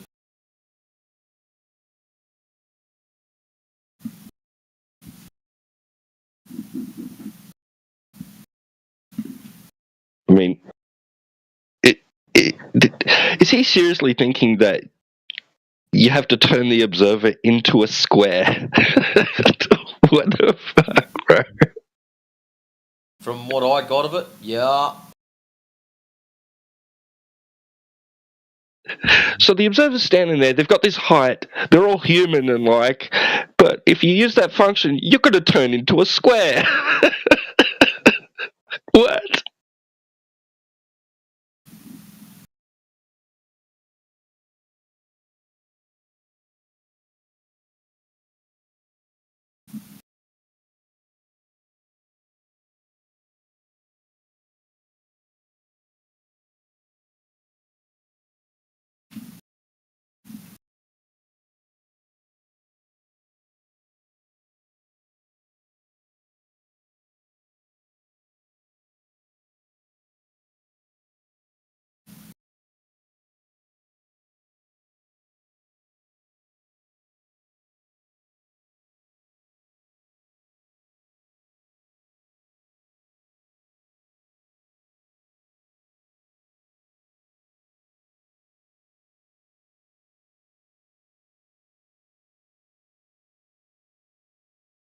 You want to let him back off and see what other stupid things he comes up with? Oh, you go for it, bro. Yeah, go for it, bro. All right, everyone's got their blood pressure settled. All right, let's get some more Golden Globey shit. All right, Special Ed, you back off the leash. Yeah, well, don't say I didn't try to help you, T-Dub. It's exactly that function. Okay, that Elder Bear, that turns can you you tell the difference between square, myself okay? and T-Dub? Elder Bear, we'll Talk try to again. T-Dub, he was Can just you talking. tell the Okay, for you. difference? Yeah, you've got a horrible raspy voice and he gets angry. That's the difference. You get angry too, but you got more of a raspy voice than he has when you do. But it's not my fault that the function. Okay, so we're going to start again. Function. We've got the square function. Now tell us how the black swan is incorrectly proven because of this square function. Go. Well, you've already, if you don't see that the square function in that formula is about the observer, right? True or false? What about the observer? The observer's at 1 foot. Okay, it turns the observer into a square. No, it doesn't turn the observer into anything. The observer is still the observer. Function? The observer is still the observer. Not in the formula. You've got a mathematical function. Stop being arrogant. Stop being so arrogant. Okay, my arrogance from you is you saying the fucking observer turns into a square. I beg to differ. Read out the formula. Read the formula. Tell me the formula. The square root of the observer's height in feet times 1.22. Exactly. So what does the square root? So nowhere in that does the fucking observer turn into a square. The function turns the height of the observer into a square matrix. If you don't understand so now that, it's the height of the observer. So it's not the observer now. We've finally got it out of it. The observer is turned into a square. No, the observer's height is shown as a square function. Okay, so what does it do to the height of the observer? Not physically turning an observer in real life into a square. It's a function. Is measured. The height of the observer is measured. It doesn't do anything to anger and arrogance will not help you. I'm not angry. I'm trying to get out of you. You will not help you. I am trying to get out of you what it fucking does. And all you keep asking me is what it does. You've already told us clearly, concisely, we have no fucking idea. So what we want from you is to tell us what is going on so we don't fuck it up anymore. I just told you, and you keep getting angry at the fact that the function... I'm not getting angry. You keep telling us that the observer turns into a fucking square. This fuckwit, if he was any dumber, the observer doesn't turn into a square. The height relationship is a squared function because you are doing spherical mathematics. That is the purpose of it. If you had cared to look in the side chat, I think it was, where did he go there? Scrolling up, FE Batman posted it up for you. But you seem to think that I'm angry. I'm not angry. I'm disappointed in your fucking stupidity. There's a difference. So, we're all wrong. Tell us, please, how us at the Flat Earthers are using this squared function incorrectly in regards to the black swan. You know, the oil rigs picture that nobody, especially the globetards, don't like. How is that function getting used incorrectly? Which part of it are we not applying correctly? So far, we have alleged radius of 59 miles. If that is the case, with the formula, the square root of the observer's height in feet times 1.22 will give you the distance to the geometric horizon. That's what the formula is for. In that image, the geometric horizon is beyond 9.41 miles. Mathematically, it should work out at 1.22 miles. Now, from that, you are going to tell everyone how it's not working.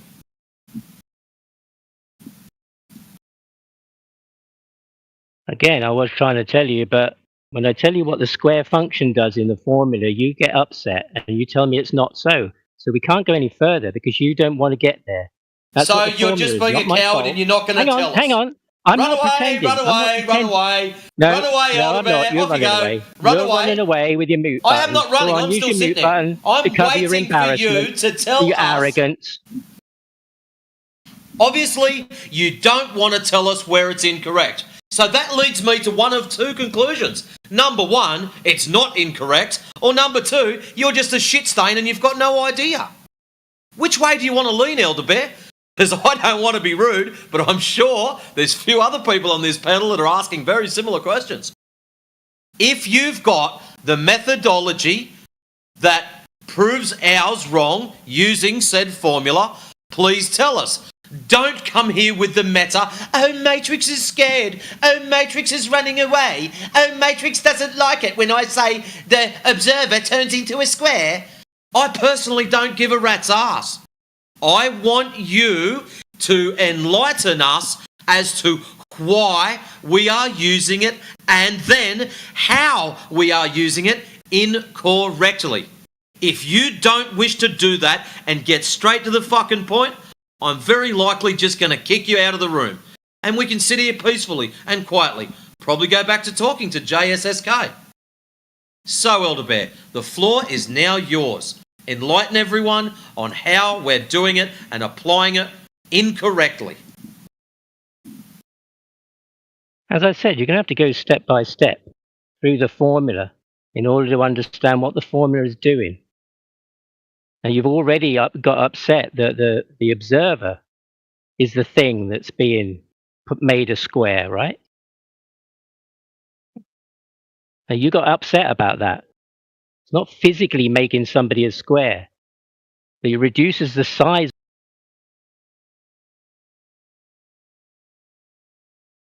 Did you kick him? Fortunately for us. Did you kick him or did he leave? I booted him. Okay, geez. That was... The fact that he's sitting there and trying to cope and he's saying that we're making the observer a square. You know why I kicked him? I'll tell you straight up. He made a claim that we were using that shit incorrectly. I've got no problem with that. I asked him to enlighten us on how we're applying it and using it incorrectly. Within 5 words, he'd already bitched about me getting upset. Whether I'm upset or not, that has 5/8 of stuff all to do with what his task was. Gone.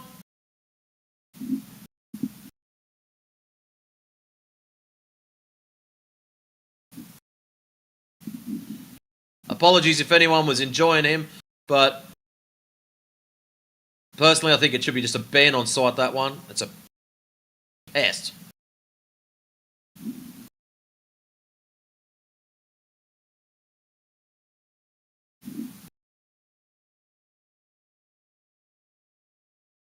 Right. JSSK, how's it going, mate? At least I know you're sensible. What did you say you were earlier? A flat earther or a baller? I can't remember now. He's a listener. A listener? Yeah. I am yet to take a position.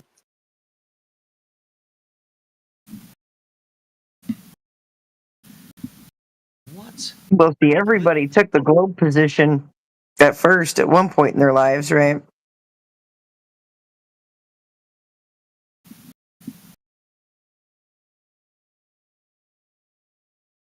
So why is it you're yet to take a position? What, you haven't looked at it, or you're still looking? You don't know? You're not sure? Yeah, how do you account for the fact that all the maps of the Earth show it as a globe? Except all maps are flat. There's no globe map. That's the thing. How do you account for the fact that when we measure curvature, there is none?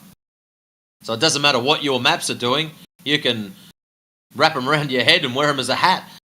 If there's no curvature, there's no curvature. So all of the other claims that get thrown at us, but the moon does this and the sun does that and the stars do this, and what about satellites? Every other claim that gets thrown in here, means absolutely nothing unless they can prove the curvature in the first place. Now, here we are with the boys out doing laser tests and things like that, doing long-range observations, such as the Black Swan, debunking the alleged curvature. And some of them are out not even measuring the alleged curvature. It's not there. So how do you justify the no curvature and then still claiming that maps are something that don't work on a flat when there's no curvature in the first place?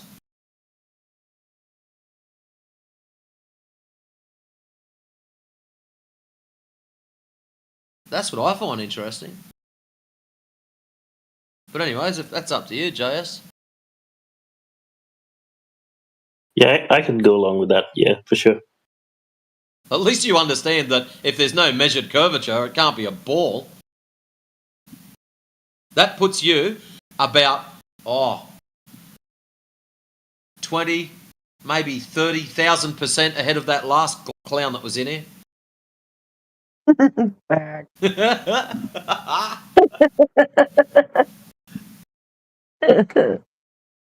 Like, I could hear the circus music, dude.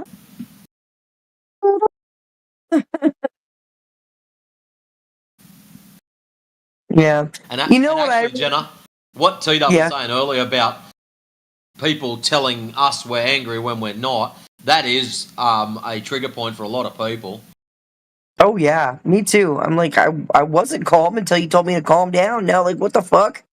Hey, that pisses most birds off. Tell them to calm down. Don't tell me to calm down. Like, especially if I'm calm, because, like, you'll know when I'm not calm. Like, don't fucking tell me to calm down when I'm just chilling. Like, what the fuck? Ooh, that makes me want to punch somebody. And be like, now tell me to calm down. How'd you like that throat punch? Now tell me to calm down. Oh, right, you can't. I punched you in your epiglottis. Looks like we got a couple of new ones dropped in. Who was that? We got Frank. Welcome, Frank. Who was the other one that dropped in? Someone else down the bottom. Constant. We go. Constant. Constant. There we go. Frank's done a runner. Oh, Frank's gone. It's gone. Maybe he'll be back. Welcome, Constant. You have found your way to 24/7 Flat Earth Discord. How do you feel about it?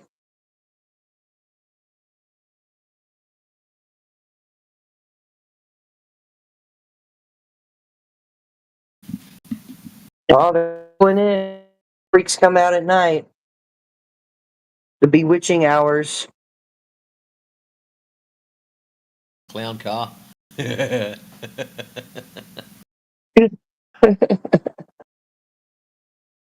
But for some of us, we just have insomnia. So, you know, what the fuck is sleep? I've got a supplement that I'm supposed to take for sleep. I'm just terrible at taking it regularly. It's an all-natural supplement, and it works pretty well. I think I don't have any bit of a consistency with FE panel members not sleeping much. What is sleep? This is 24/7 Flat Earth. When I first started looking into this, I like hardcore looking into it. I was averaging about 3 hours a day. That's it. That was my sleep. Every day, 3 hours. The rest of the time, researching shit, pacing up and down my lounge room, going, what the fuck? This can't be real. I can't believe I didn't wear tracks in the boards, man. Like, holy shit. You know, it's great. I got back into Facebook. I got back into Facebook. I'll see stuff, and I'll just, you know, I'll see somebody like surfing some salt flats or something, and I'll just be like, look how beautiful that is. The Earth is flat.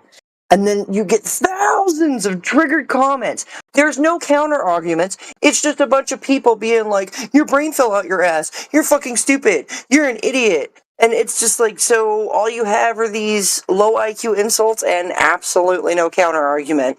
Okay. Thousands of people. No counter argument. Just low IQ insults.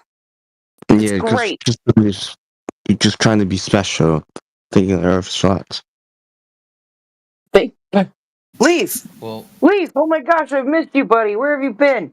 Look. he was on earlier today. Yeah, the horizon's never where it should be, Leaf. I thought you knew this already. I know this. I know the horizon's never where it should be.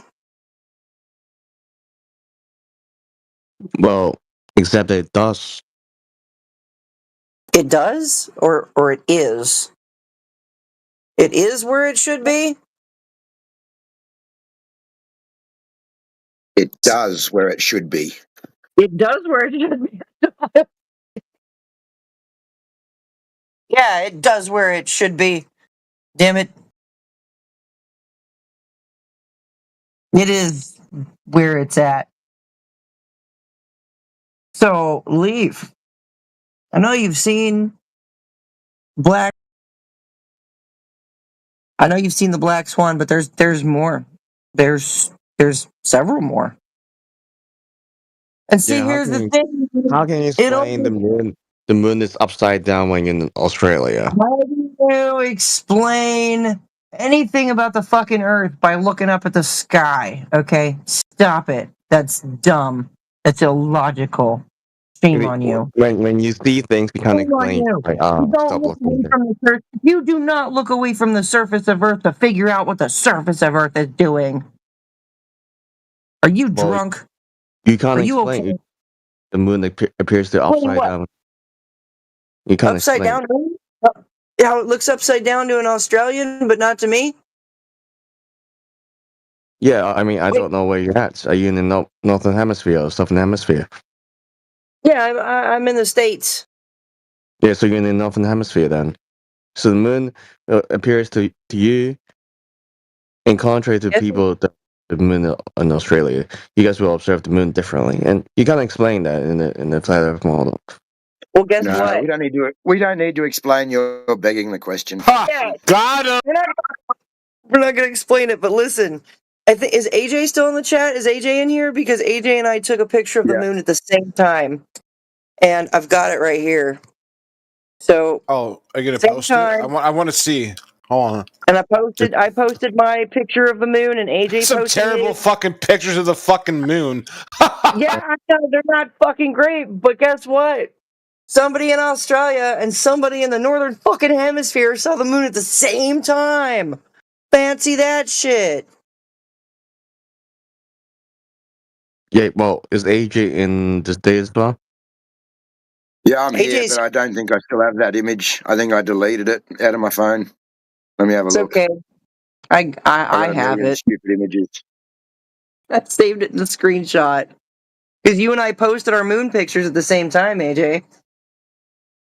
Yeah, I was driving at the time. Yep. Oh yeah, you got it. Yep. You still have it? No, I'll save that one. Oh, the screenshot. I got it. Yeah, definitely save that screenshot. That way you can show other Globers, hey, this girl in Oklahoma, right? And, you there in Australia took a picture of the moon at the same time, right? Well, I guess it was, it was clearly 3 o'clock in the morning, 3:08 a.m. my time when that happened. So you remember what time it was there?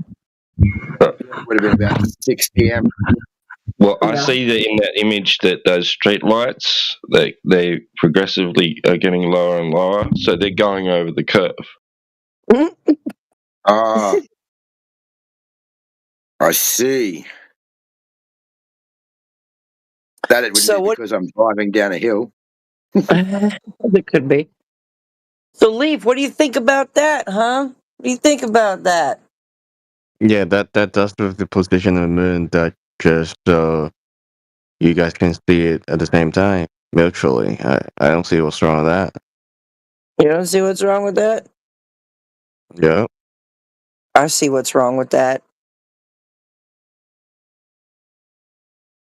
Oh, Maybe you need to reword your question, Leaf, because the way you presented it was very fallacious. So, AJ, are you on the west side of Australia or east side of Australia? I'm on the east. Okay. So you're on the east side of Australia. Well, sort of. I'm towards the east. I'm inland. I'm about 600 or so, maybe 600 kilometres from the coast. 600 kilometres inland. Is that as the crow flies, or? I mean, the moon is pretty far away. I suppose it's closer down at Merimbula, but it's about to the coast in Sydney, yeah, to drive. I think it's close to that, yeah. And if I go the other way and head towards Victoria and go up to the north coast, it's probably about 350 kilometres that way.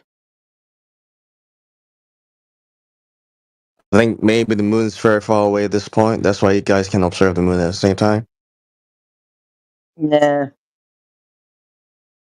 But I thought you couldn't view anything in the sky from the northern hemisphere that you could view in the southern. That's what I thought. Well, the moon is very far away, so that's why. Is you it? guys How can far observe the away? moon. How far away?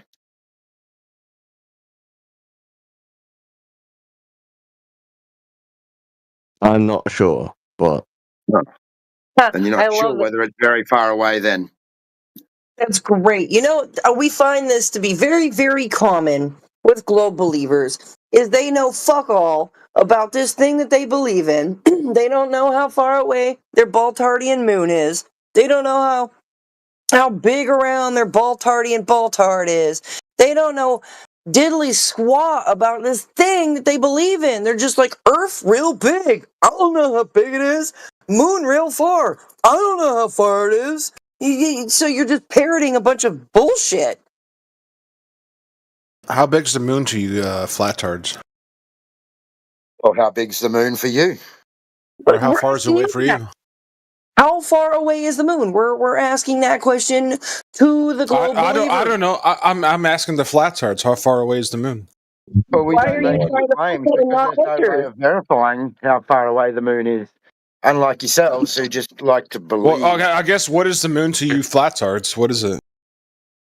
Not a sky not illuminated by the sun. That's what it's not.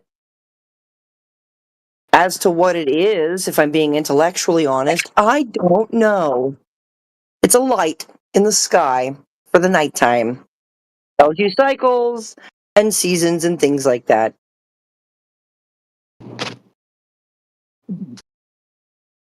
Very, very scientific. Thank you. Well, it is actually, in the fact that we state that there's no way to verify what it is, so we're not going to make speculations and have discussions about what it may be. Yeah, I don't know what that would be pseudoscience. Yeah? That would just be philosophy. Right. Is it scientific to make claims about something that you don't know? Yeah, that's not scientific at all, actually. That's far from it. Far from it.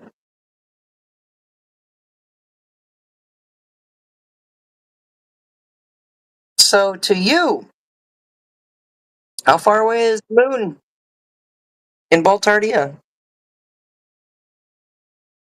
Well, it's just very far, okay? Made of Swiss cheese.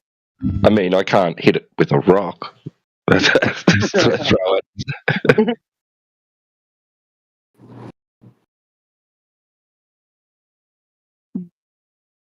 Yeah, I don't know what the moon is. I look at it in the sky, and as far as I can tell, it's just another luminous body in the sky. That's it.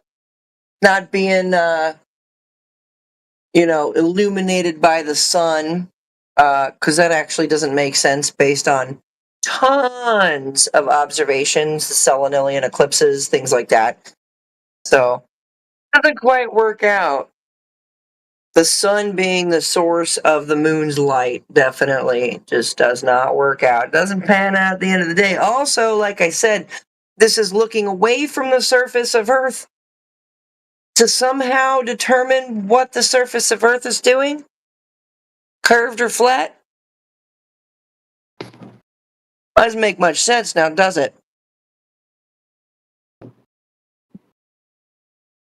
Hello? I think it's constant? Constant! Sorry, I don't respond to retarded questions. So. I felt like you're still trying to Google what distance really far away is. There he is. So, Constant, I'm eating my breakfast, but yeah, I know the distance between the Earth and the Moon, but it's funny that you guys can't even fucking answer. How do you know that? Tell us. How do you know it's that? Measured, dude. Oh, it's measured, and how do they measure to an apparent location? Yeah.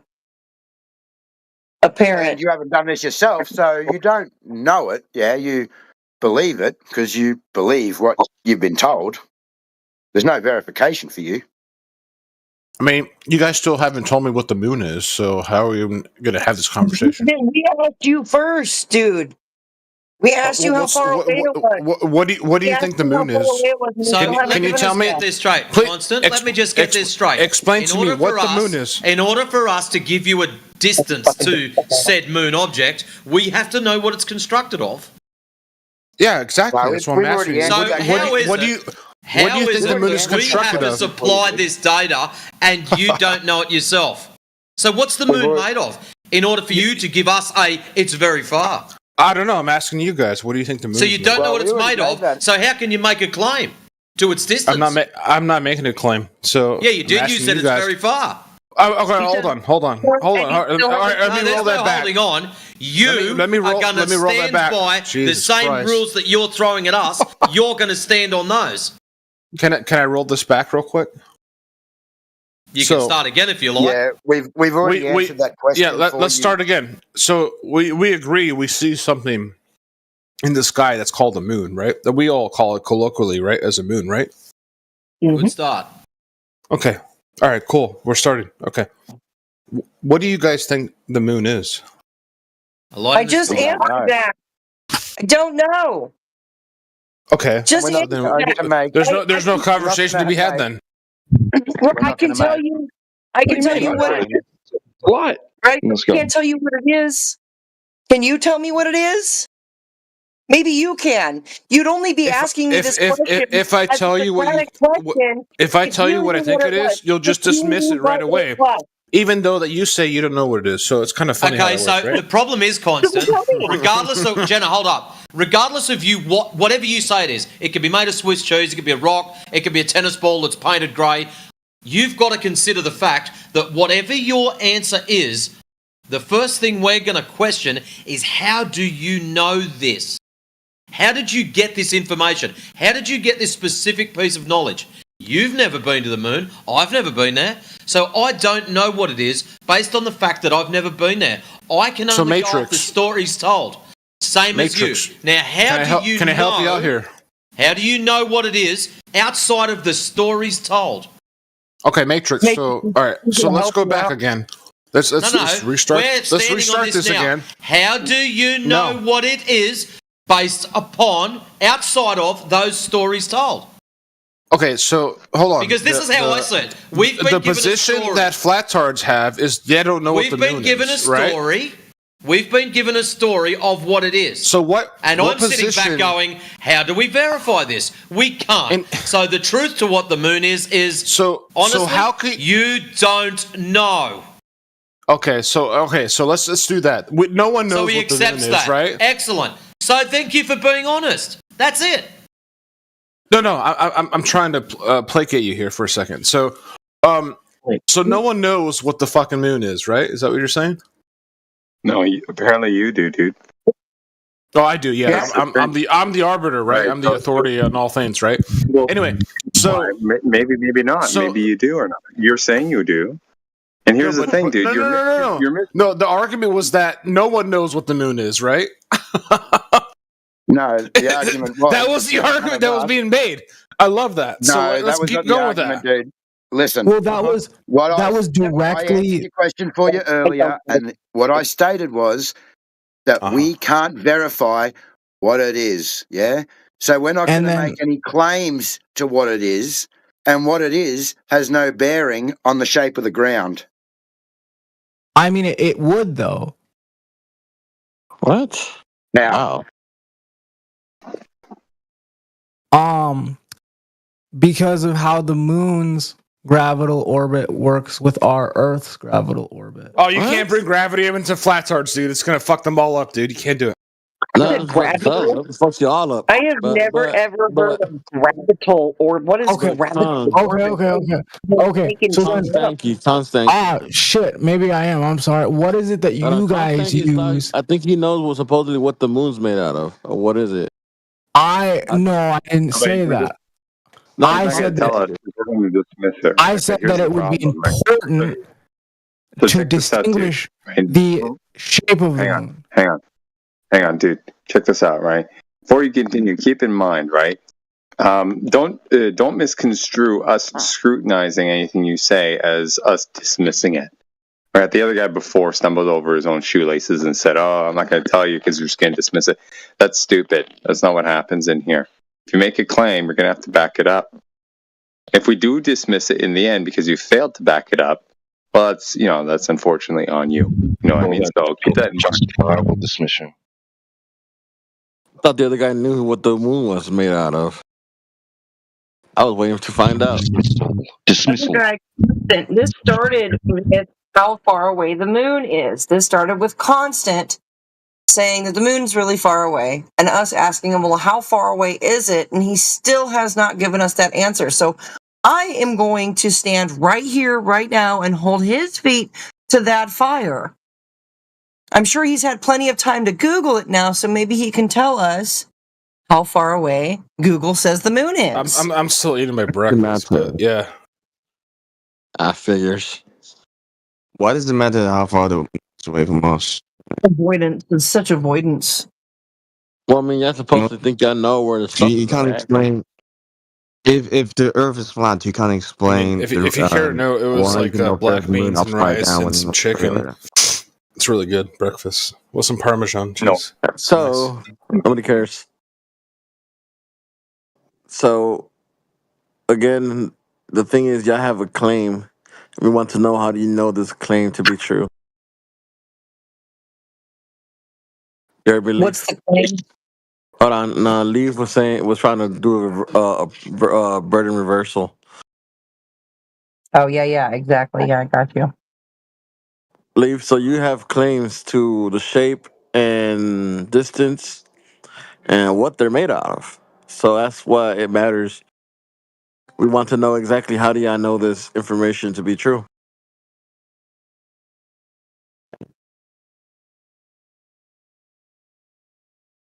But we're trying to figure it out.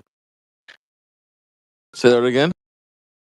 Did you just ask why are you trying to figure it out? Bro. Because you complained about it. Anyway, it doesn't really fucking matter to the ground. Things in the sky don't pertain to the ground. Well, I mean, so it matters to us because they made a claim about it, and we want to figure out, how do they know this claim to be true? They don't. Well, I mean, I don't want to put words into their own mouth. I want them to actually tell us. We let them speak for themselves. I don't want to, strawman them in any kind of way.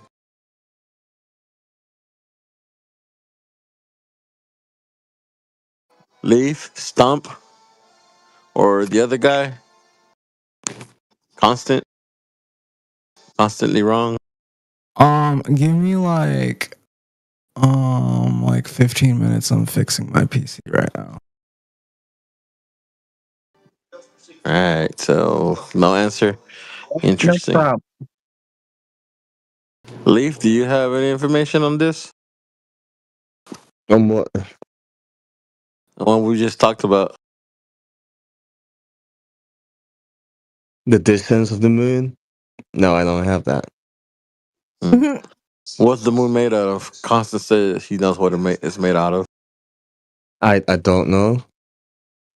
Okay, so you don't know the distance. You don't know how far. How big is it? Why does that have to? Yeah, the size of the moon matter to I mean, shape. what is the moon made out of? How far away is it? Do you guys That's know? what we're asking you. That one never I mean, I'm gonna do the same thing. I don't know. Good. I mean, actually, that's a good place to start. That's a stupid place to start.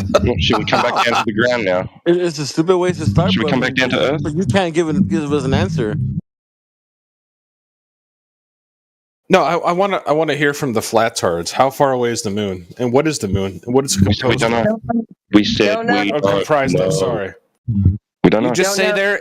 Okay, there's a lot of I don't know from flatards. So, Come on, guys. So shall we come back down to Earth now? We haven't been to those places in the sky. You know, whether they say there are, or how. So how are we going to know the distance or the size of it, or All right, so then, what do you speculate the moon is? What do you think it is? Well, don't know. It's not speculation night. You're gonna be. You guys are just agnostic to reality. Is that what you're saying? Okay. No, we're actually. We're just saying that with the moon landing being fake and all, it's becoming increasingly hard to understand what's real and what's not real. No, that's great. Yeah, we're not saying that's that. convenient. It's really convenient. What we're saying is that we're not gonna make up shit and tell you a story about something that we don't know what they are. What do you mean by your story? What do you mean by that? No, tell you a story. Oh, a story. Okay. Yeah, give you a Constant, made up. Which would you made prefer up story from us? for something? To lie to you, or to say I would love for you guys to tell the truth. Yeah, obviously. Excellent. Right? We don't know what the moon is. Done. That's the truth. Okay. Well, can you speculate? No, that's on Sunday. That's Sunday. It's nonsense to speculate. Is that what I heard? I can tell you what I observed. I mean, what fruit? Let me ask you. How fruitful is it going to be to speculate? Sometimes there's like some innovations that come out of like speculation. You know that, right? No, speculation doesn't lead to like trying to prove something ever. That never happens. That's just stupid to fucking speculate about something you don't know about. But it comes to realizations about reality, right? So no. When does it ever come to realization about reality? That's just stupid. People fucking don't know what they're talking about, and they speculate about garbage, and then nothing comes out of it. Okay. Are you a flat earther too? Yeah. Okay, cool. What's the moon, dude? Do you know what it is? I don't know. They said it before. I don't know. Incredible. All right. Do you know what it is? You can ask him, but Constant, but you don't know what it is. You haven't told us what it is yet. May I ask a clarifying question? What is it? Is it Constant, if I may, quickly. Answer. I'm still waiting for the answer from Constant. Constant, what is it? You don't know what the moon is, Constant? He won't answer. We tried that before. If we don't know what it is, he doesn't want to continue with this conversation because we don't know what it is. If we don't know what it is, how can we even consider talking about how far away it is? Isn't that right, Constant? Interesting when the same shit gets thrown back in your face. Hey, you're pretty fucking quiet. He took the position of I don't know as well. He said I don't know. Okay. And again, he's also misconstruing two terms, right? To speculate on something is not exactly the same thing as forming a hypothesis. You know, if you want to, experiment with some shit, you have to, sure, you have to take a guess as to what something might be or might be caused by something, I should say. But you venture to actually verify that. You don't just wildly speculate. It could be this, could be that, and, never come to at least try to come to a conclusion. Exactly. Right? Speculation, it's different. So he's kind of conflating these two terms again, similar to what he did before. Like the guy's a hot mess.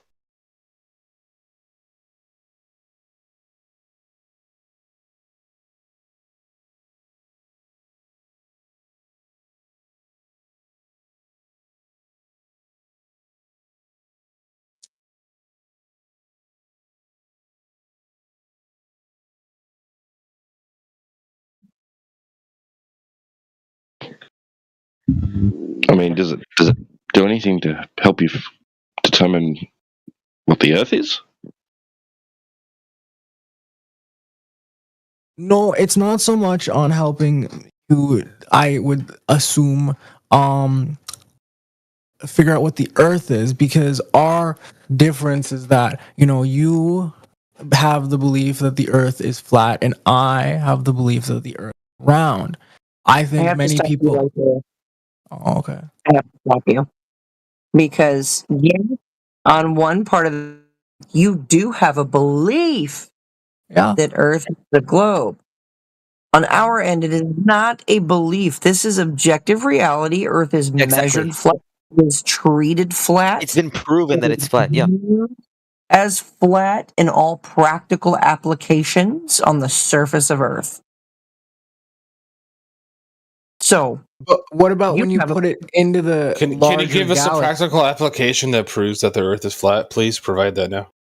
I could give you give him the water example. Give him the water example. Yeah, so like if I'm like a practical example of the Earth being flat is me wanting to drive, a far distance. No, not an example. An application. And an application. A practical application. Very simple. Of it being flat? When you spill water, it like levels on the ground. Spinning underneath you. Let me put it this way for him, okay?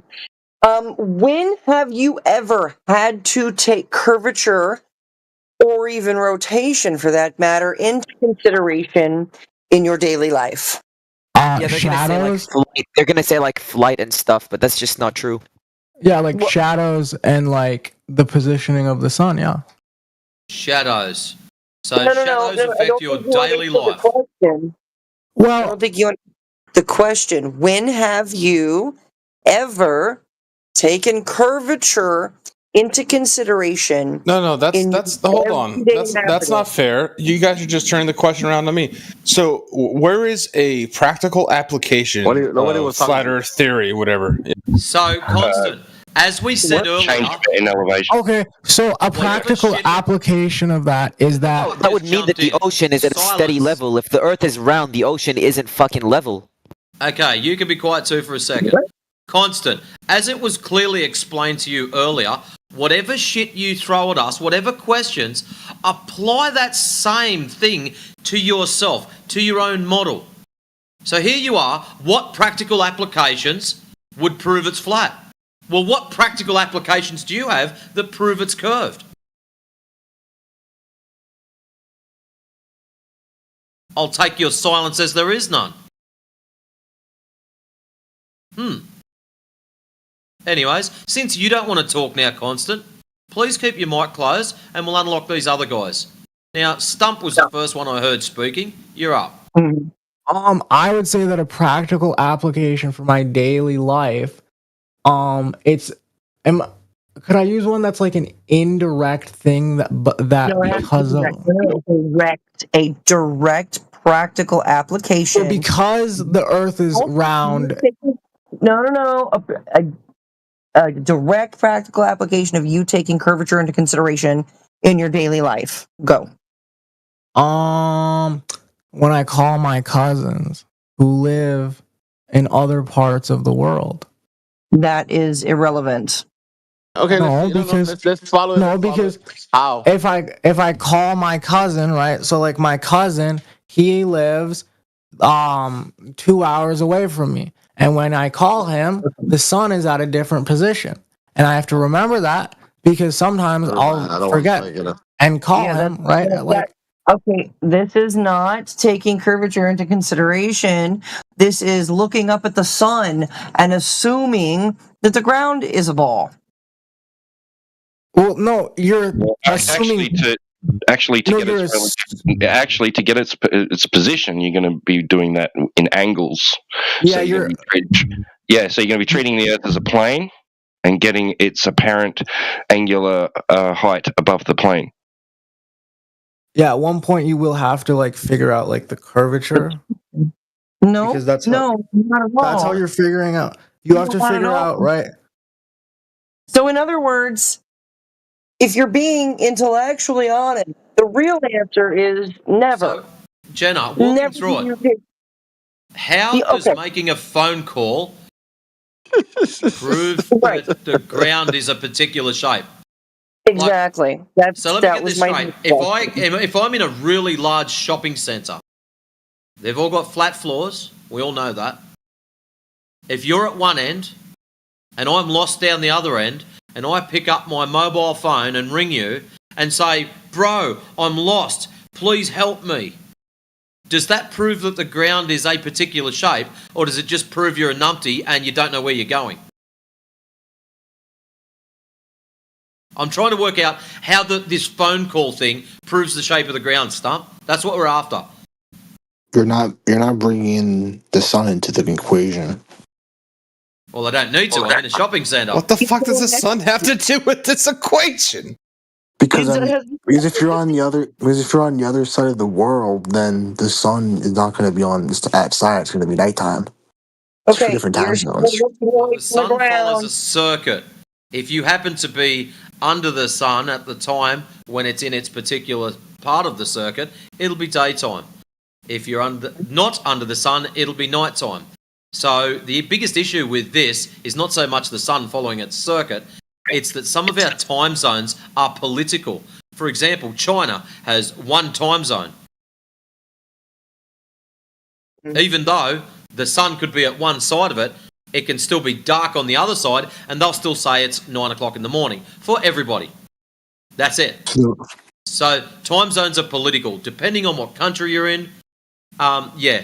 So it doesn't really prove anything to say, hey, look, my friend's house is in daylight, therefore my phone call time proves globe. No, it doesn't. If time zones are political, then how is the other side of the world at night? How does that work? Because the sun is over your head, it is not over my head. There you go, light and dark. Some time zones are political, though. Some places are political. For example, China. Are you following so far? Well, yeah, but okay. So not all of them are. If you really want to suss it out, go and grab yourself a little globe and have a look at one that's got the time zones lined up in it, and you'll just look at it and go, "What is this mess? Why wouldn't they just be radial lines based off of where the North Pole is, stretching down to the South Pole, and at the centre, at the equator, the time zones will be larger, and as you get further away from the equator, the time zones get smaller." That, in reality, is what should be happening.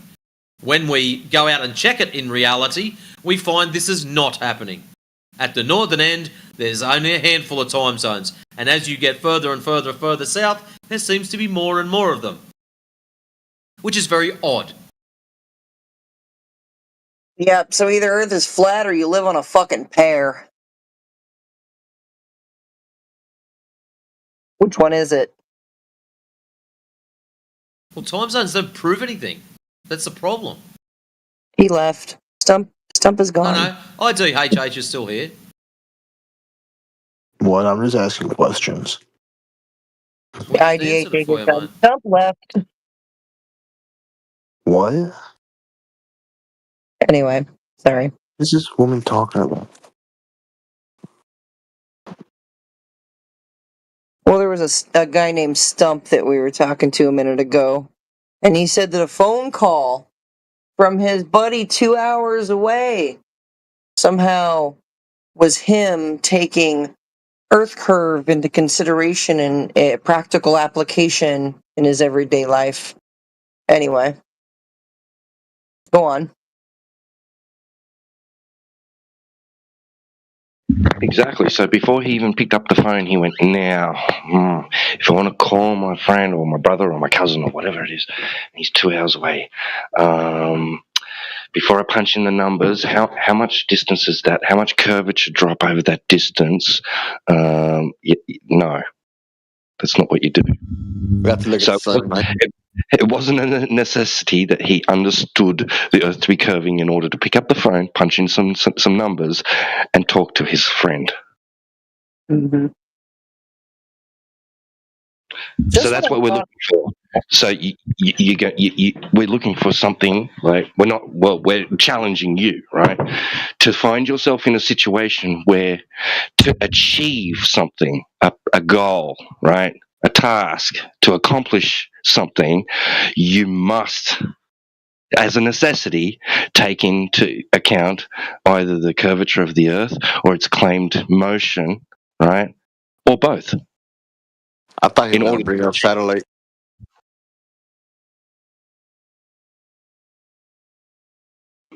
Yeah, but we're talking about someone in their everyday practical life. Like, I mean, if you're an aerospace engineer and you claim to be able to put things into orbit, pipe up, tell us all about it. Let's go.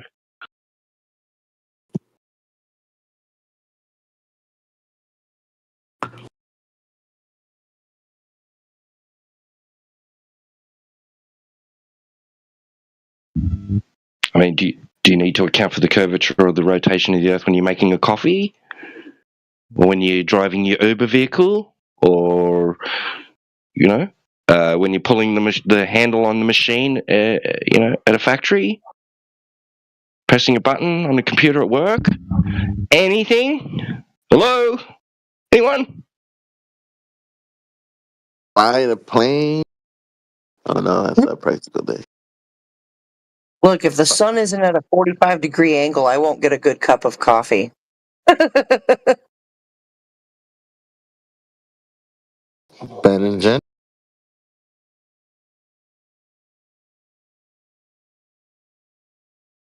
Oh, it's Ben and Jen.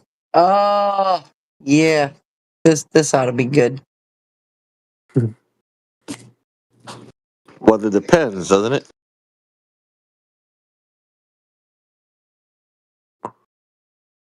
Do they share an account? Yeah, what I'm saying is Ben and Jen. Depends who we're speaking to, whether it's a Ben or Jen. We only have to share an account because somebody cheated. It could have been Jen. Oh, we've got Kane in the side chat. He thinks he's going to post something that we can't explain. And that's going to prove the Earth isn't flat. Oh, and that's going to show us how the Earth's a ball, and it's going to give us the exact size and dimensions, right?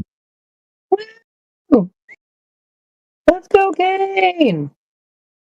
If it doesn't, if he's able to prove Earth's a ball, get this kid a Nobel Prize right now.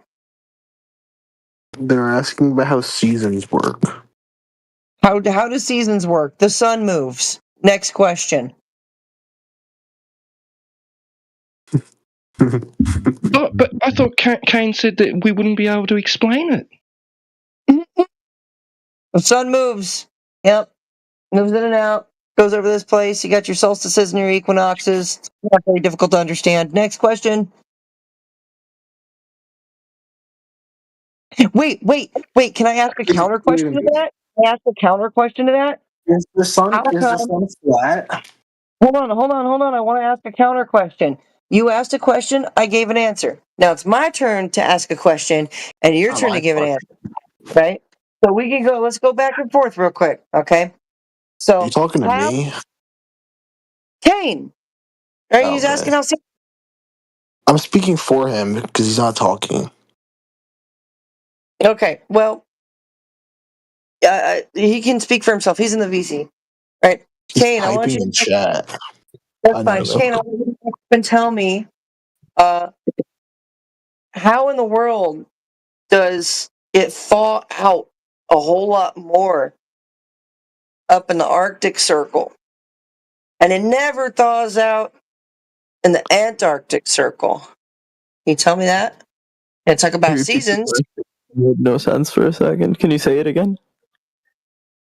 It thaws out, right? There is a huge difference in the flora and the fauna, the nature that comes forth during these different seasons, right?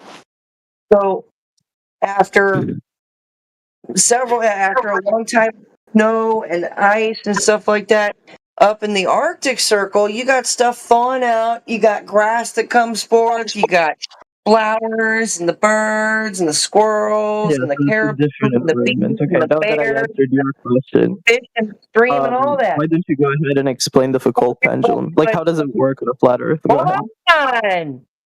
I already answered. Go ahead. So you go to the Foucault's pendulum is quite easy. Since you want to change the subject and be a pain in the ass, it's motorized. You seriously gonna let him change the subject and I just get cut off? No, it's the same subject. You're the one changing it. So I answered different environment. No, it's been about seasons, right? So your globe Earth is on a tilt, okay, and it tilts one way towards the sun as it spins, and that's how the Arctic, right, the North gets its summertime, and then it tilts another way, right, towards the south, right. So the Antarctic should get its summertime, but the difference is the life forms, the life that is there.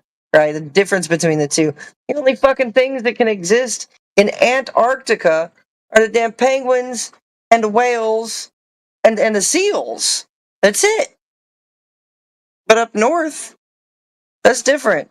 You actually have you got 24 hours of sun for about 6 months out of the year, right? So you tell me how seasons work on a fucking ball, dude. Tell me how seasons work on a globe. Yeah, the Earth moves. So now that I explained this, do you want to go ahead and explain how the Foucault pendulum works on a flat Earth? Easy. It's a pendulum. You rock it. That's it. It rocks forward and backwards. Nothing more. No, nothing that's not less. what happens, though, right? Like, Well, that's if you have not a the look into Foucault's pendulum, instead of trying to be an expert and do some basic research, you will find out the majority of the Foucault's pendulums were motorized. They have drive motors underneath them to keep so see how you said going, the majority, right? So you're admitting that it works even without that, right? No. It's no one was listening because you chose to speak through me. So since you did that, you can stay on mute. Foucault's pendulum are motorized. I don't know if you like that, if you don't like that, or even if you just don't understand it. Deal with it, Kane. You have to apply energy for it to keep running. If the Earth was allegedly spinning, you would not have to consistently apply energy to it. Facts. And anyways, how's this to add insult to injury? You're claiming it's precession going around. Technically, what should happen if the Earth is rotating, it should get to an east-west precession and stay there. And then die off due to the fact that on each stroke, on one side it would be losing power. So when it gets to its next one, it wouldn't be able to carry the energy through. So you haven't really looked into your pendulums too well. Well, it's a burden of proof reversal fallacy anyway. I mean... Yeah, to add that to like insult to injury. Going to your mechanic and saying, explain why tomato sauce is red. Like, but if you're a mechanic and you can fix a car, explain why. You know, like, it doesn't make any sense. What claim did we make about the Foucault's pendulum in order to necessitate us to have to explain how it works? Oh no, he just wants us to explain it on a flat Earth. That's it. Why? Fuck if I know. What does that mean? Like, what's the purpose of asking us that? Who cares? Well, let's Does it find have out. any Kane, relevance? you're up. Kane, what is the purpose of us explaining to you how Foucault's pendulum works? Well, so the thing is, the observation is explained by the fact that the Earth rotates around it, right? So if your Earth doesn't rotate, well, that's then it doesn't make any sense. How that's the explanation, right? You've got an explanation for why it appears to do what it does. Okay, can you prove it? Well, see, the thing is, it's the only reasonable explanation, right? So you don't need to prove it. I don't give a shit. Explanations require proof. for them in order for your explanation to be not how it works. Sorry, no. Yeah, that's Explanations do not exactly require proof. There's no proof explanations in are just science in the another first way of place. I don't fancy way think of you saying understand science claim. at I all. claimed it. I explained it this way. You've claimed something. You haven't provided any evidence for your explanation. You've just stated it to be so. Do you just want me to believe, just accept it to be true? Do you? No, not really. It's just that every Okay, so single where's other the evidence? explanation So fails, where's the right? evidence For for your example, wait. Let me continue. Okay, so I was gonna say every single other explanation fails. Like, go ahead and give me an alternative explanation as to why. No, I don't care about how they failed and how one thing failed and another thing doesn't. If yours didn't fail, then that means you backed it up with evidence. So where's the evidence? No, that's not how it works. So Yes, if that's an how it works. explanation, wait, very give it a simple second. how it The only works. way that an If you make explanation a doesn't. claim, Oh my make a god. claim, you back it with evidence. All you've given us is claims that this works and no one's explanation is good enough for any other thing. We're not here for the explanation. If I want an explanation, I'll go down to the pub and listen to the drunks down there. They can explain everything. We want you to back your explanation with some kind of evidence. You haven't done this yet, Kane. Please do so. See, the thing is, the pendulum changing its trajectory is the evidence that you're looking for. The thing is, this evidence points toward the idea that the Earth is rotating. Excellent. So, the issue is with Foucault's pendulums is number one, they precess. That's the claim that the result effect is from the rotation, is the precession. Yes? The issue with this precession is, they all do it at different rates. They are not consistent. No, it's some not an of them, issue. It's how's perfectly this, predicted by the globe. Kane? Some of them do it backwards. So if your claim of rotation, yes, I know what you're some talking of them about. do That's it backwards. They do it at all different rates. They do it at all different directions. Technically, if it's rotating, they should lock at an east-west rock. That's it. That's where they should pull up. So let me explain what you're saying here. Yes, I do understand. So you understand that they should pull up at an east-west, but yet you're going to double down and continue driving. Yeah, I will double down because you're saying bullshit. So what you're saying. Right, so you're going to double down. Awesome. If the ball is allegedly rotating, Kane, that means there's energy applied to the system. In which case, your pendulum that you have rocking, and you can call it whatever pendulum you like, it's just a pendulum. If that's the case, as your pendulum allegedly rocks, it would rest in an east-west position. That's where it would always go to. It doesn't matter what length the pendulum is, how heavy the weight on the end of it is, it would always get to an east-west rock, and that's where it would stop, due to this applied energy. You claim that they precess in an entire circle, and if left long enough, it will complete that circle. I'm sorry, my friend, that's not what should happen. Unless you've got some kind of motorized function underneath it to help it along a little bit further. And if you do your research, you will find this is true. Okay, so since you're letting me speak right now, so I'm going to explain why what you said earlier makes no sense.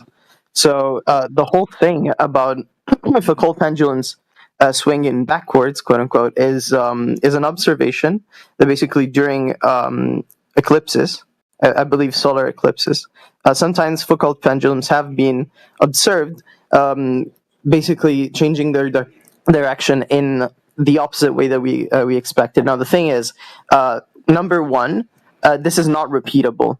It's basically it has been tried in the past. Like they have tried in the past. So if it's non-repeatable, it's not a valid experiment for you to be using as proof. Give it a second. I'll give you 20 seconds, 30 seconds, 5 fucking hours. Oh my if God. it's not repeatable, it is not a valid experiment for your proofsies. So you may as well throw it out the window. Sorry, bro. You just said it yourself, it's not repeatable. Yeah, perfect. Exactly. It's not repeatable, which is what you were talking about. The pendulum swinging backwards is not repeatable. Okay. No. The thing you said is not let's break it down for you. Observable, Oh my God. measurable, repeatable to scale. If you can't repeat the same thing consistently, then you're either doing it wrong or you're probably trying to put the horse before or after your cart and you've got it arse about. The problem is, Kane, your pendulums don't prove anything. You're here going, my pendulum proves Earth rotating. It doesn't, because they're not consistent. They have to be consistent in order for you to make the claim that they are a proof. Please understand that.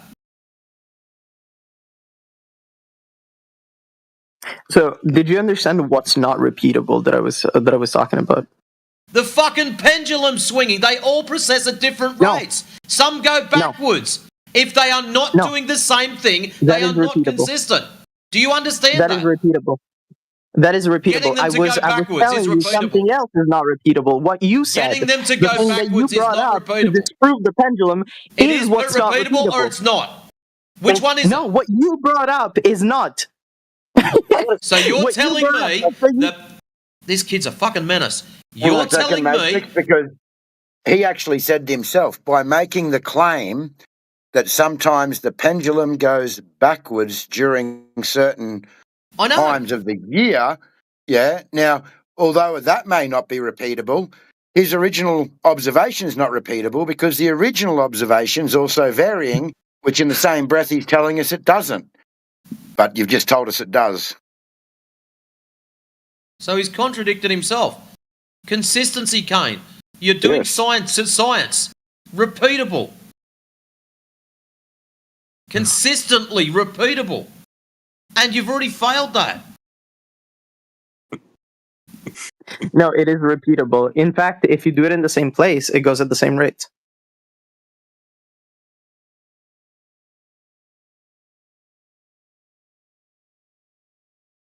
Now, what's not repeatable is what you brought up. So, what I'm bringing up is science. What you're bringing up is not. Good job.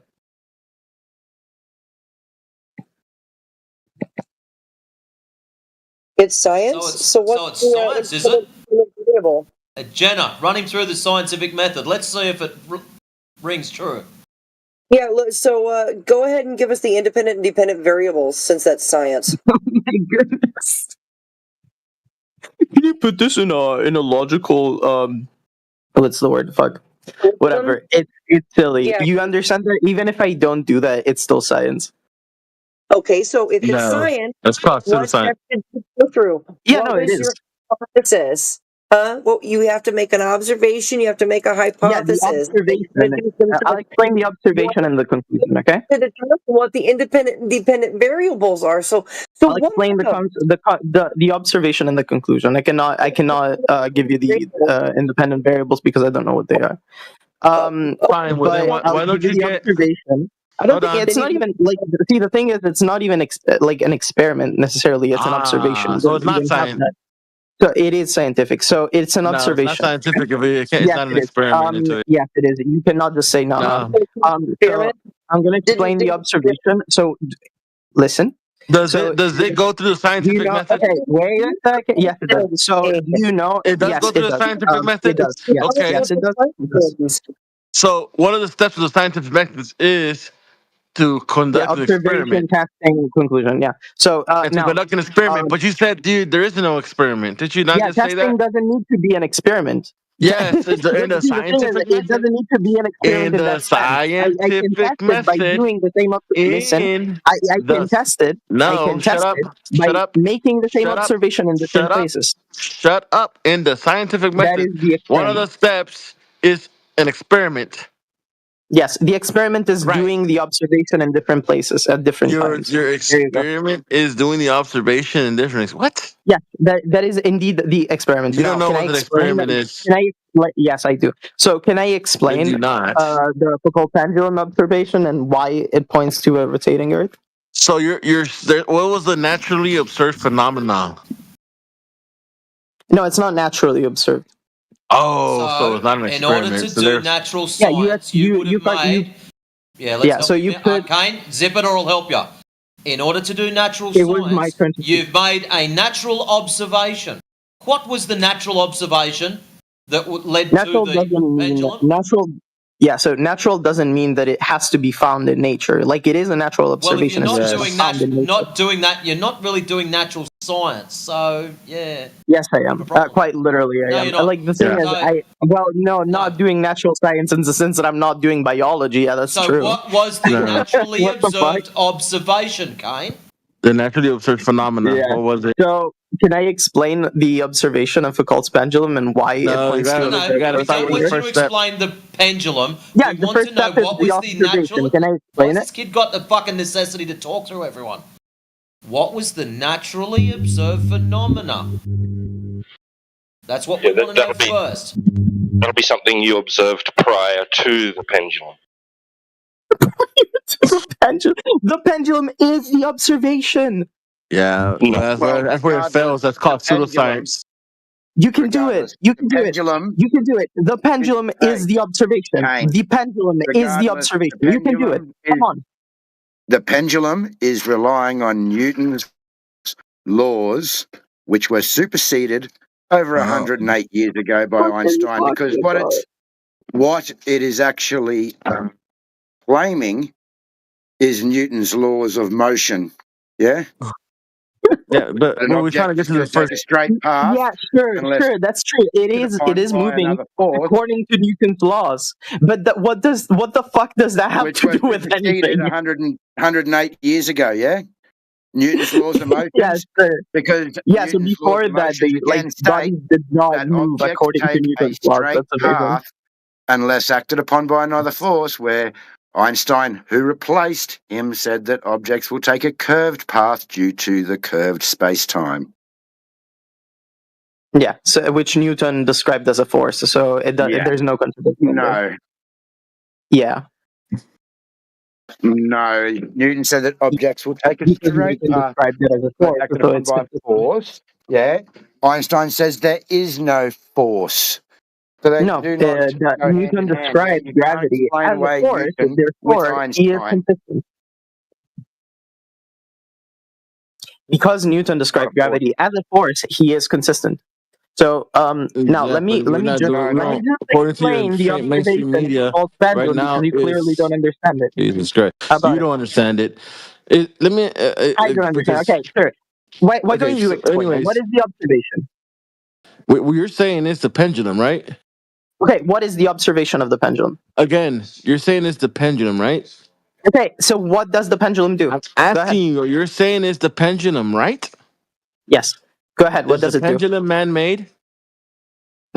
What does it do? Explain what it does. Is the pendulum man-made? Stop dodging. Stop dodging. I'm asking you a question. Can you explain the observation? Stop dodging. Stop dodging. You're dodging. Listen, what bro. is the observation? I don't want to mute you, man. I don't want to mute you. I'm asking. That's fine. You don't I'm asking you clear questions. You can answer the. I'm asking you clear questions, and I need you to answer them because I'm trying to go get you down a logical point on the scientific method. So please answer the questions. Go ahead and answer it. That's the only thing you're going to do when you get unmuted. You're going to answer that question, Kane. If you don't, you're going back on mute. And I'll repeat the question. Is the pendulum man-made? Yes. All right. So the first step of the scientific method is to observe a natural phenomena. The definition of a natural phenomena, it specifically says it cannot be man-made. Right. But you can, if you want, right, you can offer up the same phenomenon in nature. So where is something processing as the pendulum does out in nature? Can I ask you a question back? Yeah, after you answer the question, go right ahead. What's the question again? Sorry, I wasn't listening. Where do you observe this precession occurring? The same one that you see in the Foucault's pendulum out in nature. You could, but it's unreasonable to expect that you would have. So nobody observes it. So it hasn't been observed out in It's nature. unreasonable to think that you would have like naturally formed. So it hasn't. So nobody's observed it naturally. So nobody's seen it occurring naturally out in nature. Yeah, because you don't have naturally formed Foucault pendulums, but you can't like if you had like that an object disqualifies it as being a scientific experiment. Wait a second. If you had like an object swinging constantly, right, attached to a stationary surface, then you would have Foucault's pendulum in nature. You just don't find it in nature.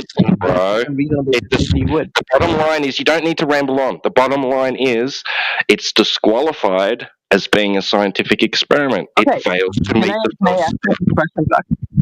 of natural science. Can I ask you a question back? So, is a phone falling from a building a natural event, a natural phenomenon? A what? A phone, a mobile phone, okay? Phone? Falling off a building. Yeah. Is it a natural phenomenon? No, it's not. No, phone's not even. That's so funny. Do you think that things falling are not a natural phenomenon? That's amazing. Is a rock falling off a cliff a natural phenomenon? Oh my gosh. I don't think you know what relative density is. So, do you think a relative density? So, do you know, do you think that a rock falling off a cliff now is a natural phenomenon? Yep, happens in nature. Okay, so what is the difference when it comes to the phenomenon between a phone falling off a building and a rock falling off a cliff? Because so if you don't understand what science is, when you're trying to figure out in natural science, you're trying to figure out the cause of something happening, right? So when a phone falls off of a building, how did the phone get up there to start with? Jesus Christ! How did the phone get up there? It's on there. Okay, it doesn't matter how it got there. It's not a miracle. The thing is, the causes that you're talking about are, for example, forces, right? We're not talking about the cause of like how the phone got off the building. That's stupid. How did it fall off the building? I got something for you. It's got two legs and just jumped off. Building. Hey man, take an apple. Hold on, Jenna. Wait a second. Hang on, You're jumping again. What is the difference between a rock falling off a cliff and a phone falling off a building when it comes to the phenomenon? Like, there's no difference. It's one thing falling off a tall building. Because it doesn't happen There's in nature. No difference. Where do you see a phone falling off a building? And that is the exact reason why. Where do you see phones falling off of buildings? Is a natural observation. It does not fucking matter that it's man-made. Where do you see phones falling off of buildings? Where do you see that at? Oh my goodness. Say that I don't see it in nature. How does it change the fact that things fall? Where have you seen it at? Yeah, Kane, we're trying to establish. In New York, my brother decided to throw his building off of a building. So your brother. Therefore, once again, listen, that's where I wanted to get to. That's where I wanted to get to. You can calm down for 1 second. Kane, shut up. You can actually try and listen for 1 second. There you go, Kane. That's what I wanted. That's what I wanted to get to. Your brother threw the phone off the building, correct? Yeah. Therefore, your brother was the cause. No need to find out. My brother threw the rock off the cliff. What about what's the cause now? It's my brother still, no? Then your brother will be the cause. Okay, yeah. So how is the phenomenon different? Like, why is the phone falling off the building a non-natural phenomenon? Because man did it. Is a natural phenomenon. Because how does it man change did it. Because a man did it, but in both cases, a man threw something off and like a tall object. Well, that's what we to do scientific inquiries. So neither one of them is a natural phenomenon. If it happened in nature, we shut up, dude. If it happened in nature, it could have been that the mountain was shook somehow. and then we figure out whether that happens always. The building could have been shaken by an earthquake. Wait a sec, And bro. maybe Do the you want phone to know was why your brother like threw it? hanging off the board. Like Steve, how it doesn't make any sense. Got You diarrhea. understand that What are you that talking in about? science, Like you're completely going insane. in science, we try to figure out what causes stuff in nature. Yeah, to so figure out what you understand that has nothing to do with the actual experiment. So what we would prove in that case is that phones, is that things. I'm muting this dude for now, dudes, because this is just an absolute disaster. Thank you. Yeah. Kane, it's very fucking simple, yeah? We're establishing a cause and effect relationship of a naturally occurring phenomenon, yeah? If a rock falls in nature without anybody doing anything to it, oh, he's gone. Yeah.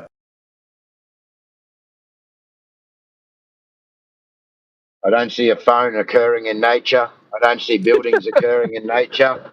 And I don't see people on top of buildings throwing phones as a naturally occurring phenomenon. It's gonna just cut It might be natural for him. about apples. You know what I mean? Or his brother. Maybe his brother just naturally does that.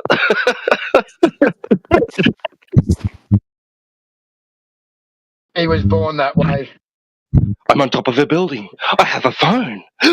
Oh. There's no point when they just fundy mute you, man, and you just can't even get a word in. It's fucking Yes. So difficult. It's so annoying. He was spiraling out.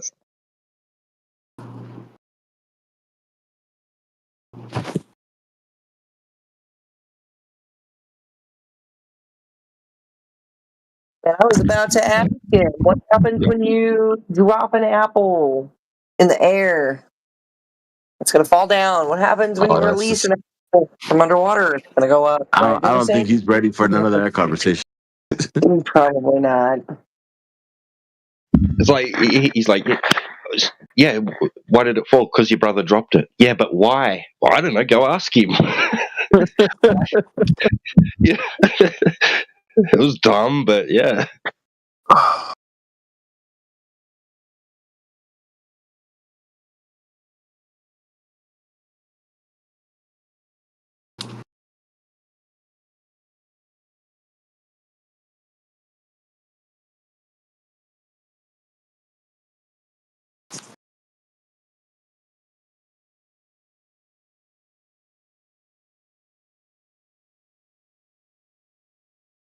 Yeah, something occurring naturally is going to have had no intervention from any human. They're just an observer at that point.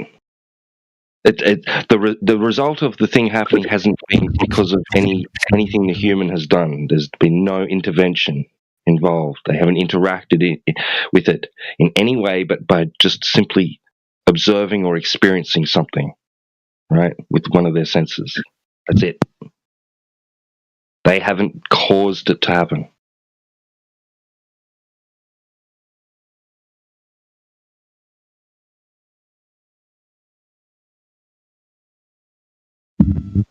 And it mustn't involve man-made things.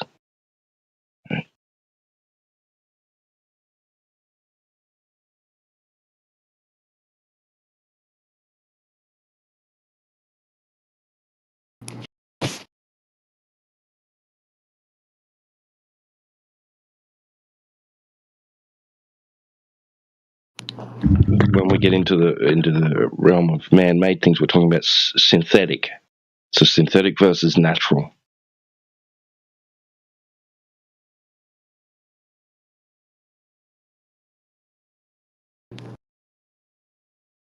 That's why I was like, I had to stop him about, a phone, dude. A phone's not even a natural object, dude.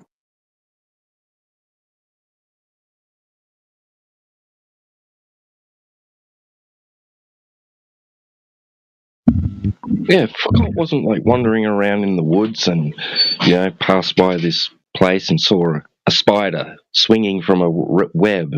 in a particular plane and continued on his path. Came back a couple of hours later and saw that the spider was now swinging in a different plane, right? Like, and went, why did that happen? I'm going to figure this out. Right? I'm going to build a pendulum. That whole thing about pendulums caused me to go and make a new meme.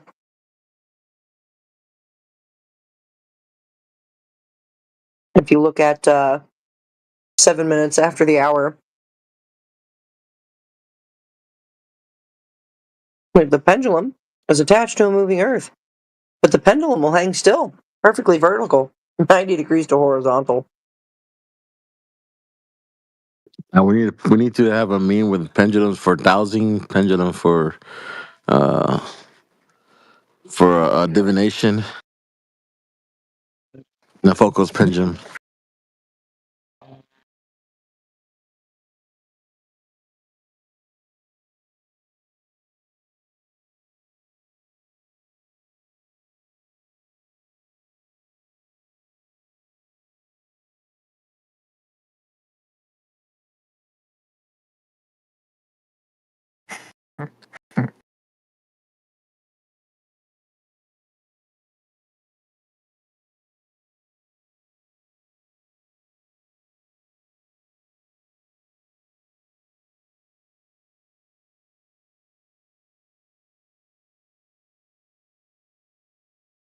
Got pads in here, and Toyota.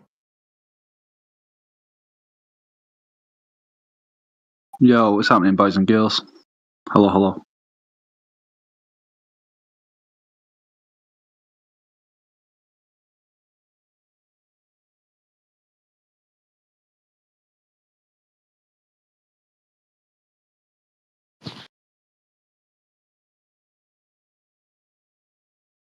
If I remember correctly, and no offense, but it's always a useless, fruitless conversation with pads. Hey, hold on. That's not very nice. He hasn't been here for a while. Found some pads. How was your journey, Boone? Hey, man, how's it going, bro? You good? Yeah, I'm good. Hey, Boone, I haven't heard you on for a while.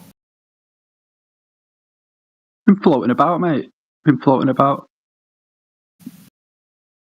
How have you been, though? You been good? Yeah, usual. Stupid people come in. They think I'm aggressive and yelling at them. I got to sample some yelling earlier on. Downside, I didn't have my sound meter running, so I can tell you how loud it was. You're a I was bully, worried. mate. I'm not gonna lie. Like the channels went really quiet. I thought the place had died down. No. Like this and the other server, like everyone would just disappeared all of a sudden about a week ago, a few days ago. We run multiple channels.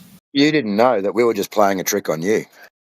Is that what it is? We had it all planned. It's like, we were saying, let's get out Pads of is here. come and hide. Pads, Yeah, run. Yeah, Pads is here, leave. Yeah, no, Nice. this place called the. Should we tell them? This place called English Hub. That we found a nice little groove in. I see it. I wormed my way in there. Thank you. Yeah. Nice. It looks pretty cool, actually. Is it like an English language sort of place? Yeah. Yeah. You can learn English. I got my own theories. I think they're all learning English so they can get on the phone and pretend to be Microsoft tech support and scam us. And we're over there helping them. Training them, bro. You got to laugh. What is the when latest you get those Microsoft tech support? Hello, my name is Michael. I am your Microsoft tech support. And they're trying to read out Aussie names instead of just going, "Hey, my name's Kamal" or some shit like that. They try to read out Aussie names and they just make a dog's breakfast of them. It fucking cracks me up. Tries telling you he's in like Sydney or something. Like, bro, you ain't in Sydney, bro.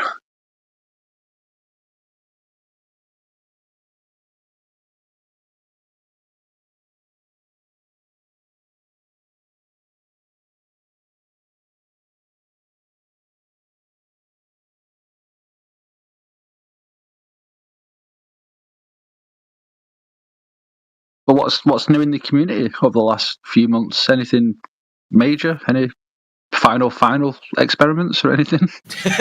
No, just the sky's up for everybody, and about it. Yeah, fair play. So, as you can tell by the large crowd still here, that nobody's proved the glide. Yeah, I see some new people as well.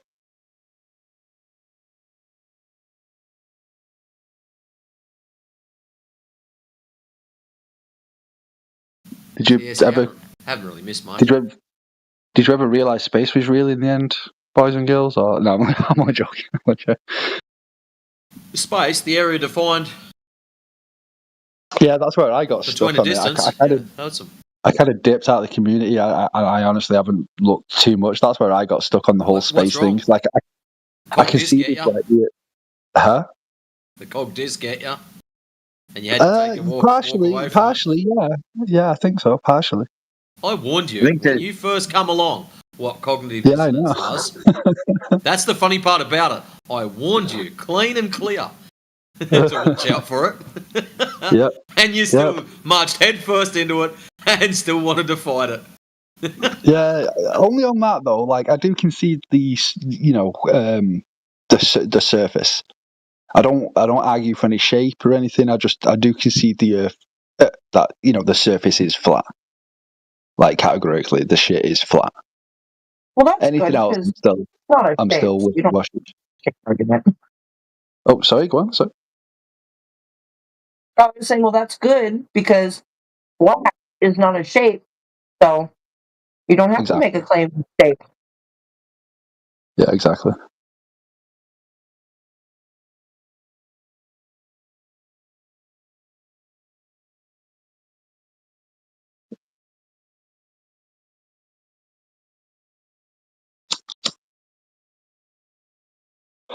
Yo, Ben and Jen, how's it going? I've seen you floating around a few channels. Are you a flat earther? Just curious. If they're here. I believe they are. They don't talk much, though. Nice, fair play. I've just seen the name floating around other channels, Yeah.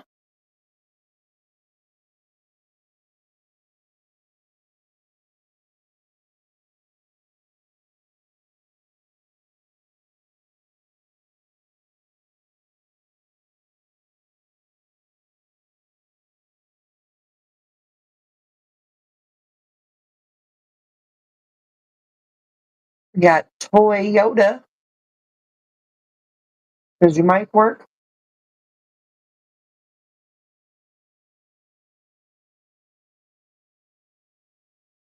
You scared them away? Oh no. No, Toyota's still in here.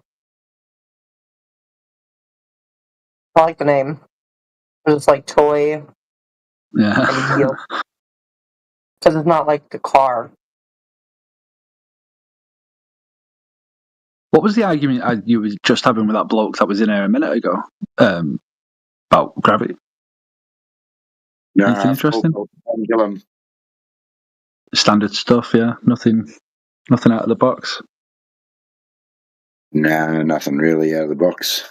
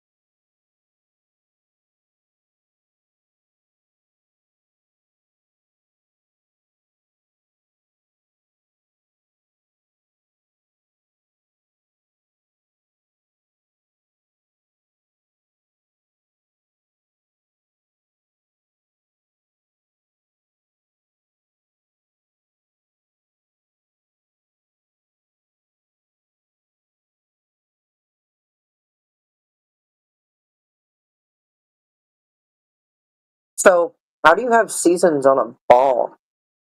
Like, nobody's ever explained that.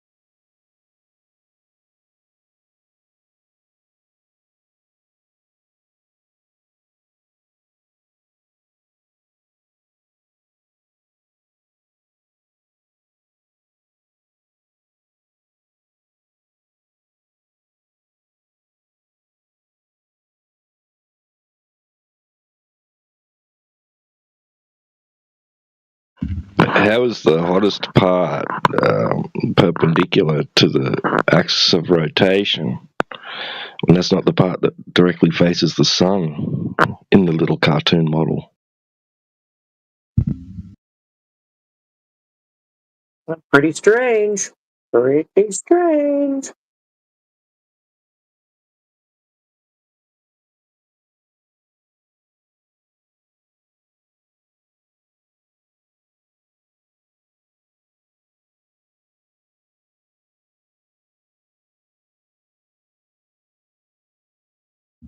But even better still is, how's the globe if it's not curving?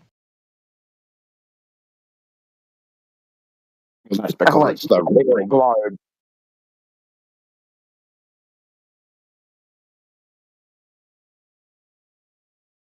Can't do the voice like someone else here can.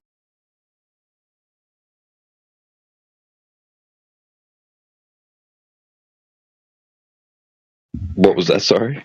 Which voice? Well, that's because it's the real globe. I can't do it either. I'm usually good at Pommy accents. I have to block my nose at the same time to get the right voice. That's because it's the real globe.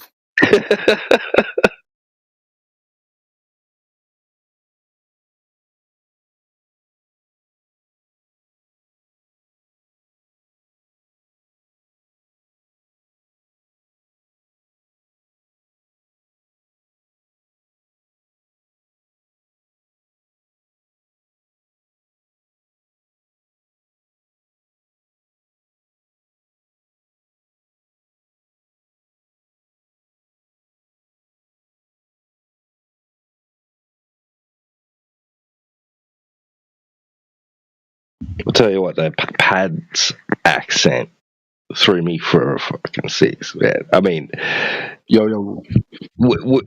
described. I don't know if you showed a picture of yourself. I think you did one day. But what got me was you were talking about this motorcycle accident you had, right? And I'm picturing, like, based on your voice, right? This tiny little guy on this big motorcycle, right? Like, When in reality, it was the other guy, this big dude riding a scooter. I don't remember showing a picture of myself, but I'd be surprised, like, if I shared a picture of myself. Look at that lie. But who knows? I did have a. That's not you. I'm you. Was I small? I mean, I'm 6'2". I'm not a giant. Were you on a scooter? Big beard? No, hell no. Big red beard? No, hell no. That's definitely not me. Okay. I just didn't picture you as like 6'2" and riding some like big Harley or anything like that. Yeah, just minus the beard, bro. Yeah, pretty much. Shit riding though, bro. We not got them Aussie roads. You mean the ones with all the potholes and patches of gravel that you fucking have to look out for so you don't die?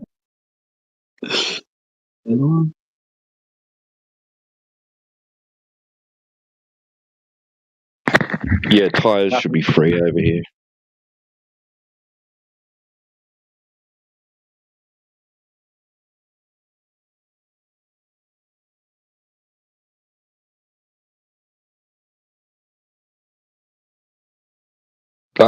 I reckon it was better back in the day, decades ago, when I was a kid. Roads were different. Yeah. What's the saying over here? You have to have your car roadworthy, but the roads aren't car worthy. Literally. That's. I'm stealing that, bro. I like that.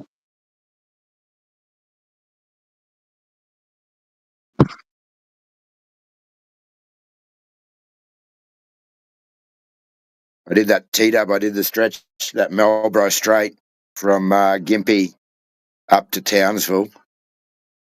Man, I've driven better dirt roads than that fucking highway. That was horrendous, yeah. Right. What's what's the name of the highway? Oh, the A1, the Pacific. A1. And then it hits the A1. Yeah. You go all the way from like Canberra. You sort of dodge the side of Sydney, get on the Pacific. It's all double lane, freeway, concrete, and then as soon as you hit Gympie, it's single lane the rest of the way, and just potholes off camber, big dips in it. Just, so I've driven better smoother dirt roads than that road.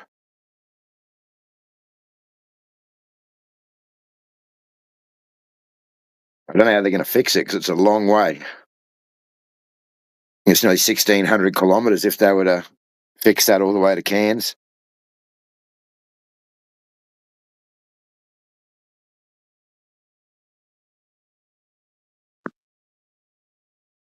Well, they managed to install optic fibre in every town. I'm sure it can't be that.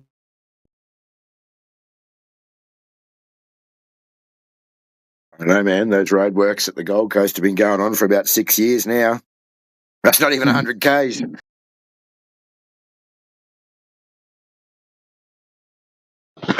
They do like a metre a day.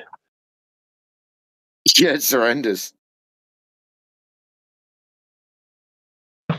So by the time they get to the end of the stretch, like the beginning needs freaking reworking again. Yeah, they just go back to the start.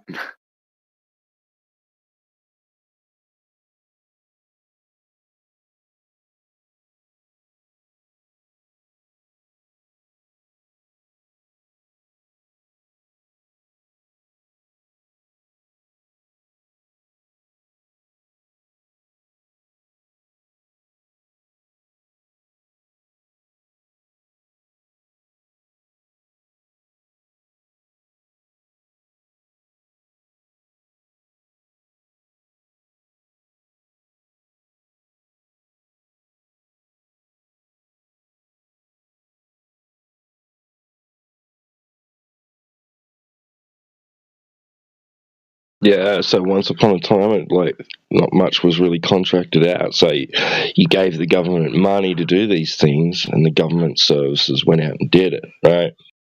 Now you give the government money, and then they pay someone else to do it, a private company. Yep. And then they underquote it to win the job. Yeah. They underquote it to win the job, then it goes 3 times over budget and 3 times over the period that they were meant to complete it in. That's what I was just going to say. If you can win that contract, though, council contracts, well, whatever you call them in Australia, probably councils, they're great contracts to have if you're a labourer, bro. Fucking awesome. Oh, yeah. Contract for life. They're easy to win. You just got to know who to pay the kickbacks to, that's all. Yeah, exactly. You just got to fill someone's pocket. When we go 50 million over budget, I'll split it with you. Or promise me a job or something like that, you know? Right, yeah. Yeah, my son's getting out of uni next year. Yeah, he needs a job. Yeah, exactly. Less of a paper trail, innit?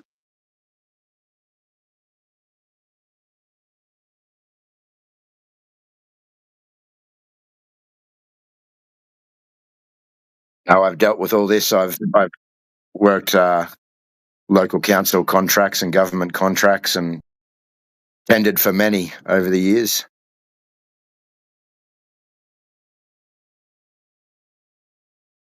I'll do what you got to do.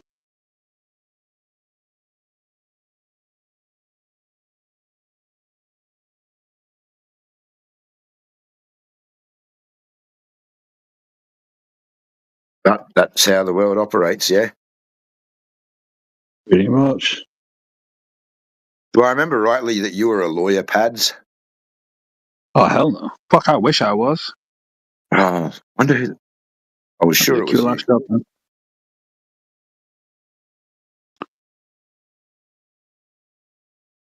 Nope. I am a capitalist, bro.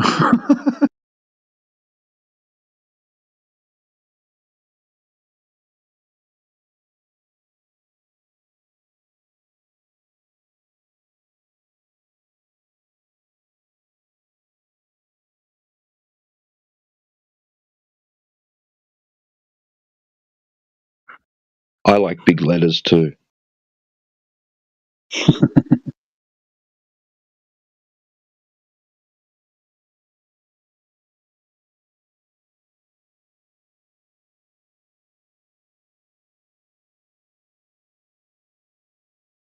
I'm trying to do some pixel art. I don't know why, but hey ho.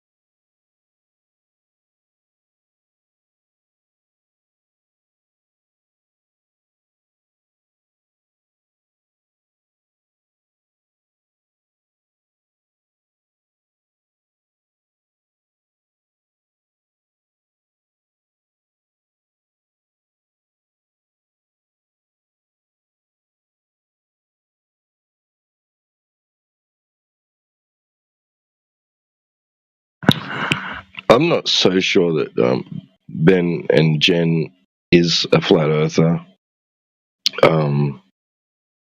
AJ?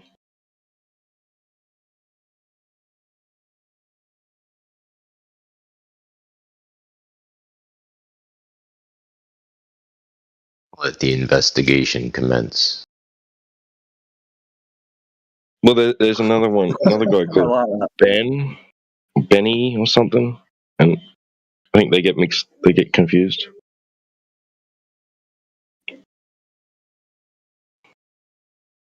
I think they get mixed up a bit. I'm not sure, but maybe I'm wrong. Are they at the mic? Bring them in, let's have a chat. Nothing maniacal about it at all, you know.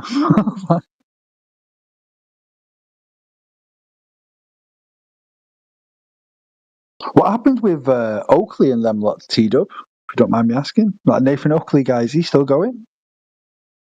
As far as I know, yeah, they're doing their thing, going different directions, whatever. Well, similar but different, same but different one. Bit more theatrical in it, but same sort of.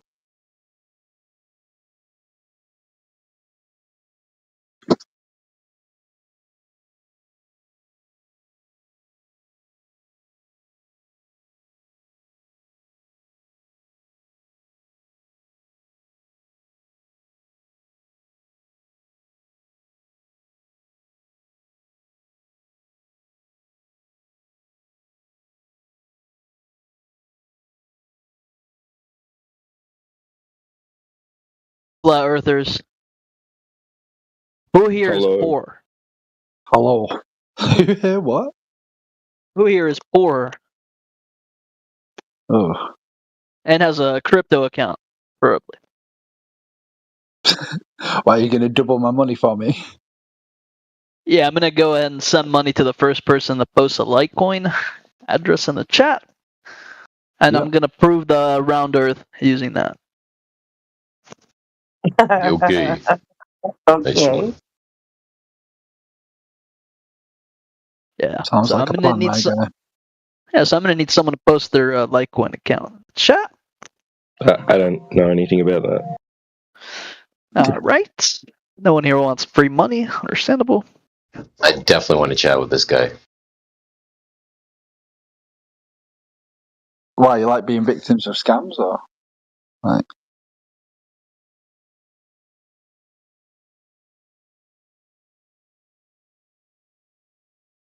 Nah, I want to hear the bullshit.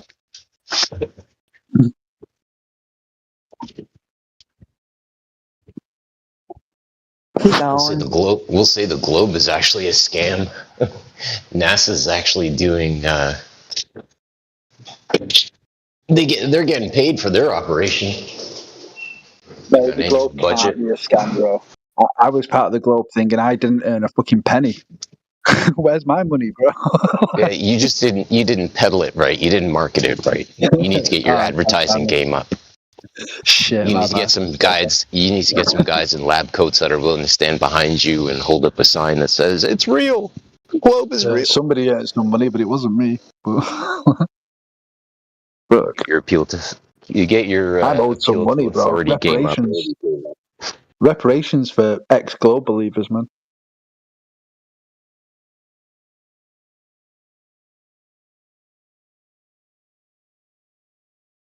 We're all owed reparations.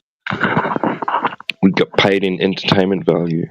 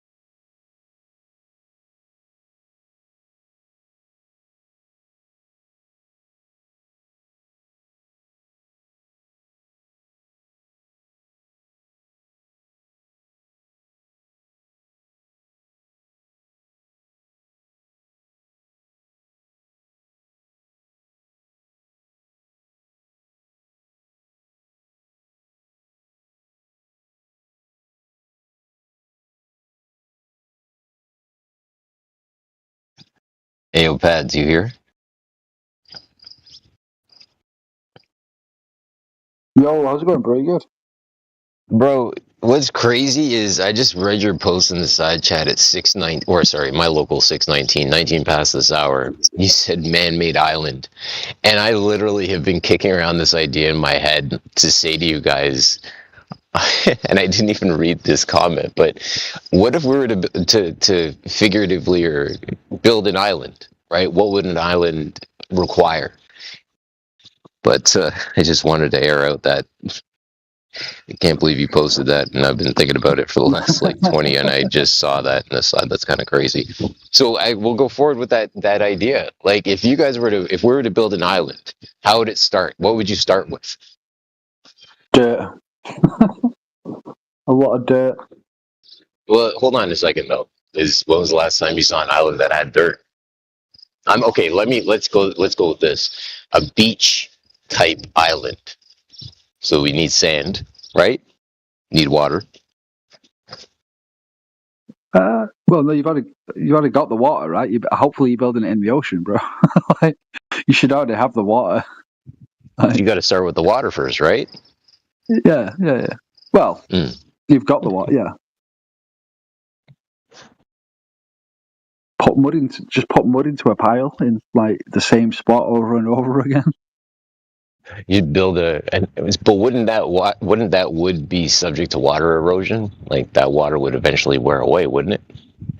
Yeah, put some rocks in there as well and mix it up with some other stuff at certain points, I'm sure.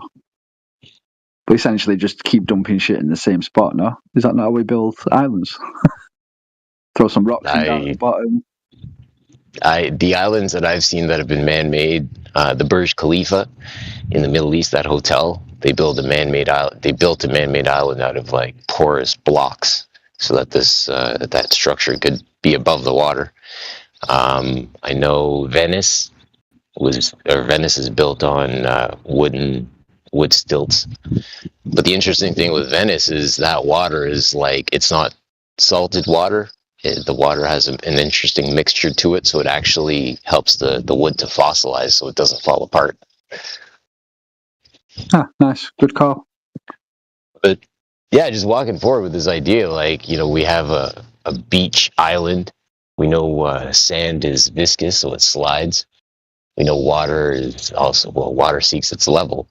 But I was just putting, immensely working through this idea that, like, you're going to build an island, water's going to seek its level. Then we're going to put in some trees, and trees are going to grow up from down. Have your sky, obviously, the horizon around you.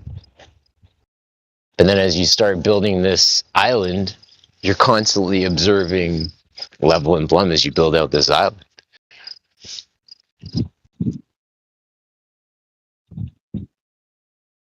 Say that last bit again. You kind of broke up at the end, bro.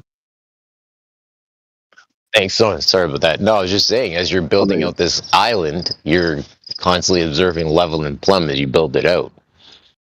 That's all. You've been noodling this over for 20 minutes. Yeah, man. It's kind of like, how the Earth started, Yeah, no, I get where you're going with it, yeah. What did it begin from? How did it evolve? How did it, what was the starting point, right? And that's ultimately my question. Mm-hmm. No, I get where you're going with it, yeah. I'm just not that high yet.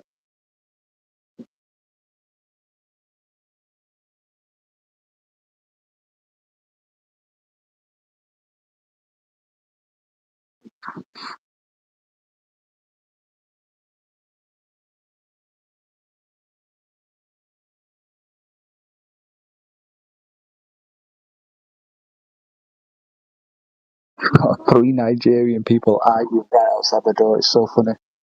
Fuck.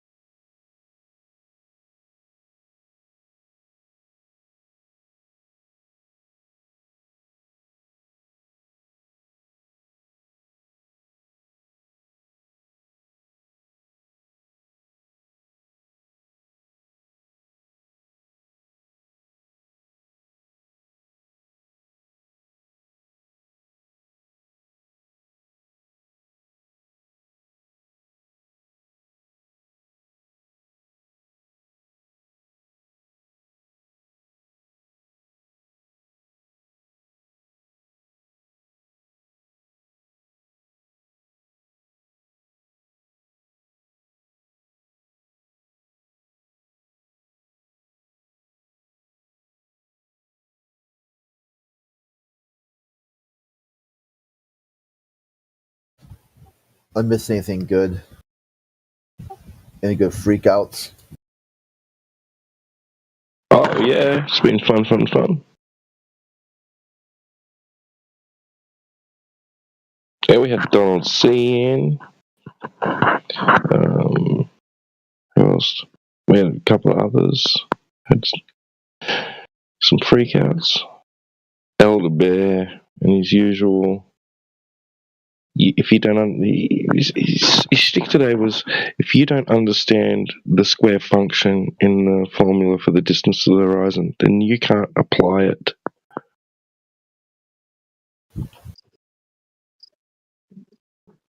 Well, yeah, sounds like a good idea. Then he shouldn't be doing it. He should try something else.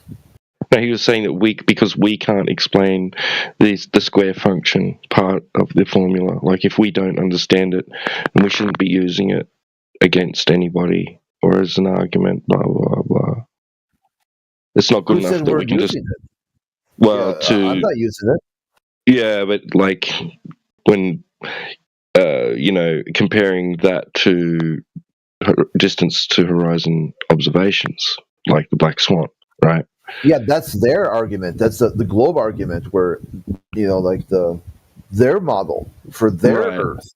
Yeah, so that has nothing to do with if he disagrees that hey, people shouldn't be using this. He's in the wrong channel. That's what I told him. I said, go see the Globers, man. Go see the Globers about it. Yeah, but you don't understand it, so you can't say anything about it. Yeah. He said you can't say anything about the horizon distance compared to that because you don't understand it, right? On the take it up with the Globers. This is what they should do because they articulated this position that I'm repeating. I said this is what they said. I tested their claim. He's like, well, you don't understand it. Okay. Tried to tell him that. Basically, his logic boils down to if you don't understand what sine, cos, or tan means, you shouldn't be using those buttons on a calculator. That's interesting. So, like, he's got the patent. He owns the patent to all calculators and will tell people to not use something because he's the owner of that device. Like hubris, just unbridled hubris. It reminds me back in the day where the globalists would tell you, turn off the internet if you're a flat earther. You're like, well, why would I do that? Because the internet comes from satellites. It does. It does. Really? Okay. And you invented this. And so you're as the inventor, you're telling me that I as the end user, you're pulling my license. May I see the patent that shows that you are the inventor of this product? Yeah, come up here and say, you guys shouldn't be using no calculator because you don't understand how a calculator works. You guys shouldn't be using the internet because... Yeah. He actually he said because we said okay, teach us what it's all about then, so that we can learn from you and not misapply it, right? If we're misapplying it by not understanding it, then tell us what how it works. And he said, well, once you find the square of the height, right? Well, the square root. You've turned your observer into a square. I was like, what? Do you get what he means? Yeah, jester's privilege. That's what that means. Right. Just say the most ridiculous things and just laugh. Just look at this guy. Is he for real? Yeah, that's what happens.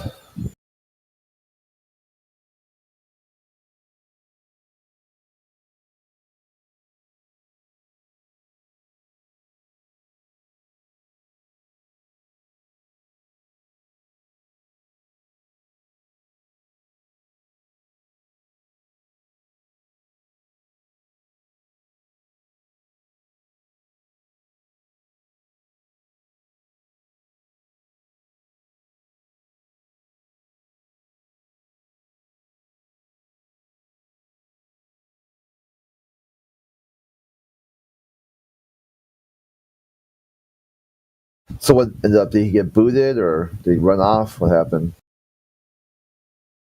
I think he got muted and just left on his own, I think. Yeah, I logged off like right when Donald came. I was like, oh man. Oh well.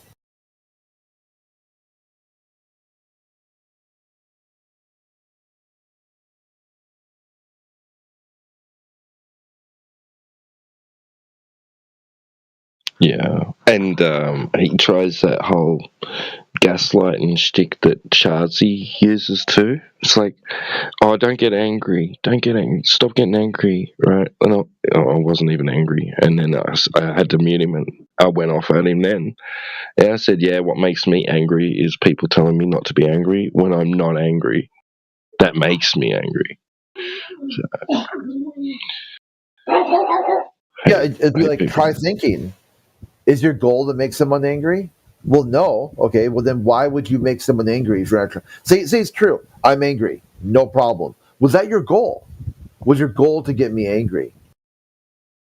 Okay, so maybe it wasn't your goal. So how about change and modify your rhetoric? You said that you want to talk to me, but you don't want to make me angry, but you keep repeating the same crap. Do you think is that what? So what is your goal then? Oh, your goal is to get people angry. Okay, sure. Like their logic is so disjointed from their actions. Like it's hilarious. They call themselves, try thinking. Right. Yeah, they're out to unite people together into one common cause, right?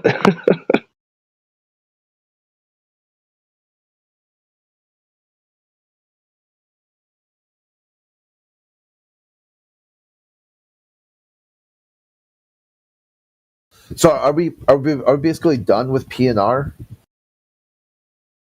Not sure. I think so. It's hard to say because like we'll say that and then the next day we're in there, all in there. Yeah. You know? So I'm just starting to take PNR off posting the news. I mean, I might as well because it gets they purge the channel like every hour anyway.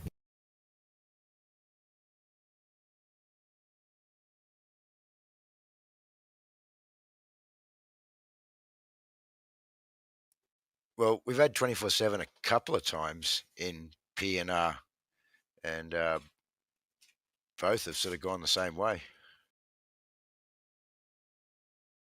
Interesting too, because they were like, "Hey, we're thriving on all these other servers. What's different about your server?" And they're like, "You guys, your topic isn't popular." Okay, yeah, I get that. Okay, so on your server, the topic isn't popular because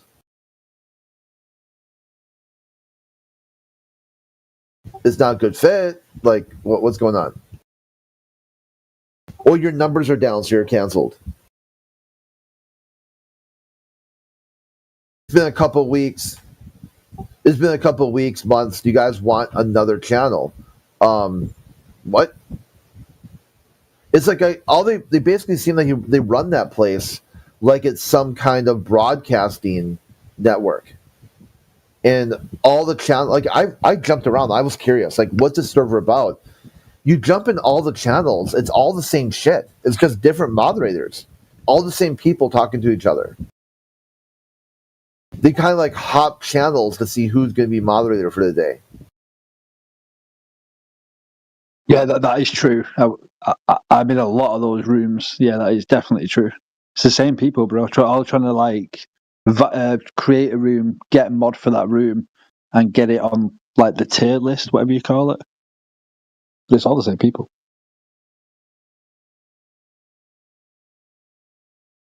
Yeah, I don't know why the server seems so big, but when you look at it, it's like hardly anyone's even in the VCs.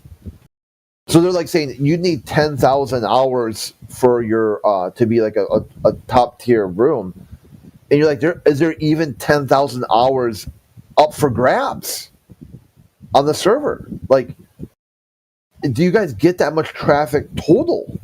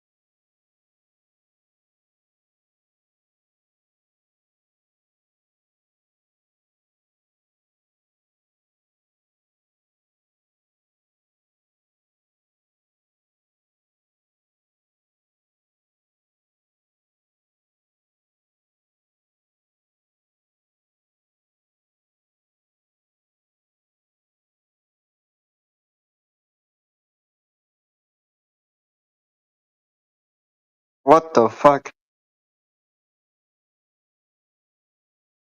We just blurted fuck. It's drive by. Okay.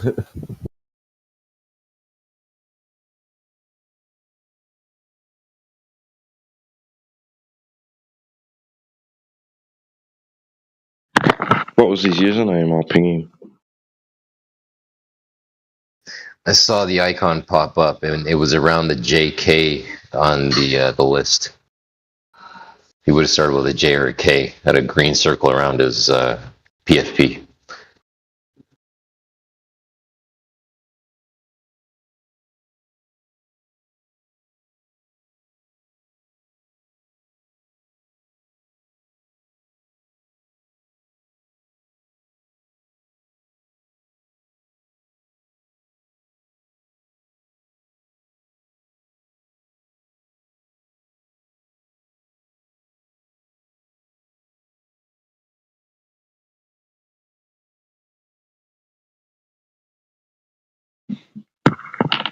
No, I'm not sure. Don't know.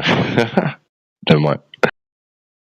Yeah, dude. Sorry about that, man. I don't know if That's all good. What would show, but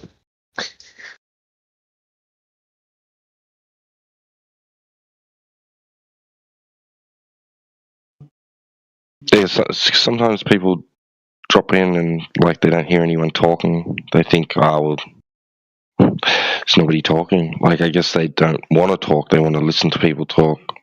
And if there's nobody talking, they'd leave, I guess.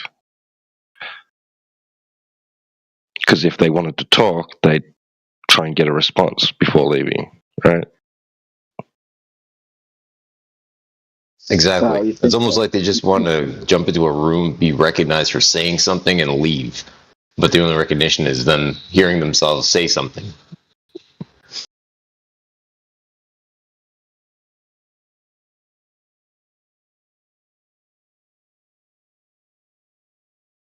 We have SYX6 active in the side chat, but deafened in the VC.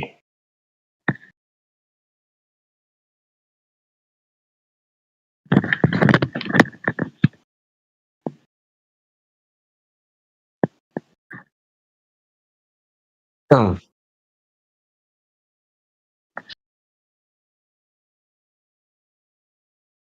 Hello? Hello?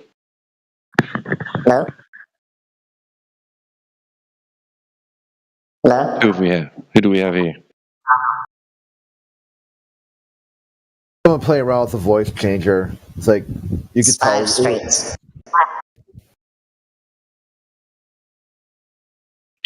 Okay. Yeah, dude, just cut the shit.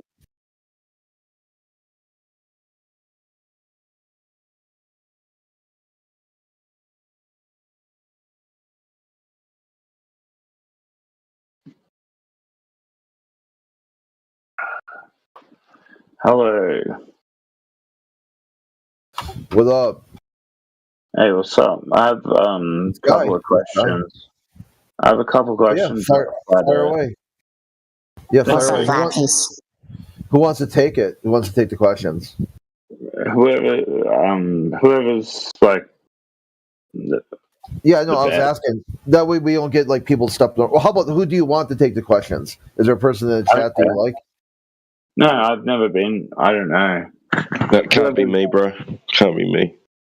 I'm from Australia, so I was born retarded, but I'll try my best to articulate my question. I'll see conflict of interest. We're both Australian. Right. I'm just kidding. I just seriously can't at the moment. Okay. Who else is here? Roots is here or not? I just have like two questions. Killian? Yeah, okay. Oh, sure, I'll take it. Go ahead.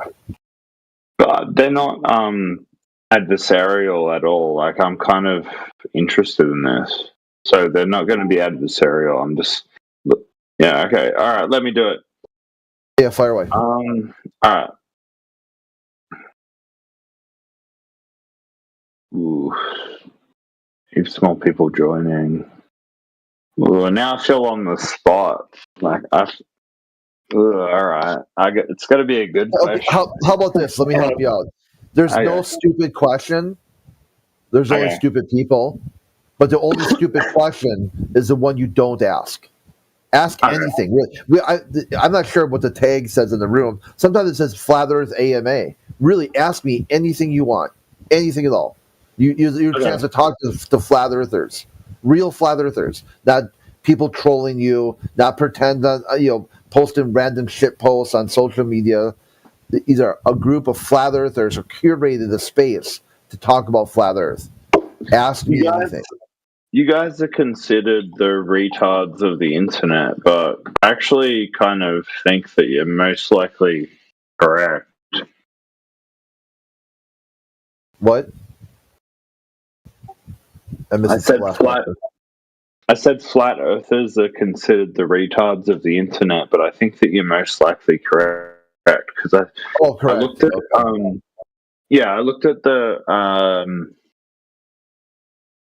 looked at there's dog cam where they went really high and just had a normal camera and it looks flat from really high up. I don't know if you've seen the dog cam video. I'll send the link to it. It's 30, I think it's like 30,000 feet, but yeah, it's totally flat.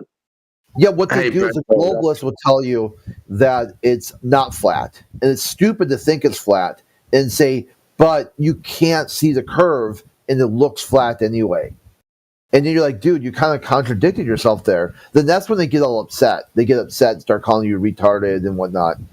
So it shows you that some of the people are like, yeah, don't talk to flat earthers. They're dumb because they're making an observation of the earth, the same one we're making. But instead of contradicting themselves, they go with it. That's what I see. What you see is what you get. What does the earth look like? It looks flat. That's what I think about it too. It feels to me like they're especially in some of the planes, the windows have that curvature on them to try to like distort. I don't know. Have you guys been on a plane where you look at the window and it's like a I don't know what you call it. It's like a bubble or something like that. I'm only new to this, but I've been looking at it for a while, and yeah, it looks fake to me. I think you guys are probably right. Fuck. Hey, look, he's fighting gravity. Look at him fight gravity. How's the battle for gravity going? Oh, wait. What do you mean? You see him? You got your camera on? Hold on. Yeah, turn your camera off if you would. No, but Crit, hold on though. He's literally showing us he's fighting gravity. Brother, we should talk to him about him fighting gravity right now. What? All right. I know you guys think that I'm actually like trolling you or something, but I actually agree with you. No, that's cool. But I'm really curious about the battle, your local fight that you're having right now on camera. It's really interesting to me. Can you tell me about this fight that you're going through right now? This battle? I'm basically ripping my muscles with weights on purpose in order to enlarge them. Perfect. So what's getting credit for you lifting that thing in your hand? Do you think the muscles are getting credit? What do you think? Yeah, no, we also need to take a video. Turn your video off. Oh, we have too many people talking right now. I'll withdraw. Turn your video off. Are you the mod? And where are we at for numbers? Yeah, hold on. Are you in charge? The guy that told me to turn my video off. I'm in charge. Are you in charge? No, I am not. I don't know who that was. Okay, what's our number? How many? Well, hold on. Do you want me to turn the video off? No, I think we're good. Okay. How many people? Tell me to turn it off. Yeah, how many people do we have in the room right now? I don't give a shit. Well, if it's up, it's close to 20. Okay, some other idiot telling me we're capped at 25 at the moment. Oh, we're capped at 25. Then turn the camera off. So it doesn't count. All right, I'm going to go somewhere else. All right, take care. Yep. Bye.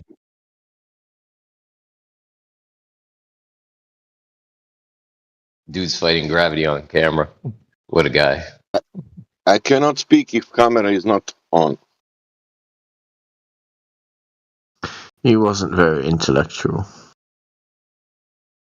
Sasha, how else is he going to verify that his mouth is actually, his lips are moving?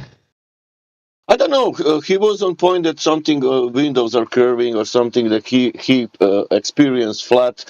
I don't know what was the next step.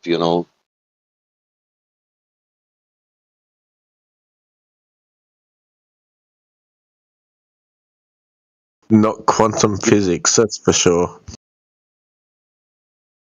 He wanted to ask question, but he didn't ask.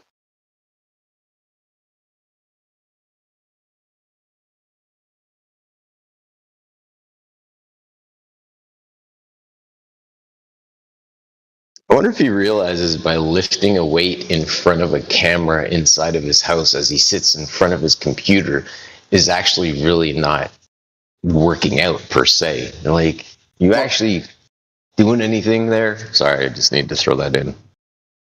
Boys, he was wasting your time, boys. He was not a flat earther. Like that was purely here to waste your time. Like the moment he couldn't have his camera on to be the center of attention, he went to a different room. Like he was not here, like genuine at all. Like that. Ultimate troll. Yeah. In my opinion, he said he's got issues, but still though, like. What was interesting is he said he's a little retarded, right? And then he started in with flat earthers are retarded on the internet. Yeah, that's a strange take. I know that first sentence should have been a bit of a giveaway.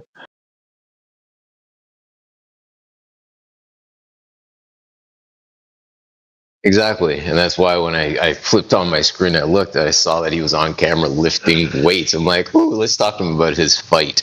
Him fighting gravity. Mm-hmm. Go.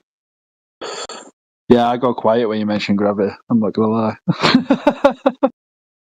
I'm still stuck on it, but let's not go there. Fuck it. I want to know who experienced that with the windows curved. Because I never experienced that. Always it's flat. There is no that airplane windows does not show any kind of curve. But that's ridiculous. The very edges are like, curve in to meet the edges, but the rest of it's flat. Like the windows aren't completely curved. So yeah. I mean, they still fly relatively low, though, don't they? Planes to see anything anyway. No. Yeah. Yeah, it's a low, but when you go up, you experience more flatness than from the ground. Sure. Well, so the first thing is to think about the window itself. The window is going to act as a lens. But the interesting thing is with a plane, the higher up we go, the further out we see, right? Keep going up, and as we go higher and higher up, we see that horizon line extend further and further away from us.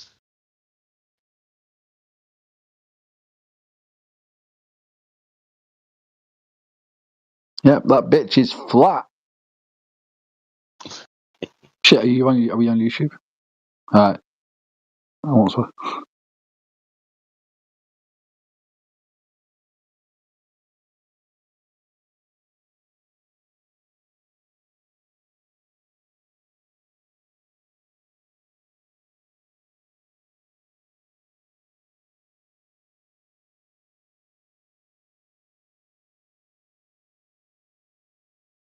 Yeah, that shit is flat.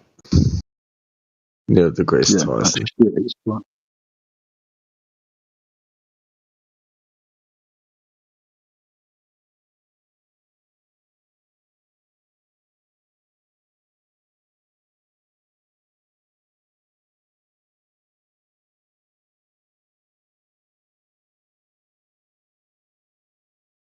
Yeah, like the experts tell us, so I don't know what more they want,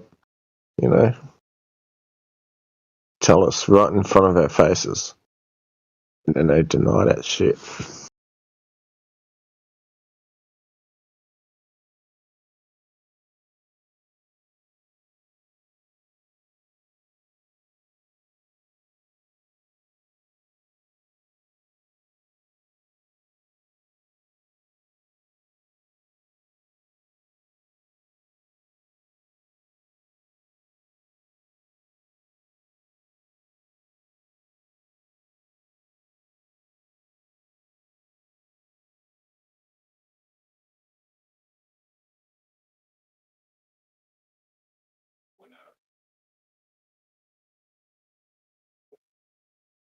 Hello, Dark.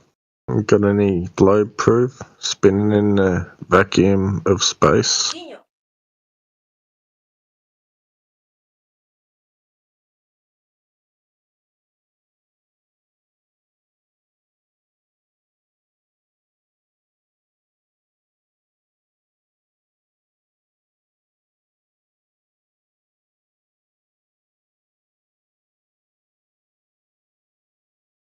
Six, why flat earthers fails?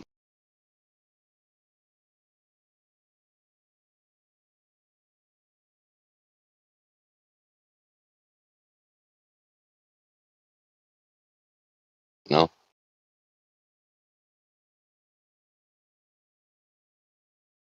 Guess not.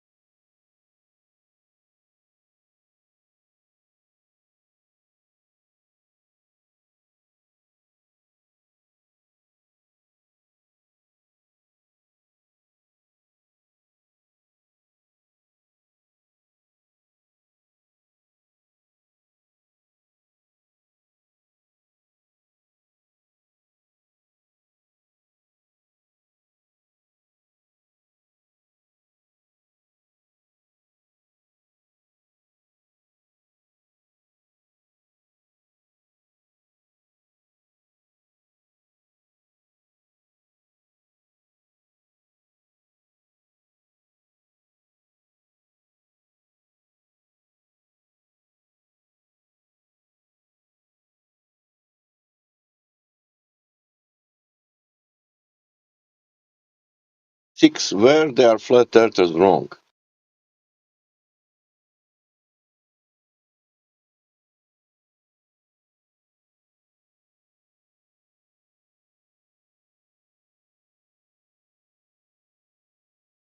No.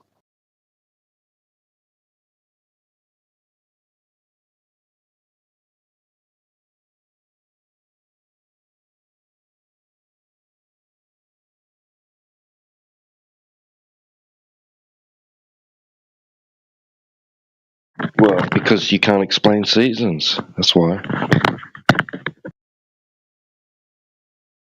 Can I post video what I didn't watch?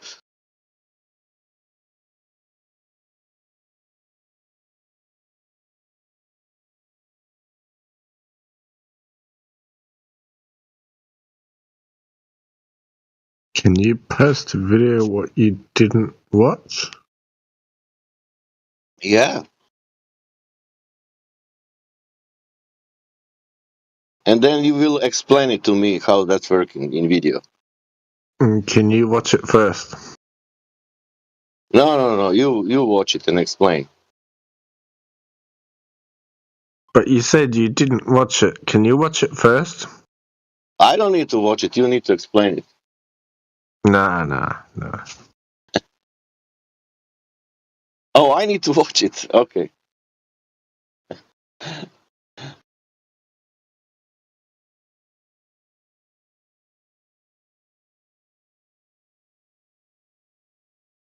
Oh, should I ask why you are flat earthers, or should I assume why you are flat earthers?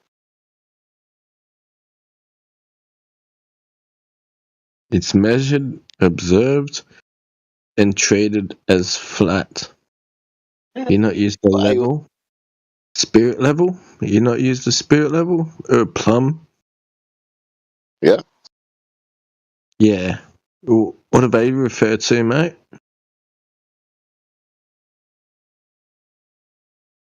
What I will do with that? Yeah. If we used plumb to build buildings, then wouldn't the building be larger up the top and smaller down the bottom?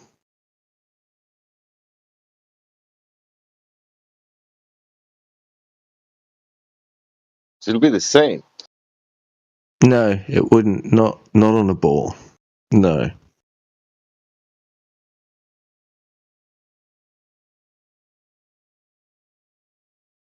Are you saying that Earth is flat because of building? Earth is flat because of the instruments we utilize.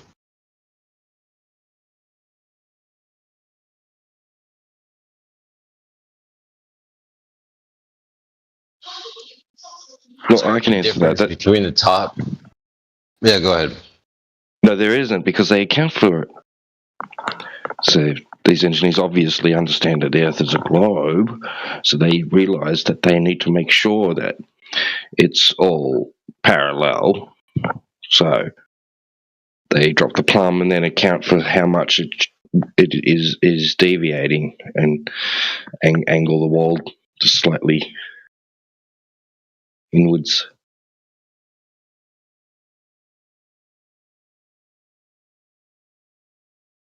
I mean, that's if the Earth is a ball, then that's what they must do. Has to be. Yeah, man, common sense. I think over the profile of one single building from top to bottom, I think it would be inconsequential. Like, it would be small, because we have to look at the actual plane or the bird's eye view of the building, the footprint of it, to see what the footprint is at the foundation versus at the roof line. But what I'll say is, going from building to building over a 100-mile spread, that's where things really start to show up. And be looking for a deviation from plumb in order to validate the spheroid plane. Oh, right. So in construction, they don't. It's just done as if there isn't any. So it just all works out. Exactly. Yeah. Does it work that's out interesting. to the macro mil? You're like, come on, bro. Come on. That shit needs to line up.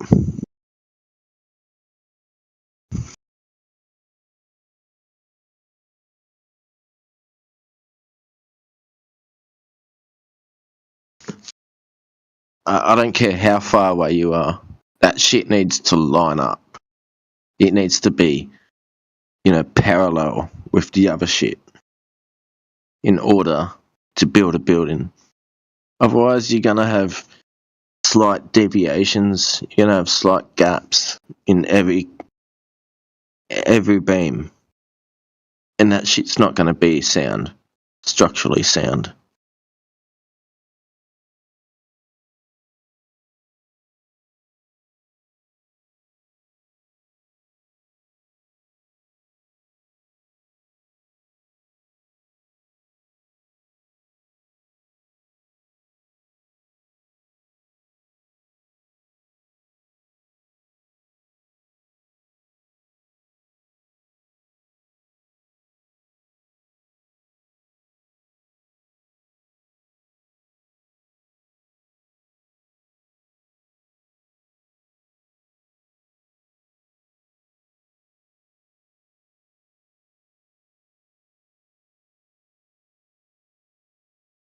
So if you level something and then you go and level something, who cares how far away it is? That shit needs to be parallel. Otherwise, what's the point of the level? Totally agree with you, but the idea is, first and foremost, you and I understand that, right? Because we understand that principle. But you also have to know that they've taken the word level and defunct it by bringing the word curve into the definition. So it's ideal to be able to take the dimension of the spheroid and then walk it out. Take the overall of the 3959 claim and then take a small sample set of that as a litmus test. So you look at maybe the 100, or not maybe, you look at a 100-mile sample set and say, okay, the deviation from level would actually be pretty substantial over a 100-mile sample set, which would be a 1.26 mile drop over that 100-mile sample set.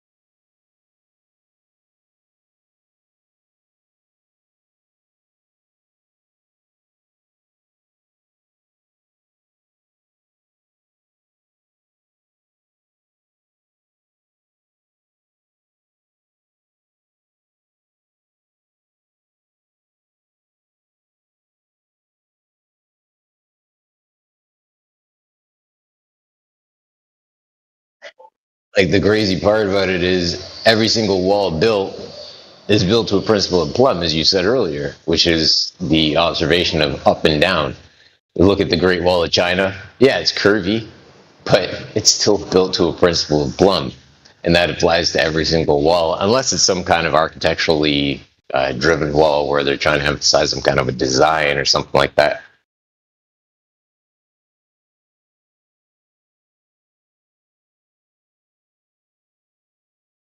It's a wall, bro. It does not need to line up with other, areas of the other wall. It does not matter. We're talking about buildings where one wall needs to be parallel with the other wall for it to line up, for it to be a crossbeam. And that shit needs to be lined up perfectly for the bolt holes to line up. Exactly, because the walls comprise the building. All walls are built to the principle of Plumb. The floors and the roof within that building are built to a principle of level. Level is perpendicular to Plumb. Totally agree with you, dude. Yeah.